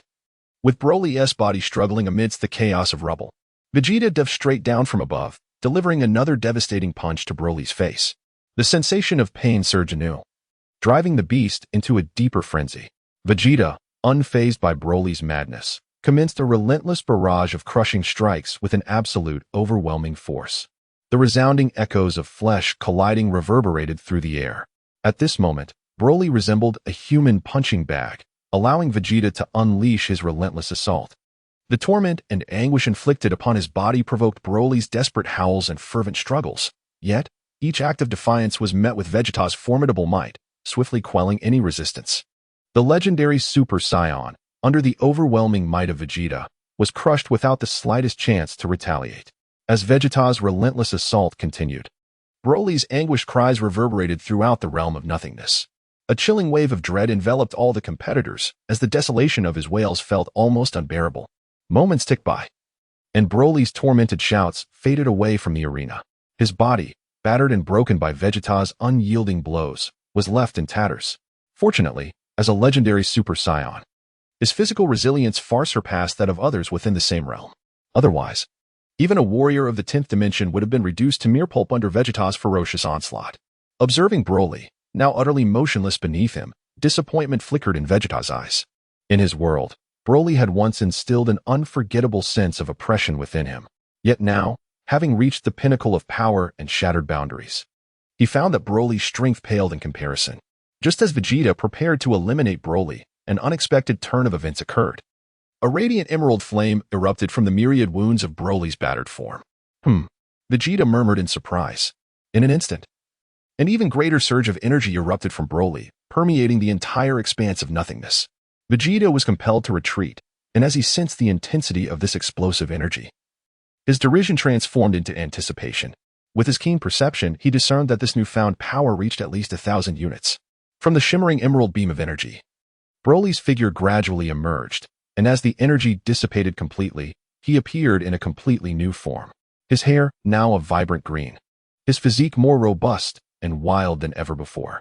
This is the true visage of the legendary Super Saiyan. All the injuries sustained during battle have been wholly restored under the influence of the transcendent power. In this moment, Broly remains in a state devoid of reason. Exhaling scalding white mist, his pupilless eyes fixated intently on Vegeta. In the next instant, energy coalesces in his throat, and a cataclysmic wave of destruction erupts from his mouth. Yet, at the very moment he releases this energy, Vegeta has already leaped through space to position himself directly in front of him, gathering strength for a powerful uppercut that forces Broly to close his mouth. The wild energy explodes within Broly, wreaking havoc on his oral cavity and internal organs. Fly from me. With a thunderous shout, Vegeta delivers a crushing blow that sends Broly soaring hundreds of meters into the sky. Just as he prepares to strike again and inflict further damage upon Broly, Goku and Super Vegeta from Universe 7 sense that the moment has arrived. Now is the time. Vegeta. Emerging from the shadows, Goku unhesitatingly unleashes his divine power. The transformation into Super Saiyan Blue at full power occurs in an instant, amplifying his combat prowess to an astonishing 40 quintillion. Yet, this is not his full strength. Do not command me, Kakarot. Super Vegeta grumbles, his annoyance evident. But his body responds obediently. The divine power within him surges forth, and in the blink of an eye, he too transforms into Super Saiyan Blue at full power. In terms of base combat strength, Super Vegeta surpasses Goku slightly, achieving a power level of 50 quintillion, putting him a notch above Goku.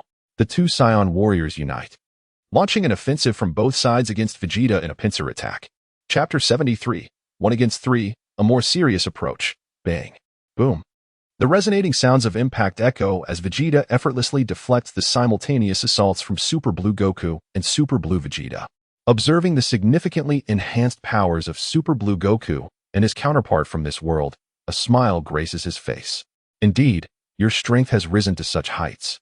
However, to challenge me with such a level of power is still far too ambitious. With a mighty roar, Vegeta unleashes his strength, sweeping his hands to send Super Blue Goku and Super Blue Vegeta flying away. Damn it. Such overwhelming power leaves no room for retaliation. Super Blue Goku laments, shaken. His strength has undoubtedly increased since their last confrontation, yet he was effortlessly tossed aside. The disparity is glaringly vast. Nevertheless, he shall not concede defeat so easily. Such a challenge holds profound significance for him, potentially enabling him to grow stronger in a short span of time. It must be noted that following his previous experiences, Sun Wukong has undergone a remarkable transformation. At the very least, his heart is no longer solely dominated by fear and trepidation. His increasingly valiant spirit propels him forward with an unwavering desire to engage in battle. What is the true identity of this individual? He does not resemble the one who has seized my body. Rather, he appears to be another version of myself, Ultra Blue Vegeta. Upon sensing this overwhelming power, a frown involuntarily creased his brow. Though both are named Vegeta, this version possesses remarkable intelligence and can discern far more than what meets the eye. Even if an outsider were to inhabit his body for an extended period, achieving such mastery would be implausible. Ultra Blue Vegeta harbored a secret suspicion about the true identity of the individual who bore his likeness, realizing it was far more complex than he had initially presumed. The Saiyans' second prince, having been momentarily repelled, swiftly regained his composure. The two figures positioned themselves on either side of Vegeta, and in an instant, the atmosphere surged, drawing the attention of the entire universe. Ultra Blue Vegeta shouted, "Final flash." In the very next moment, Ultra Blue Goku joined in with a synchronized assault, exclaiming, "Kamehameha Wave." Both warriors unleashed their ultimate techniques, launching a concerted attack on Vegeta. And how did Vegeta respond? His expression remained utterly unperturbed, as calm and still as a lake devoid of ripples. Meanwhile, Broly, who had been sent airborne by Vegeta's earlier strike, regained his composure and once again locked onto Vegeta's position, a fierce expression emerging on his face. A primal roar erupted, echoing throughout the cosmos, as Broly unleashed a colossal energy beam from his mouth, the diameter of which was monumental. The seventh universe coordinated a united front, determined to eliminate Vegeta from the fray. Surrounded and outnumbered, with an astonishingly destructive energy approaching from above, even a god of destruction would need to take this triad of energy seriously. Humph. If the three of you were of the same caliber, perhaps these ultimate techniques might pose a slight threat to me. However, regrettably, you are all far too weak. As his words echoed, a formidable aura enveloped Vegeta, forming an indestructible barrier that shielded him from all angles. With a resounding crackle, the three disparate energies converged from different directions, only to be thwarted by this impenetrable protective shield, unable to advance even an inch. Such a scene bears a striking resemblance to the original work, where Jiren valiantly withstands the onslaught of Super Saiyan Blue Goku, Super Saiyan Blue Vegeta, and the formidable Android 17, single-handedly enduring the combined might of the three strongest warriors from Universe 7. Even in his Super Saiyan Blue form at full power, Vegeta showed no signs of faltering. The ferocious strength and invincible presence of Universe 10's Vegeta left an indelible mark on the eyes of every deity and angel present. I refuse to believe that your protective barrier is truly unassailable. A crimson light erupted from the depths of Super Saiyan Blue Goku's eyes. In the next moment, his combat power surged explosively once more. A scarlet aura enveloped him, and in an instant, he activated the Kaioken technique, amplifying his power tenfold. His combat power soared beyond an astonishing 400 quintillion. With a mighty roar, the Kamehameha wave unleashed by Super Saiyan Blue Goku expanded to more than double its diameter. The ferocious energy unleashed a cataclysmic force, as if it were poised to consume Vegeta whole. Meanwhile, Super Saiyan Blue Vegeta was not idle. He tapped into a deeper reservoir of power within himself, resulting in a remarkable surge of energy. The two forces relentlessly assailed Vegeta's protective barrier. However, no matter how fiercely they resisted, they could not even graze the slightest bit of Vegeta's shield. The disparity in strength was insurmountable. Attempting to shake Vegeta with the power of the ninth dimension was nothing short of a delusion. Even with the assistance of Broly, a warrior of the 10th dimensional caliber, the situation remained unchanged. Years of relentless training and perseverance had allowed Vegeta to harness his bloodline's power to its fullest extent. Even in his ordinary Super Saiyan first form, he could unleash a combat power rivaling that of a Super Saiyan fourth form if he so desired. Sensing the fervor from both sides, Super Saiyan Blue Goku and Super Saiyan Blue Vegeta, a slight smirk graced Vegeta's lips, a smile barely surfacing on his face. Given your earnest efforts, I shall engage with a modicum of seriousness. But do take heed, do not be unduly frightened. With that declaration, the power of his bloodline surged forth in an explosive release. In an instant, an overwhelming and terrifying force, far surpassing anything previously encountered, descended upon the entire realm of nothingness. A vast, boundless golden pillar of energy erupted from the ground, centered around Vegeta, piercing through the arena and the clouds of the void. The Ultra Blue Goku and Ultra Blue Vegeta were once again pushed back by the shockwave of this energy. The legendary Super Saiyan Broly, suspended in midair, was directly upended by this formidable energy, plummeting onto the arena. As this extraordinary aura enveloped the realm of nothingness, the gods rose in unison. The two kings of all in the King's palace gaped in astonishment, their eyes captivated by the resplendent golden radiance. The Grand Priest, maintaining a stoic expression, observed the dazzling light with a slight smirk, an enigmatic smile gracing his lips. Chapter 74. The Emergence of Ultra Instinct. The King of Bloodlines. On the arena, all competitors wore expressions of shock as they beheld the golden pillar that pierced through the world. Unlike the incomprehensible powers of the divine, the energy unleashed by Vegeta was a palpable aura. Judging by its intensity, the mere pressure it exerted could potentially crush a person to death. To think that a fighter from the 10th universe could unleash such power. The captain of the 11th universe's prideful team, Topo, marveled with a sense of trepidation. Although he had anticipated the opponent's strength would be formidable, the level of pressure he felt was reminiscent only of Jiren's full power. Did this imply that Vegeta's strength was on par with Jiren's? Or perhaps even surpassed it? As for Jiren, he was beginning to feel restless. He, too, was a formidable warrior. The ferocious aura emanating from Vegeta had captured his attention and ignited his desire for battle. His fists clenched involuntarily. And for the first time in ages, a hint of an expectant smile broke through his typically stoic demeanor. Meanwhile, on the opposite side of the arena, Piccolo and Gohan concealed themselves in the shadows, quietly observing the distant struggle. What a monster! Could this truly be another version of Vegeta from a different timeline? Piccolo gritted his teeth, beads of cold sweat trickling down his face. The energy radiating from Vegeta instilled in him an ominous sense of pressure. It was astonishing that someone could cultivate their aura to such an extent. Gohan gasped involuntarily, utterly awestruck. At this moment, despite his unwavering faith in his father, he was taken aback by the overwhelming aura emanating from Vegeta, filled with concern for his progenitor.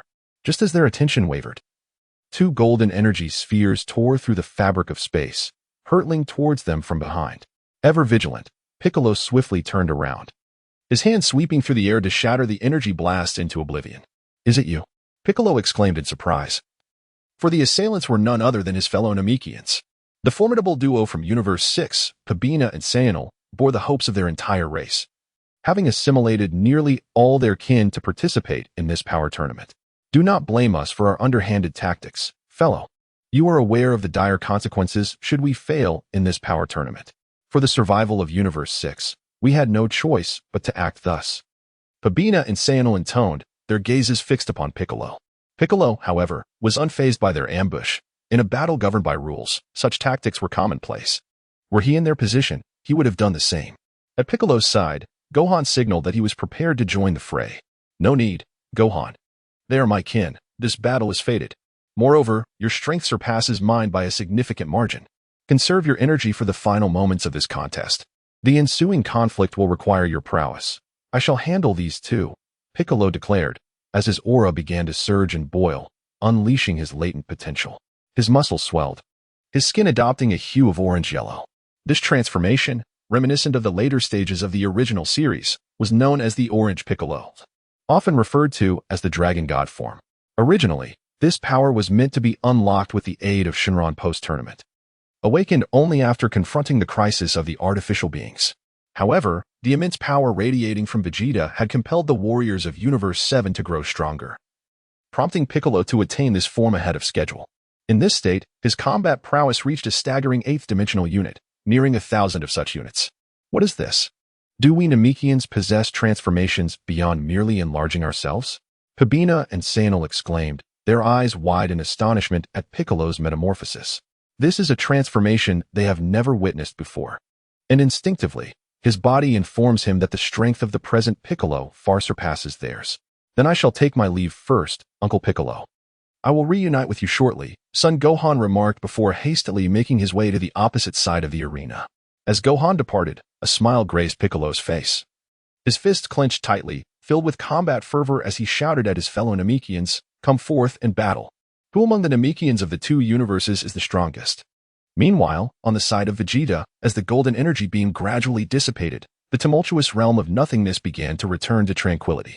Within the golden radiance, Vegeta's appearance underwent a dramatic transformation. His beastly form revealed his upper garments had vanished, revealing powerful muscles cloaked in vibrant crimson fur. His golden Super Saiyan hair had transformed into long, dark brown locks cascading to his waist. His azure, dual-colored irises seemed capable of penetrating the very fabric of existence. The corners of his eyes bore two striking red shadows, adding an air of dominance to Vegeta's demeanor. Once the transformation stabilized, Vegeta took a deep breath, calming the restless power coursing through his veins. The pinnacle of Super Saiyan 4th level with black hair, a staggering 5,000 times combat power increase in his normal state. If his strength in his normal form was akin to a mere unit at the threshold, then under the pinnacle of Super Saiyan 4th level, his combat prowess had escalated to a terrifying 5,000 units. What manner of transformation is this? Do we Saiyans possess such a metamorphosis? Nearby, the overturned Super Saiyan Blue Goku stared in astonishment at Vegeta's wild appearance.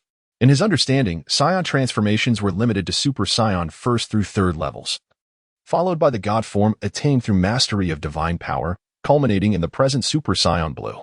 But what does this red-haired monkey represent? Not only does he exude an overwhelming strength that instills fear, but his commanding presence eclipses their Super Saiyan Blue by a considerable margin. Aside from shock, Super Saiyan Blue Goku also sensed the power of his own bloodline trembling slightly before Vegeta in his Super Saiyan 4th level form. His bloodline. Is it showing signs of submission? What is happening? My body is trembling. The Super Blue Sun Wukong forcibly suppresses the fear coursing through his veins, gritting his teeth to rise to his feet. Soon, the restlessness within his bloodline is quelled, replaced by an overwhelming sense of exhilaration and fervent combat spirit. For him, encountering new phenomena is always a positive experience. Not far away, the Super Blue Vegeta also stands trembling, astonished and delighted by the transformation into Super Saiyan Level 4. Beyond the divine power, there are other paths available to them, the Saiyans. Chapter 75. The beginning of the plot transformation. Gamma Energy Flash. Could this transformation signify a transcendence beyond the 3rd level of Super Saiyan, an elevation devoid of the divine aura? How infuriating. If indeed this is the 4th level of Super Saiyan, then why did I, in my folly, forsake my dignity to serve that insufferable Beerus? Gazing upon the wild form of Super Saiyan 4th level Vegeta, exuding an unparalleled aura of invincibility and disdain for all, Super Saiyan Blue Vegeta felt a profound sense of frustration and resentment within. He was certain that this form was indeed the 4th level of Super Saiyan. What else could it be? Yet, he remained oblivious to the means through which it was achieved. The reactions of the Saiyan youths varied upon witnessing the arrival of Super Saiyan 4th level Vegeta, yet there was one Saiyan present who stood apart. Upon the emergence of Super Saiyan 4th level Vegeta, a potent and ominous signal emanated from the bloodline of the legendary Super Saiyan Broly. He sensed an intense threat. As a sovereign within the Saiyan bloodline, the lineage of the legendary Saiyan would not permit any other bloodline to jeopardize its supremacy. Upon detecting a challenger, it was imperative to obliterate them. The feral howl of Broly intensified. The power of his legendary blood surged within him, bestowing greater strength, yet simultaneously drowning his rationality in the unbridled ferocity of that power. Both Super Saiyan Blue Goku and Super Saiyan Blue Vegeta, positioned on either side of Super Saiyan 4th level Vegeta, sensed Broly's unsettling transformation. Their bodies trembled involuntarily, mirroring the sensation of Vegeta. Such instinctive reactions were truly vexing. However, inexplicably, this ignited a thrill within them. Super Saiyan Blue Goku clenched his fists, the warrior instinct within him stirred by a powerful stimulus, unleashing a torrent of fighting spirit. His gaze flitted towards Super Saiyan 4th level Vegeta, keenly observing how he would respond to the rampaging Broly. After all, Broly was an adversary against whom both he and Super Saiyan Vegeta had struggled to gain the upper hand. Let me witness the extent of your power in this form, he thought. Super Saiyan Blue Vegeta inhaled deeply, centering his focus, and meticulously scrutinized every movement of Super Saiyan 4th level Vegeta. At that moment, Super Saiyan 4th level Vegeta also became acutely aware of Broly's rampage. The call of the bloodline within him urged him to swiftly neutralize this irksome legendary Super Saiyan. With a detached demeanor, Super Saiyan 4th level Vegeta turned, casting a cold gaze upon the now even more frenzied Broly. Through his perceptive abilities, he assessed that Broly's battle power had surged to at least 2,000 units and was still on an upward trajectory, hinting at a potential reach of 3,000 units. Given a little more time, he might even close the gap with Vegeta's current strength. No, there exists another outcome, an energy so overwhelming that it exceeds the limits of the body, ultimately resulting in a catastrophic demise. Such a wild and frenzied spectacle invokes both fear and pity, the legendary Super Saiyan. This madness has both forged and undone you. Let this technique quell your turmoil. As these words resonated, Super Saiyan 4 Vegeta leaned forward, golden arcs of electricity faintly shimmering in the palms of his hands, as colossal energy gradually coalesced within. Sensing the threat posed by Super Saiyan 4 Vegeta, Broly instinctively gathered a sphere of annihilating light capable of eradicating all existence. With a thunderous roar, an immense emerald beam of energy surged forth, advancing relentlessly towards Super Saiyan 4 Vegeta with devastating force. Gamma Burst Flash! Super Saiyan 4 Vegeta bellowed, unleashing an even more formidable energy beam from his hands. The terrifying power swiftly swept across the battlefield, ruthlessly shattering Broly's final assault.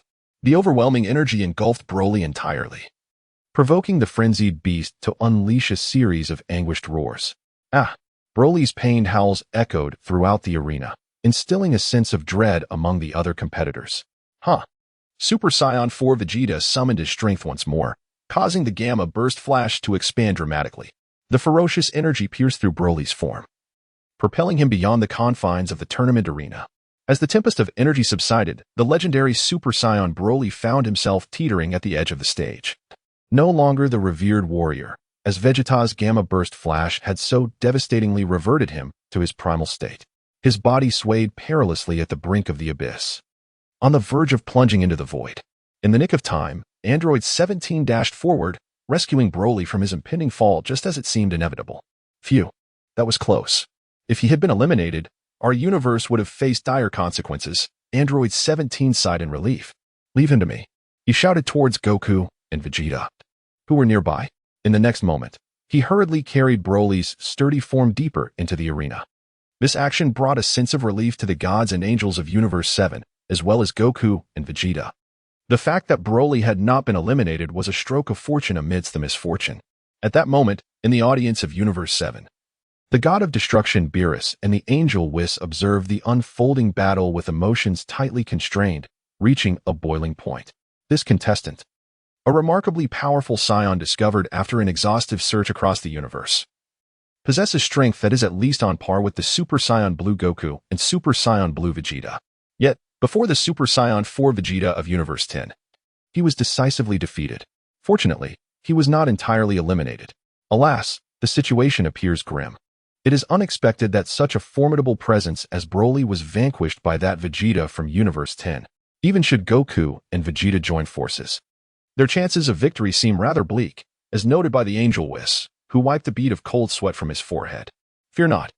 There are myriad ways to secure victory in this competition, as long as we endure until the conclusion of the match.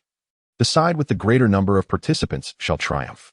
If Goku and Vegeta can maintain their positions on the stage, coupled with the other contestants, our Universe 7 shall remain undefeated, declared the god of destruction, Beerus, attempting to feign calmness. Nevertheless, it seems Goku and Vegeta may not readily heed your advice, he mused. Chapter 76, Beyond Super Blue. The Evolution of Deep Blue.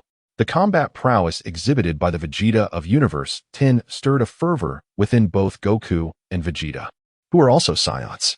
It appears that a direct confrontation with Universe 10 is now inevitable, analyzed with reasoned insight. Beerus's countenance darkened at this proclamation. Yet he found himself powerless to alter the course of events.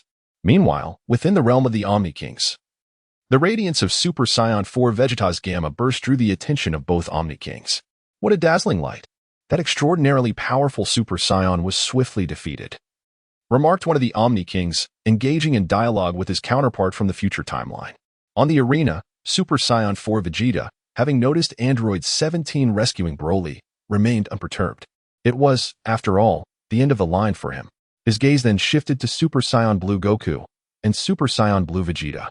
Sensing their fighting spirit intensifying rather than waning, Super Saiyan 4 Vegeta smiled with satisfaction. At least they did not cower or shy away from him. This was more like it. If their resolve could be so easily shattered by him, this tournament would indeed be rather dull. Come now, it is your turn. Let me entertain you with my Super Saiyan 4th level. Super Saiyan 4 Vegeta cracked his knuckles, a playful smile adorning his face. The Super Saiyan 4th level? I never imagined our Saiyan lineage possessed such a transformation. However, even with a vast disparity in strength, my Super Saiyan Blue shall not be outdone by you. The Super Blue Son Goku stifled the tremors coursing through his body, inhaling deeply to calm the tumultuous emotions within. Indeed, the transformation into Super Saiyan 4th stage aligned with my expectations. We Saiyans can achieve an alternative evolution even without cultivating divine power. However, the mightiest Saiyan in the universe is none other than me, Vegeta. Regardless of who you are, you shall be vanquished by my hand. With a resounding roar, Super Blue Vegeta felt the divine power within him surge exponentially, manifesting a remarkable enhancement in an instant. Are we about to unleash that form? I shall join you. Noticing Vegeta's actions, Super Blue Son Goku wasted no time in tapping into an even deeper layer of divine power. Their divine energies ascended, and the cerulean glow underwent a metamorphosis as this power continued to evolve. Have we transcended our previous limits, reaching a higher realm? This is somewhat unexpected. Witnessing this, Super 4 Vegeta could not help but exclaim. In the original tale, the transformation beyond Super Saiyan Blue was triggered when Son Goku awakened the Ultra Instinct, which in turn stimulated Super Blue Vegeta, leading to the latter's evolution into Super Saiyan Deep Blue. However, in this timeline, it seems that due to mutual influence, both Saiyans have concurrently and prematurely mastered the transformation into Super Saiyan Deep Blue. Two formidable pillars of divine energy erupted skyward, unsettling the void above. Under the gaze of countless eyes, the Super Saiyan Deep Blue Goku and Vegeta made their appearance. My strength has significantly increased. Is this your full power? Indeed. It is impressive. Super 4 Vegeta scrutinized the Deep Blue Son Goku before casting a fleeting glance at the Deep Blue Vegeta behind him. In the state of Super Saiyan Deep Blue, Goku's battle power had escalated to the realm of nearly 1,000 yadas, compared to the previous 20-fold increase. This represented a remarkable qualitative leap. Meanwhile, the Deep Blue Vegeta's battle power had also reached the threshold of 1,000 yadas. It appears that this transformation eclipses my breakthrough limits of Super Saiyan 4th stage, rivaling the ultimate elevation of my Super Saiyan 4th stage with pink hair. After silently contemplating for a moment, Super 4 Vegeta smiled, arms crossed, his face radiating calm and composure. The atmosphere grew increasingly tense as Deep Blue Son Goku and Deep Blue Vegeta clenched their teeth, launching simultaneous attacks in an instant. The two advanced together, enveloping Super 4 Vegeta in a renewed assault. Boom! The oppressive sound of an explosive blast reverberated, signifying the commencement of this ultimate battle. The Ultra Instinct Vegeta, with an ethereal grace, deftly evaded the relentless assaults from the two adversaries. Despite their myriad and unique attacks, not a single strike could inflict harm upon him. The battlefield transformed continuously, shifting from ground to sky, and then to the opposite side of the arena. The combined onslaught of the Deep Blue Goku and Deep Blue Vegeta grew increasingly ferocious. As fellow Saiyans, they were destined warriors, and their synergy unleashed a power far surpassing mere addition. The intensity of their joint attacks was formidable enough to challenge even a warrior at the pinnacle of the 9th dimension. A moment's lapse in caution could lead to catastrophic consequences. Against a formidable opponent of the 10th dimension, their strength was more than sufficient. With a resounding bang, and boom, two thunderous explosions echoed. Ultra Instinct Vegeta, unfazed, caught the powerful blows from Deep Blue Goku and Deep Blue Vegeta with ease, then, with a sudden burst of force, sent them flying as if they were mere toys. The two warriors felt an overwhelming force envelop them, rendering them powerless. After soaring several dozen meters, they finally managed to stabilize their bodies with great effort. In perfect harmony, they positioned themselves side by side, ready to unleash their energy. Kamehameha. Deep Blue Goku concentrated the divine power within him to its zenith, unleashing a brilliant blue energy beam from his palm. Simultaneously, Deep Blue Vegeta wasted no time in executing his ultimate technique at maximum speed. The two powerful techniques intertwined as they advanced, merging into the ultimate Kamehameha. Imbued with an unstoppable destructive force, surging towards the position of Ultra Instinct Vegeta. Come at me. Ultra Instinct Vegeta stood his ground like a mountain, refusing to dodge or evade, intent on taking the ultimate Kamehameha head-on. Boom! The energy collided with Ultra Instinct Vegeta's form, resulting in a deafening explosion. Dense smoke billowed skyward, and a colossal shockwave radiated outward, with a violent gale that persisted for an indeterminate duration before it finally subsided. Chapter 77, Beyond Deep Blue Evolution? Deep Blue Goku gasped for breath, swiftly regaining his composure. Do not let your guard down, Kakarot. The battle has only just begun. Deep Blue Vegeta understood well that the enemy's might was not something they could easily overcome. Both warriors remained tense, their focus unwavering as they gazed intently at the area of the explosion. As the thick smoke gradually dissipated, revealing the wild form of Ultra Instinct Vegeta within, disbelief washed over them. Unscathed. How was this possible? Deep Blue Sun Wukong was utterly astonished by the scene before him. The ultimate Kamehameha wave unleashed in collaboration with Deep Blue Vegeta possessed a destructive force so formidable that even the god of destruction, Beerus, would regard it with utmost seriousness. Yet, the Ultra Super Saiyan 4 Vegeta before them not only withstood their combined lethal attack but emerged unscathed. At that moment, they finally comprehended why even the mighty Broly had been ruthlessly vanquished by this Ultra Super Saiyan 4 Vegeta. The chasm between dimensions was simply too vast. The disparity between them was not merely a trivial matter. This is an immense chasm, akin to an insurmountable divide that ordinary individuals cannot traverse. How astonishing! A creature even more fearsome than Broly. The Deep Blue Vegeta could not help but exclaim in frustration. Have you all had your fill of fighting?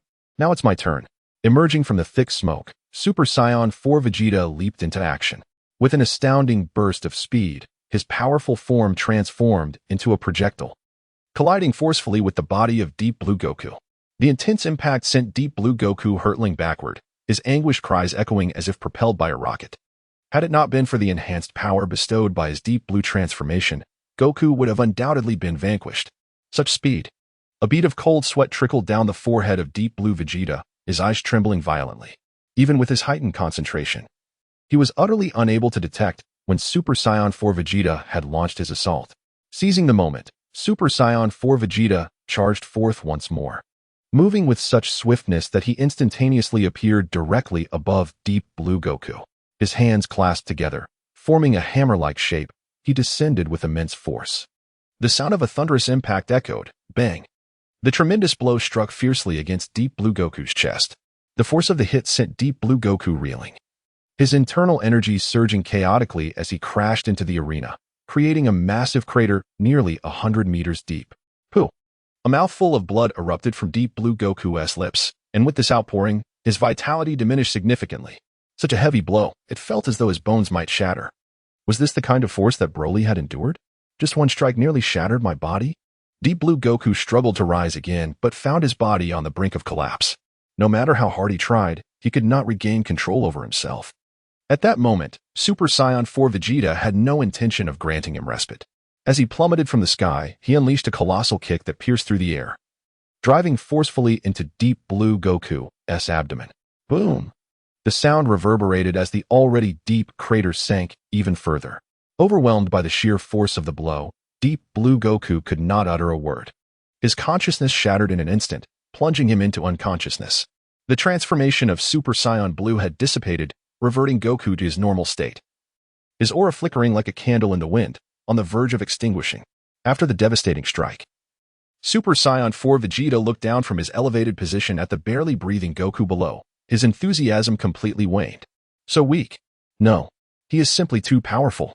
Deep Blue Goku's combat prowess was among the most formidable on the arena, yet unfortunately, he faced an adversary like this. As Super Saiyan 4 Vegeta prepared to turn his attention to Deep Blue Vegeta, his gaze flickered to a nearby rock. Trunks? Super Saiyan 4 Vegeta instinctively called out. Not only Trunks, but Goten and Majin Buu were also present. They were observing the battle, yet unable to intervene freely, especially Goten, whose furious eyes were fixed menacingly upon him. Two little brats. In the depths of his heart, Super Saiyan 4 Vegeta smiled, choosing to disregard them. In the blink of an eye, he vanished from his location. His departure inadvertently provided Son Goten, Trunks, and Majin Buu the opportunity to tend to Son Goku. Of course, this was a deliberate maneuver by Super Saiyan 4 Vegeta. Meanwhile, at another corner of the arena, after vanquishing the Deep Blue Son Goku, Super Saiyan 4 Vegeta sought out Deep Blue Vegeta once more. The two, transcending time and space, embodied two extraordinary transformations from distinct realms. The divine power of Kakarot had already dissipated. TCH. Very well, you may rest peacefully over there. When you awaken, everything will have concluded. Deep Blue Vegeta took a deep breath, resolute even when facing Super Saiyan 4 Vegeta alone. You appear to be more intriguing than Kakarot in this world. While you may deceive others, you cannot deceive me. Unleash your full power. I know this is not your true strength. Super Saiyan 4 Vegeta's indifferent words caused Deep Blue Vegeta's pupils to constrict sharply. Have I been seen through? Humph. Kakarot never noticed. I had intended to defeat him with the King's fist. A flicker of seriousness crossed Deep Blue Vegeta's eyes, yet he soon smirked. Do not presume that having defeated Broly and Kakarot grants you the liberty to act recklessly. I am Vegeta, the elite among the Saiyans. The king of the universe's finest Saiyans. With a primal scream echoing through the arena, Deep Blue Vegeta's divine power underwent a profound transformation. A more potent radiance of divine energy erupted from within him, and an overwhelming aura of divinity enveloped the entirety of the Void Realm. Even Super Saiyan 4 Vegeta could not help but admire the power that surged forth from this version of himself. Has the self of this world already surpassed Kakarot? As the deep blue energy radiance recedes into his being, the appearance of Deep Blue Vegeta remains unchanged, yet his combat prowess has experienced a remarkable transformation. He has reached the pinnacle of Super Saiyan Deep Blue evolution. With a staggering 50-fold increase in his base power, he now possesses an astonishing combat strength of 5,000 quintillion. Clearly, his base form has also transcended alongside this power enhancement. Chapter 78. The Defeat of Super Vegeta. The bug abilities of Majin Buu. Is this your full strength? Indeed. It is quite impressive, remarked Super Saiyan 4 Vegeta in admiration as he witnessed the growing might of Super Vegeta. Humph. I am distinctly different from that Kakarot fellow. So prepare yourself. With a disdainful snort, Deep Blue Vegeta unleashed his fury upon Super Saiyan 4 Vegeta, employing the prince's fighting technique. He executed a relentless barrage akin to a tempest, each strike capable of cleaving mountains and shattering the earth. Fully immersed in his assault, Deep Blue Vegeta maximized the advantages of the prince's technique, liberating his full potential to unleash even greater abilities. Boom, bang, boom, bang, boom, bang. The unyielding onslaught produced a cacophony of deafening sonic booms. Despite the ferocity of Deep Blue Vegeta's assault, Super Saiyan 4 Vegeta effortlessly countered each strike, as if he had completely deciphered the method of attack. Though both are named Vegeta, the offensive maneuvers of Deep Blue Vegeta held little significance for Super Saiyan 4 Vegeta. It could even be said that the combat strategies employed by Deep Blue Vegeta in this world had long been discarded by Vegeta himself. There was no need for contemplation. Intuition alone allowed for the swift discovery of countermeasures. This is also the reason why Vegeta abandoned such a combat style in his early years. Naturally, the Deep Blue Vegeta, putting everything on the line to confront him, had no other choice. An approach of solely offense with no defense, were Vegeta to face an opponent stronger than himself. This would indeed be a viable strategy. Is this even possible? Has he effortlessly discerned all my offensive strategies with just a glance? What on earth is happening? Deep Blue Vegeta was filled with astonishment. It was precisely due to his surprise that he exposed a fatal vulnerability. You have become distracted, came a cold whisper. Super Saiyan 4 Vegeta clenched his right fist, unleashing a punch imbued with tremendous force. With a resounding explosion, the unstoppable blow tore through the fabric of space, striking Deep Blue Vegeta squarely in the face. The terrifying power distorted Deep Blue Vegeta's features, sending him hurtling through the air. Strangely, there was a peculiar satisfaction in experiencing such self-inflicted damage. With his legs coiled in preparation, Super Saiyan 4 Vegeta dashed towards the flying Deep Blue Vegeta. Gritting his teeth against the weight of the blow, Deep Blue Vegeta managed to control his body. executing several backflips in midair as he emanated a shimmering white and purple aura. In an instant, he gathered energy at an astonishing speed, launching a Gallic gun. Observing this, the rampaging Super Saiyan 4 Vegeta, relying on his formidable physique, shattered the Gallic gun upon impact and barreled towards Deep Blue Vegeta, his robust form sending him sprawling.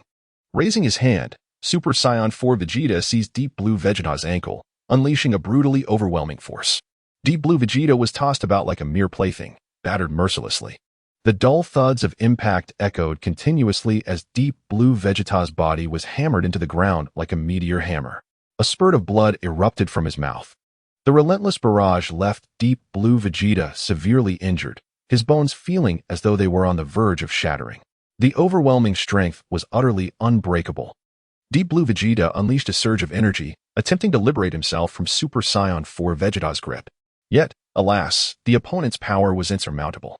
They were in entirely different leagues. Even with every ounce of strength he could muster, he could not escape even a fraction of the hold. Do you wish to leave? Very well, I shall release you. A mischievous grin appeared on the face of Super Saiyan 4 Vegeta. In the next moment, the muscles in his right arm swelled, unleashing a terrifying force that propelled the Deep Blue Vegeta's body in a fierce arc. An unparalleled power erupted in an instant. The Deep Blue Vegeta soared backward like a kite severed from its string, crashing through several rugged peaks, gliding nearly 1,000 meters.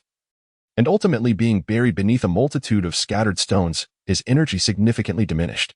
Within less than 2 minutes of combat, the Saiyant's second son was swiftly overwhelmed by Super Saiyan 4 Vegeta's thunderous assault. The disparity in strength was evident. The two were clearly not on the same level. Yet, regardless of how vast the gap in power might be, the battle must continue.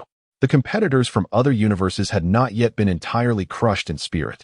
After discerning the positions of the surrounding foes through their energy signatures, a hint of a smile graced Super Saiyan 4 Vegeta's face as he surveyed the area. In his sight were the likes of Ribrian and Rosie from Universe 2, Kafla, Pan, Bala, and Paparoni from Universe 3, Ganos and Game Salas from Universe 4, Vados and Magetta. Kaba, along with the lurking assassin, Hit, from Universe 6, Majin Buu, Goten, and Trunks from Universe 7, and Jiren, Topo, and Dispo from Universe 11. The competitors from various universes had nearly converged, and the might of Super Saiyan 4 Vegeta had become the focal point of attention. Everyone yearned to eliminate Super Saiyan 4 Vegeta, yet felt utterly powerless. Such a top-tier warrior could hardly be swayed by mere lesser beings, save for a few individuals still capable of putting up a fight in the arena. Sensing the fiery gaze of resentment directed at him from those around, Super Saiyan 4 Vegeta chuckled lightly, unperturbed. The weak would always resort to such means to vent their frustrations. Meanwhile, on the side of Son Goku, after the Deep Blue Vegeta was ruthlessly crushed by Super Saiyan 4 Vegeta, Majin Buu seized the opportunity to bring Goten and Trunks to Son Goku's side. Upon seeing Son Goku unconscious, Majin Buu did not hesitate to employ his unique healing abilities, mending all of Son Goku's injuries. Although the rules of the competition prohibited the use of restorative potions and items, they placed no restrictions on the restoration of abilities. Majin Buu's healing prowess was crucial for his participation. As long as he remained, anyone from Universe 7, no matter how grievous their injuries, could quickly recover. Moreover, this ability could trigger the Saiyans' characteristic of significantly increasing their power upon recovering from severe wounds. Clearly, with his injuries healed, Son Goku not only awakened from his unconscious state, but also experienced a noticeable enhancement in strength. As he opened his eyes and beheld Majin Buu, he instinctively grasped the situation. The revelation of Majin Buu's hidden card was an unavoidable necessity. His healing abilities, akin to a bug in a system, would undoubtedly attract the attention of other universes, marking him as a prime target for elimination. In Chapter 79, titled The Anticipation of Ultra Instinct, Goku's conviction solidified through Buu's narration and the explanations provided by Goten and Trunks. I see. Thank you, Buu. If it weren't for your healing of my wounds, I might not have awakened until the conclusion of the Tournament of Power, Goku expressed with gratitude as he rose to face Majin Buu. No need for thanks, Buu replied. However, my healing ability can only mend your physical injuries and restore your ordinary energy. The divine energy you have expended must be replenished through your own efforts. Restoring my physical injuries is sufficient. Though I cannot recover the divine power, I can swiftly employ special methods to condense and refine it, Goku declared, clenching his fists and feeling a newfound strength coursing through him, instilling confidence within his heart. The fact that Super Saiyan 4 Vegeta had rendered him incapacitated initially seemed a misfortune, yet now it appeared fortuitous. Buu's healing prowess had coincidentally catalyzed a significant enhancement in his combat capabilities. As the atmosphere grew tense, Goten could no longer restrain himself and called out to Goku. He wished to express his thoughts, but hesitated. Sensing his younger son's turmoil, Goku chuckled softly, affectionately ruffling Goten's hair. Don't worry, Goten. I am no longer the same as before. You can trust me with the battles that lie ahead. Upon hearing his father's assurance, Goten's worries gradually dissipated. His unwavering faith in Goku restored the innocent smile of a child to his face. Meanwhile, Trunks glared furiously at Super Saiyan 4 Vegeta in the distance. His teeth clenched in anger. To him, this impostor had inflicted harm upon his father, and he was unable to sense the divine power or ascertain his father's current state. You, I must ask you to take both of them to a safe location. The impending battle may have a far-reaching impact. We must ensure that we remain on the stage for as long as possible, as the advantage in numbers is crucial, Goku advised Buu, showcasing a moment of strategic thought. Indeed, you must exercise caution. Avoid being knocked off the stage. As long as you remain, I can continuously use my healing capabilities to restore your injuries. As long as you are here, our universe shall not falter. After Majin Buu finished speaking, he swiftly led Goten and Trunks away from the area, continuing to observe from the shadows. Goten and Trunks worked remarkably in tandem, yet at this moment, they could only remain hidden and bide their time. Trunks, however, was still in search of his father's energy. The scene then shifted back to Super Saiyan 4 Vegeta. As all eyes were fixed upon him, he too was keenly observing everyone around him.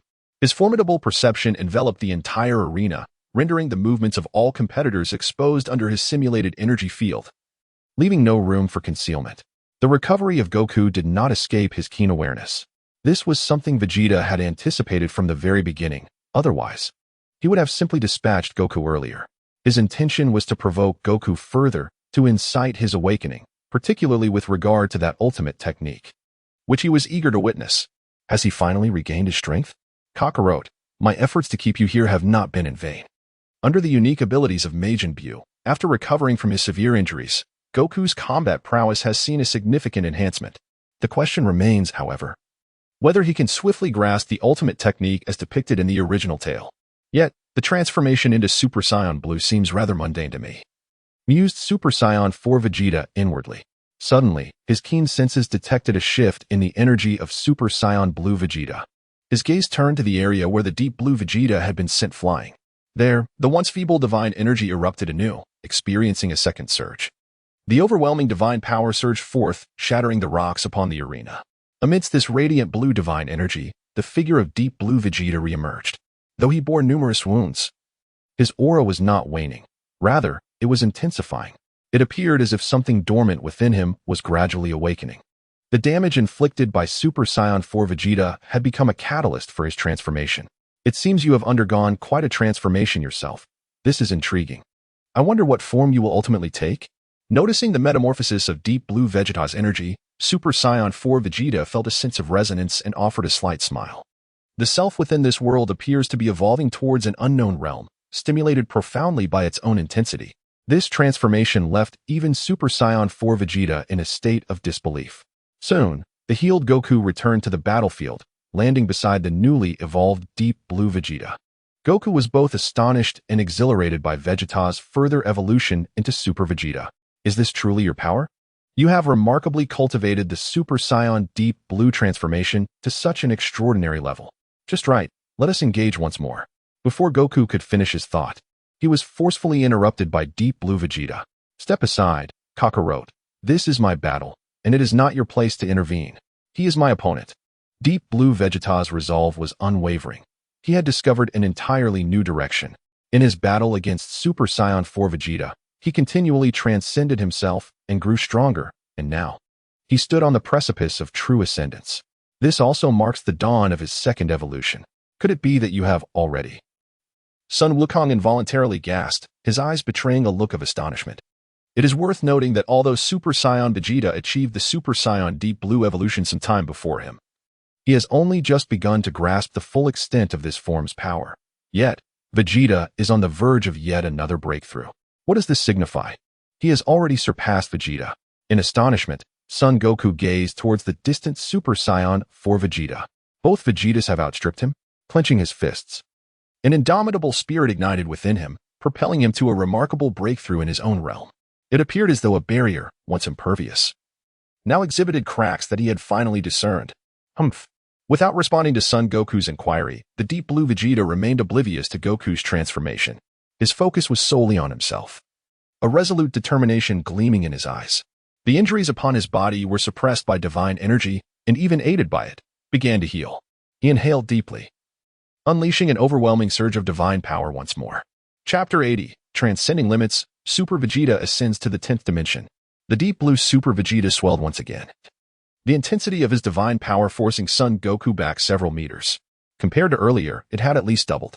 No, the energy surged again, signifying a breakthrough beyond the 9th dimension, reaching the 10th dimension.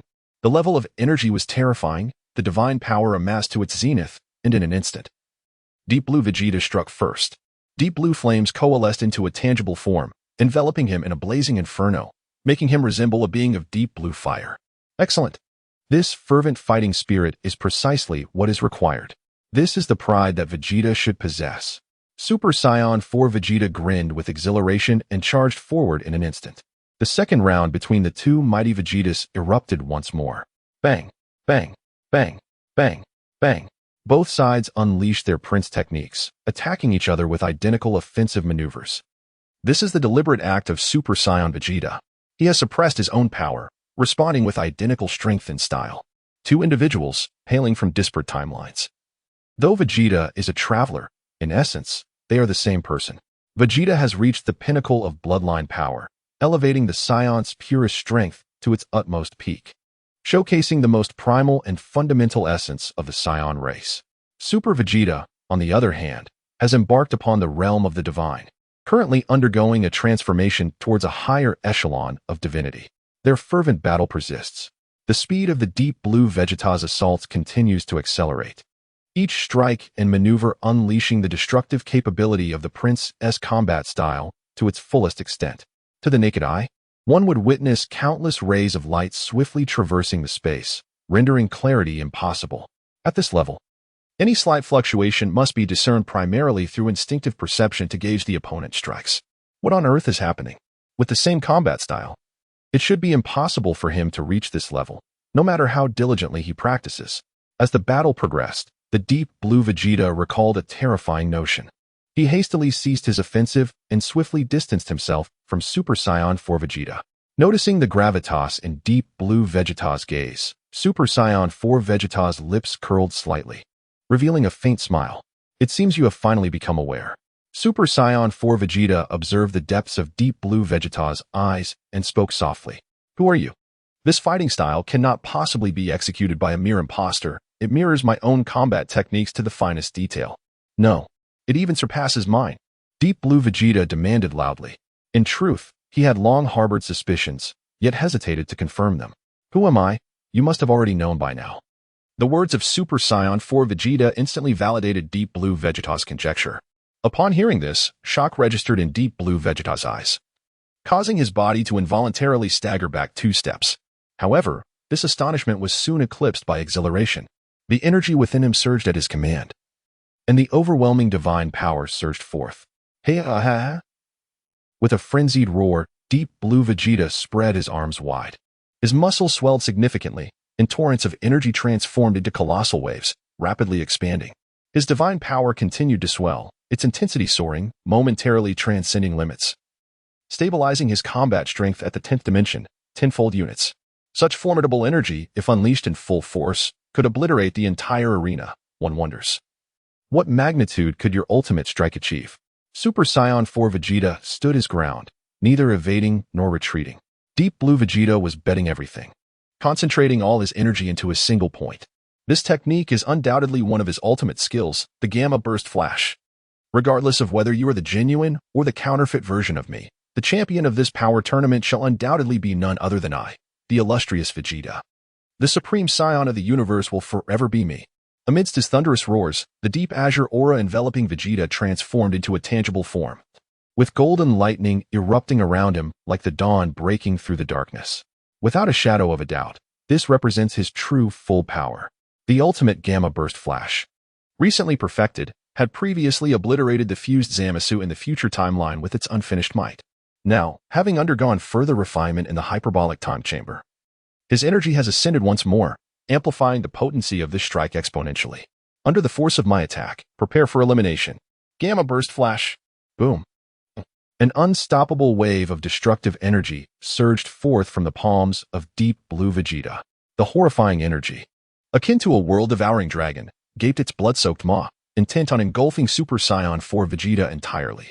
Confronting this tumultuous force, Super Saiyan 4 Vegeta stood resolutely, embodying the essence of a king, unwavering in his stance. In comparison to the strike he previously unleashed to vanquish Broly, the might of this Gamma Burst energy flash paled insignificantly. A tenacious aura enveloped him, forming an indomitable protective barrier. The earth-shattering roar reverberated throughout the realm of nothingness. The chaotic energy of the Gamma Burst pierced through Super Saiyan 4 Vegeta's form, erupting with a terrifying momentum that surged beyond the arena of the power tournament. At that moment, the attention of the gods was drawn to the spectacle. The destructive force of that last attack had undoubtedly reached the level of a destroyer god, transcending the realm of mere candidates. Even if Super Saiyan 4 Vegeta was immensely powerful, there was no possibility of emerging unscathed from a direct hit. In the audience of Universe 7, whispers spread about Vegeta's astonishing ability to unleash such energy. That last strike was truly remarkable and should have proven effective. Destroyer God Beerus focused intently on the thick smoke billowing from the arena, his heart racing in anticipation. Lord Beerus, I advise you not to hold overly optimistic hopes, cautioned Angel Whis. The destructive power unleashed by our universe's Vegeta, while formidable, still falls short of what is needed to defeat the Vegeta of Universe 10.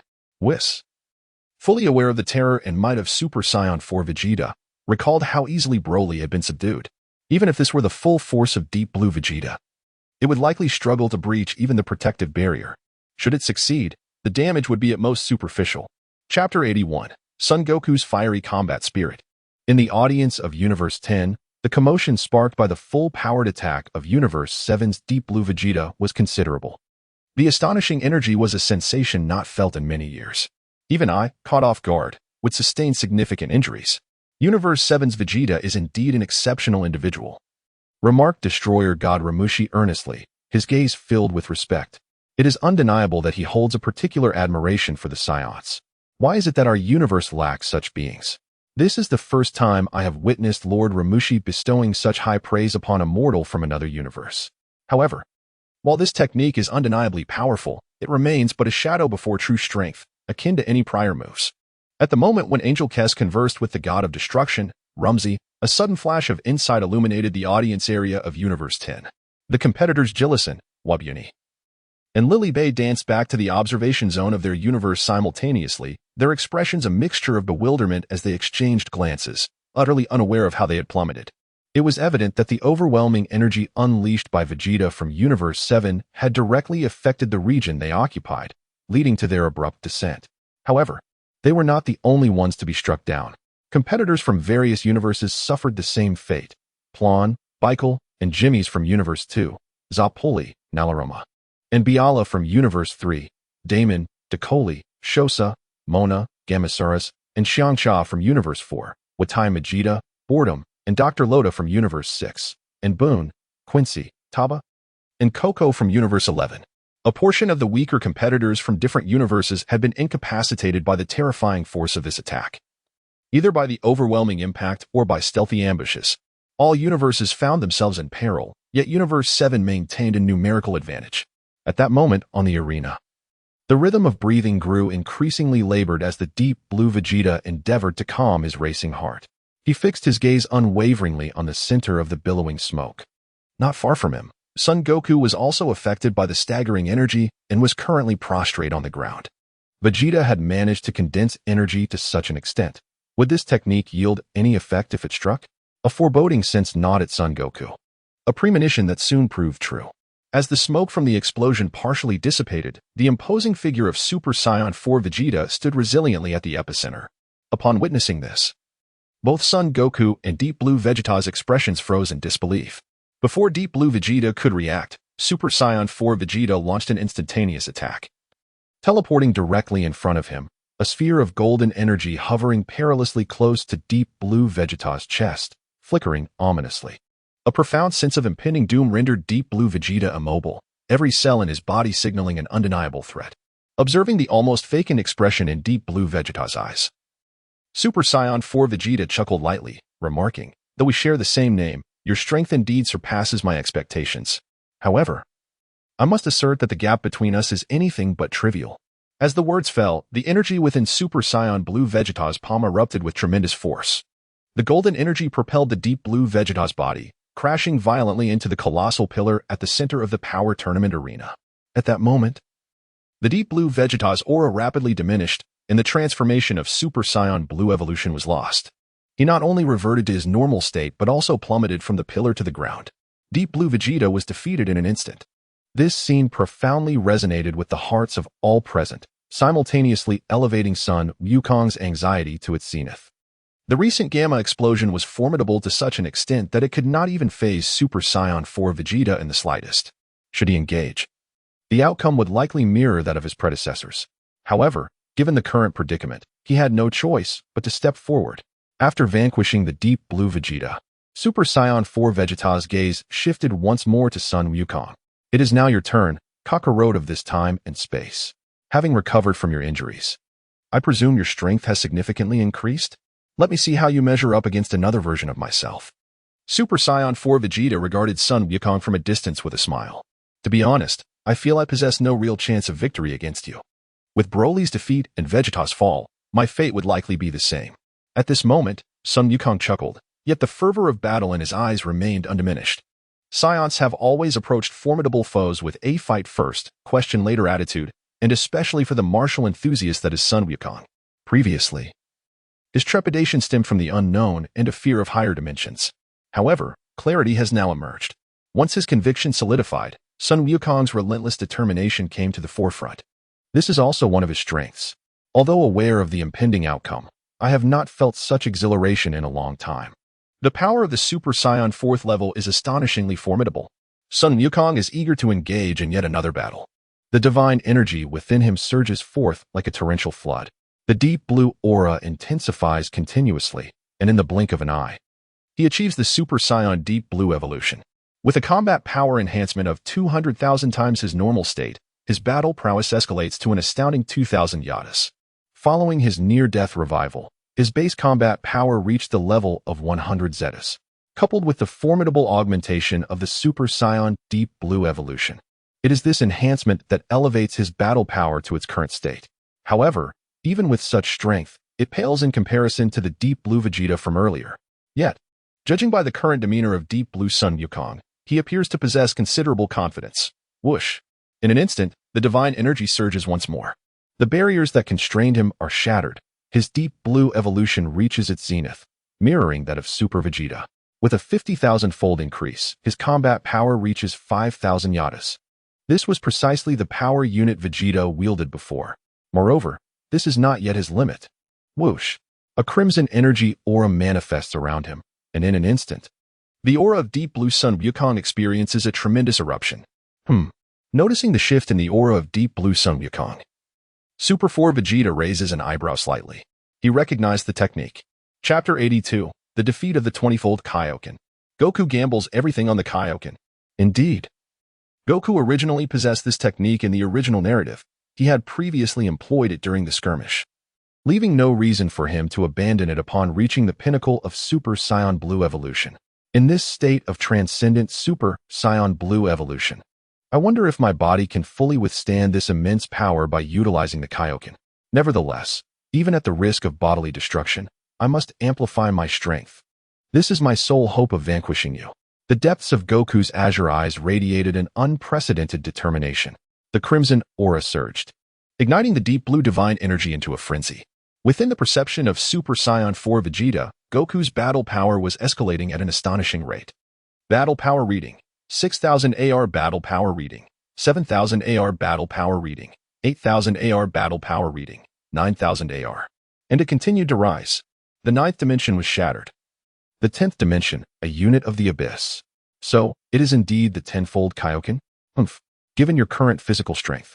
Employing the tenfold Kaioken in this form is rather audacious. However, the stronger you become, the better it is. Super Saiyan 4 Vegeta observed the subtly transforming form of Goku. Arms crossed, patiently awaiting the unfolding of events. Tenfold. Kaioken. Gritting his teeth, Goku propelled the Kaioken multiplier to tenfold. Boom. The immense divine pressure surged forth, accompanied by a ferocious aura expanding rapidly. The deep blue divine power intertwined with the crimson radiance, transforming into a beam of annihilation that pierced through the heavens of the void. The sheer might and impact of this presence subtly surpassed that of the previously formidable Deep Blue Vegeta. In the pinnacle transformation state of Super Saiyan Deep Blue evolution, augmented by a tenfold Kaioken, the power level has shattered the confines of the ninth dimension, tentatively crossing into the realm of the 10th dimension. Within the perception of Super Saiyan 4 Vegeta, the current battle prowess possessed by Deep Blue Son Goku has reached an astonishing magnitude of 5 units. This prowess, though perhaps not quite matching the formidable strength exhibited by the original Zizai Gong upon its debut, is nonetheless formidable in its own right. As the aura of the tenfold Kaioken stabilized, the Deep Blue Son Goku cast a steely gaze upon Super Saiyan 4 Vegeta. My apologies for the wait. Now we may commence, he murmured gravely. Crackle. The blue and red lightning erupted around him, exhibiting a ferocious might that felt far from divine. Indeed, your power has notably increased. However, how long can you sustain this strength? Super Saiyan 4 Vegeta, hands on hips, appeared to reveal numerous vulnerabilities while, in truth, being utterly impeccable. He deliberately crafted an illusion of weakness to entice his opponent. Long enough to defeat you. That will suffice. The Deep Blue Son Goku, fully aware that further words were futile, summoned his energy and unleashed his full might. With a powerful leap, he transformed into a streak of light, slicing through space at breakneck speed. A forceful kick tore through the air, aimed directly at Super Saiyan 4 Vegeta's face. Too slow. Vegeta chuckled lightly, effortlessly evading Goku's assault with a ghostly grace.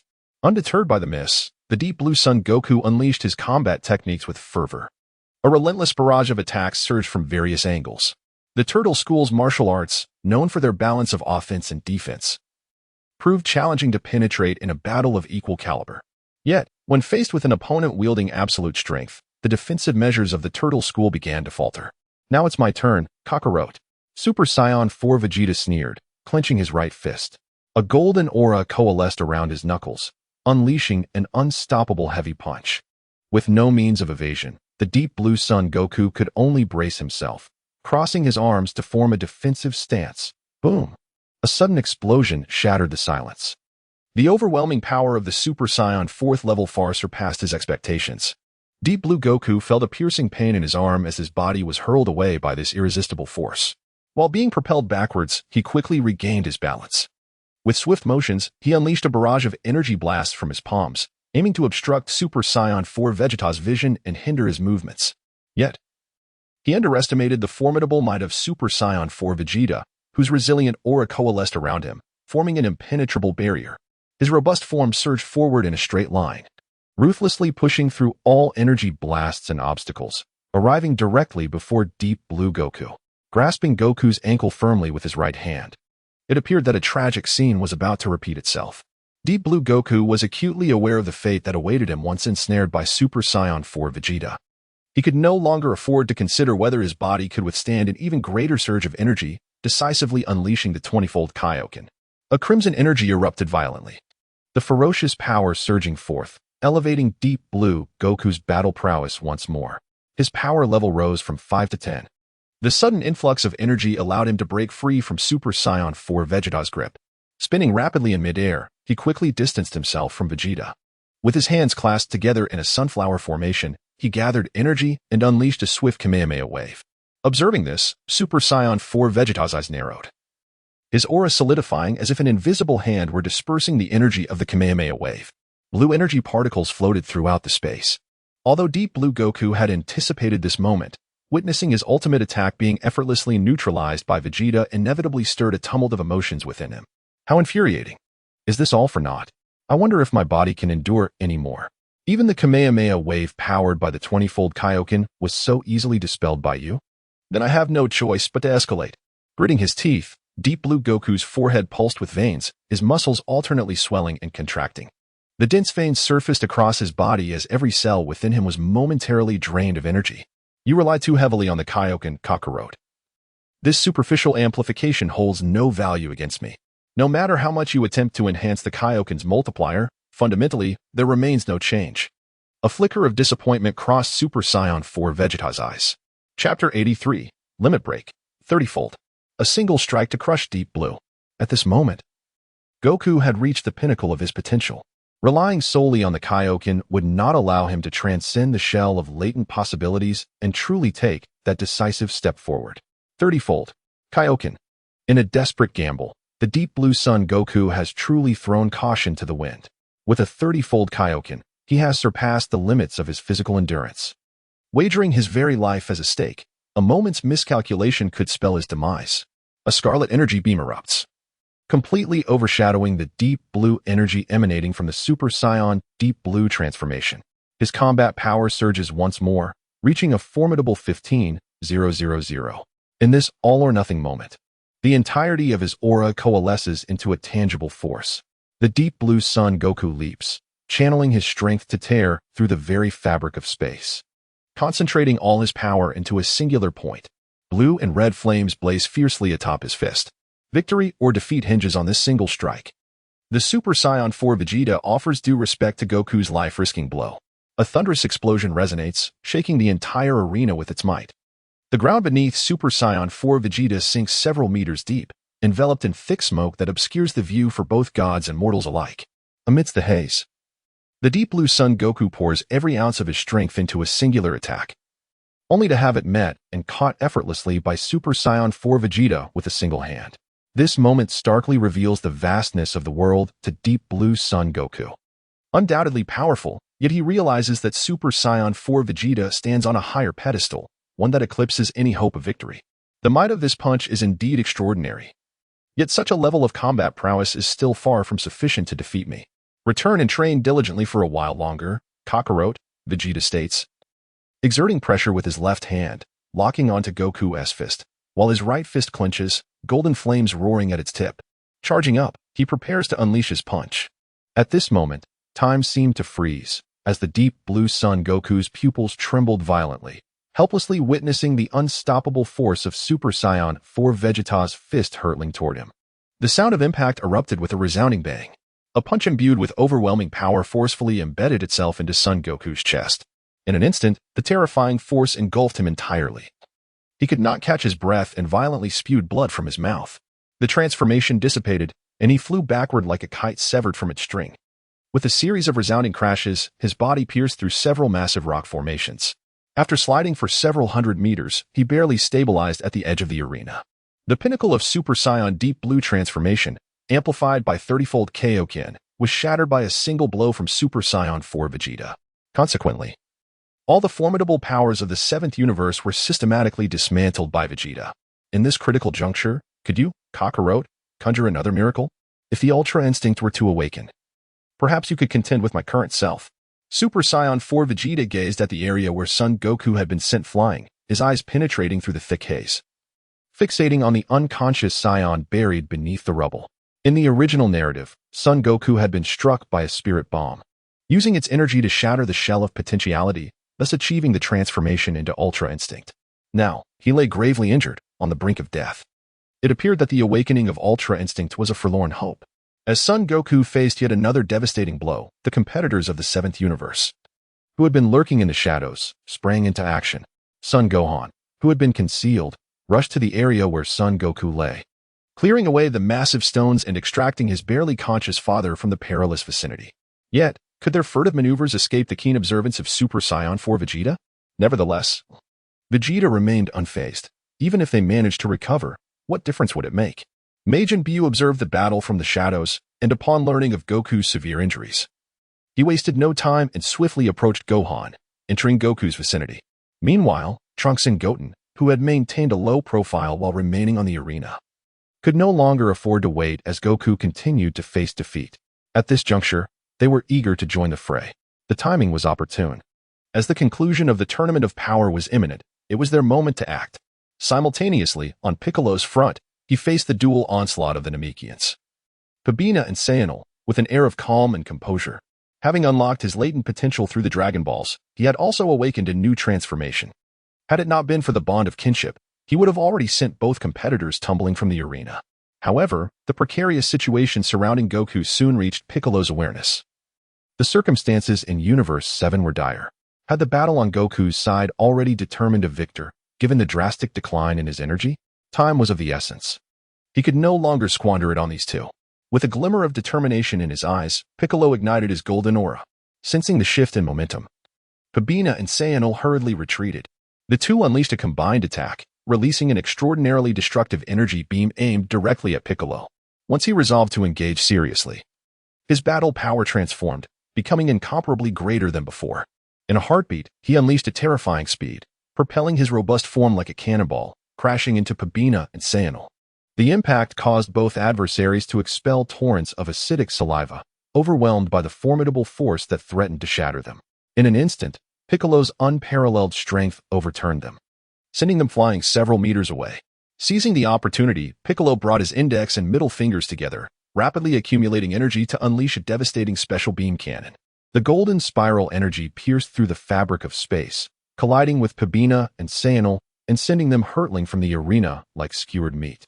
The Sixth Universe's competitors met a grim fate, eliminated from the tournament. With the two opponents dispatched, Piccolo reverted from his orange transformation. The power of transformation is indeed formidable. Yet it exacts a considerable toll on one's stamina. He would not resort to it lightly unless absolutely necessary. Chapter 84. Obstacles Across the Universe. A surge of underlying currents. With a deep sigh, Piccolo inhaled deeply. After casting a contemplative glance towards the audience of Universe 6, he locked onto Goku's position through his sensory perception. Swiftly, Piccolo sprang into action, racing towards the area where Goku was located. At that moment, the two Omni Kings within the King's palace were equally astounded by the overwhelming strength of Super Saiyan 4 Vegeta.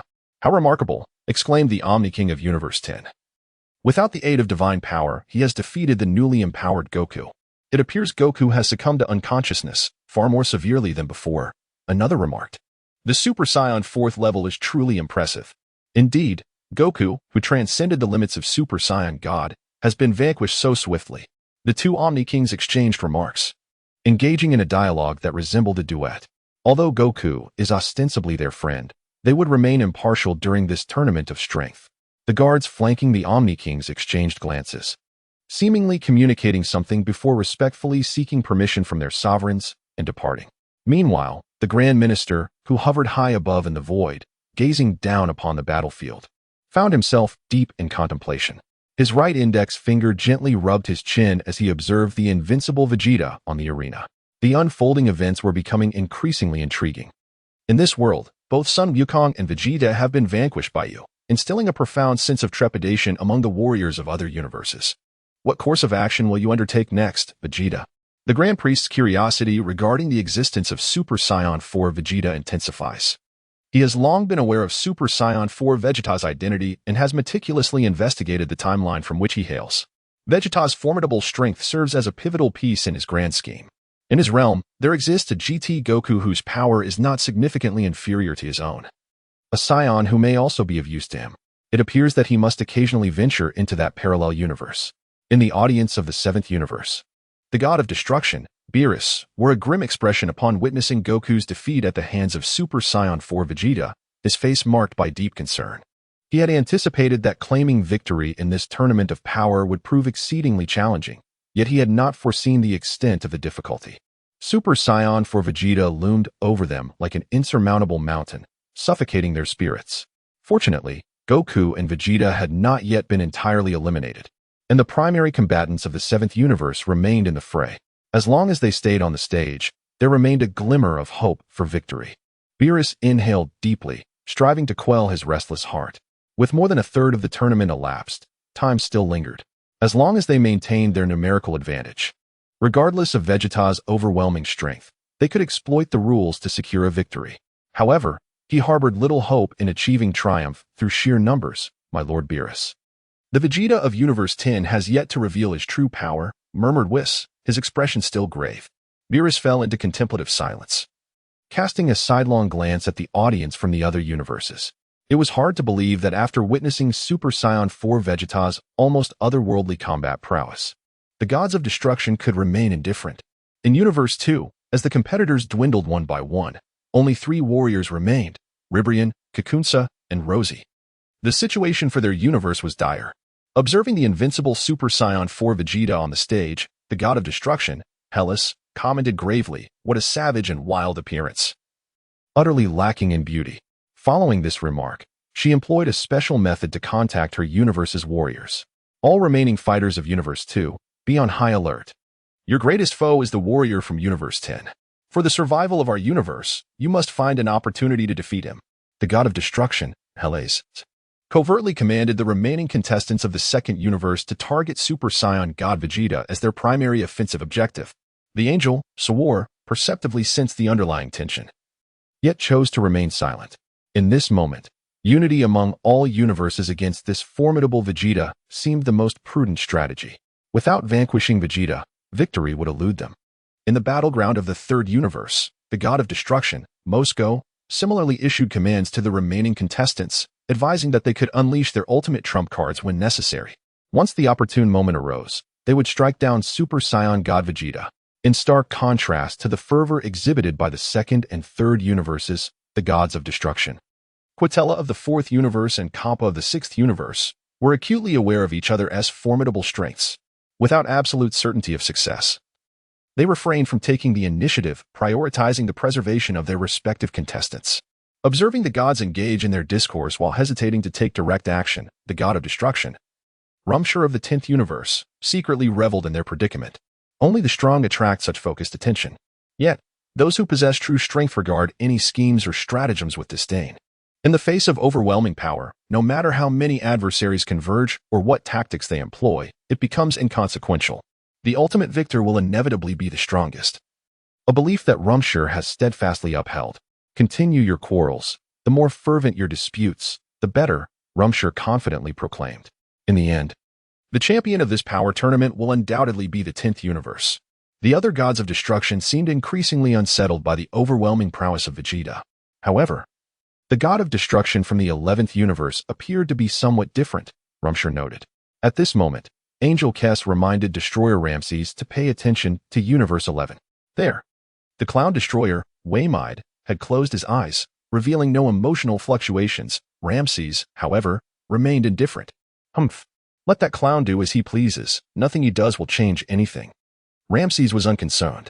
Although Angel Kess sensed something amiss, she chose not to investigate further. Her gaze shifted back to the arena of the power tournament. Meanwhile, in Universe 11, the clown destroyer Waymide was communicating with Jiren on the arena through telepathy. "Jiren, can you hear my voice?" "Jiren." Waymide continuously called out the name. "I can hear you." Jiren replied, slowly closing his eyes and silently affirming his acknowledgement, redirecting his focus onto his own destroyer. "The time for conserving your energy is past. Universe 7 has sustained significant injuries. Our greatest adversary now is Vegeta from Universe 10. The other gods are considerably intimidated by his power. The moment for you to take action has arrived, Jiren. His strength is formidable, but I have greater faith in your abilities. Show this contemptuous being what true power is.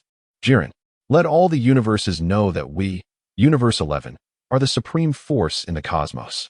As Waymide's words echoed, Jiren responded, "Understood," and swiftly opened his eyes once more. The command was issued at precisely the right moment.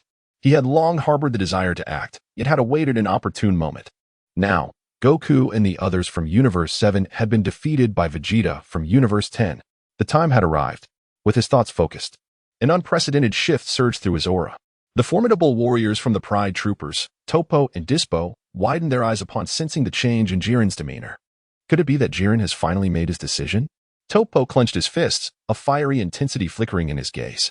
Until now, Vegeta had been the center of attention. But at last, Jiren had resolved to intervene with overwhelming force. "Toppo, Dispo, eliminate the competitors from the other universes.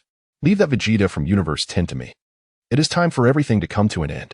Jiren's confidence was unparalleled, his arrogance more pronounced than anyone else in this realm. He spoke to his companions with a commanding tone, striding forward, leaving behind a silhouette that evoked a sense of bewilderment. Although Toppo was the captain of the Pride Troopers, in this context, Jiren's words wielded greater authority. Watching Jiren advance, Toppo responded, "Dispo, and I will swiftly clear the stage of all competitors." With Universe 7 significantly weakened, it is time to strike. Dispo nodded in agreement. The crucial battle now rests upon your shoulders, Jiren. With that, the two departed without further delay, hastening toward the area occupied by Universe 7. Once they had left, Jiren's gaze shifted, his eyes, ablaze with fierce combat intent, locked onto Super Saiyan 4 Vegeta. Perhaps drawn by the magnetic pull of strength, Super Saiyan 4 Vegeta's keen senses detected Jiren's focus. So you have finally decided to make your move? You are far more interesting than those two. Super Saiyan 4 Vegeta had eagerly anticipated this confrontation with Jiren. Undoubtedly, Jiren was the mightiest contender on the stage, second only to him. Even the legendary Super Saiyan Broly, who had previously unleashed his power, paled in comparison to the Jiren before him. It was certain that Jiren's sheer physical strength had transcended that of an ordinary god of destruction. Sensing the concentrated attention of Super Saiyan 4 Vegeta, Jiren quietly amplified the energy within his body. However, just as he was about to take the pivotal step forward, someone preempted him and launched an assault on Vegeta. A flash of purple light materialized before Super Saiyan 4 Vegeta, as if time itself had come to a standstill. The assassin hit from Universe 6 suddenly emerged, seizing the opportunity to strike Vegeta with his time-skip technique. A resounding explosion echoed through the air, shattering the stillness that enveloped the surroundings into countless fragments. Hit's sudden offensive was effortlessly captured within the palm of Vegeta's hand. Was there truly no opportunity, even in this moment? It appears my naivety was misplaced. The speed and precision of such a strike had been effortlessly thwarted, instilling an acute sense of trepidation within Hit towards Vegeta. The individual before him was far more formidable and impeccably flawless than he had anticipated.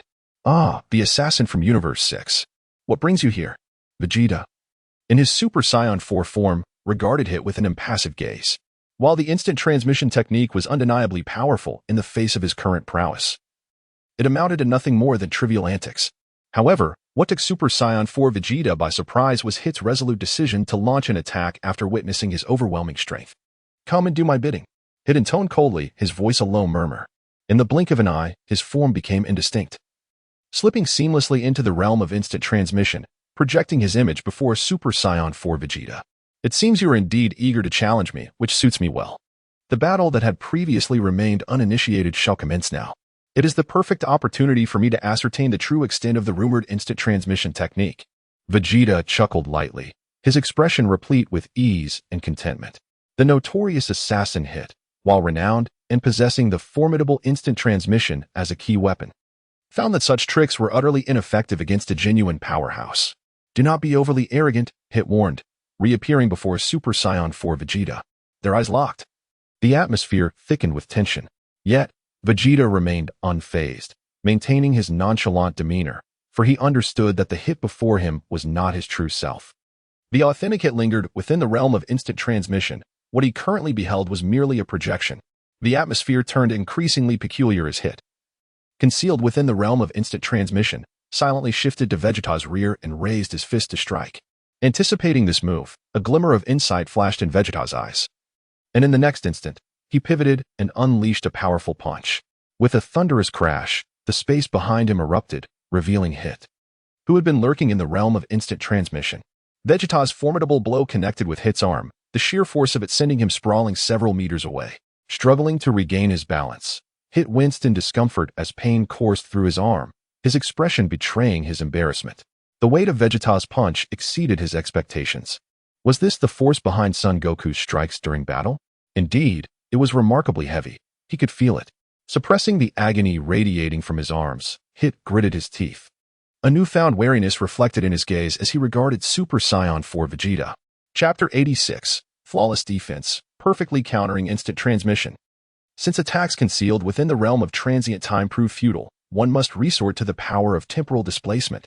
In the next heartbeat, Hit, with a mere thought, once again leaps through time. This time, the temporal shift extends to a remarkable 0.5 seconds. He reappears before Super Saiyan 4 Vegeta, intent on striking first. Ha ha ha. Super Saiyan 4 Vegeta chuckles softly, swiftly launching another punch with astonishing speed. The terror of that punch shattered the very fabric of space, its velocity surpassing even the fleeting moments before time itself. With a force immense and profound, it struck Hit squarely in the face, sending him hurtling through the air. As he swiftly regained his composure mid-flight, Hit activated his time skip once more, leaping through time to assail the Super Saiyan 4 Vegeta from multiple angles. Boom, boom, boom, boom. The cacophony of piercing sonic explosions erupted. As Hit found himself relentlessly attacked each time he entered the range of Super Saiyan 4 Vegeta's assault, being mercilessly battered and cast aside. With each strike, the duration of Hit's time skip extended incrementally. 0, 55 seconds, 0, 6 seconds, 0, 7 seconds, 0, 8 seconds, 0, 9 seconds, culminating at 1 second. Yet, despite his rapid evolution within the battle, elevating the time skip's capability to a full second, he remained unable to close the distance to Super Saiyan 4 Vegeta. After a relentless barrage of attacks, he had failed to inflict even a scratch upon his adversary, while his own body lay battered and bruised. Left with no choice, Hit ceased his offensive, a bead of cold sweat trickling down his purple cheek, as deep trepidation flickered within his crimson eyes. The time skip had been completely deciphered. The challenge presented by this foe was far beyond his imagination. It seemed that he would have to resort to that final move, even if it meant wagering his own life to bring this opponent down from the arena. Drawing a deep breath, Hit steeled himself against the pain coursing through his body, searching for an opportunity to strike. Still unwilling to surrender, are you? Very well. Allow me to witness the legendary assassin of the 6th universe in the depths of your capabilities, whether it be 1 second, 2 seconds, or even 3 seconds. It matters not. Show me, what are the limits of your so-called time skip? The arrogant words of Super Saiyan 4 Vegeta pierced deeply into Hit's very soul. This statement left Hit both furious and resentful, yet ultimately powerless. The individual before him showed utter disregard for his time skip technique. As for Jiren, although his own battle was interrupted by others, he displayed no trace of anger. With his arms crossed, he observed with keen interest the clash between Super Saiyan God Vegeta and Hit. The assassin from Universe 6 was indeed overestimating his capabilities. Aware of the vast disparity in strength, he still dared to challenge someone of a different caliber, an act of sheer folly. In Jiren's eyes, Hit's prowess was woefully inadequate, relying solely on his ability to manipulate time. Without that skill, Hit's raw strength was even inferior to that of their universe's top po. To send such a being to confront Super Saiyan God Vegeta was, without a doubt, courting disaster. In the audience of Universe 6, the situation was dire. Neither his time-jumping attacks nor his strikes from alternate dimensions could inflict any harm on Vegeta. Damn it, Hit, why won't you heed my advice? Why must you confront this individual? Lord Kompa fumed in place, tugging at his ears and shouting in frustration. Their universe's circumstances were already precarious, with only 4 warriors remaining on the stage. Now, Hit, the strongest fighter representing Universe 6, had chosen to face the mightiest warrior of Universe 10. Should he be eliminated, it would spell catastrophic loss for Universe 6. Calm yourself, Lord Kompa. From what I understand, Hit is not one to act recklessly. As an assassin, he gathers all pertinent information before taking action, ensuring he has a solid plan. His decision to confront Vegeta from Universe 10 must surely be part of a calculated strategy. Spoke Angel Vados with an air of tranquility, well acquainted with Hit's character. Perhaps the key to victory for Universe 6 lay within Hit. In the audience of Universe 10, God of Destruction Rumshire listened intently as Angel Kusu recounted Hit's exploits. The ace assassin of Universe 6 possessed the unique ability to manipulate time, showcasing considerable strength. The capacity to control time is indeed a formidable skill. In my many years of existence, this is the first time I have encountered a being from the lower realms capable of such mastery. Although he hails from another universe, witnessing this firsthand is truly remarkable. Rumshire expressed admiration for Hit. Regrettably, such commendations felt bittersweet, as the strongest warrior of Universe 6 was on the brink of elimination. Indeed, Lord Rumshire is correct. Hit's strength is commendable, but it is glaringly evident that Vegeta is significantly more powerful. His might is such that even time cannot easily constrain him. Angel Kess spoke, then turned her gaze towards Angel Barris of the 6th universe. What a pity, dear sister, the mightiest warrior of your universe has likely reached the end of his journey. Though reluctant to admit it, it is unfortunate that your universe's assassin, Hit, came seeking confrontation. On the opposite side of the arena, as the fierce battle raged on, the severely injured Son Goku, under the guidance of Son Gohan, received healing from Majin Buu once more, participating in this power tournament that determined the fate of the universe. Majin Buu executed his role flawlessly, traversing the battlefield to provide aid, first rescuing Son Goku, then Vegeta, and returning to Son Goku again. How infuriating. Even with his injuries healed and power significantly increased, bolstered by the Kaioken technique, he still fell short of that individual. Super Vegeta's heart was heavy. His teeth clenched in frustration. Having suffered such a devastating defeat, he had long lost his face, let alone his dignity. Even if that individual was himself, he was simply too formidable, so powerful that we cannot even compel him to engage seriously if this continues. It will suffer a dire defeat. There is no use in speed against that man. Son Goku took a deep breath and rose to his feet. Despite the relentless battles, even in defeat, he did not waver, for he had the assurance of Majin Buu. As long as he remained in the fight, he could continuously recover and push beyond his limits through such encounters. Chapter 87. The proactive duo. As Son Goku's words resonated, Piccolo and Son Gohan exchanged increasingly grave expressions. The dimensional constraints limited the heights they could perceive. Both Son Goku and Vegeta's deep blue transformations had failed. Even if they transformed, it was far from sufficient. The situation grew dire, and their chances dwindled. At that moment, they were oblivious to the fact that Trunks and Son Goten had already departed from the vicinity. Meanwhile, as Hit clashed with Super Saiyan 4 Vegeta, the other three participants from the 6th universe concealed themselves, observing the fierce confrontation. Hit has been pushed to such extremes. That Vegeta from Universe 10 is truly terrifying, Kale remarked with a sense of dread. Beside her stood Caulifla and the duo of Kaba. Having regained consciousness after her defeat by Super Saiyan 4 Vegeta, Kale exhibited no signs of her transformation power erupting again. Clearly, after being subdued by Vegeta's bloodline strength, her Saiyan instincts had become much more compliant. Sister, what should we do next? We cannot allow Hit to fight alone. Beside her, Caulifla spoke softly. She had been awake for some time now. To be honest, the overwhelming power unleashed by Super Saiyan 4 Vegeta had left her with a lingering psychological shadow. Although she was unconscious during the rampage, fragments of the experience still echoed in her mind. Now, merely witnessing the figure of Super Saiyan 4 Vegeta sent a wave of trepidation through her heart. Nonetheless, upon hearing Caulifla's suggestion, Kale fell into deep contemplation. She had indeed considered aiding Hit. However, given the limitations of their own combat prowess, assisting Hit seemed utterly impossible. Confronting Super Saiyan 4 Vegeta would undoubtedly lead to her swift demise. Caulifla-san, Kale-san, perhaps we should refrain from acting rashly, since Hit-san has made his decision. We must also contemplate the survival of Universe 6. Judging by the worst-case scenario, if Hit-san were to be eliminated, the three of us would become the last hope for Universe 6. Should we be defeated, the downfall of Universe 6 would be inevitable. As long as there are still fighters on the stage, hope remains. At this moment, Gaby, who had remained silent for quite some time, proposed a suggestion. Though his words were somewhat unpalatable, they indeed represented the best course of action available to them.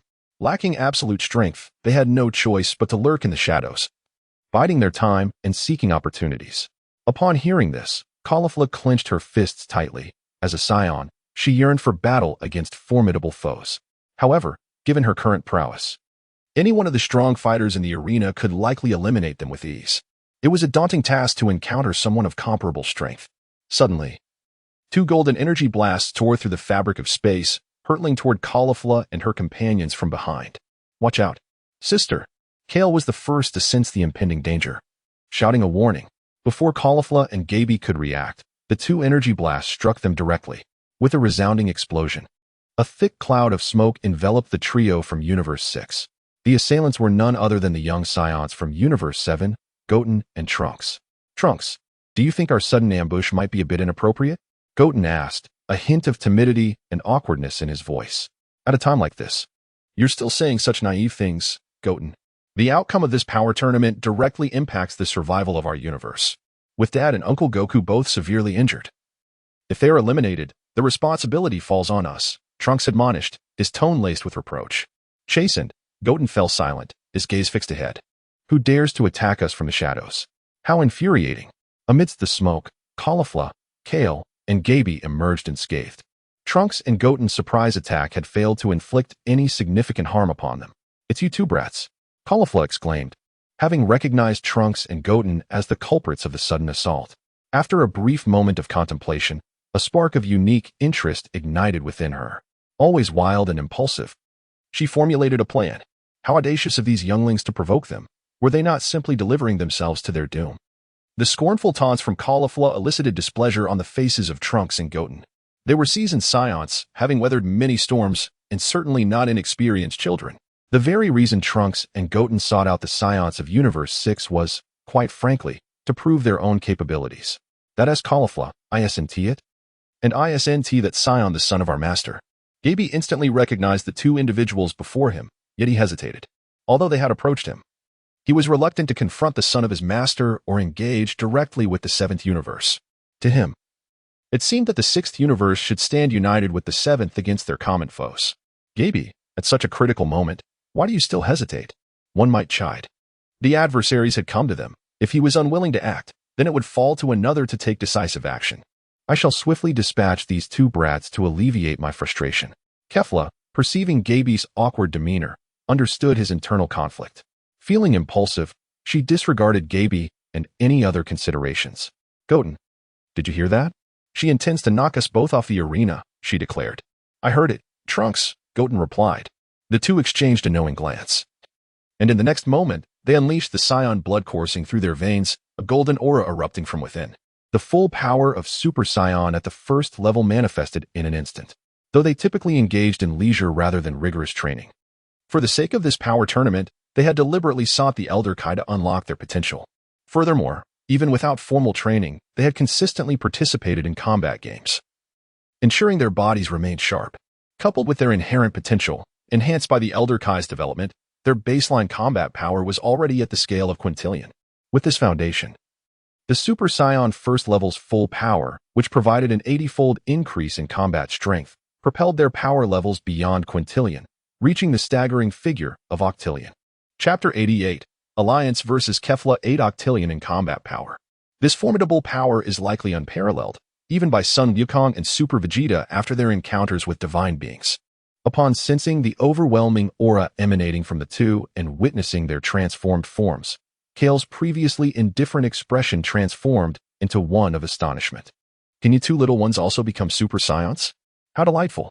Kale exclaimed, her joy palpable as she lamented the lack of worthy opponents. The appearance of Goten and Trunks perfectly fulfilled her desire for a fierce battle. Since you can transform as well, let us engage in a thrilling match. Come, let me show you the might of my Super Saiyan. As she spoke, Kale unleashed the energy of her first Super Saiyan transformation. Her exuberant energy erupted from her body like a volcano, radiating a golden aura. The intensity of Kale's energy, when assessed by combat power metrics, reached an astounding 24 quintillion. Are you ready, you two? She called out, hands on her hips, a smile gracing her face as she observed Goten and Trunks. As a female Saiyan, she possessed a unique allure. Such incredible energy. It surpasses the combined strength of both of us, so we must proceed with caution, Goten, Trunks remarked, assuming a battle-ready stance. His expression serious. Let us tap into the second stage of Super Saiyan. Her power exceeds ours combined. Goten suggested, mindful of the potential threat. After a brief moment of contemplation, Trunks nodded in agreement. With such immense energy, they could not afford to hold back. Although accessing the second stage of Super Saiyan would be taxing, they still had their ultimate trump card in reserve. Exchanging determined glances, Goten and Trunks nodded at one another. In the next instant, both unleashed their power, a torrent of energy surging forth like an unstoppable tide. Hi-ya! Goten shouted. Yawa! Trunks cried out. The two young Saiyans let loose a powerful roar, their energy flowing forth like a deluge. The golden aura expanded relentlessly, surrounded by countless arcs of blue-white electricity that crackled and burst around them. The explosive display of power exhibited by these two individuals strikingly resembled the fierce collaboration of their forebears in battle. As the blue and white lightning surged and detonated around them, they finally stabilized their forms in the second transformation of Super Saiyan. Although they were merely at the initial stage of this transformation, the augmentation of their combat prowess reached an astonishing hundredfold compared to their normal capabilities. Goten's battle power stabilized at an impressive 90 quintillion, while Trunks has reached an extraordinary 100 quintillion. Is this a higher realm of the Super Saiyan transformation? How have you achieved this? Kale exclaimed, her expression one of astonishment as she gazed at Goten and Trunks.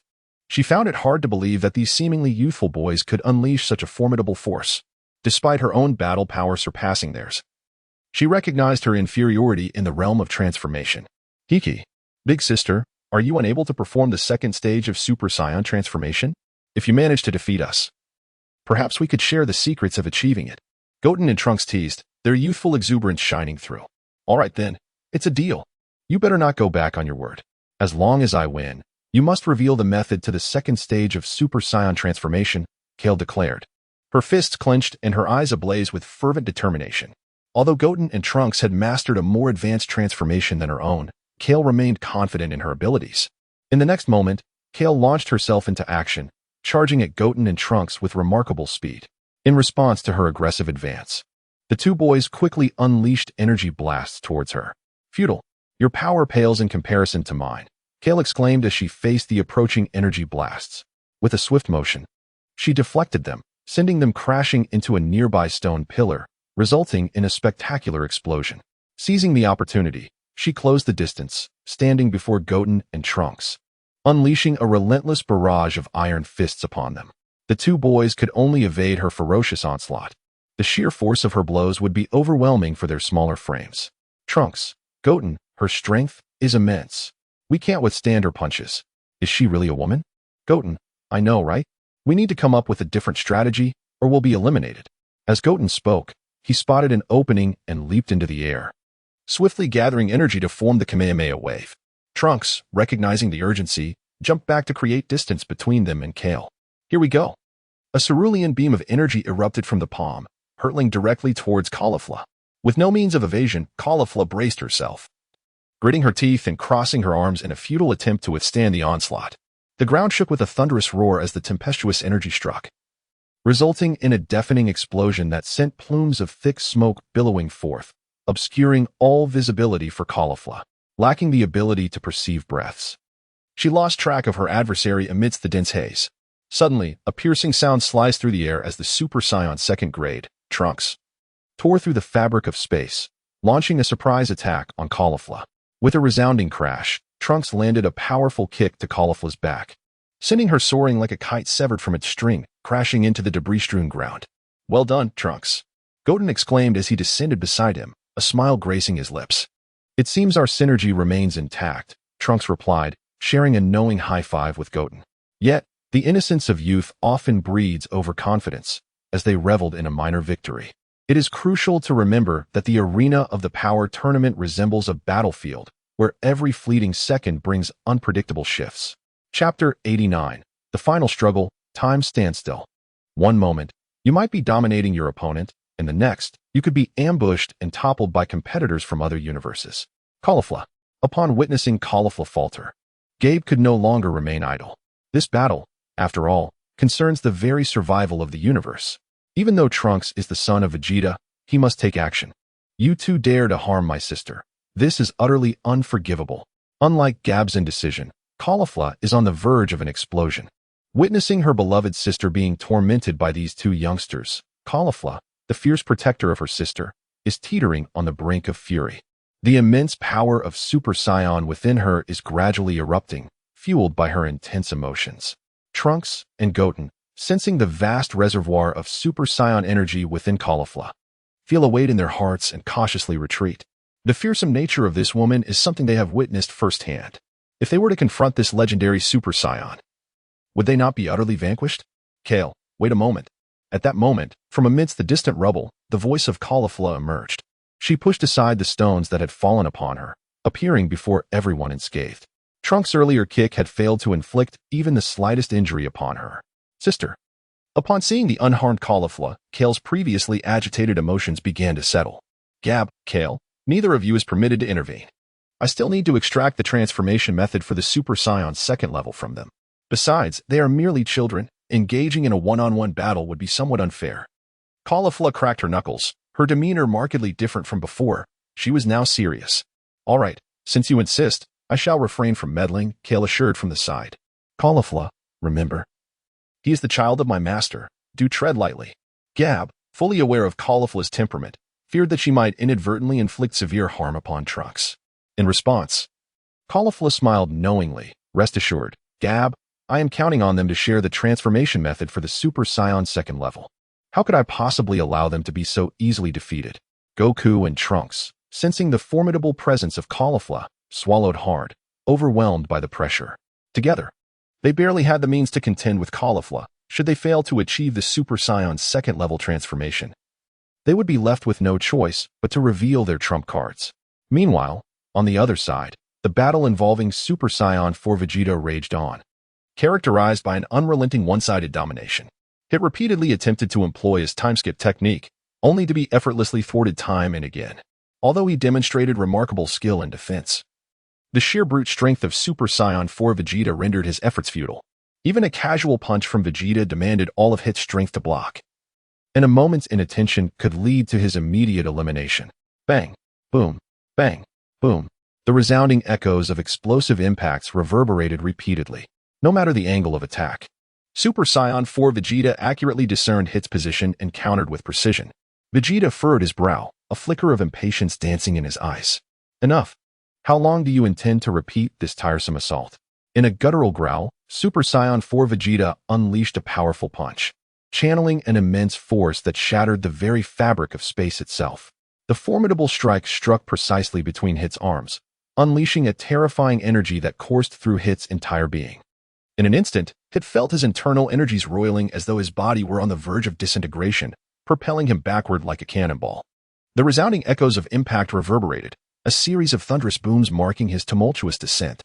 Hit's body skidded along the ground for hundreds of meters before he managed to regain his balance. At that moment, he was battered and bruised, every part of him bearing the scars of the brutal encounter. Gritting his teeth against the excruciating pain, Hit shakily rose to his feet, having reached the limits of his endurance. Yet, for the survival of Universe 6, he had no choice but to persist. The threat posed by Super Saiyan 4 Vegeta was insurmountable, and Hit's purpose in this arena was to eliminate the greatest danger. He had etched every attack and reaction into his memory. The outcome hinged on this crucial blow. Drawing a deep breath, Hit raised his hand, launching an invisible energy blast. The ferocious energy pierced through several massive boulders, hurtling towards Super Saiyan 4 Vegeta's position. Unfazed, Vegeta stood his ground, enveloped in an aura of overwhelming power that transformed into an impenetrable energy barrier before him. Its invisible blast collided with this relentless barrier, thwarted from advancing even a fraction. Utilizing the invisible blast to divert Vegeta's attention, Hit activated his time-skip ability, propelling himself at lightning speed to Vegeta's rear. Futile, Vegeta murmured under his breath, swiftly pivoting to deliver a devastating punch.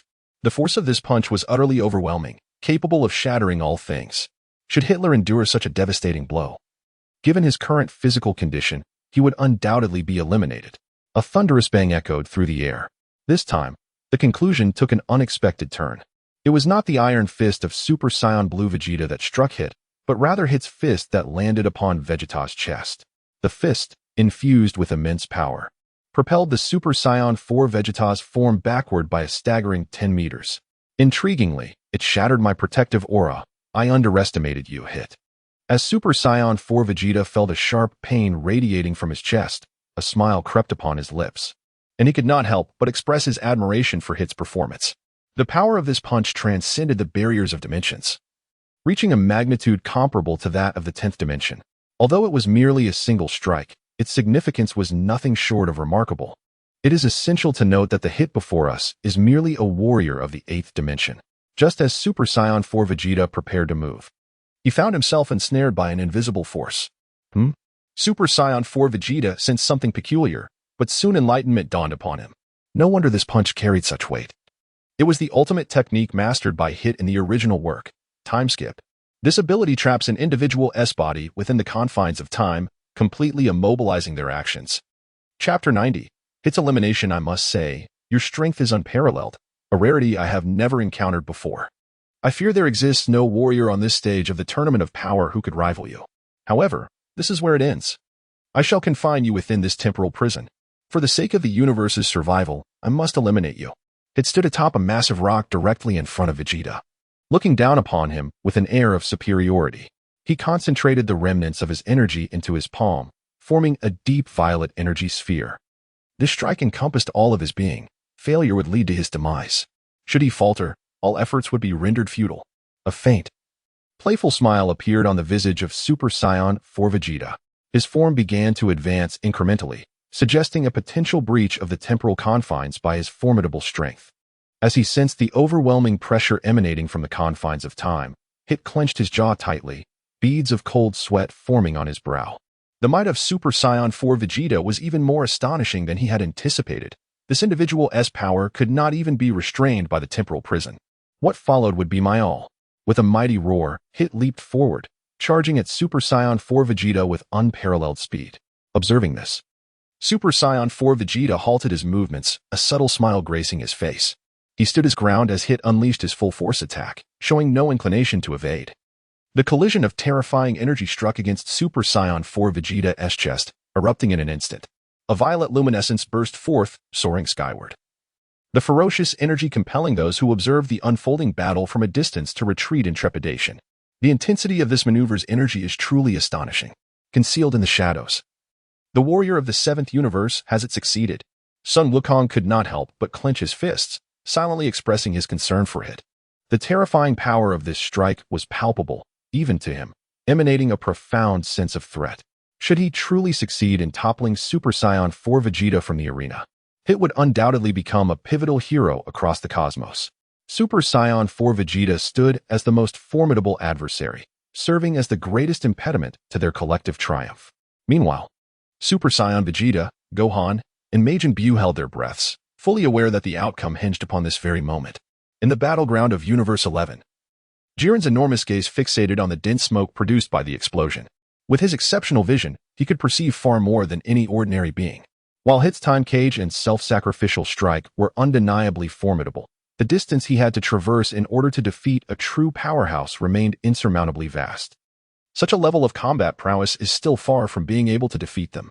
At least, this holds true for him, and perhaps for that Vegeta as well.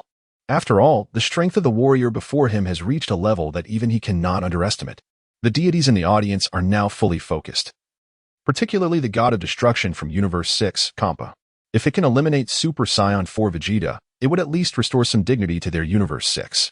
However, should Hit be defeated, their Universe 6 would suffer a significant blow. On the arena, Hit maintains his offensive stance, watching the explosion of energy before him, feeling a sense of relief in his heart. His final strike has successfully landed. No matter how powerful Super Saiyan 4 Vegeta may be, it is impossible for him to remain unscathed. Yet, as the smoke dissipates, the assassin Hit's pupils suddenly constrict, and his entire body begins to tremble. For Super Saiyan 4 Vegeta not only broke free from the confines of time, but he also withstood Hit's desperate attack without a scratch. What the hell? Is this a joke? This creature is absurdly powerful. That last strike was indeed impressive. A slight smile creases the lips of Super Saiyan 4 Vegeta as he dusts himself off. In the face of the unparalleled defense granted by his transformation into Super Saiyan 4, even Hit's full-force attack could not inflict the slightest harm upon him.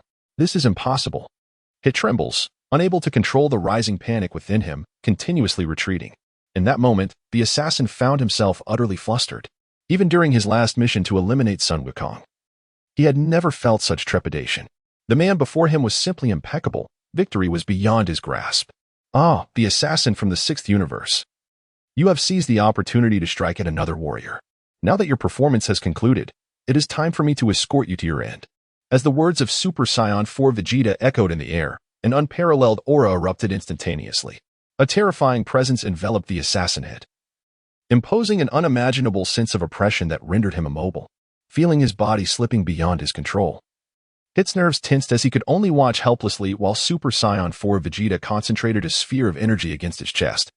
The energy orb propelled his form beyond the arena of nothingness, culminating in a colossal explosion in the void. The resounding blast reverberated with an earth-shattering roar, enveloping everything in a deluge of fiery chaos. At this moment, the other competitors still on the arena felt their hearts leap to their throats, as they gained a profound new understanding of the formidable power of Super 4 Vegeta. The existence of this formidable being is far more terrifying than they could have ever imagined. After the explosive fireworks have dissipated, the audience of the 6th universe witnesses the arrival of Hit, who now stands as a testament to his elimination. At this moment, the ousted Hit remains in a state of utter shock.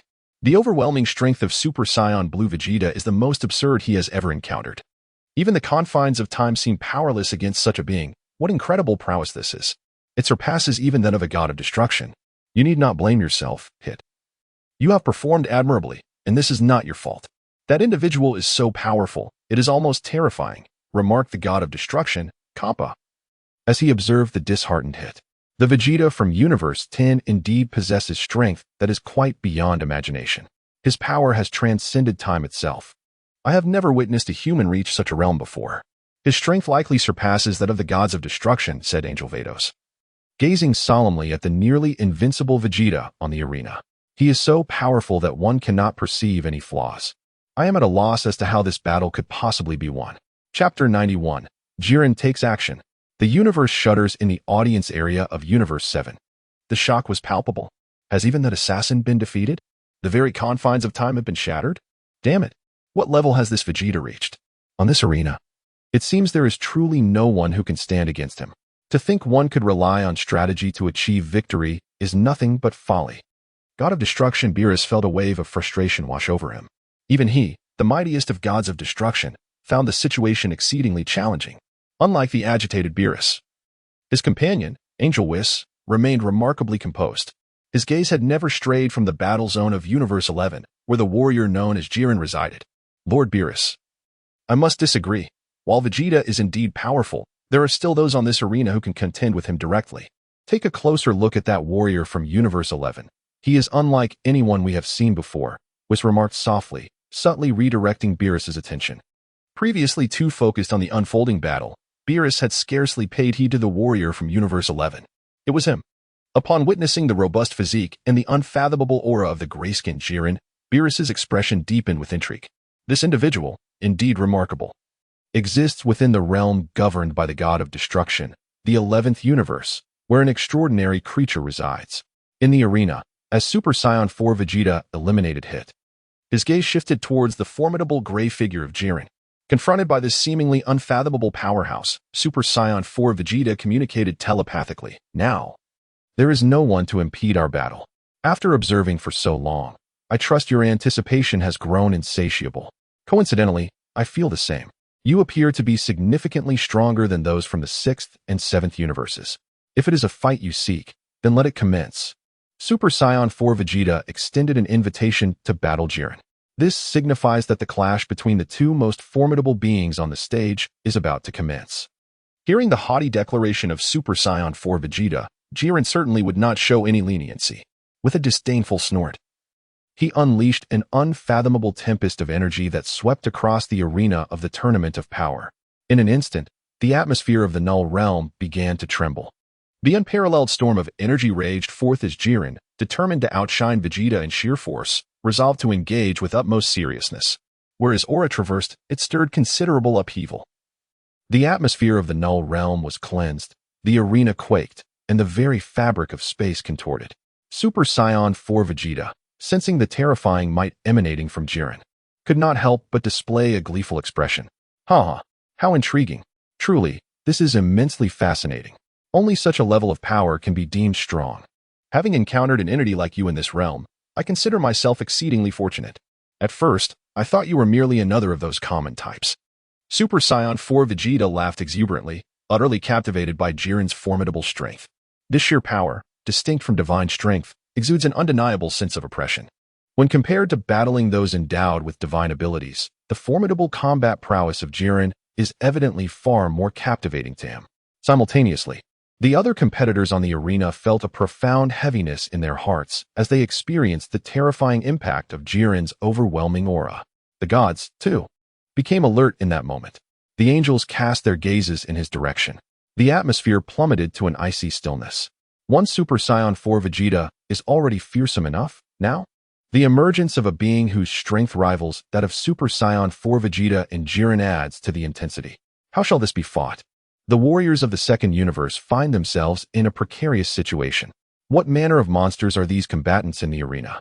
Our love in the second universe pales in comparison to theirs. When Jiren unleashed such a chilling and terrifying aura, Ribrian's fighting spirit was nearly shattered. The formidable strength of Super Saiyan Blue Vegeta alone was enough to instill despair, and now with Jiren entering the fray, what hope do they have? Why do you look so despondent, Ribrian? With a resounding slap, Rogi, another warrior from the second universe, could no longer contain herself upon witnessing Ribrian's woeful demeanor. Ribrian, stung by the blow, felt a twinge of injustice. Is this truly the extent of your love? The fate of the second universe rests upon your shoulders. If you abandon hope, what are we to do? Rogi voiced her heartfelt sentiments regarding Ribrian as their final beacon of hope. It was this reminder that sparked clarity in Ribrian. I understand now, Rogi. Thank you for your encouragement. I shall not fall so easily. For the love of our second universe and the hopes of Lord Hellas, I will not yield. As a result of this impassioned stimulus, the warriors of the second universe regained their confidence. However, the situation was markedly different for the contestants from other universes. In the realm of the third universe, chaos reigned supreme. For the survival of the third universe, I must be prepared for fusion at any moment. Kess, Panji, and Bororita, let us unite for the preservation of the third universe. To ensure all possibilities, Dr. Paparoni has commanded his 3 robotic subordinates, Kess, Panji, and Bororita, under Paparoni's summons and guidance. The trio of robots fused into Kess Panjarita. This step has been completed. As long as he is willing, he can merge with Kiki Alerida, transforming into the true ultimate warrior, embodying the last hope of the third universe. However, the moment for action has not yet arrived. Should he strike now? It would mean joining the fray alongside Vegeta and Jiren, and the outcome would be even more brutal than that of the assassin hit from the 6th universe. It is only when the gray Jiren of the 11th universe and Vegeta of the 10th universe are locked in their final confrontation, both severely weakened, that he will unveil his trump card, eliminating all warriors on the stage in one fell swoop. In his view, his strategy is foolproof and destined for success. Chapter 92. Crises from all sides. 11th universe versus 7th universe. Meanwhile, the situation in the 4th universe is rather bleak, with only 2 contestants remaining, Gamasaurus and Damon. The former has managed to survive until the end by utilizing his ability to remain undetected, while the latter has relied on his diminutive stature to endure. Due to his small size, he is nearly invisible unless one observes with great care. Given the current circumstances, they can only act in unison, hiding in the shadows, waiting for the opportune moment. It can be said that this universe is among the most perilous, teetering on the brink of elimination. As for the 7th universe, have their battles finally commenced? At this moment, Goku's emotions are a tumultuous mix. Before the competition began, he believed his strength had reached its zenith, convinced that no one could defeat him head-on in the arena of the power tournament. Yet now, he realizes he has been gravely mistaken. On this arena, countless masters gather. A congregation of formidable warriors. Not only can the Super Saiyan Vegeta suppress him, but the being known as Jiren from Universe 11 possesses a strength that is undoubtedly on par with his own current might. The sheer ferocity of this explosive aura is something he cannot hope to rival. Though unafraid, he is acutely aware of the chasm that separates their powers. How infuriating! To think that these 2 titans have achieved such heights. Super Vegeta clenched his fists in frustration. His once proud strength seems insignificant on this battleground. Not only is the alternate version of himself superior, but even that bald giant from Universe 11 eclipses him by a wide margin. How maddening! Beyond our universe, there exist such extraordinary beings, rendering our own existence minuscule by comparison. At this moment, Gohan can't help but lament his own frailty. Had he not forsaken his training and maintained a rigorous regimen, perhaps under the tutelage of Whis to master the divine power, his accomplishments might have surpassed those of his father, Goku, and Vegeta. Achieving the prowess displayed by these 2 on the arena could have been within his grasp. Yet now, it is far too late for such reflections. Beside him, Majin Buu, though silent, reveals the gravity of his mood through his partially opened eyes. He is no fool. Beneath his seemingly naive exterior lies unparalleled intelligence. His demeanor appears carefree and innocent, yet his focus is entirely fixated ahead. It is in this moment of heightened tension that warriors from other universes silently approach their backs, keeping their sights firmly on them. They are none other than the proud warriors of Universe 11, Topo and Dispo, while they disdain the notion of ambushes. The survival of their universe takes precedence over all else. Prepare yourselves, warriors of Universe 7. Justice Flash, Justice Slash. Topo and Dispo unleash their techniques simultaneously, launching a significant assault on the nearby fighters from Universe 7. A tempest of chaotic energy surged forth, slicing towards Goku and his companions. Oh no, it's Topo and the others, exclaimed Goku. Those ruffians from Universe 11? Humph. Resorting to such underhanded tactics, Super Vegeta retorted, sensing the impending crisis. The group snapped back to reality, having been too engrossed in the spectacle to notice the approach of others on the arena. Boom. An explosive burst of energy erupted, sending thick plumes of smoke spiraling into the sky. The power of this explosion is exceedingly formidable, making it a challenge for any entity below the 9th dimensional level to withstand. However, fortunately, while the combined assault of Tuapa and DC-Pu is indeed fierce, it was ultimately neutralized. The attack merely stirred up a cloud of dust. Once the haze from the explosion dissipated, Sun Wukong, Super Vegeta, Son Gohan, and Majin Buu emerged unscathed. The combined assault of Tuapa and DC-Pu was effortlessly thwarted by them. To my surprise, you have come seeking me, Tuapa. Very well. Let us settle the score that was left unresolved last time. My strength has evolved beyond what it once was. You ought to tread carefully if you wish to engage me in combat, Tuapa. With a disdainful snort, Sun Wukong unleashed the divine power within him, which surged forth like a tidal wave. The azure divine energy enveloped him, and within an instant, he transformed into his Super Saiyan blue full power state. Thanks to his resurrection from the brink of death, his battle power had significantly increased, now reaching an astonishing 200 quintillion in this form. To the minions from other universes, since you have sought out my presence, do not blame me for what is to come. Once I have dispatched all of you, the one who shall claim the Super Dragon Balls will undoubtedly be I, Vegeta. With a fierce growl, Vegeta too assumed his Super Saiyan blue full power transformation. However, his strength was far more terrifying than that of Sun Wukong. Following his resurrection, his base battle power soared to an astounding 250 quintillion. It is worth noting that this is merely his Super Saiyan blue form. Had they accessed the higher echelon of Super Saiyan deep blue evolution, their power would have shattered the confines of the 9th dimension, transcending into the 10th dimension. Alas, they are currently unable to attain the Super Saiyan deep blue evolution. Divine power is distinct from ordinary energy. It must be cultivated through rigorous training. Even though they have mastered a unique method to condense divine power, they still require a period of rest. Now is truly not the right time for Tuapa and his companions to arrive. All they can do is train through combat, to recover and break through amidst the battle. Humph. Sun Wukong, do not grow too arrogant.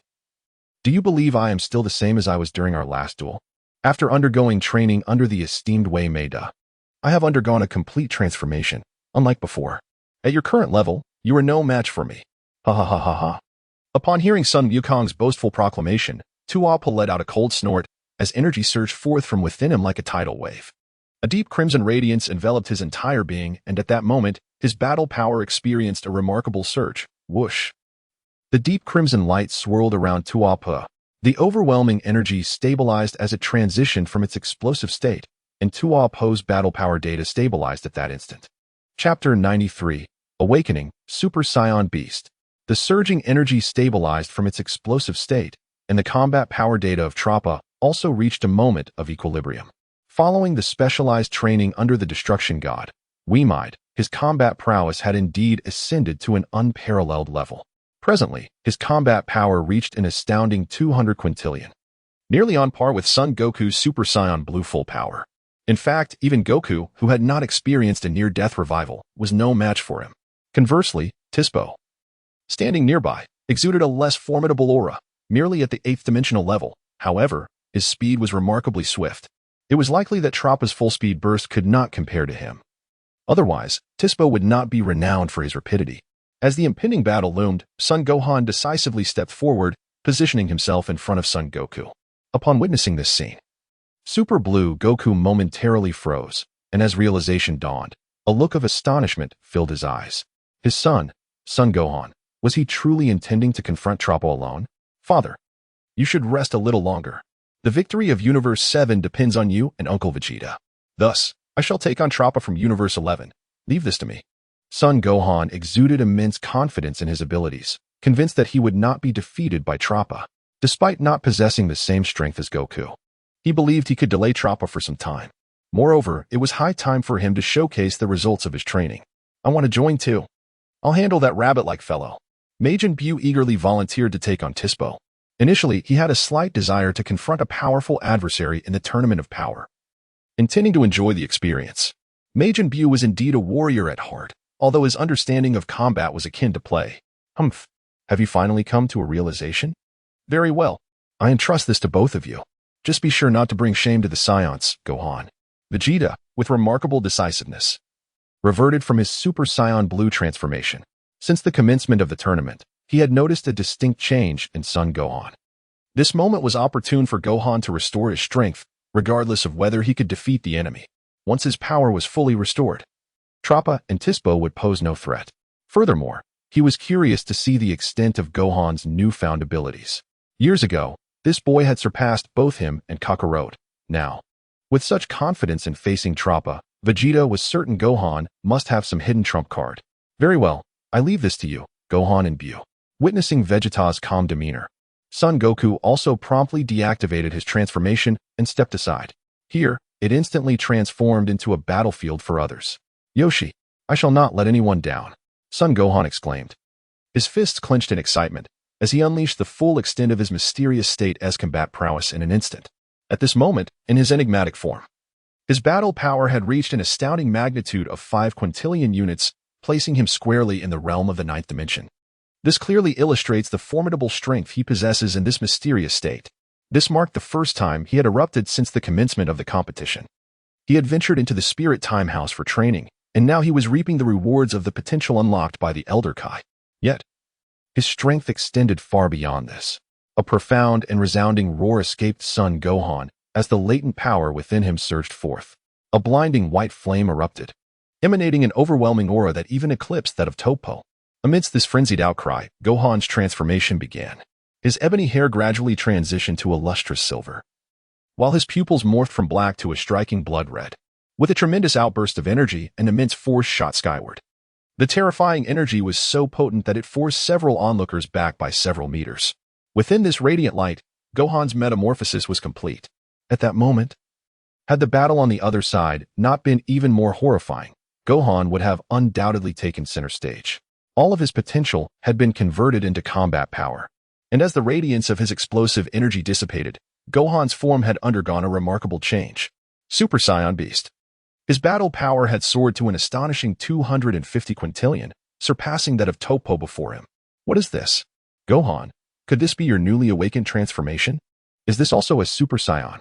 Goku gazed at the drastically transformed Gohan, disbelief etched across his face, with his silver hair standing on end and his crimson eyes. They were witnessing a form of Super Saiyan they had never encountered before. Even Vegeta was taken aback by Gohan's new transformation. Recalling the Super Saiyan 4th grade of the Vegeta from Universe 10, he suddenly had an epiphany. Bloodline power. Could this transformation be unique to hybrid Saiyans like them? Unlike the ordinary Super Saiyan, the pressure emanating from this form resonated with the bloodline power within him. Super Vegeta murmured in astonishment. I never expected you possessed such power. It seems I underestimated you during the preliminary matches, Toppo remarked, though his demeanor was notably serious. He sensed a threat from Gohan. This silver-haired youth possessed strength that might even slightly surpass his own. Is that so? Then I shall not hold back in the forthcoming battle, Toppo-san. Buu, I will leave the other fighter to you. Toppo, let me handle this. Without a moment's hesitation, Gohan surged forward, unleashing an almost unfathomable speed as he charged directly at Toppo. Dodge. Dispo. Torpo hastily instructed Dispo to step aside, channeling his energy for a powerful strike aimed at Son Gohan. The terrifying force erupted, stirring a tumultuous disturbance in the surrounding space. Dispo, pushed back by the shockwave, could not help but marvel at the sheer might of the Saiyans. If that is the case, then you shall be my target. Dispo radiated a brilliant purple light, instantly unleashing a remarkable speed as he charged towards Majin Buu. Caught off guard, Majin Buu was struck by Dispo's assault. The resounding echoes of bang, boom, bang, boom, reverberated throughout the arena. However, despite Dispo's relentless barrage, he failed to inflict any substantial damage upon Majin Buu. Chapter 94, The Commencement of Battle, The Clash of the Strongest. The fierce melee between the contestants of the 7th universe and the 11th universe was on the verge of erupting. In addition to the fighters from these two universes, two competitors from the 10th universe, Morichimu and Napapa, lurked in the shadows, observing intently. They were in no hurry to engage, waiting patiently for the opportune moment to strike. Meanwhile, on the main battlefield, the encounter that demanded the attention of the gods and angels was about to commence. Jiren, moving at a deliberate pace, took heavy steps, causing the arena of the void to tremble with each footfall, the very atmosphere quaking in response. Soon, he stood before Super Saiyan 4 Vegeta, his robust physique exuding an overwhelming sense of pressure that left an unsettling impression.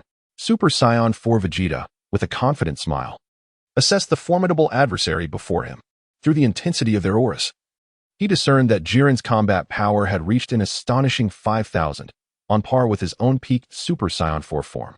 Was Jiren in the original tale this powerful? Perhaps so. Vegeta was certain that this version of Jiren was significantly stronger, potentially due to his own involvement enhancing Jiren's might. The thrill of battle ignited a sense of exhilaration within Vegeta, prompting him to maintain his smile. His energy surged, a golden aura flowing forth from within. In response, Jiren unleashed his own energy, and the fierce clash of their auras created a colossal storm of power. Amidst the tempest, both warriors exchanged a knowing glance, each grasping the other's prowess. Neither chose to break the stillness by launching an attack. The hidden contestants from other universes remained perplexed by the standoff, while the gods and angels in the audience sensed that this was but the calm before the storm. Whoosh! A sudden sound of ruptured air echoed as Julian and Super Saiyan for Vegeta simultaneously vanished from their original positions. The two leaped through space, disregarding the rules of the realm of nothingness, and transported themselves into the void to engage in combat. Their fervent exchanges of fists and feet relentlessly poured forth towards one another. Super Saiyan 4 Vegeta unveiled the true essence of his combat techniques. With the ferocious offensive strategy befitting a prince, coupled with an expansive capacity for defense, his seamless integration of attack and defense far surpassed Goku's fighting style, allowing him to maneuver with unparalleled freedom. This nearly flawless combat style leaves no room for flaws, even against opponents of equal caliber. However, Jiren's formidable strength is equally noteworthy. As an entity who has transcended the god of destruction through relentless effort within Universe 11, his power is a testament to the steadfast journey he has undertaken. Through countless trials and tribulations, both his combat skills and instincts have been honed to perfection. Faced with the relentless onslaught of Super Saiyan Blue Vegeta, he not only stands his ground, but appears to navigate the confrontation with remarkable ease. In a mere few seconds, the two have engaged in thousands of clashes, their bodies colliding with such force that the very fabric of space trembles, tearing apart the world around them. The fierce energy manifests as lightning that mercilessly ravages the arena of the tournament of power, affecting both foes and allies alike, swept away by the aftermath of the battle. With a thunderous roar, Hi-Ya!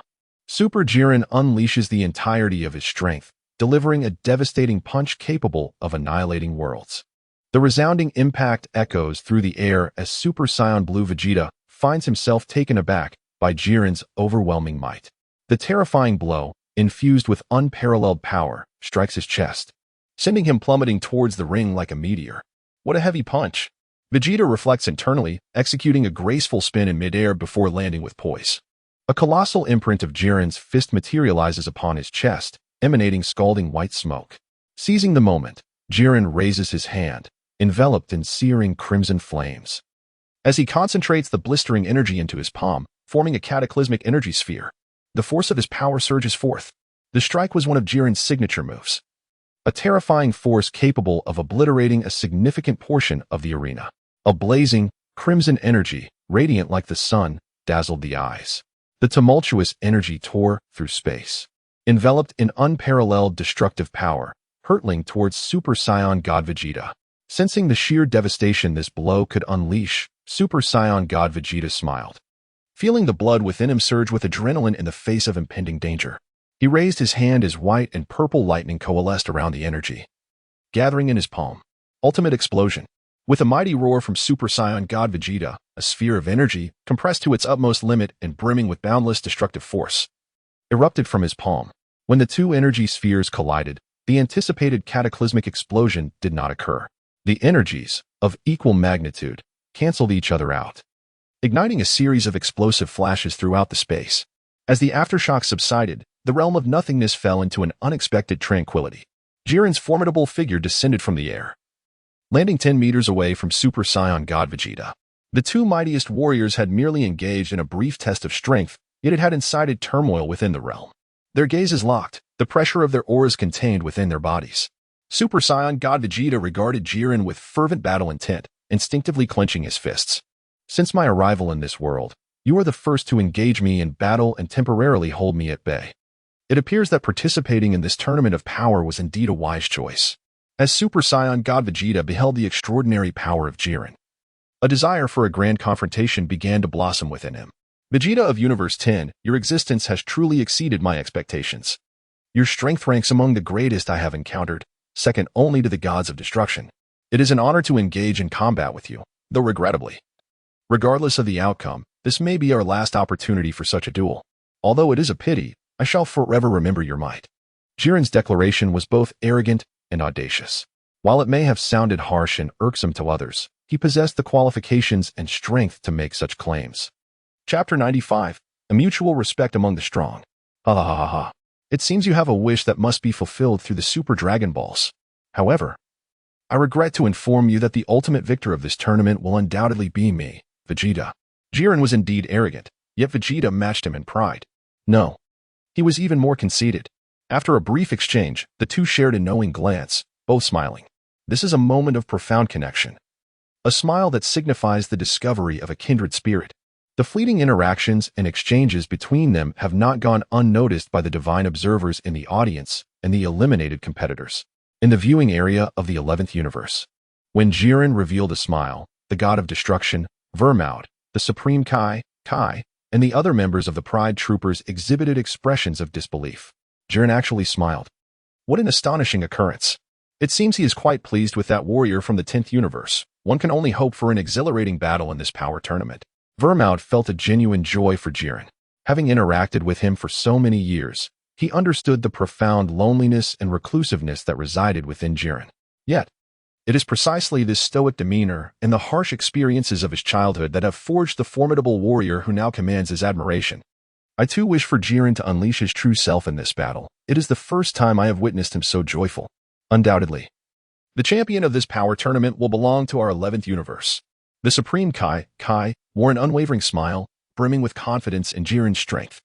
Especially when Jiren clashed with Super Saiyan 4 Vegeta, he maintained a clear advantage. This undoubtedly instilled a tremendous sense of confidence in him. The other members of the Proud team, witnessing such a transformation in Jiren for the first time, began to feel invigorated. The victory in this competition undoubtedly belongs to the 11th universe. In the vicinity of the 11th universe's audience, the spectators from the 10th universe observed the jester's exuberance with a tinge of irritation. He was merely reveling in a slight advantage. In terms of strength, Vegeta would undoubtedly not be outmatched by that bald-headed individual. At this moment, the god of destruction, Rumshur, was in a rather foul mood, truth be told. He was beginning to worry about the situation of Super Saiyan 4 Vegeta. Within the 10th universe, the only truly formidable fighter worth noting was Vegeta.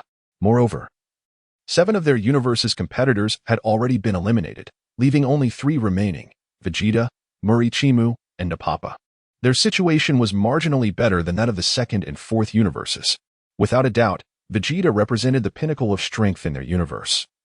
Yet Murichimu and Napapa were considerably weaker. The god of destruction Rumshur could only hope that these two would not be eliminated, for if they were, the 10th universe would be left with Vegeta fighting a solitary battle. Noticing the evident concern etched on Rumshi's face, Angel Kusu offered a gentle smile and remarked, "There is no need for you to worry, Lord Rumshur. Although our 10th universe's situation appears dire in terms of numbers, the ultimate victor of the Tournament of Power will undoubtedly be the one with the greatest strength. Even if other universes have more participants, they will be rendered insignificant in the presence of true power. Let us not overlook that the 11th universe is also in a precarious position. However, do you see them panicking? With a powerful entity like Jiren among them, the competitors from other universes dare not act recklessly. We are in a similar position. As long as Vegeta remains, the outcome remains uncertain." Listening to the explanation provided by the angel Kess, the god of destruction, Ramses, felt a weight lifted from his heart. Kess's perspective was broader than his own, and her words suggested that their 10th universe had a significant chance of victory. With this assurance, Ramses clenched his fists, excitement flashing in his eyes. Since the inception of the universe, a singular law has governed existence: supremacy of strength, where the weak are devoured by the strong. Given Vegeta's prowess, there was no need to worry about anyone employing cunning tricks. The champion of the Tournament of Power would undoubtedly belong to the mightiest. Meanwhile, the participants from the 10th universe rallied their spirits, particularly the muscular warriors among them. The wild and formidable figures of Super Saiyan 4 Vegeta and Jiren further solidified their belief that muscle equates to power. They resolved that by honing their physiques to rival those of Jiren and Super Saiyan 4 Vegeta, their strength would inevitably increase. If such thoughts were to reach Vegeta, one could only wonder how he would react. Over in Universe 2, as he observed the fierce contest between the two mightiest mortals on the arena, the god of destruction, Hellas drew a deep breath, overwhelmed by a profound sense of melancholy. The current predicament of their universe too was indeed dire. Their elite combat power consisted solely of Ribrian, whose strength hardly made a significant impact in this arena. Even with the presence of Kakunsa and Ro, totaling 3 individuals, elimination was inevitable in the final moments. They found themselves at a loss, unable to conceive any strategy to reverse this grim situation. However, the God of Destruction was not entirely devoid of options. Should this particular strategy prove viable, it might indeed alter the course of events. At this moment, the long-silent Supreme Kai, finally spoke. His words captured everyone's attention, prompting the God of Destruction, Hellas, to exclaim in a fit of rage, "Why didn't you reveal your hidden methods sooner, old man? Have you still not grasped the situation in Universe 2? Hellas unleashed a torrent of insults directed at who found himself at a loss for words. However, this was not the time for rebuttals. He hastily replied, "Our universe is in peril. I cannot guarantee the efficacy of this method, but for the survival of Universe 2, it is worth a gamble. The Patera earrings.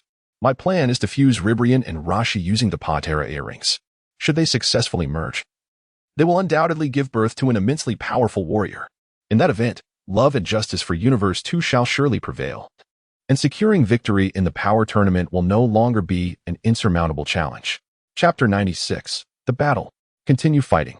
Laid out his plan in its entirety. While his intentions were commendable, they left Hellas in a state of silence. Hellas understood the implications of the Patera earrings, once utilized by 2 individuals. They would inevitably produce a warrior of unparalleled strength. However, the tournament rules explicitly forbade the use of external items. Should the King of All detect the use of the Patera earrings, their universe would face immediate erasure for violating the rules. What a foolish plan, Hellas sighed, turning his gaze toward the tournament stage. Instead of racking their brains here, it would be wiser to accept the current situation. Meanwhile, the gods from other universes engaged in fervent discussions. The God of Destruction from Universe 3 was telepathically issuing commands to the remaining contestants, instructing them not to interfere in the battle between Vegeta and Jiren, but rather to seize the opportunity to eliminate participants from other universes. In the direst of circumstances, they could summon their ultimate weapon to sweep across the arena. The God of Destruction from Universe 4 also commanded the last 2 contestants on the stage to hold their ground at all costs. For the survival of Universe 4 hinged upon their performance. As long as the other universes suffered significant casualties, they could leverage their numerical superiority to secure victory. Lastly, the rivalry between the twin universes of Universe 6 and Universe 7 was palpable. The God of Destruction, Kampa, and the God of Destruction, Beerus, bickered incessantly. Even in the final moments of the tournament, Kampa, in particular, was agitated, as his universe's participants had dwindled to just 3, while Beerus's universe still had all but 1. Frieza, in the arena, creating a stark contrast between their fates. This left him, as a brother, quite displeased. Not only did he ruthlessly mock Beerus with his words, but he also commanded Caulifla to swiftly defeat the 2 youngsters, Trunks and Goten. In response, the God of Destruction, Beerus, twitched at the corners of his mouth, feeling utterly helpless in regard to his brother. "If it were not for the fact that you are my own kin, would any other God of Destruction dare to toy with me in such a manner? I would have long since given him a thorough beating, leaving chaos in the universe under my jurisdiction, high above in the realm of nothingness." The 2 Omni Kings were deeply captivated by the fiery sparks emitted during the initial clash between Vegeta and Jiren. How magnificent! Super Saiyan 4th level. At this moment, the Omni King of this timeline was mimicking Vegeta's stance with great enthusiasm. Yes, and that Jiren from Universe 11. Their power is truly formidable, seemingly surpassing even the gods of destruction. The future timeline's Omni King sparkled with excitement in his eyes. Clearly, the battle between these 2 mightiest warriors on the stage had captured their utmost attention. Witnessing a clash between warriors of God of Destruction caliber, or even those surpassing such levels, brought them an unparalleled joy that had been absent for countless epochs. In the void, the Grand Minister, upon seeing the delight on the faces of the 2 Omni Kings, could not help but smile. This power tournament was organized solely to bring joy to the Omni Kings. Since they were thoroughly satisfied with the battle, his primary task had already been accomplished. It was now time to attend to matters of significance. Shifting his gaze, the Grand Minister refocused on the 2 intense figures, Jiren and Super Saiyan God Vegeta. As mortals, one stands as the pinnacle of the universe today, while the other has shattered the barriers of worlds to arrive as a top-tier powerhouse in this realm. Both of you possess remarkable and formidable combat prowess. This world shall ascend because of your strength. Let your brilliance shine on this stage of the power tournament. Only 20 minutes remain in the contest. Within these 20 minutes, you shall give your all, offering the most fervent battle to our esteemed Omni-King. The Grand Minister's proclamation resonated across the realm. All the gods and participants heard his words, which undoubtedly cast a considerable weight upon the competitors. Regardless of the outcome, they must fight until the gods are satisfied, as it pertains to the fate of the universe. The already heavy burden was further intensified by these declarations, increasing the pressure on competitors from other universes. However, this only affected the weak. The strong have always disregarded such words, pursuing only what they desire. On the current stage, the battle zone of Jiren and Vegeta was one that none dared to approach. No, to be precise, it was not that they did not wish to draw near, but rather that they were powerless to do so. The prowess of these two individuals is undeniably formidable. The energy they exude, though intangible, cleaves the arena of the power tournament into two distinct realms. The brilliance of others, even that of the Super Saiyan beast, pales in comparison. The dark sky of the void realm is painted in various hues by the surging energy they unleash. The area enveloped in a golden aura belongs to Super Saiyan 4 Vegeta, while the other region, shrouded in Jiren's deep crimson essence, radiates an intense heat. After a prolonged gaze exchange between the two, an explosive tumult ensues. Super Saiyan 4 Vegeta roars with fervor, while Jiren responds with a thunderous howl. Their auras intensify once more, and the overwhelming energy morphs into colossal waves of destruction, expanding outward with relentless force. As their energies collide, the very fabric of the void realm space distorts. Both combatants simultaneously gather their strength, raising their right arms. In an instant, two cataclysmic energy shockwaves tear through the cosmos, carrying unimaginable destructive power as they surge toward one another. With a mere flick of their strikes, the entire arena quakes. The collision of these two energy waves rends the arena of the void realm into countless fragments in the blink of an eye. The vast arena shattered into two halves. As the explosive flames had yet to dissipate, Jiren and Super Saiyan Blue Vegeta surged forth. Their robust forms pierced through the blaze, colliding with one another. Fully devoted to the battle, each strike and maneuver was executed with utmost precision. The clash of their bodies, the impact of their might, unfolded without hesitations. A fierce and exhilarating combat. The visible waves of destruction unleashed terrifying lightning that ravaged the void, bombarding every corner of the arena. In Chapter 97, the warm-up reaches its conclusion. Both sides engaged in relentless offense and defense, pursuing and countering one another. In mere seconds, they clashed dozens, if not hundreds, of times. Each assault either blocked or neutralized. From an observer's perspective, their combat prowess and strength were finely matched, neither yielding to the other. The fierce determination of these warriors reflected in their focus, as they channeled every ounce of their energy into the fray. Remarkable, Vegeta mused inwardly. His speed is terrifying, and his strength is equally formidable. My fists ache under the force of his blows. Is it possible that even my Super Saiyan Blue form is slightly inferior to him? As he contemplated, a terrifying energy coalesced in his palm. At last, he unleashed the final flash. With a powerful shout, Vegeta released a burst of golden energy that distorted the very fabric of space, resembling a dragon as it surged toward Jiren. In response, Jiren stood his ground, a glimmer of brilliance flashing in his immense eyes. With a resounding boom, the energy of the final flash seemed to be thwarted by an unseen force, unable to advance even a fraction. Ultimately, it was distorted and scattered, transforming into a myriad of energy particles that dispersed into the void.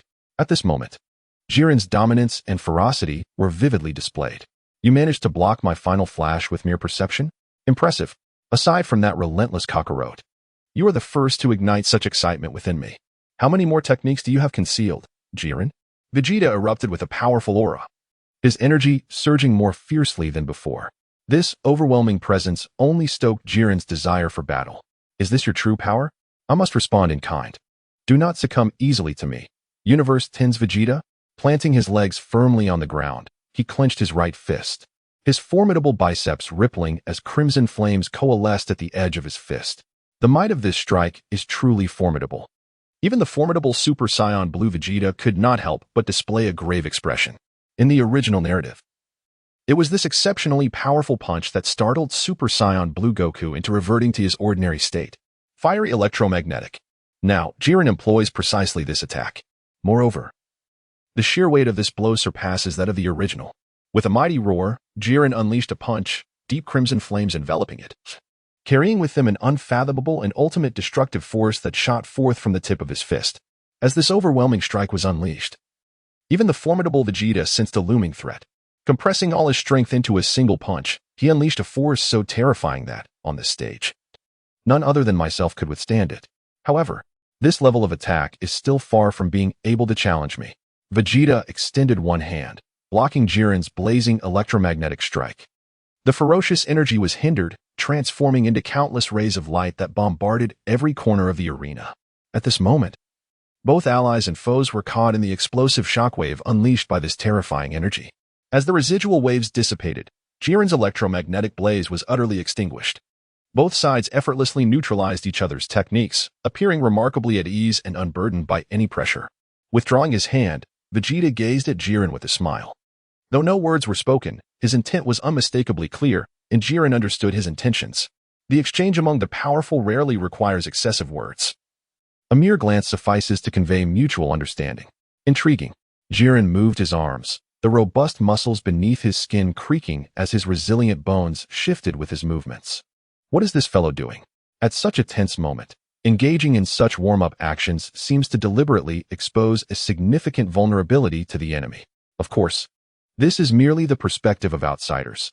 Those who truly understand Jiren know that he would never commit such a juvenile error. Moreover, Jiren's formidable strength is widely acknowledged, and no one would be foolish enough to attack him or Super Saiyan 4 Vegeta at this juncture. To join the fray between these two titans would be tantamount to courting death. It appears you are also prepared. Very well, let us conclude this warm-up. What do you think, Jiren? Your true power must extend beyond this, does it not? Likewise, I feel the same. Super Saiyan 4 Vegeta's words reignited the atmosphere in the arena. The battle between Jiren and himself had merely been a warm-up. Yet, if such a level of intensity is reached during a mere warm-up, what terrifying heights must their true prowess attain? This is rather terrifying, isn't it? What was once merely speculation about their transcendence beyond the realm of destruction now appears to be unequivocally true. Upon hearing this, Jiren smiled, his eyes ablaze with fervent battle intent. Initially, I believed that even among competitors hailing from various universes, none possessed the capability to compel me to unleash my full potential. However, I now realize my error. Out of respect for formidable adversaries, I shall wield my true power against you. As Jiren's deep words resonated, a scorching flame akin to that of the sun ignited around him once more. In the eyes of Super Saiyan Blue Vegeta, Jiren's combat power was surging exponentially. A terrifying aura stirring the atmosphere of the void, distorting its very fabric and shattering the arena beneath his feet. A resounding roar echoed through the heavens. Jiren's bellow growing ever more magnificent, as the flames enveloping him seemed to coalesce into something tangible and overwhelming. His muscles became extraordinarily resilient, a torrent of energy coursing through his entire being. Amidst this roar, Jiren's combat power soared to unprecedented heights, racing toward the 11th dimension. Combat power reading, 5,500. Combat power reading, 6,000. Combat power reading, 6,500. Combat power reading, 7,000. Combat power reading, 8,000. Combat power reading, 9,000. He is on the verge of shattering the limits of the 10th dimension. Chapter 98, The Aura of Transcendence. With a thunderous roar, Jiren's energy instantly pierced through the entirety of the void. This surge of energy has unequivocally shattered the boundaries of the 10th dimension, propelling one into the realm of the 11th dimension. Presently, Jiren stands resolutely on the arena of nothingness, akin to the core of the sun. The tumultuous flames radiate an intense heat that even the gods find humbling. Jiren's explosive power has ignited a fervor among the deities across various universes. The gods of destruction from the 2nd and 4th universes exhibit expressions of sheer disbelief as they grapple with the overwhelming might displayed before them. Although they were aware of his formidable strength, the sheer magnitude of his combat prowess at this moment is exceedingly extraordinary. In terms of pure fighting capability, Jiren has surpassed them all. The god of destruction from the 11th universe, the clown god, quietly rises to his feet upon witnessing Jiren unleash his full power. His act of standing signifies profound respect for the might of a true warrior. Jiren's formidable strength commands reverence from even the gods. Such scorching flames, he muses. It has been many years since I have seen Jiren-san display such earnestness. He is truly akin to the sun. The Supreme Kai rises with a smile, affirming the inevitability of Jiren's victory. Indeed, Jiren is an indomitable force. The moment he harnesses this power, it heralds the imminent conclusion of the battle. Remarks the god of destruction, Wime. Meanwhile, on the 10th universe's side, the god of destruction, Ramsai, is acutely attuned to Jiren's fervent aura and instinctively draws in a sharp breath. Previously brimming with confidence regarding Vegeta, he now finds himself unnerved by the palpable intensity emanating from Jiren. This strength cannot be said to surpass all the deities of destruction, but it undoubtedly exceeds that of his current self. This must truly transcend the realm of the destroyer god. Lord Ramses need not worry. Although Jiren is undeniably powerful, our universe's Vegeta shall not be outmatched. Moreover, I can sense that Vegeta is currently in a state of great elation, likely pleased with his formidable opponent, Jiren. The angel, Whis, is brimming with confidence in Vegeta. As the supreme angel, she is naturally attuned to the terrifying energy pulsating within him. Once unleashed, that power will undeniably reach the celestial realm of the angels.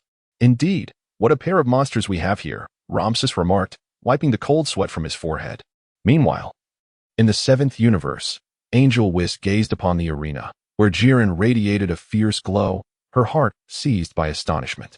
Destroyer god Beerus clenched his fists tightly, engulfed in profound unease. Rumor has it that someone in a certain universe possesses strength that surpasses even the destroyer gods. It appears those tales hold truth. It seems that this legend originates from none other than him, Whis reflected with a shiver of apprehension. Beside him, destroyer god Beerus remained silent, his hands clenched, praying inwardly for a miraculous turn of events. In the 6th universe, Hit stood in silence, his eyes trembling, his body shaking uncontrollably. Is this the true power possessed by the strong? The dimensional disparity between them seems excessively vast. Yet, given that Jiren is already so formidable, what terrifying heights must Ultra Instinct Vegeta have reached? Have their powers truly ascended to such a level? How infuriating. It appears that we can only place our hopes on Cauliflower and Kale. As long as we employ that particular ability, we still have a glimmer of hope.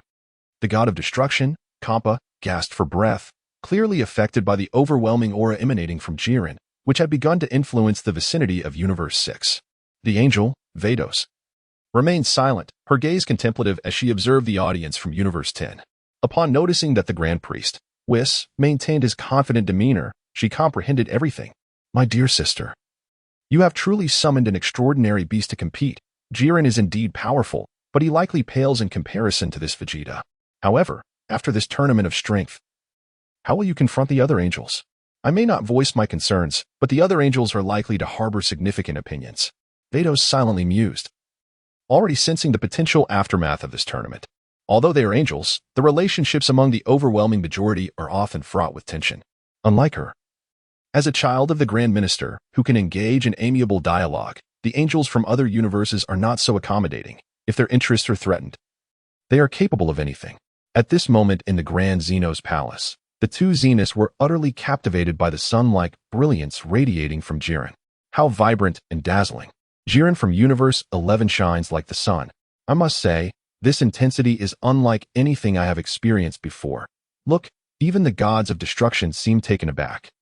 It is not just the gods of destruction, even the angels are greatly intrigued. The interest of the two Xenos was piqued, marveling at Jiren's strength.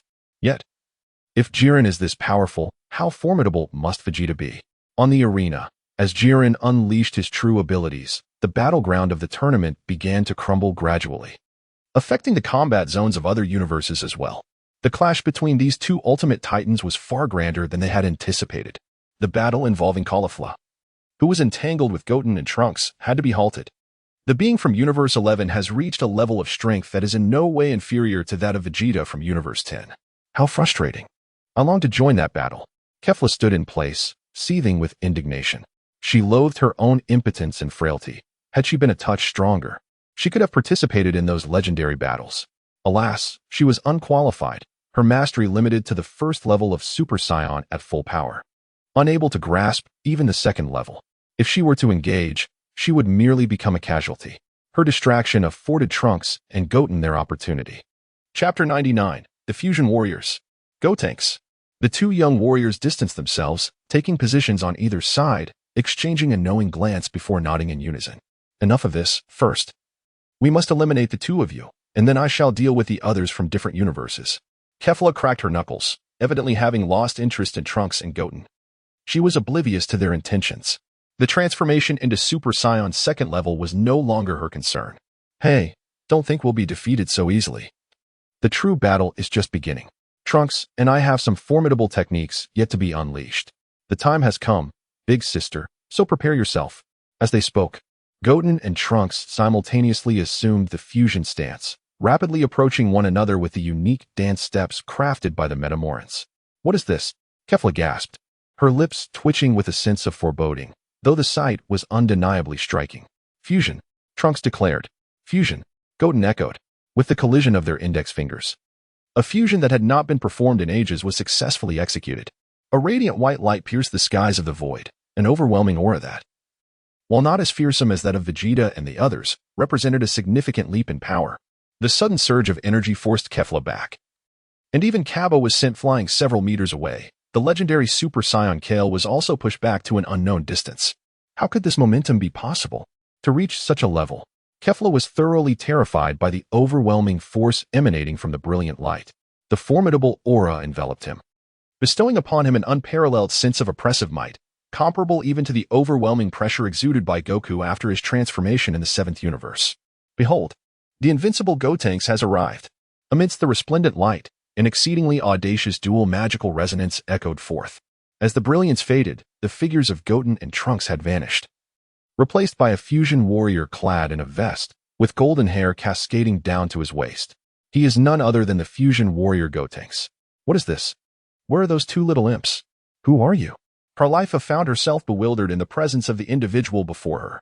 The overwhelming aura radiating from him far surpassed anything she had ever encountered, and this transformation was unlike anything she had ever heard of or seen.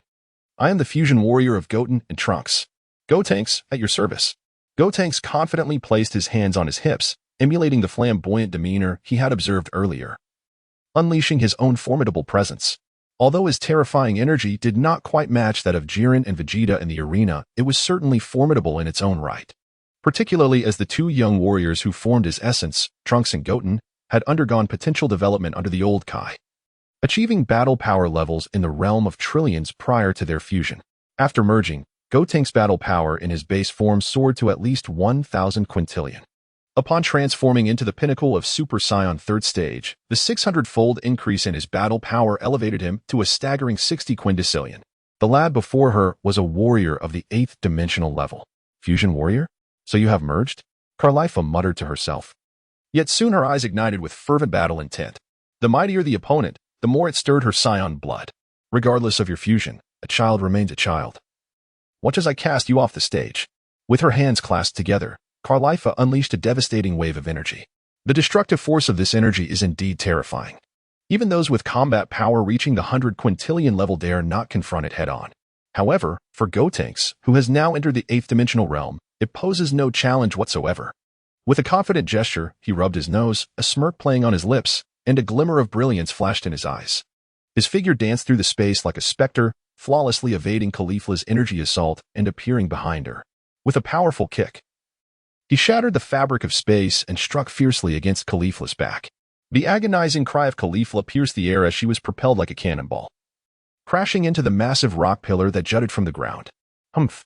It seems you are not much to speak of in the face of my invincible Gotenks.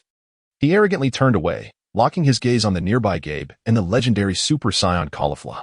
Clearly, the flaws of their fusion revealed themselves at that moment. Overconfidence and arrogance led them to believe that a mere hint of power granted them immunity. Caulifla, upon witnessing Gotenks' terrifying strength, Gabe felt compelled to act. He even regretted not seizing the opportunity earlier, when Goten and Trunks had not yet successfully fused, to strike alongside Caulifla and eliminate them. He cursed his own compassion for granting Trunks and Goten a chance. Despite being the offspring of his master, the survival of Universe 6 demanded that he eradicate them. Ha ha ha ha. Without a moment's hesitation, Gabe transformed into a Super Saiyan at full power. His terrifying strength surged forth, drawing Gotenks' attention. Do you wish to be my opponent? Very well. Let us engage in battle. Clenching his fists, Gotenks launched himself into action in an instant. As a Super Saiyan at the 3rd level, his speed was so astonishing that Gabe could not react in time. One stood in the 8th dimension, the other in the 7th. Their strengths differed by an entire realm. In a mere 0.001 seconds, Gotenks appeared before Gabe, delivering a powerful blow to his abdomen. The sheer force sent Gabe sprawling backward, nearly to the edge of the arena. Spitting out a mouthful of blood, Gabe felt his energy plummet by more than half. The disparity between the first and third levels of Super Saiyan was not to be underestimated. Their strengths were worlds apart. Chapter 100. Fusion, Caulifla emerges. Struck with tremendous force, Gabe found himself precariously perched on the edge of the arena, completely oblivious to the presence of a competitor from another universe beside him.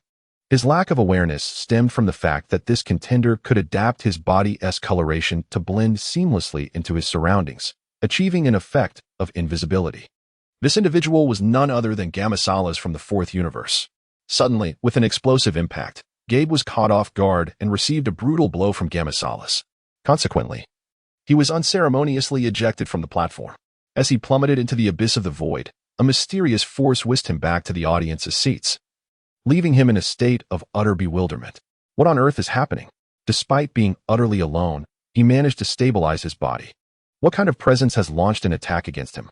Hey, what have you done? How could you be eliminated so easily? The god of destruction, Kampa, bellowed at the flustered Gabe before him. This lad, Gabe, not only suffered a devastating defeat in the previous match between Universe 6 and Universe 7, but this time, his loss was even more catastrophic. The situation for Universe 6 was already dire, and Gabe's elimination exacerbated their already bleak circumstances. I am terribly sorry, Lord Kampa. I cannot comprehend what transpired. All I know is that in that fleeting moment, an invisible force knocked me off the stage. Gabe felt an overwhelming sense of guilt. His defeat had further plunged Universe 6 into despair. Now, only Caulifla and Kale remained on the stage. Against the fused Gotenks, they stood little to no chance. Well, it's pointless to lay blame now. At least the two of them are still on the platform. Kampa sighed deeply, ceasing his reproaches towards Gabe. There remained one final trump card on the stage. As long as they were not completely eliminated, there was still hope. On the stage, Gabe had been eliminated, and Caulifla was severely injured. The legendary Super Saiyan Kale of Universe 6 was teetering on the brink of another explosive transformation. However, the terrifying damage inflicted by Vegeta earlier had left her momentarily dazed, making it difficult for her to achieve her legendary form. Nevertheless, even in her current state of fury, her unleashed power was formidable. Wow, big sister, your aura is truly terrifying. Sensing the overwhelming might emanating from Kale, Gotenks instinctively took 2 steps back, feeling a sense of impending doom. You dare to harm my sister? Unforgivable, utterly unforgivable. Kale's expression was twisted and fierce, resembling a malevolent spirit. A torrent of energy surged forth from her body like a volcano, sending terrifying shockwaves radiating in all directions, expanding with an alarming ferocity. Veins bulged on her forehead, and her hair began to gradually transform into a deep green hue, heralding her metamorphosis into the legendary Super Saiyan. Stop, Kale. At that moment, Caulifla's voice called out from a distance, momentarily grounding the rampaging Kale back to sanity. Sister, are you all right? Upon hearing Caulifla's call, Caulifla immediately regained her composure. Her gaze swiftly shifted towards Caulifla. The turbulent aura surrounding her calmed down upon seeing Caulifla. With her energy stabilizing, Gotenks let out a sigh of relief. Despite his formidable strength, the odds of confronting Kale, the legendary Super Saiyan, head-on were exceedingly slim. At that moment, Caulifla appeared disheveled, her eyes reflecting a deep apprehension towards Gotenks. The exhilaration she previously felt had dissipated. Now, if she had to resort to that particular technique, the consequences of elimination would be dire. Kale, bring out that item. The time is right. Caulifla called out, signaling that they could proceed with their plan. Subsequently, Caulifla retrieved a vibrant green Patera earring from her waist. Observing this, Kale hastily produced her own Patera earring from her pouch. Before the commencement of the competition, Wardas imparted her instructions to them, indicating that it was permissible to utilize certain items in critical moments. Is that the Patera earrings? Wait, was it not stated that external objects were prohibited in this match? Observing the 2 individuals before him retrieving the Patera earrings, Gotenks momentarily found himself in a state of astonishment. This scene did not go unnoticed by the deities, who began to voice their criticisms toward the god of destruction, Kampa, with a barrage of scornful remarks. However, Kampa remained unfazed. After all, death was inevitable, so he resolved to embrace the chaos. Soon, on the arena, 2 female Scions donned the Patera earrings, their bodies colliding with astonishing speed. In an instant, an overwhelming and terrifying aura surged forth, shaking the very foundations of the arena. Gotenks, positioned at the epicenter of this explosive force, could not help but sweat coldly as he felt the sheer terror of its oppressive might. This surge of energy, when assessed by its intensity, has undoubtedly left him far behind. Once the terrifying shockwave subsides, a warrior whose strength transcends the threshold of a quasi-destroyer and has ascended to the true level of a destroyer emerges. The fusion warrior, Kaifura. Upon completing the fusion, Kaifura unleashes a cry that resonates deep within the very soul. The surging energy transforms into a cataclysmic wave of destruction, rapidly expanding with the power to obliterate all existence. This unparalleled energy manifests as a devastating aura that engulfs the entire arena. Hava. An endless stream of energy bursts forth from within. Is this the sensation of having fused? It is exhilarating, truly exhilarating. Ha. Kaifura laughs heartily, the energy surging from within causing the arena to tremble, drawing the attention of powerful beings from various realms. This terrifying energy has reached the threshold of a quasi-destroyer deity. As he sensed the dreadfulness of this power, a look of astonishment spread across Wutian Keisai's face. The formidable aura had already left him far behind. However, soon a smile appeared on Gotenks' face. It was a pity that such a powerful being was about to be eliminated for violating the rules. Yet, the unfolding events exceeded everyone's expectations. The two kings, situated within the God Palace, became increasingly exhilarated upon sensing the terrifying energy of Kefla. Could the Patera earrings truly give rise to such a formidable warrior? The fusion warrior from Universe 6 was indeed impressive. At that moment, the eyes of the kings from both the current and future timelines sparkled with excitement. Chapter 101. The God of Destruction, Topo, arrives. The Grand Priest, standing at the pinnacle of the void, could not help but smile at the enthusiasm of the two kings. He then immediately altered the rules of the tournament. With the intervention of the Patera earrings, the competition of the power tournament became even more thrilling. The use of Patera earrings was now permitted in the matches. To enhance the experience for the kings, other universe contestants were also allowed to utilize the Patera earrings for fusion, showcasing even more intense battles for the esteemed kings. The Grand Priest's voice resonated through the void. Upon hearing this, the gods of the entire universe were left in shock. The contestants from Universe 6 could create powerful warriors using the Patera earrings, and now, they too could do the same. The gods of the universe could no longer remain still. With the intervention of the Patera earrings, they too could produce formidable warriors within their realms. At this moment, the god of destruction, Beerus, rudely yanked the Patera earrings from the ears of the East Supreme Kai, Shin. He intended to directly bestow these earrings upon Goku and Vegeta, believing that their fusion would inevitably give rise to an immensely powerful warrior. This new being would be more than capable of contending with both the Vegeta of Universe 10 and the formidable Jiren from Universe 11. However, Whis intervened, cautioning against such a hasty decision. They currently held a numerical advantage, and should they fuse and subsequently be defeated, they would suffer the immediate loss of two key fighters. It would be prudent to delay such a decision until absolutely necessary. Furthermore, the duration of the fusion through the Patera earrings is inversely proportional to the strength of the warriors involved. Thus, Goku and Vegeta, upon merging, would likely exceed the earrings' limits. Meanwhile, the gods of destruction from other universes were also taking action. The god of destruction from Universe 2, Hellas, snatched the Patera earrings from the Supreme Kai, and threw them to the remaining contestants from her universe, Ribrian and Rosie, who represented their last hope. The god of destruction from Universe 3, Mosco, had different intentions.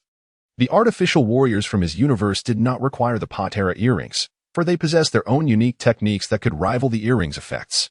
On the other hand, the god of destruction from Universe 4, Quitella, fell into silence. It was not that he refrained from using the Patera earrings. Rather, it was simply impossible given the nature of his universe's contestants. The two participants, Damon and Gamaras, were uniquely classified fighters. One was a diminutive insect warrior, too small to wear the earrings, while Gamaras was a special chameleon who could render himself invisible at will. It was far more advantageous for them to operate independently. In Universe 10, the god of destruction, Ramshur, pondered whether to allow Nappa and Mori to fuse. Surely, their amalgamation would yield a remarkably powerful warrior. Ramshur held a pair of Patera earrings in hand, deep in contemplation over whether to proceed. "I feel that it may not be necessary for our universe, Lord Ramshur," remarked the angel, Kusu, in a teasing tone. "Is it perhaps that you lack confidence in the strength of our universe as fighters? Should Ramshur insist on using the earrings, he would have no choice but to acquiesce. Yet, Ramshur was a being who valued his pride. Humph. If that wretched clown refuses to use the Patera earrings, then we certainly have no need to do so either. The warriors of our universe shall never bow beneath them. The god of destruction, Ramses, boldly returned the Patera earrings to the supreme Kai, Guas. As a deity of destruction, he must uphold his dignity and confidence. At this very moment, upon the arena, the formidable strength of Jiren invigorated Toppo, who was engaged in battle with Gohan in his Super Saiyan beast form. The sheer magnitude of Jiren's energy compelled Toppo to resolve not to be outdone. At that instant, Toppo seemed to have made a momentous decision. Leaping backward to distance himself from the original spot, he maintained a safe distance from the competitors of Universe 7, his gaze sharpening as the latent energy within him awakened. Sensing an intense feeling of peril, Gohan ceased his pursuit and hastily created space between himself and Toppo. In his Super Saiyan beast transformation, Gohan's power rivaled that of Goku in his Super Saiyan blue form. Yet, before him, Toppo radiated a sense of imminent danger. Could it be that he harbored concealed strength? Though forsaking the righteousness I have always upheld is not my true intention, for the survival of Universe 11 and my allies, I am compelled to take such measures. All of you from Universe 7 shall be eliminated at this very moment. Accompanied by a heart-wrenching cry, Toppo erupted in a dazzling display of purple light. His form began to swell, transforming into a towering figure of immense stature. The upper portion of his battle attire shattered under the force of his emergence, and what once appeared to be a somewhat stout physique now became a fearsome and imposing presence. This robust physique, even when compared to the legendary Super Saiyan Broly, exhibits no inferiority. The eruption of the purple destructive power heralds a remarkable surge in Toppo's aura. His strength transcends the boundaries of the 9th dimension, propelling him directly into the elevated realm of the 10th dimension. This realm truly belongs to the god of destruction. Behold, the god of destruction, Toppo, has descended. This overwhelming power. What is happening? Son Gohan, witnessing the scene, felt an undeniable shock. From Toppo, he sensed a lethal aura of crisis, and moreover, this power felt so familiar. The god of destruction. This is the power of the god of destruction. As an observer, Son Goku instantly recognized this divine force. The energy wielded by the god of destruction, Beerus, is unmistakably this destructive essence. Meanwhile, Vegeta stood there, his gaze frozen in astonishment. It seemed he had come to a profound realization. Prior to the Tournament of Power, Beerus had, perhaps unintentionally, imparted a crucial piece of wisdom to cast aside all distractions and embrace the purest, truest version of oneself. Beyond destruction, there exists no other thought. Chapter 102. The Birth of Tisspa Buu. Super Saiyan 4 with red hair. Upon witnessing Toppo's transformation, Vegeta began to comprehend the significance of Beerus's words. If he could wholeheartedly abandon all distractions within his mind, he too could undergo a complete metamorphosis. So this is how it is. Super Vegeta wore an excited smile, stepping forward with determination. He had attained enlightenment. Simultaneously, on the battlefield of Tisspa and Majin Buu, upon sensing Toppo's awakening and immense power, Tisspa could no longer contain himself. Toppo, Jiren, you both have revealed your true capabilities. As a proud member of the Pride Troopers, how could I possibly lag behind? For the justice of Universe 11, and for all our universes in this tournament of power, Universe 11 shall emerge victorious. Prepare yourself. Ultra Light Speed Mode. With a mighty shout, Tisspa unleashed his ultimate form. The Ultra Light Speed Mode, which ignites the energy within him, enables him to surpass the limits of speed. However, this form imposes a significant burden on his body, rendering it suitable solely for urgent and critical tasks, not for prolonged use. Surrounded by a violet aura, Tispa's velocity exceeded that of moments prior, more than doubling in intensity. Facing a Tisspa in his ordinary state, the inherently speed-deficient Majin Buu had no choice but to endure the onslaught. Now, with Tisspa in his most potent mode, Buu found himself subject to even more relentless and painful strikes. The barrage of attacks came in quick succession, dizzying to behold. Within mere seconds, Majin Buu bore the marks of dozens, if not hundreds, of colossal fist imprints. Fortunately, due to his unique physiology, these assaults merely inflicted superficial injuries. However, as the attacks mounted, Majin Buu grew increasingly irate. "You turn into chocolate," fumed the enraged Majin Buu, his antennae emitting a beam of pink light. As the pink radiance was about to strike the body of Tisspa, he nimbly leapt into the air, evading the onslaught with remarkable agility. In turn, Tisspa unleashed a ring of energy, ensnaring the form of Majin Buu. Judgment of Justice. Upon landing, Tispo assumed a flawless stance, and the energy ring binding Majin Buu detonated with a thunderous roar. Boom! A cacophony of sound erupted, and thick clouds of smoke billowed forth.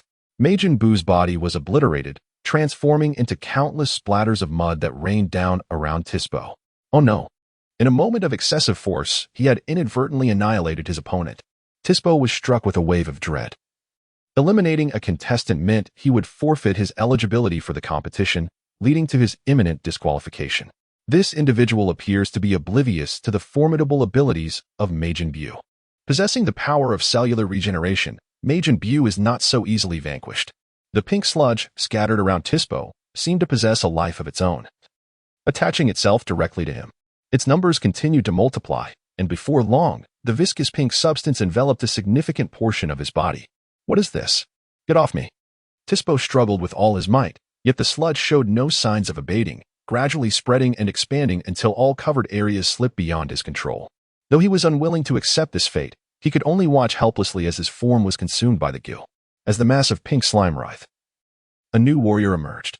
This entity bore the features of both Tispo and Majin Buu, heralding the birth of a transformed Majin Buu, Tispo Buu. Having assimilated Tispo's body, Majin Buu not only acquired his abilities but also experienced a significant surge in power. There was little recourse. This foe's speed was utterly overwhelming, rendering me incapable of landing a hit. I had no choice but to consume him, planning to regurgitate him once the contest concluded. Tispo Buu moved his body, savoring the tremendous energy coursing through him, amplified multiple times. I recall that this fellow had just displayed remarkable speed. It must be that Tispo Buu mused, tapping into Tispo's memories to assume that form. A resonant hum enveloped him as a purple aura enveloped his body, granting him a newfound lightness. Wow, I feel as though I could run at incredible speeds now. Tispo Buu reveled in the joy akin to that of a child. The combination of Tispo's velocity with Majin Buu's boundless stamina and regenerative prowess was simply insurmountable. This signifies that Tispo Buu can perpetually engage his maximum speed mode for combat. A piercing sound sliced through the air as Tispo Buu transformed into a radiant aurora, shattering the fabric of space and soaring forth. Meanwhile, on the primary battlefield, Super Saiyan 4 Vegeta confronted Jiren, who had unveiled his true prowess, with a burgeoning fighting spirit flickering in his eyes. What an intense aura! Is this truly all you possess, Jiren? Super Saiyan 4 Vegeta clenched his fists as Jiren's combat power metrics materialized before his gaze. In the 11th dimension, a fragment of this power, this individual has already reached a preliminary state of that realm. My full potential transcends such limits. Unleash your true capabilities, Universe 11's Vegeta. If this is indeed your utmost strength, then I must apologize. The Super Dragon Ball shall be claimed by me. Jiren's domineering declaration echoed, his fervent aura signifying his unwavering resolve. He awaited Super Saiyan 4 Vegeta's full might. Ha ha ha ha ha. Very well, I shall engage you with greater seriousness. Allow me to demonstrate what lies beyond the fourth stage of Super Saiyan. A crimson light gleamed in Super Saiyan 4 Vegeta's eyes as the power of his bloodline surged forth. His golden aura transmuted into a searing blood-red energy. His combat power escalated dramatically, surging from the mid-tier of the 10th dimension to its pinnacle, ultimately transcending into the 11th dimension, matching Jiren's level. His appearance remained that of Super Saiyan 4, save for his hair, which had transformed into a deep crimson hue, signifying a qualitative change in his essence. This form, the peak of the red-haired Super Saiyan 4, is also known as Super Saiyan 4 Limit Breakthrough. This intensity. You are indeed the rival I have long awaited. Upon sensing the current strength of Super Saiyan 4 red-haired Vegeta, Jiren's fighting spirit ignited, his expression radiating sheer exhilaration. This formidable strength and overwhelming presence are truly unparalleled. The Super Saiyan God, Vegeta, possesses the genuine power to contend with him. Chapter 103, A Match of Equals, where one revels in the thrill of battle. Once the momentum is established, the pinnacle of Super Saiyan 4th grade, with crimson hair, Vegeta descends. His battle power stabilizes at an impressive unit of 1. The atmosphere was wild beyond measure, particularly the turbulent power of the bloodline, which not only affected the Saiyans, but also stirred the blood of beings from other races. Those lacking in strength, upon feeling the oppressive force of this bloodline, would be filled with trepidation, devoid of any will to fight. Yet, this very pressure served as a stimulant for the formidable. Individuals who had attained such a level were exceedingly rare. and their mere encounter in this arena was a stroke of fortune amidst misfortune. Both Jiren and the Super Saiyan God, with their crimson hair, cherished their opponents dearly. The fighting spirit of the two erupted simultaneously, their hearts resonating with one another, and they were compelled to strike. Jiren surged forward, his right fist clenched tightly. The biceps as resilient as a rock expanded, revealing a network of veins on the surface of his muscles. Vegeta was equally unyielding. He gathered energy with one hand and rapidly compressed it using his own force, creating an overwhelmingly potent energy beam capable of obliterating the heavens and the earth. Flashing flame electromagnetism. With energy amassed to its zenith, Jiren unleashed his mightiest blow. His formidable iron fist swung forth, releasing a scorching energy ray akin to the sun itself. The destructive force surged towards Super Saiyan God Vegeta, a strike powerful enough to pierce through anything. Even a god of destruction would likely hesitate to confront it directly. Here it comes. Solar impact. Vegeta waved his hand, unleashing a deep crimson energy beam from his palm, resembling a ferocious dragon with its gaping maw roaring in fury. Boom. The two energies collided, transforming into a cataclysmic force capable of upending all existence. The aftermath of the destruction ravaged the surrounding area, causing the space to tremble, debris to scatter, and flames to soar skyward. Most of the arena was affected. There was no longer a single intact spot, only fragments floating in the void. It was precisely due to the terrifying clash of this mighty attack that the last two contestants from Universe 4 were eliminated. The shockwave alone sent Gamera's and Damon plummeting from the arena. Consequently, the gods of destruction and the contestants from other universes were momentarily at a loss. While the Grand Priest, hovering in the void, declared, Universe 4 has been completely eliminated. At that moment, all the deities and competitors were struck by an overwhelming tremor. Except for the ninth universe, yet another universe had been obliterated. In the fourth universe, as the two Omni-Kings raised their hands, the god of destruction, Quatella, the supreme Kai, Kor, and 10 competitors were simultaneously erased by a mysterious force of divine rules. The annihilation of yet another universe undoubtedly heightened the immense pressure on all the gods and competitors across the multiverse. However, a few individuals remained unfazed, such as Jiren and the Super Saiyan 4, red-haired Vegeta. The fate of the universe no longer concerned them. The mere opportunity to battle formidable foes was a privilege they cherished. The survival of their universe had long been cast aside. As the remnants of the explosion dissipated, Jiren and Super Saiyan 4 Vegeta exchanged glances across the void. Jiren once again gathered his energy, launching a powerful energy punch that shot forth with invisible force, carrying with it a devastating potential aimed directly at Vegeta's chest. The mere punch caused ripples in the fabric of space, yet it was effortlessly countered by Vegeta's overwhelming aura, inflicting no harm whatsoever. Such a futile attack was hardly worth presenting. With a cold smirk, Super Saiyan 4 Vegeta surged forth with wild intensity. His speed was beyond imagination, appearing to outsiders as a vivid streak of crimson light, arriving before Jiren in less than 0.001 seconds to deliver a heavy blow. The impact reverberated as Vegeta's powerful fist met Jiren's defensive hand, but even so, the tremendous force sent a jolt of pain through Jiren's wrist. With a disdainful snort, Jiren swung his hand, forcing Vegeta back and unleashing a torrent of searing flames that transformed into an energy wall, colliding with Vegeta in an onslaught of pressure. The flames of the energy wall burned hotter than the sun itself, compelling even Super Saiyan 4 Vegeta to retreat and evade. Suspended in the void, Vegeta clasped his hands together, poised to unleash his energy. Final shine. Golden energy coalesced into a furious dragon-like form, charging toward Jiren with a destructive force. Faced with such a terrifying energy, Jiren's expression remained stoic, his enormous eyes flashing with a crimson glint. An invisible aura transformed into a cataclysmic impact, colliding with the final shine. In an instant, the energy of the final shine fragmented, scattering into countless golden particles that drifted through the air. In the midst of the attack, vulnerabilities often arise, and Jiren seized this opportunity, leaping forth to confront Super Saiyan 4 Vegeta. His colossal fist, imbued with an unfathomable destructive power, swung down with ferocity. Observing this, Vegeta responded in kind, launching his own punch.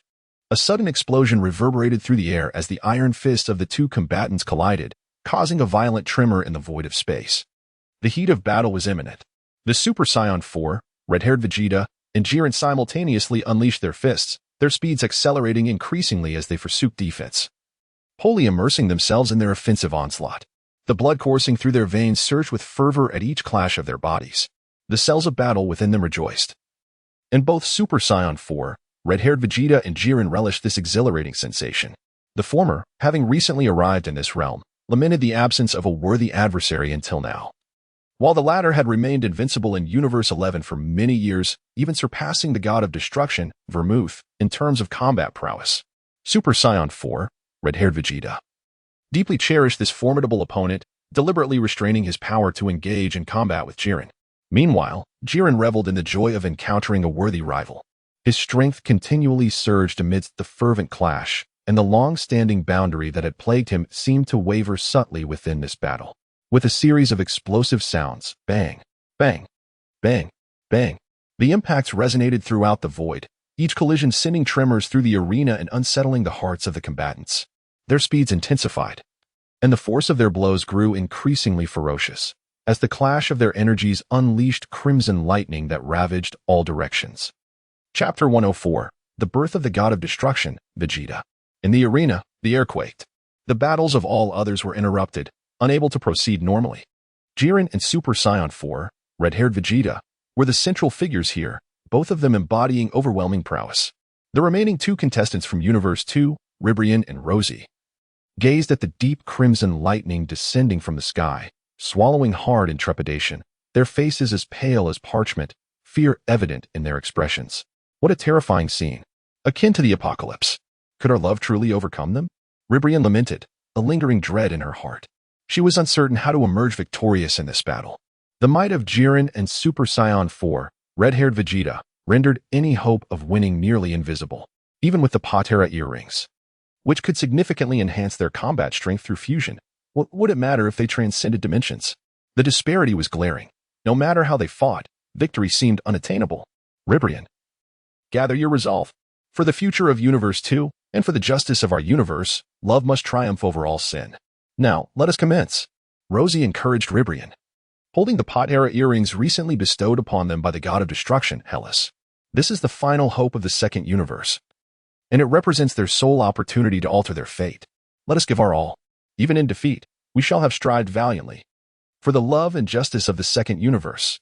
The two shouted in unison, their voices resonating with fervor, but at that moment, the harsh reality shattered their last glimmer of hope. The aftermath of the battle between Jiren and Super Saiyan God Vegeta unleashed a catastrophic wave, obliterating everything in its path.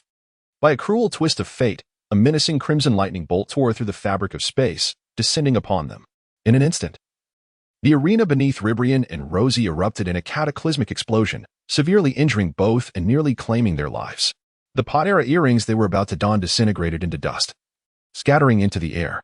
The arena, having reached its breaking point post-explosion, fragmented into countless pieces, leaving Ribrian and Rosie without any support. Their grievous injuries rendered them incapable of resistance. Though they harbored resentment, they could only watch helplessly as they plummeted into the abyss of the void. With the elimination of Ribrian and Rosie from the second universe, the entire universe was declared eliminated. The second universe's total eradication would be executed by Lord Zeno. As the Supreme Kai stood amidst the void, the two Zenos in the Zeno's palace simultaneously raised their hands. In that instant, the supreme power within the Dragon Ball world was unleashed. The god of destruction, Hellas, the Supreme Kai, Pyro, the 10 competitors, and their universe were all rendered to nothingness under Zeno's unparalleled might. Another universe had been eliminated. Following the ongoing battle, the 9th, 4th, and 2nd universes had all been vanquished. Currently, only warriors from 5 universes remained on the stage, Dr. Paparoni and Kafla from the 3rd universe, Diffused Warrior Kefla from the 6th universe, Goku, Vegeta, Gohan, Piccolo, Android 17, Broly, and the Fused Warrior Gotenks from the 7th universe, Paparoni, Murray, and Kiki from the 10th universe, and Jiren, the god of destruction Tokpo, and Dispo from the 11th universe, noting that Dispo is still within the body of Majin Buu and is not yet counted as eliminated. In this final hour, the warriors from the 5 universes prepare for an ultimate clash. At the battlefield between Universe 7 and Universe 11, the god of destruction, Tokpo, gazes at the incessantly flashing lightning in the sky, a shadow of foreboding crossing his eyes. The final battle has commenced, and Jiren will undoubtedly determine his supremacy over Vegeta. As the proud captain of the Pride Troopers and the second most formidable figure in Universe 11, He is resolute in eliminating the competitors from other universes before the outcome between Jiren and the Super Saiyan god, Vegeta, is decided. Raising his hand, a terrifying energy of destruction converges into a dreadfully potent force, akin to that of the 10th dimension, instilling profound fear and trepidation in all present. The power of destruction is unparalleled and transcends ordinary energy. Gohan, run! Goku bellows urgently to his son. At that moment, Gohan yearns to escape. Yet Toppo's divine power has already ensnared his body, an invisible force immobilizing him, rendering flight impossible. There is no escape for you. Succumb to the power of destruction and be eliminated. Gohan. Toppo roars, unleashing a dreadful surge of energy from his palm. The ball of destructive energy, once released from his control, rapidly expands into a colossal sphere with a diameter of 10 meters, its terrifying might causing even Gohan, in his Super Saiyan beast form, to feel suffocated by its overwhelming presence. There is no way to dodge it. Gohan screams internally in desperation. The moment he is struck, his elimination will be inevitable. Just as the situation seems dire, an unexpected turn of events occurs. A purple light shoots forth, merging with Toppo's energy sphere. In an instant, the attack infused with the god of destruction's power dissipates, as if countered by an energy of equal magnitude. The scene unfolded with an abruptness that left everyone wide-eyed in astonishment. What is happening? The god of destruction, Toppo, exclaimed, his eyes betraying a sense of disbelief. At this moment, he had forsaken everything, assuming the form of a god of destruction. How could anyone possibly withstand the power of a god of destruction? Surely, he should be the foremost fighter beneath Jiren. Soon, all gazes turned toward the source of the earlier energy blast. It was none other than Vegeta, who had come into their view. He was the master of that formidable attack. At this moment, Vegeta was undergoing an unforeseen transformation. Upon witnessing Toppo wield the power of a god of destruction, he attained enlightenment, a profound understanding. Surrounding him was an eerie purple aura, radiating the same destructive energy as that of Toppo. However, in terms of intensity, the destructive energy emanating from Vegeta was at least equal to, if not greater than, that of Toppo. This is impossible. You possess such power as well. Could it be that you are the candidate for the god of destruction of Universe 7? Toppo bellowed, utterly losing his composure. Chapter 105. Even among gods of destruction, there exists a hierarchy. This power can only be wielded by the god of destruction. Only those who have been personally instructed by the god of destruction are worthy to harness this divine force. This formidable power could never be grasped through mere self-awareness. The most plausible explanation at present is that Vegeta stands as the candidate for the god of destruction of the 7th universe. Is this the essence of destruction? The sensation is utterly distinct, as if my strength is boundless and can expand to any magnitude I desire. At this moment, I feel an inexhaustible well of power within me. Anything I wish to obliterate shall be utterly annihilated. A radiant purple aura envelopes Vegeta, his hair transforming into a striking shade of purple. A haunting violet glimmer flickers in his eyes, as an abyssal force of destruction permeates his being, rivaling that of the god of destruction, Toppo, if not surpassing it. This formidable power has already reached the midpoint of the 10th dimension and is continually on the ascent. As he stated, the greater the destructive desire within him, the more his strength will rise in tandem with that desire for annihilation. What is this? Vegeta, how could you have mastered such power? Goku was profoundly shocked. The strength that Vegeta wields now far surpasses his own. Even when employing the Super Saiyan Deep Blue transformation, amplified by 20 times the Kaioken, no, even 30 times the Kaioken pales in comparison to Vegeta's current might. The power of destruction can elevate an individual's prowess to such a terrifying degree. Is the aura emanating from Uncle Vegeta that of a god of destruction? Gohan felt his heart race uncontrollably. In his Super Saiyan beast form, he was overwhelmed by an intense fear. Every cell in his body trembled. Now, the god of destruction, Vegeta, has arrived. This formidable power induces tremors even among the most seasoned deities of destruction. A sharp sound of air being torn asunder echoed through the atmosphere. At that moment, Tisburbuo arrived at the battlefield with astonishing speed, drawing the attention of all present. Tisbur, your timing is utterly inappropriate. You are not Tisbur. The god of destruction, Torpo, was left bewildered by the sudden appearance of this extraordinary Tisburbuo. What on earth is happening? How did that pink creature become so slender? Moreover, it bears such a striking resemblance to Tispo. I see now. It is you, Bu-san. Have you absorbed Tispo into your own being? Upon observing Tispo's transformation into Bu, Son Goku suddenly grasped the situation. Majin Buu had not utilized his absorption ability for so many years that they had forgotten the true terror he embodies. Not only does he possess eerie dark magic, but he also has the capacity to engulf his opponents, thereby acquiring their powers. It was precisely this devouring ability that had once driven them into a perilous corner, resulting in the consumption of numerous warriors. Fortunately, the Patera earrings had reversed the dire situation, or else they would have been utterly powerless to recover. The Buu of that time had indeed forced all of us into desperation. That fighter named Tisbo has surely been swallowed by Buu-san, now possessing all of his strength, remarked Son Gohan in his beastly form. Among those present, none understood the horror of Majin Buu better than he. Once consumed, he had lost all control over his body, becoming a mere source of power for Majin Buu. Now, Tisbo is enduring the torment he once experienced. Ha ha, it is inevitable. That fellow's speed is astonishing, and had I not devoured him, I would truly have been at a disadvantage. However, thanks to him, my strength has grown even greater, Buu confidently asserted. All present were enraptured by the overwhelming surprise brought forth by Majin Buu at this moment. No one noticed the chilling malice that flickered in the eyes of the destroyer god, Topo. The predicament of Universe 11 was exceedingly dire. Tisbo had been consumed by Majin Buu's unique ability, while Jiren was held at bay by Super Saiyan Blue Vegeta.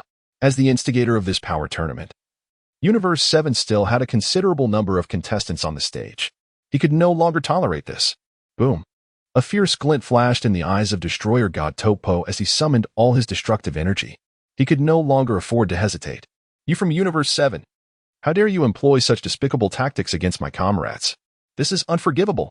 Even though I have cast aside everything, I remain the proud captain of my team. For the survival of Universe 11, I shall obliterate every last one of you. In this moment, the god of destruction, Topo, was nearly driven to madness. With his hands raised high, disregarding the lives of his enemies, he concentrated all his power to forge a colossal sphere of destructive energy, expanding to a diameter of over 1,000 meters. A deep purple radiance twisted the very fabric of the void, causing the entire realm to tremble. Witnessing this spectacle, everyone felt an overwhelming sense of urgency. Should they be struck by such a terrifying blow, their fates may well be sealed. At this juncture, the Super Vegeta couldn't help but let out a soft chuckle and took a step forward. Is this truly the extent of your power? Having forsaken all else to embody a god of destruction? How disappointing. Allow me to bring you down. His eyes flashed with a piercing violet light. Teeth clenched tightly as the potent energy of destruction blazed around him. Arrogant fool. There exists a disparity even among the gods of destruction. Watch as I obliterate you. Topo. Fueled by fury, Topo unleashed the meticulously condensed sphere of destructive energy with a violent throw. The immense energy, once freed from his grasp, began to swell uncontrollably. Should this strike detonate, none among them would escape the fate of devastation. Yet, for the god of destruction, Vegeta, such an assault is merely child's play.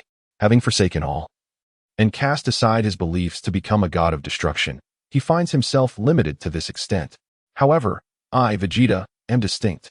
I possess my own ambitions and convictions. A mere god of destruction is but a trifling challenge. With a powerful roar, the god of destruction, Vegeta, unleashed a beam of destructive energy. The two forces collided, locked in a stalemate for 5 fleeting seconds, until Vegeta suddenly surged with power. His destructive might escalated dramatically, altering the tide of battle. Chapter 106, The Despair of Universe 11. Boom. In an instant, Vegeta's destructive energy beam obliterated the colossal sphere of destructive energy unleashed by God of Destruction Topo. At that moment, the scales of victory began to tip in Vegeta's favor. Impossible. How could my destruction be inferior to yours? I am the designated candidate for the God of Destruction by the esteemed Lord Beerus. Topo, the God of Destruction, stood dumbfounded. He could hardly fathom the vast disparity in their strengths. The power of Vegeta from Universe 7, transformed into a god of destruction, was far more formidable than he had ever anticipated. Your destruction is far too impure. Yet I, Vegeta, once embodied the most unadulterated malice. Perhaps I owe you gratitude. It is through your awakening that I have come to realization, transforming my purest evil into sheer destruction. Now, I am capable of annihilating all that exists. As Vegeta spoke, his divine destructive energy ascended once more. In that moment, he felt as though he had returned to the ruthless and unyielding prince of destruction from the Z era. In an instant, the momentum that had previously lingered in the mid-level of the 10th dimension surged and metamorphosed, ascending directly to the pinnacle of the 10th dimension, with his battle power reaching the formidable threshold of 8,000. The aura emanating from him surpassed that of the god of destruction, Topo, by more than a fold. With a swift whoosh, a brilliant purple light erupted into space, and Vegeta propelled himself forward at an astonishing speed. In the blink of an eye, he stood before Topo, delivering a devastating blow that struck mercilessly into the god of destruction's abdomen. A resounding thud reverberated through the air. Topo, reeling from the impact, coughed up blood, his body leaning forward as if the punch had nearly penetrated through him. No, I refuse to believe it. We are both gods of destruction. The disparity cannot be this vast. Topo, nearly driven to madness, once more concentrated his divine energy towards Vegeta. However, at that moment, Vegeta absorbed Topo's divine energy into his own body, assimilating it completely. Given that the origins of their divine powers were the same, the weaker energy was irresistibly drawn into the stronger. My divine energy has submitted? The sight left Topo utterly dumbfounded, momentarily at a loss for how to respond. A smile crept upon Vegeta's lips, quickly morphing into a fierce grimace as he gathered the divine energy in the palm of his hand. Haba! With a prolonged shout, the raging energy surged forth, propelling Topo's body skyward, towards the void of the universe. Ugh! Caught in the maelstrom of violent energy, Topo soared to an altitude of 10,000 meters, beyond the arena of the void, before plummeting into the abyss below. One strike, a guaranteed kill.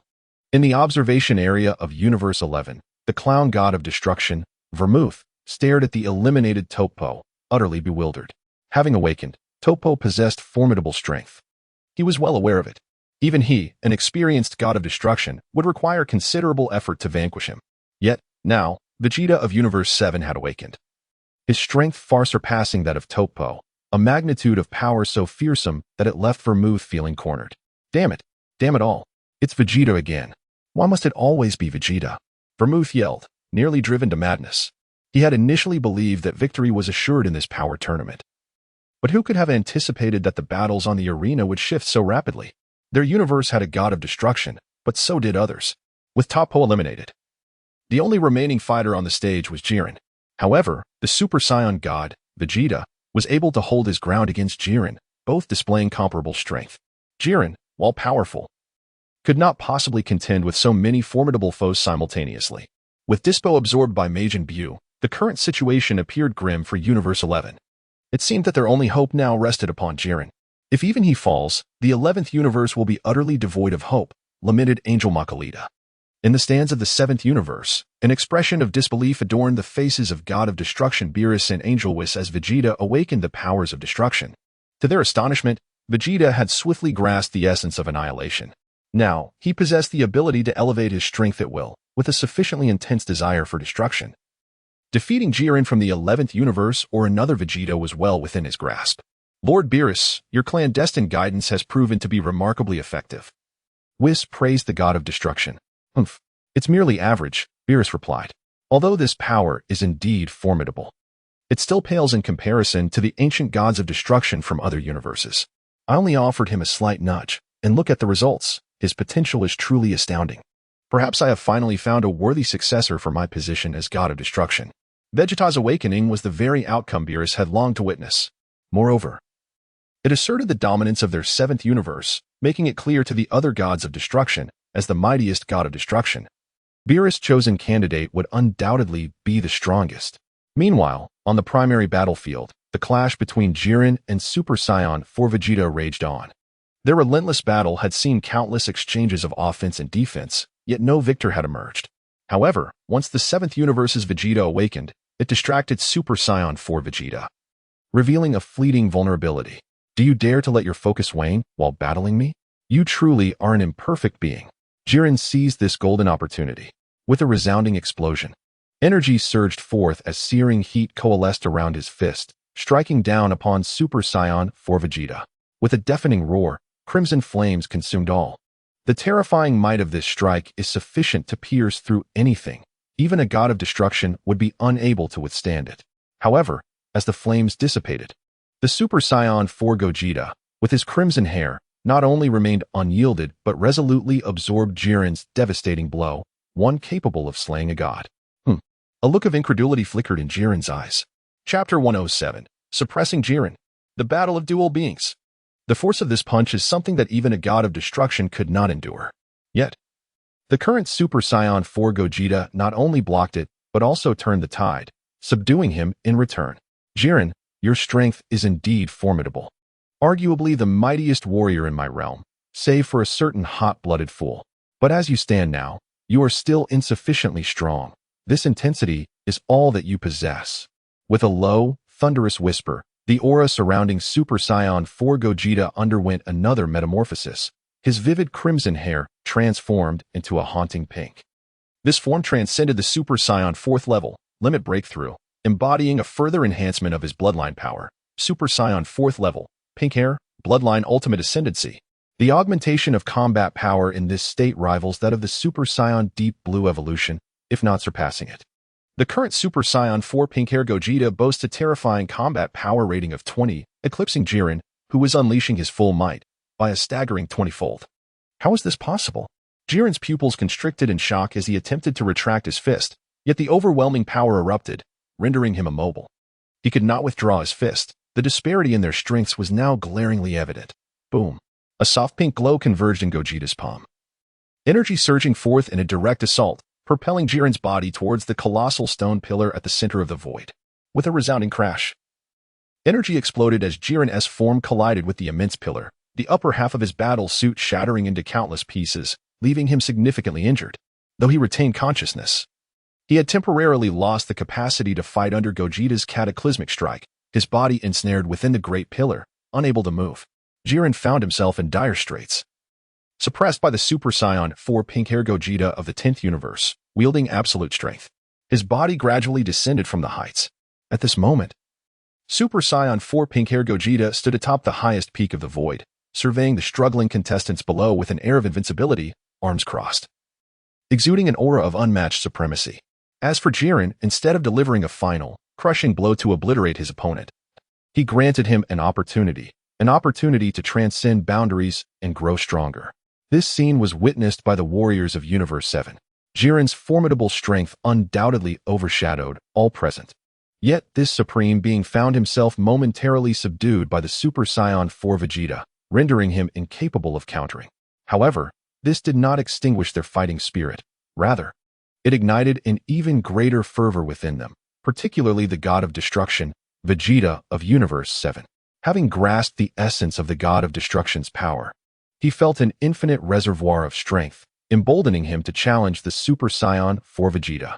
Vegeta, you surely do not intend to confront Goku directly, he mused. Knowing the thoughts of his opponent, the moment had arrived. Regardless of who he truly was, it was time for me to bring this to a conclusion. If I do not defeat him, the championship of the power tournament will slip beyond our grasp. Kakarot, remember well what Whis has imparted to you. Do not forget the most vital lesson. The god of destruction, Vegeta, spoke with profound significance. In the next instant, he leapt high into the air, covering a distance of thousands of meters to reach the realm of the Super Saiyan 4 Vegeta. Whis's teachings echoed in Goku's mind as he delved into reminiscence. The fragments of Whis's guidance resurfaced vividly, swiftly leading him to a moment of enlightenment. His hair began to sway as if caught in the wind, undergoing a transformative change. Yet, this was merely a fleeting glimpse.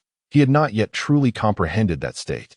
At this moment, the two Vegetas locked eyes. One, a scion of unparalleled lineage, and the other, a scion embodying the essence of destruction. How intriguing. It appears you have discovered your own path. Forsaking the innate power of the Scion bloodline to embrace the might of destruction. This is not without merit, yet even as a god of destruction, you remain my inferior. The arrogance and hubris of the Super Saiyan 4 Vegeta surpassed that of all others present. Even Jiren, the mightiest warrior of Universe 11, had been overwhelmed by his overwhelming combat prowess. Before them stood the god of destruction, Vegeta, undeniably strong, yet still eclipsed by Jiren's strength, the disparity in power starkly evident. Truly remarkable arrogance. Yet the battle has yet to commence, and the outcome remains uncertain. I am unlike you. You rely solely on your pure strength, while I have grasped the true essence of destruction. Let us see if the Scion bloodline can indeed surpass the insatiable desire for annihilation that dwells within me. At this moment, the god of destruction, Vegeta, stands fearless. Even in the face of the formidable Super Saiyan 4 pink-haired Vegeta, he remains convinced that he will not falter. The belief in destruction, magnified infinitely, has propelled his strength to an unprecedented zenith, with his terrifying battle power soaring to the pinnacle of the 10th dimension. Reaching an astonishing 9,999, he is but a mere step away from breaking into the 11th dimension. However, that single unit of measure appears deceptively trivial. To achieve such a breakthrough is akin to scaling a mountain. The Super Saiyan 4 pink-haired Vegeta gazes down from his elevated position, observing the fervent battle spirit and the overwhelming destructive energy emanating from the god of destruction, Vegeta, whose lips twitch slightly in response. Initially, he had assumed that this world's Vegeta, even in his guise as a god of destruction, would possess only a certain level of power. Yet, it seems that the reality is far from that. In this world, he is equally remarkable, having awakened his ultimate self at this very moment, transforming into the god of destruction while steadfastly upholding his beliefs. He has transcended Kakarot. This battle, perhaps, is preordained by fate. I have traversed time and space, wielding the power of a Saiyan to challenge the gods, while you, the counterpart of me in this realm, stand before me as the god of destruction. Regardless of your impending defeat, I shall bestow upon you the respect you deserve. Super Saiyan 4, with his crimson hair, Vegeta stands atop the stone pillars of the void, gazing down at the god of destruction, Vegeta. At this moment, it resembles a challenge posed by the lesser to the greater. Chapter 108, The Attention of the Gods. Super Saiyan 4, with his rose-tinted hair, is indeed the one being challenged, while the god of destruction, Vegeta, assumes the role of the challenger. The duel between the two Vegetas is about to commence, as both gods and mortals alike prepare themselves, keenly observing the impending clash. At this moment, Jiren, who had been ensnared within the colossal stone of the void, has broken free from his restraints and returned to the arena, though he bears considerable wounds. Having been heavily struck by Super Saiyan 4, he remains unvanquished. Instead, this experience has illuminated a path for his own advancement, revealing his shortcomings. He chooses not to intervene in this battle, opting instead to observe as a bystander. For true strength lies in the refusal to ally with the weak. If the god of destruction, Vegeta, wishes to challenge Super Saiyan 4, then let him proceed. The one who shall endure until the final moment will undoubtedly be him, Jiren. Meanwhile, on another battlefield, Gotenks engages in combat with Kefla. As a fusion warrior, Gotenks is undeniably formidable, yet the disparity in strength against Kefla, a fusion fighter, is starkly apparent. Super Saiyan 3rd grade Gotenks is utterly overwhelmed by Kefla, who mercilessly dominates him.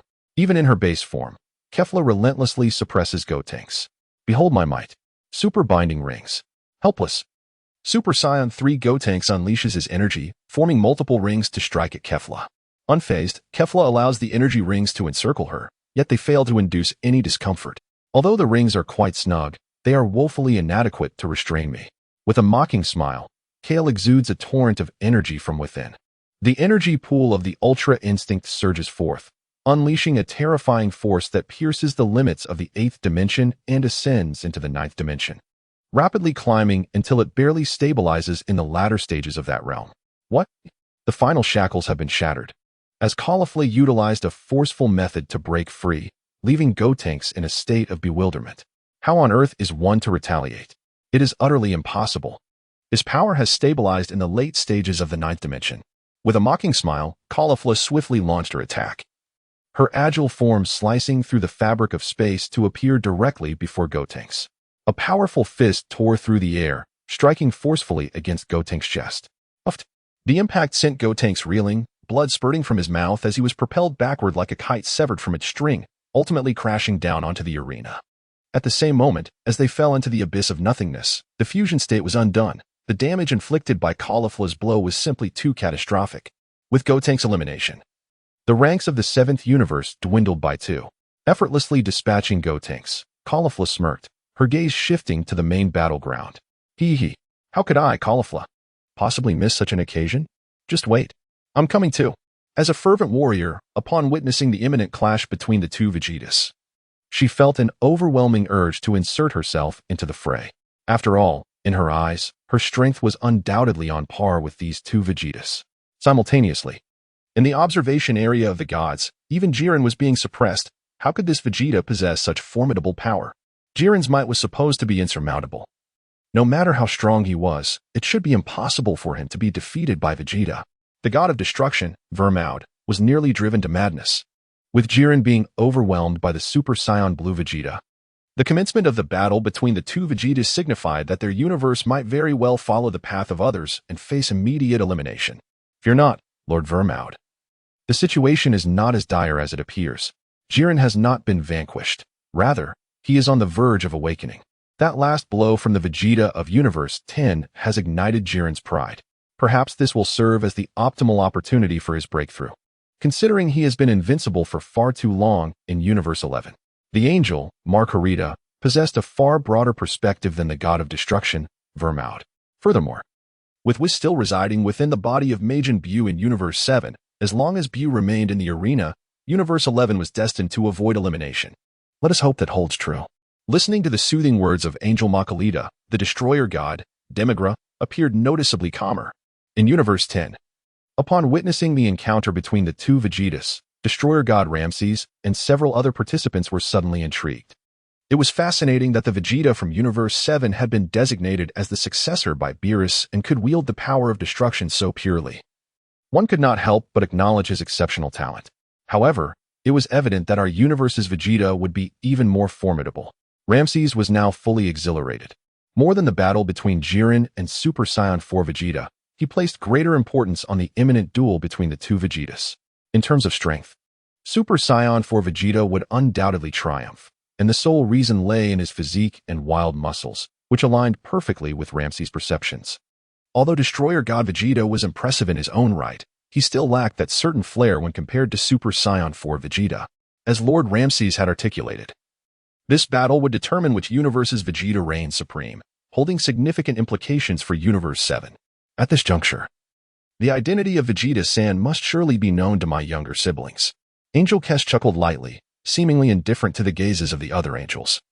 Her sole concern was whether Vegeta could emerge victorious, claim the championship of the power tournament, and bring immense glory to her countenance.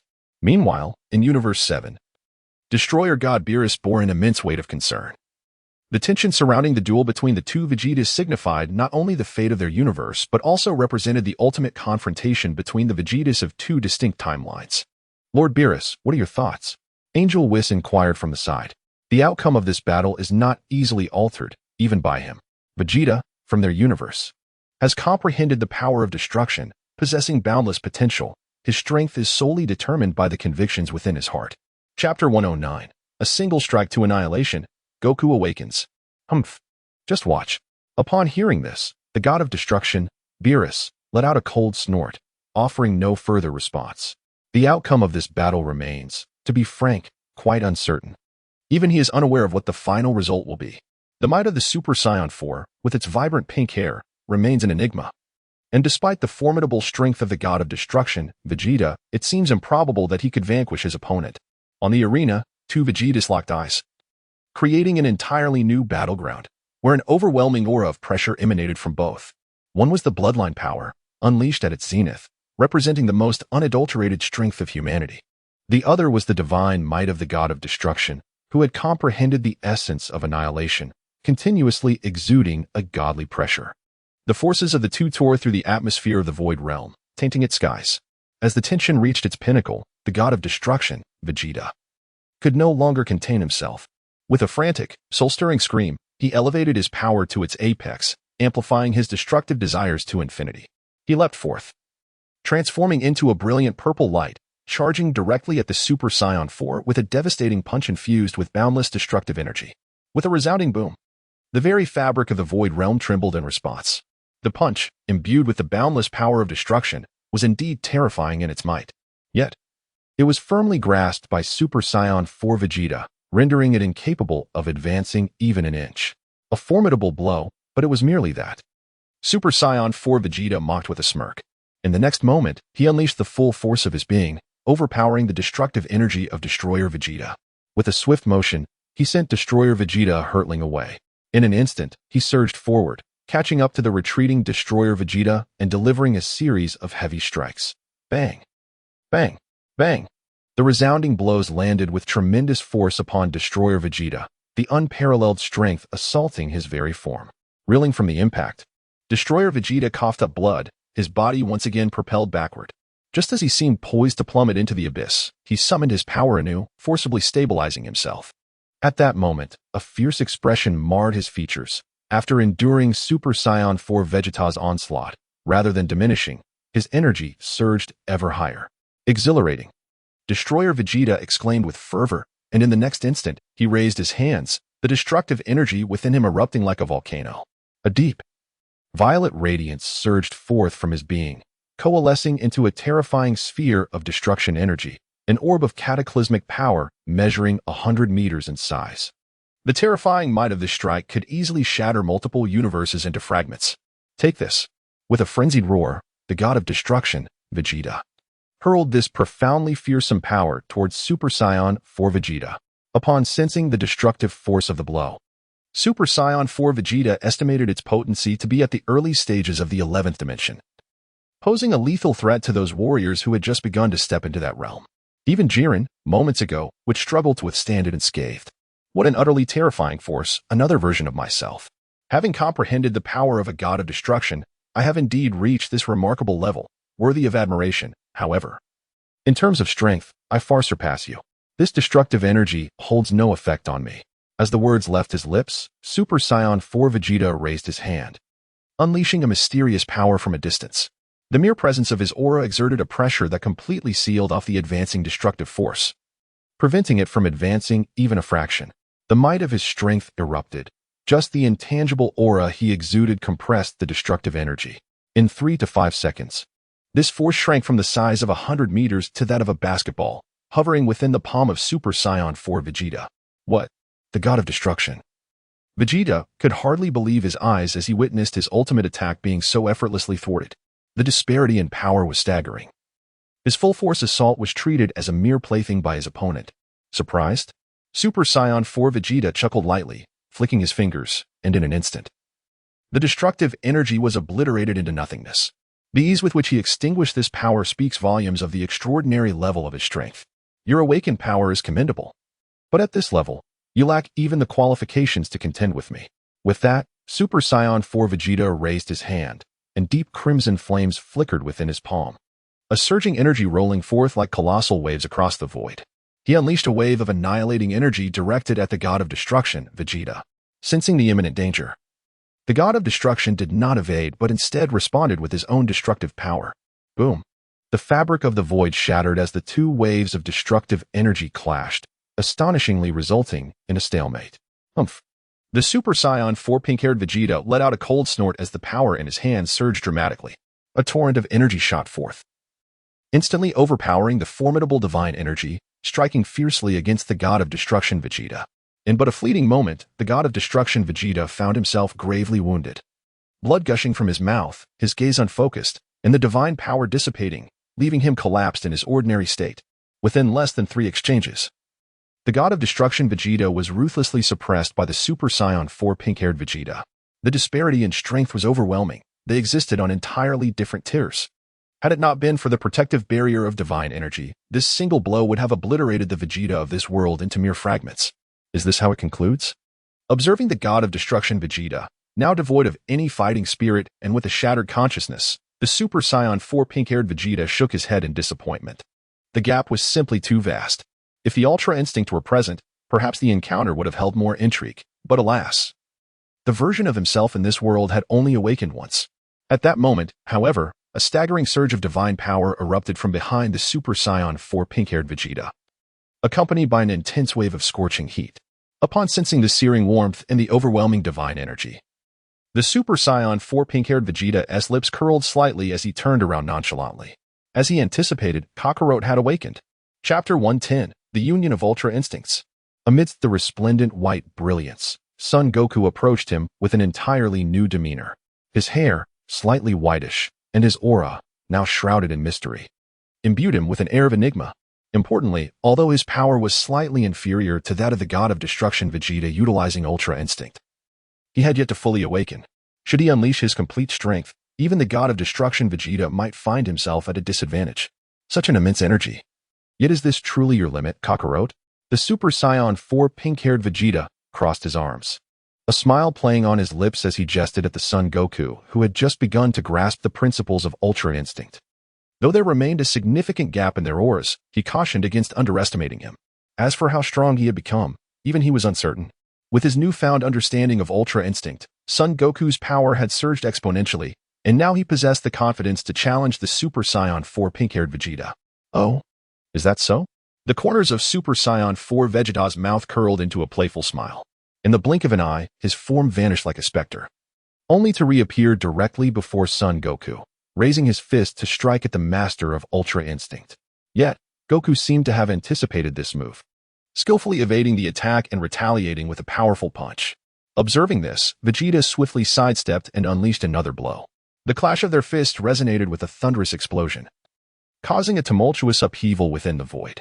Under the impact of their collision, Goku clearly found himself at a disadvantage, feeling an overwhelming force engulf him, propelling him through the air. His entire arm trembled under the might of Super Saiyan 4 Vegeta's strike. The disparity in their strengths was starkly evident. Even with Goku's mastery of Ultra Instinct, it was clear that the gap in their powers was far from trivial. Seizing the moment, Super Saiyan 4 Vegeta surged forward, launching yet another assault on Goku. The relentless barrage of ferocious strikes descended like a tempest, and the sheer velocity and terrifying strength left onlookers in disbelief regarding the extent of Super Saiyan 4 Vegeta's combat prowess. Even in the state of Ultra Instinct, Goku was compelled to adopt a defensive stance, rendered entirely reactive amidst the unyielding and nearly flawless onslaught. Is this the extent of his attack? It is overwhelmingly heavy. Son Wukong feels as if his bones are on the verge of shattering, even with the timely defenses afforded by his mastery of the ultimate intention technique. The resilience of his body pales in comparison to that of the Super Saiyan 4 Vegeta. Under such overwhelming power, his flesh is ruthlessly ravaged, and soon he finds himself utterly at a disadvantage. Is this truly all you have to offer? How disappointing, Kakarot.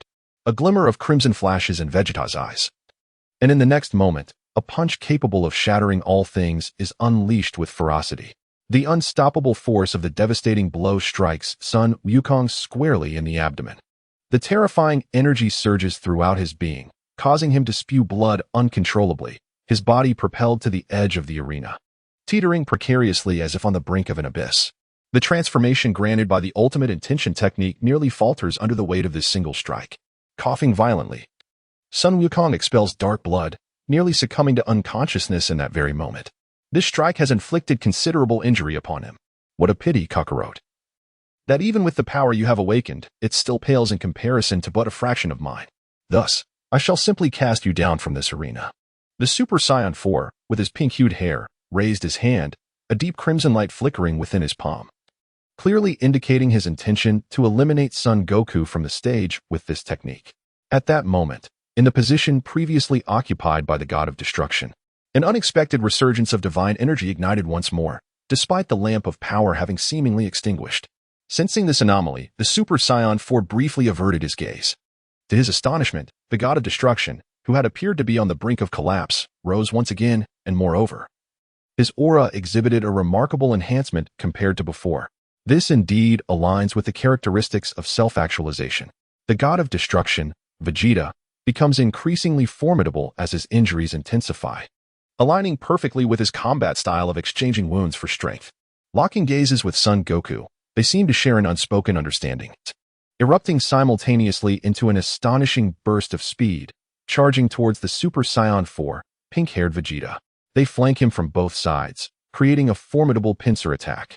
The resounding explosions of impact echo as their fists, infused with terrifying divine energy, are effortlessly blocked by the Super Saiyan 4, pink-haired Vegeta. In the next instant, a ferocious joint offensive ensues. Son Goku, employing the Ultra Instinct technique, and Vegeta, utilizing his own variant of Ultra Instinct, launch a relentless assault on their opponent. This novel and distinctive fighting style emerges. Both offense and defense are impeccably intertwined, presenting no vulnerabilities. Faced with this relentless onslaught, the Super Saiyan 4, pink-haired Vegeta finds himself momentarily at a disadvantage, gradually yielding under the relentless clashes of their bodies. It is evident that in this timeline, Son Goku and Vegeta are indeed an exceptional duo. Their combined battle power transcends mere addition. As destined rivals, the synergy of their collaboration is potent enough to bridge the 11th dimension, overwhelming the Super Saiyan 4, pink-haired Vegeta with an immense sense of pressure. How intriguing. So very intriguing. Upon sensing this long-forgotten weight, a smile inevitably graces the face of the Super Saiyan 4, pink-haired Vegeta. This marked the most intense battle he had faced since his arrival in this world. In an instant, a formidable aura transformed into an invisible shockwave, propelling the god of destruction, Vegeta, and Ultra Instinct Goku apart, creating distance between them once again. Both warriors swiftly regained their composure, standing resolutely and preparing for their ultimate attacks. God of Destruction Vegeta, Gamma Burst Flash. Ultra Instinct Goku, Kamehameha Wave. In a mere heartbeat, two torrents of overwhelming energy erupted forth, imbued with unparalleled destructive power, hurtling towards Super Saiyan 4 Vegeta. As they advanced, the two devastating techniques intertwined, coalescing into a cataclysmic force capable of obliterating everything in its path. Even Super Saiyan 4 Vegeta sensed a hint of peril from the sheer magnitude of this strike. Intriguing. Tapping into a deeper reservoir of energy within, Super Saiyan 4 Vegeta unleashed a decisive blow. Chapter 111. Instantaneous elimination of dual instincts. The awakening of Ultra Instinct once more. The combined ultimate techniques unleashed by Goku and Vegeta descended upon Super Saiyan 4 Vegeta like a raging dragon. The destructive force of this blow was beyond imagination. However, before the Super Saiyan 4 Vegeta, it appeared somewhat inadequate. Yet, with a seemingly nonchalant swing of his iron fist, he unleashed an unparalleled level of devastation. A thunderous bang resonated through the air. The incomparable iron fist shattered the combined ultimate attack of Ultra Instinct Goku and Ultra Instinct Vegeta on the spot. Energy scattered across the sky in all directions. "What?" exclaimed Ultra Instinct Goku in astonishment. "Our combined assault has been obliterated." Ultra Instinct Vegeta shouted in disbelief. Had they not witnessed it with their own eyes, they would scarcely have believed the staggering disparity in power. However, what transpired next left them even more astounded. Super Saiyan 4 Vegeta transformed into a streak of light, effortlessly leaping through space and silently reappearing behind the two warriors. With a resounding bang, two powerful strikes landed mercilessly on the vulnerabilities of Ultra Instinct Goku and Ultra Instinct Vegeta. The terrifying force erupted instantaneously, causing both to spew forth a mouthful of bile, losing all control over their bodies and hurtling away like cannonballs. Observing the two beings sent flying, Super Saiyan 4 Vegeta wore a faint, disdainful smile. He then raised his hands, energy gathering in his palms, and bellowed, "Double Spiral Gallic Gun." Two beams of white and purple light erupted from his hands, intertwining as they surged towards the Ultra Instinct duo of Universe 7. With a colossal boom, flames from the explosion engulfed the sky, mercilessly consuming the Goku and Vegeta duo of Universe 7 within the terrifying shockwave. As the energy dissipated, Super Saiyan 4 Vegeta made no further move. He crossed his arms, coldly observing the epicenter of the explosion. At that moment, the duo of Universe 7 lay incapacitated in a deep crater, rendered unconscious. Were they so easily dispatched? To be honest, I find myself somewhat disappointed. The Ultra Instinct is not as formidable as I had anticipated. So, who shall be next? Super Saiyan 4 Vegeta glanced around with a hint of anticipation. At that moment, not a single contestant from the other universes dared to make a move. This left him somewhat disheartened. Is this power tournament truly just his exhibition of dominance over the weak? He has yet to unleash even the transformation of Super Saiyan 5th stage. And it is nearing its conclusion. Since you are unwilling to take action, I shall no longer show mercy. Weaklings, retreat. With a resounding shout, Super Saiyan 4 Vegeta transformed into a pale pink comet, soaring into the heavens. The power of his bloodline surged forth from within, unleashing a multitude of energy blasts that began to scatter in all directions around the arena. Boom, boom, boom, boom, boom. The arena of the power tournament was engulfed in energy blasts, with not a single corner spared from the explosive force. Those lacking strength were swept away by the terrifying explosions, thrown off the stage in an instant. Just as Super Saiyan 4 Vegeta recklessly liberated the power of his bloodline, an unexpected occurrence transpired. The legendary Super Saiyan Broly, who had been in a deep state of unconsciousness within Universe 7, awakened. No, to be precise, it was not Broly who awakened, but rather another persona concealed within his body. The primary personality had been gravely injured and succumbed to slumber, giving way to this malevolent entity. Boom. The unfathomable power of the Ultra Instinct erupted once more, this time reaching the pinnacle of the 10th dimension, tantalizingly close to transcending into the 11th dimension. Super Saiyan 4 Vegeta's attention was drawn to this immeasurable surge of power. While he was still unleashing his strength to clear the arena of superfluous contestants, Super Saiyan 4 Vegeta sensed an incredibly profound aura erupting, diverting his focus. Upon realizing that this explosive energy emanated from Broly, he comprehended the situation at hand. It is you, Broly. No, I should say, you, demon. Vegeta, transformed into Super Saiyan 4 with his brilliant crimson hair, immediately discerned that the being engulfed in an explosive surge of energy was not Broly himself. Instead, it was the wild persona that has characterized legendary Super Saiyans throughout history, the very essence that drives transformation into madness. In his universe, the GT version of Broly was long dominated by this feral identity, transforming him into a mindless harbinger of destruction. Nonetheless, due to his inherently bloodthirsty nature, even under the sway of this primal persona, GT Broly retained a semblance of reason and ultimately managed to exert control over this unique ferocity. Conversely, the Broly of this world is inherently benevolent, an exceptionally pure Saiyan whose only passion lies in combat. Previously, during his clash with Vegeta, his self-identity sustained a grievous blow, allowing the wild persona to manifest. Emerging from the verdant flames, Broly was enveloped in an ominous aura more profound than that of a demon, as though he had just clawed his way out from the abyss. Every movement he made was infused with an overwhelming bloodlust.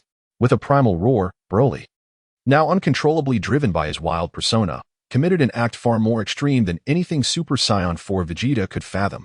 He unleashed his absolute power, becoming a wellspring of unparalleled energy waves, executing a comprehensive bombardment with a 360-degree assault that left no corner untouched. In this chaotic onslaught, both adversaries and allies alike suffered grievous injuries.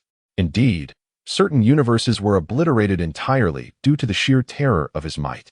The second universe and fourth universe were completely eradicated under the immense force of Broly's assault, leaving none to remain on the stage. Consequently, their total elimination compelled the Grand Priest, who stood in the void, to declare their disqualification. The two kings simultaneously invoked their extraordinary powers, resulting in their immediate disintegration. From his elevated position, Super Saiyan 4 Vegeta gazed down upon the rampaging demon, his expression radiating exhilaration. For he sensed that the Broly of the moment wielded a combat prowess so immense it transcended the boundaries of the 10th dimension, ascending into the realm of the 11th dimension. Chapter 112. Annihilating the transcendent Broly, eliminating Tiz and Buu. Emerging from the emerald flames, Broly's eyes were suffused with a bloodthirsty crimson. His muscles swelled to an extraordinary degree, the surface of his body veined with pulsating energy. His physique had reached the brink of what it could endure, teetering on the edge of catastrophic explosion. This is also a manifestation of the ultimate enhancement of the power of the legendary warriors. Throughout history, the Super Saiyans have experienced similar fates, as their bodies succumb to the demons within, driving them into a frenzied state, ultimately leading them down the path of self-destruction due to their ever-increasing strength. With a primal roar reminiscent of a wild beast, Broly charged ferociously towards the Super Saiyan 4 Vegeta, his untamed form distorting the very fabric of space. His colossal hands, like claws, tore through the air as they lunged menacingly towards the face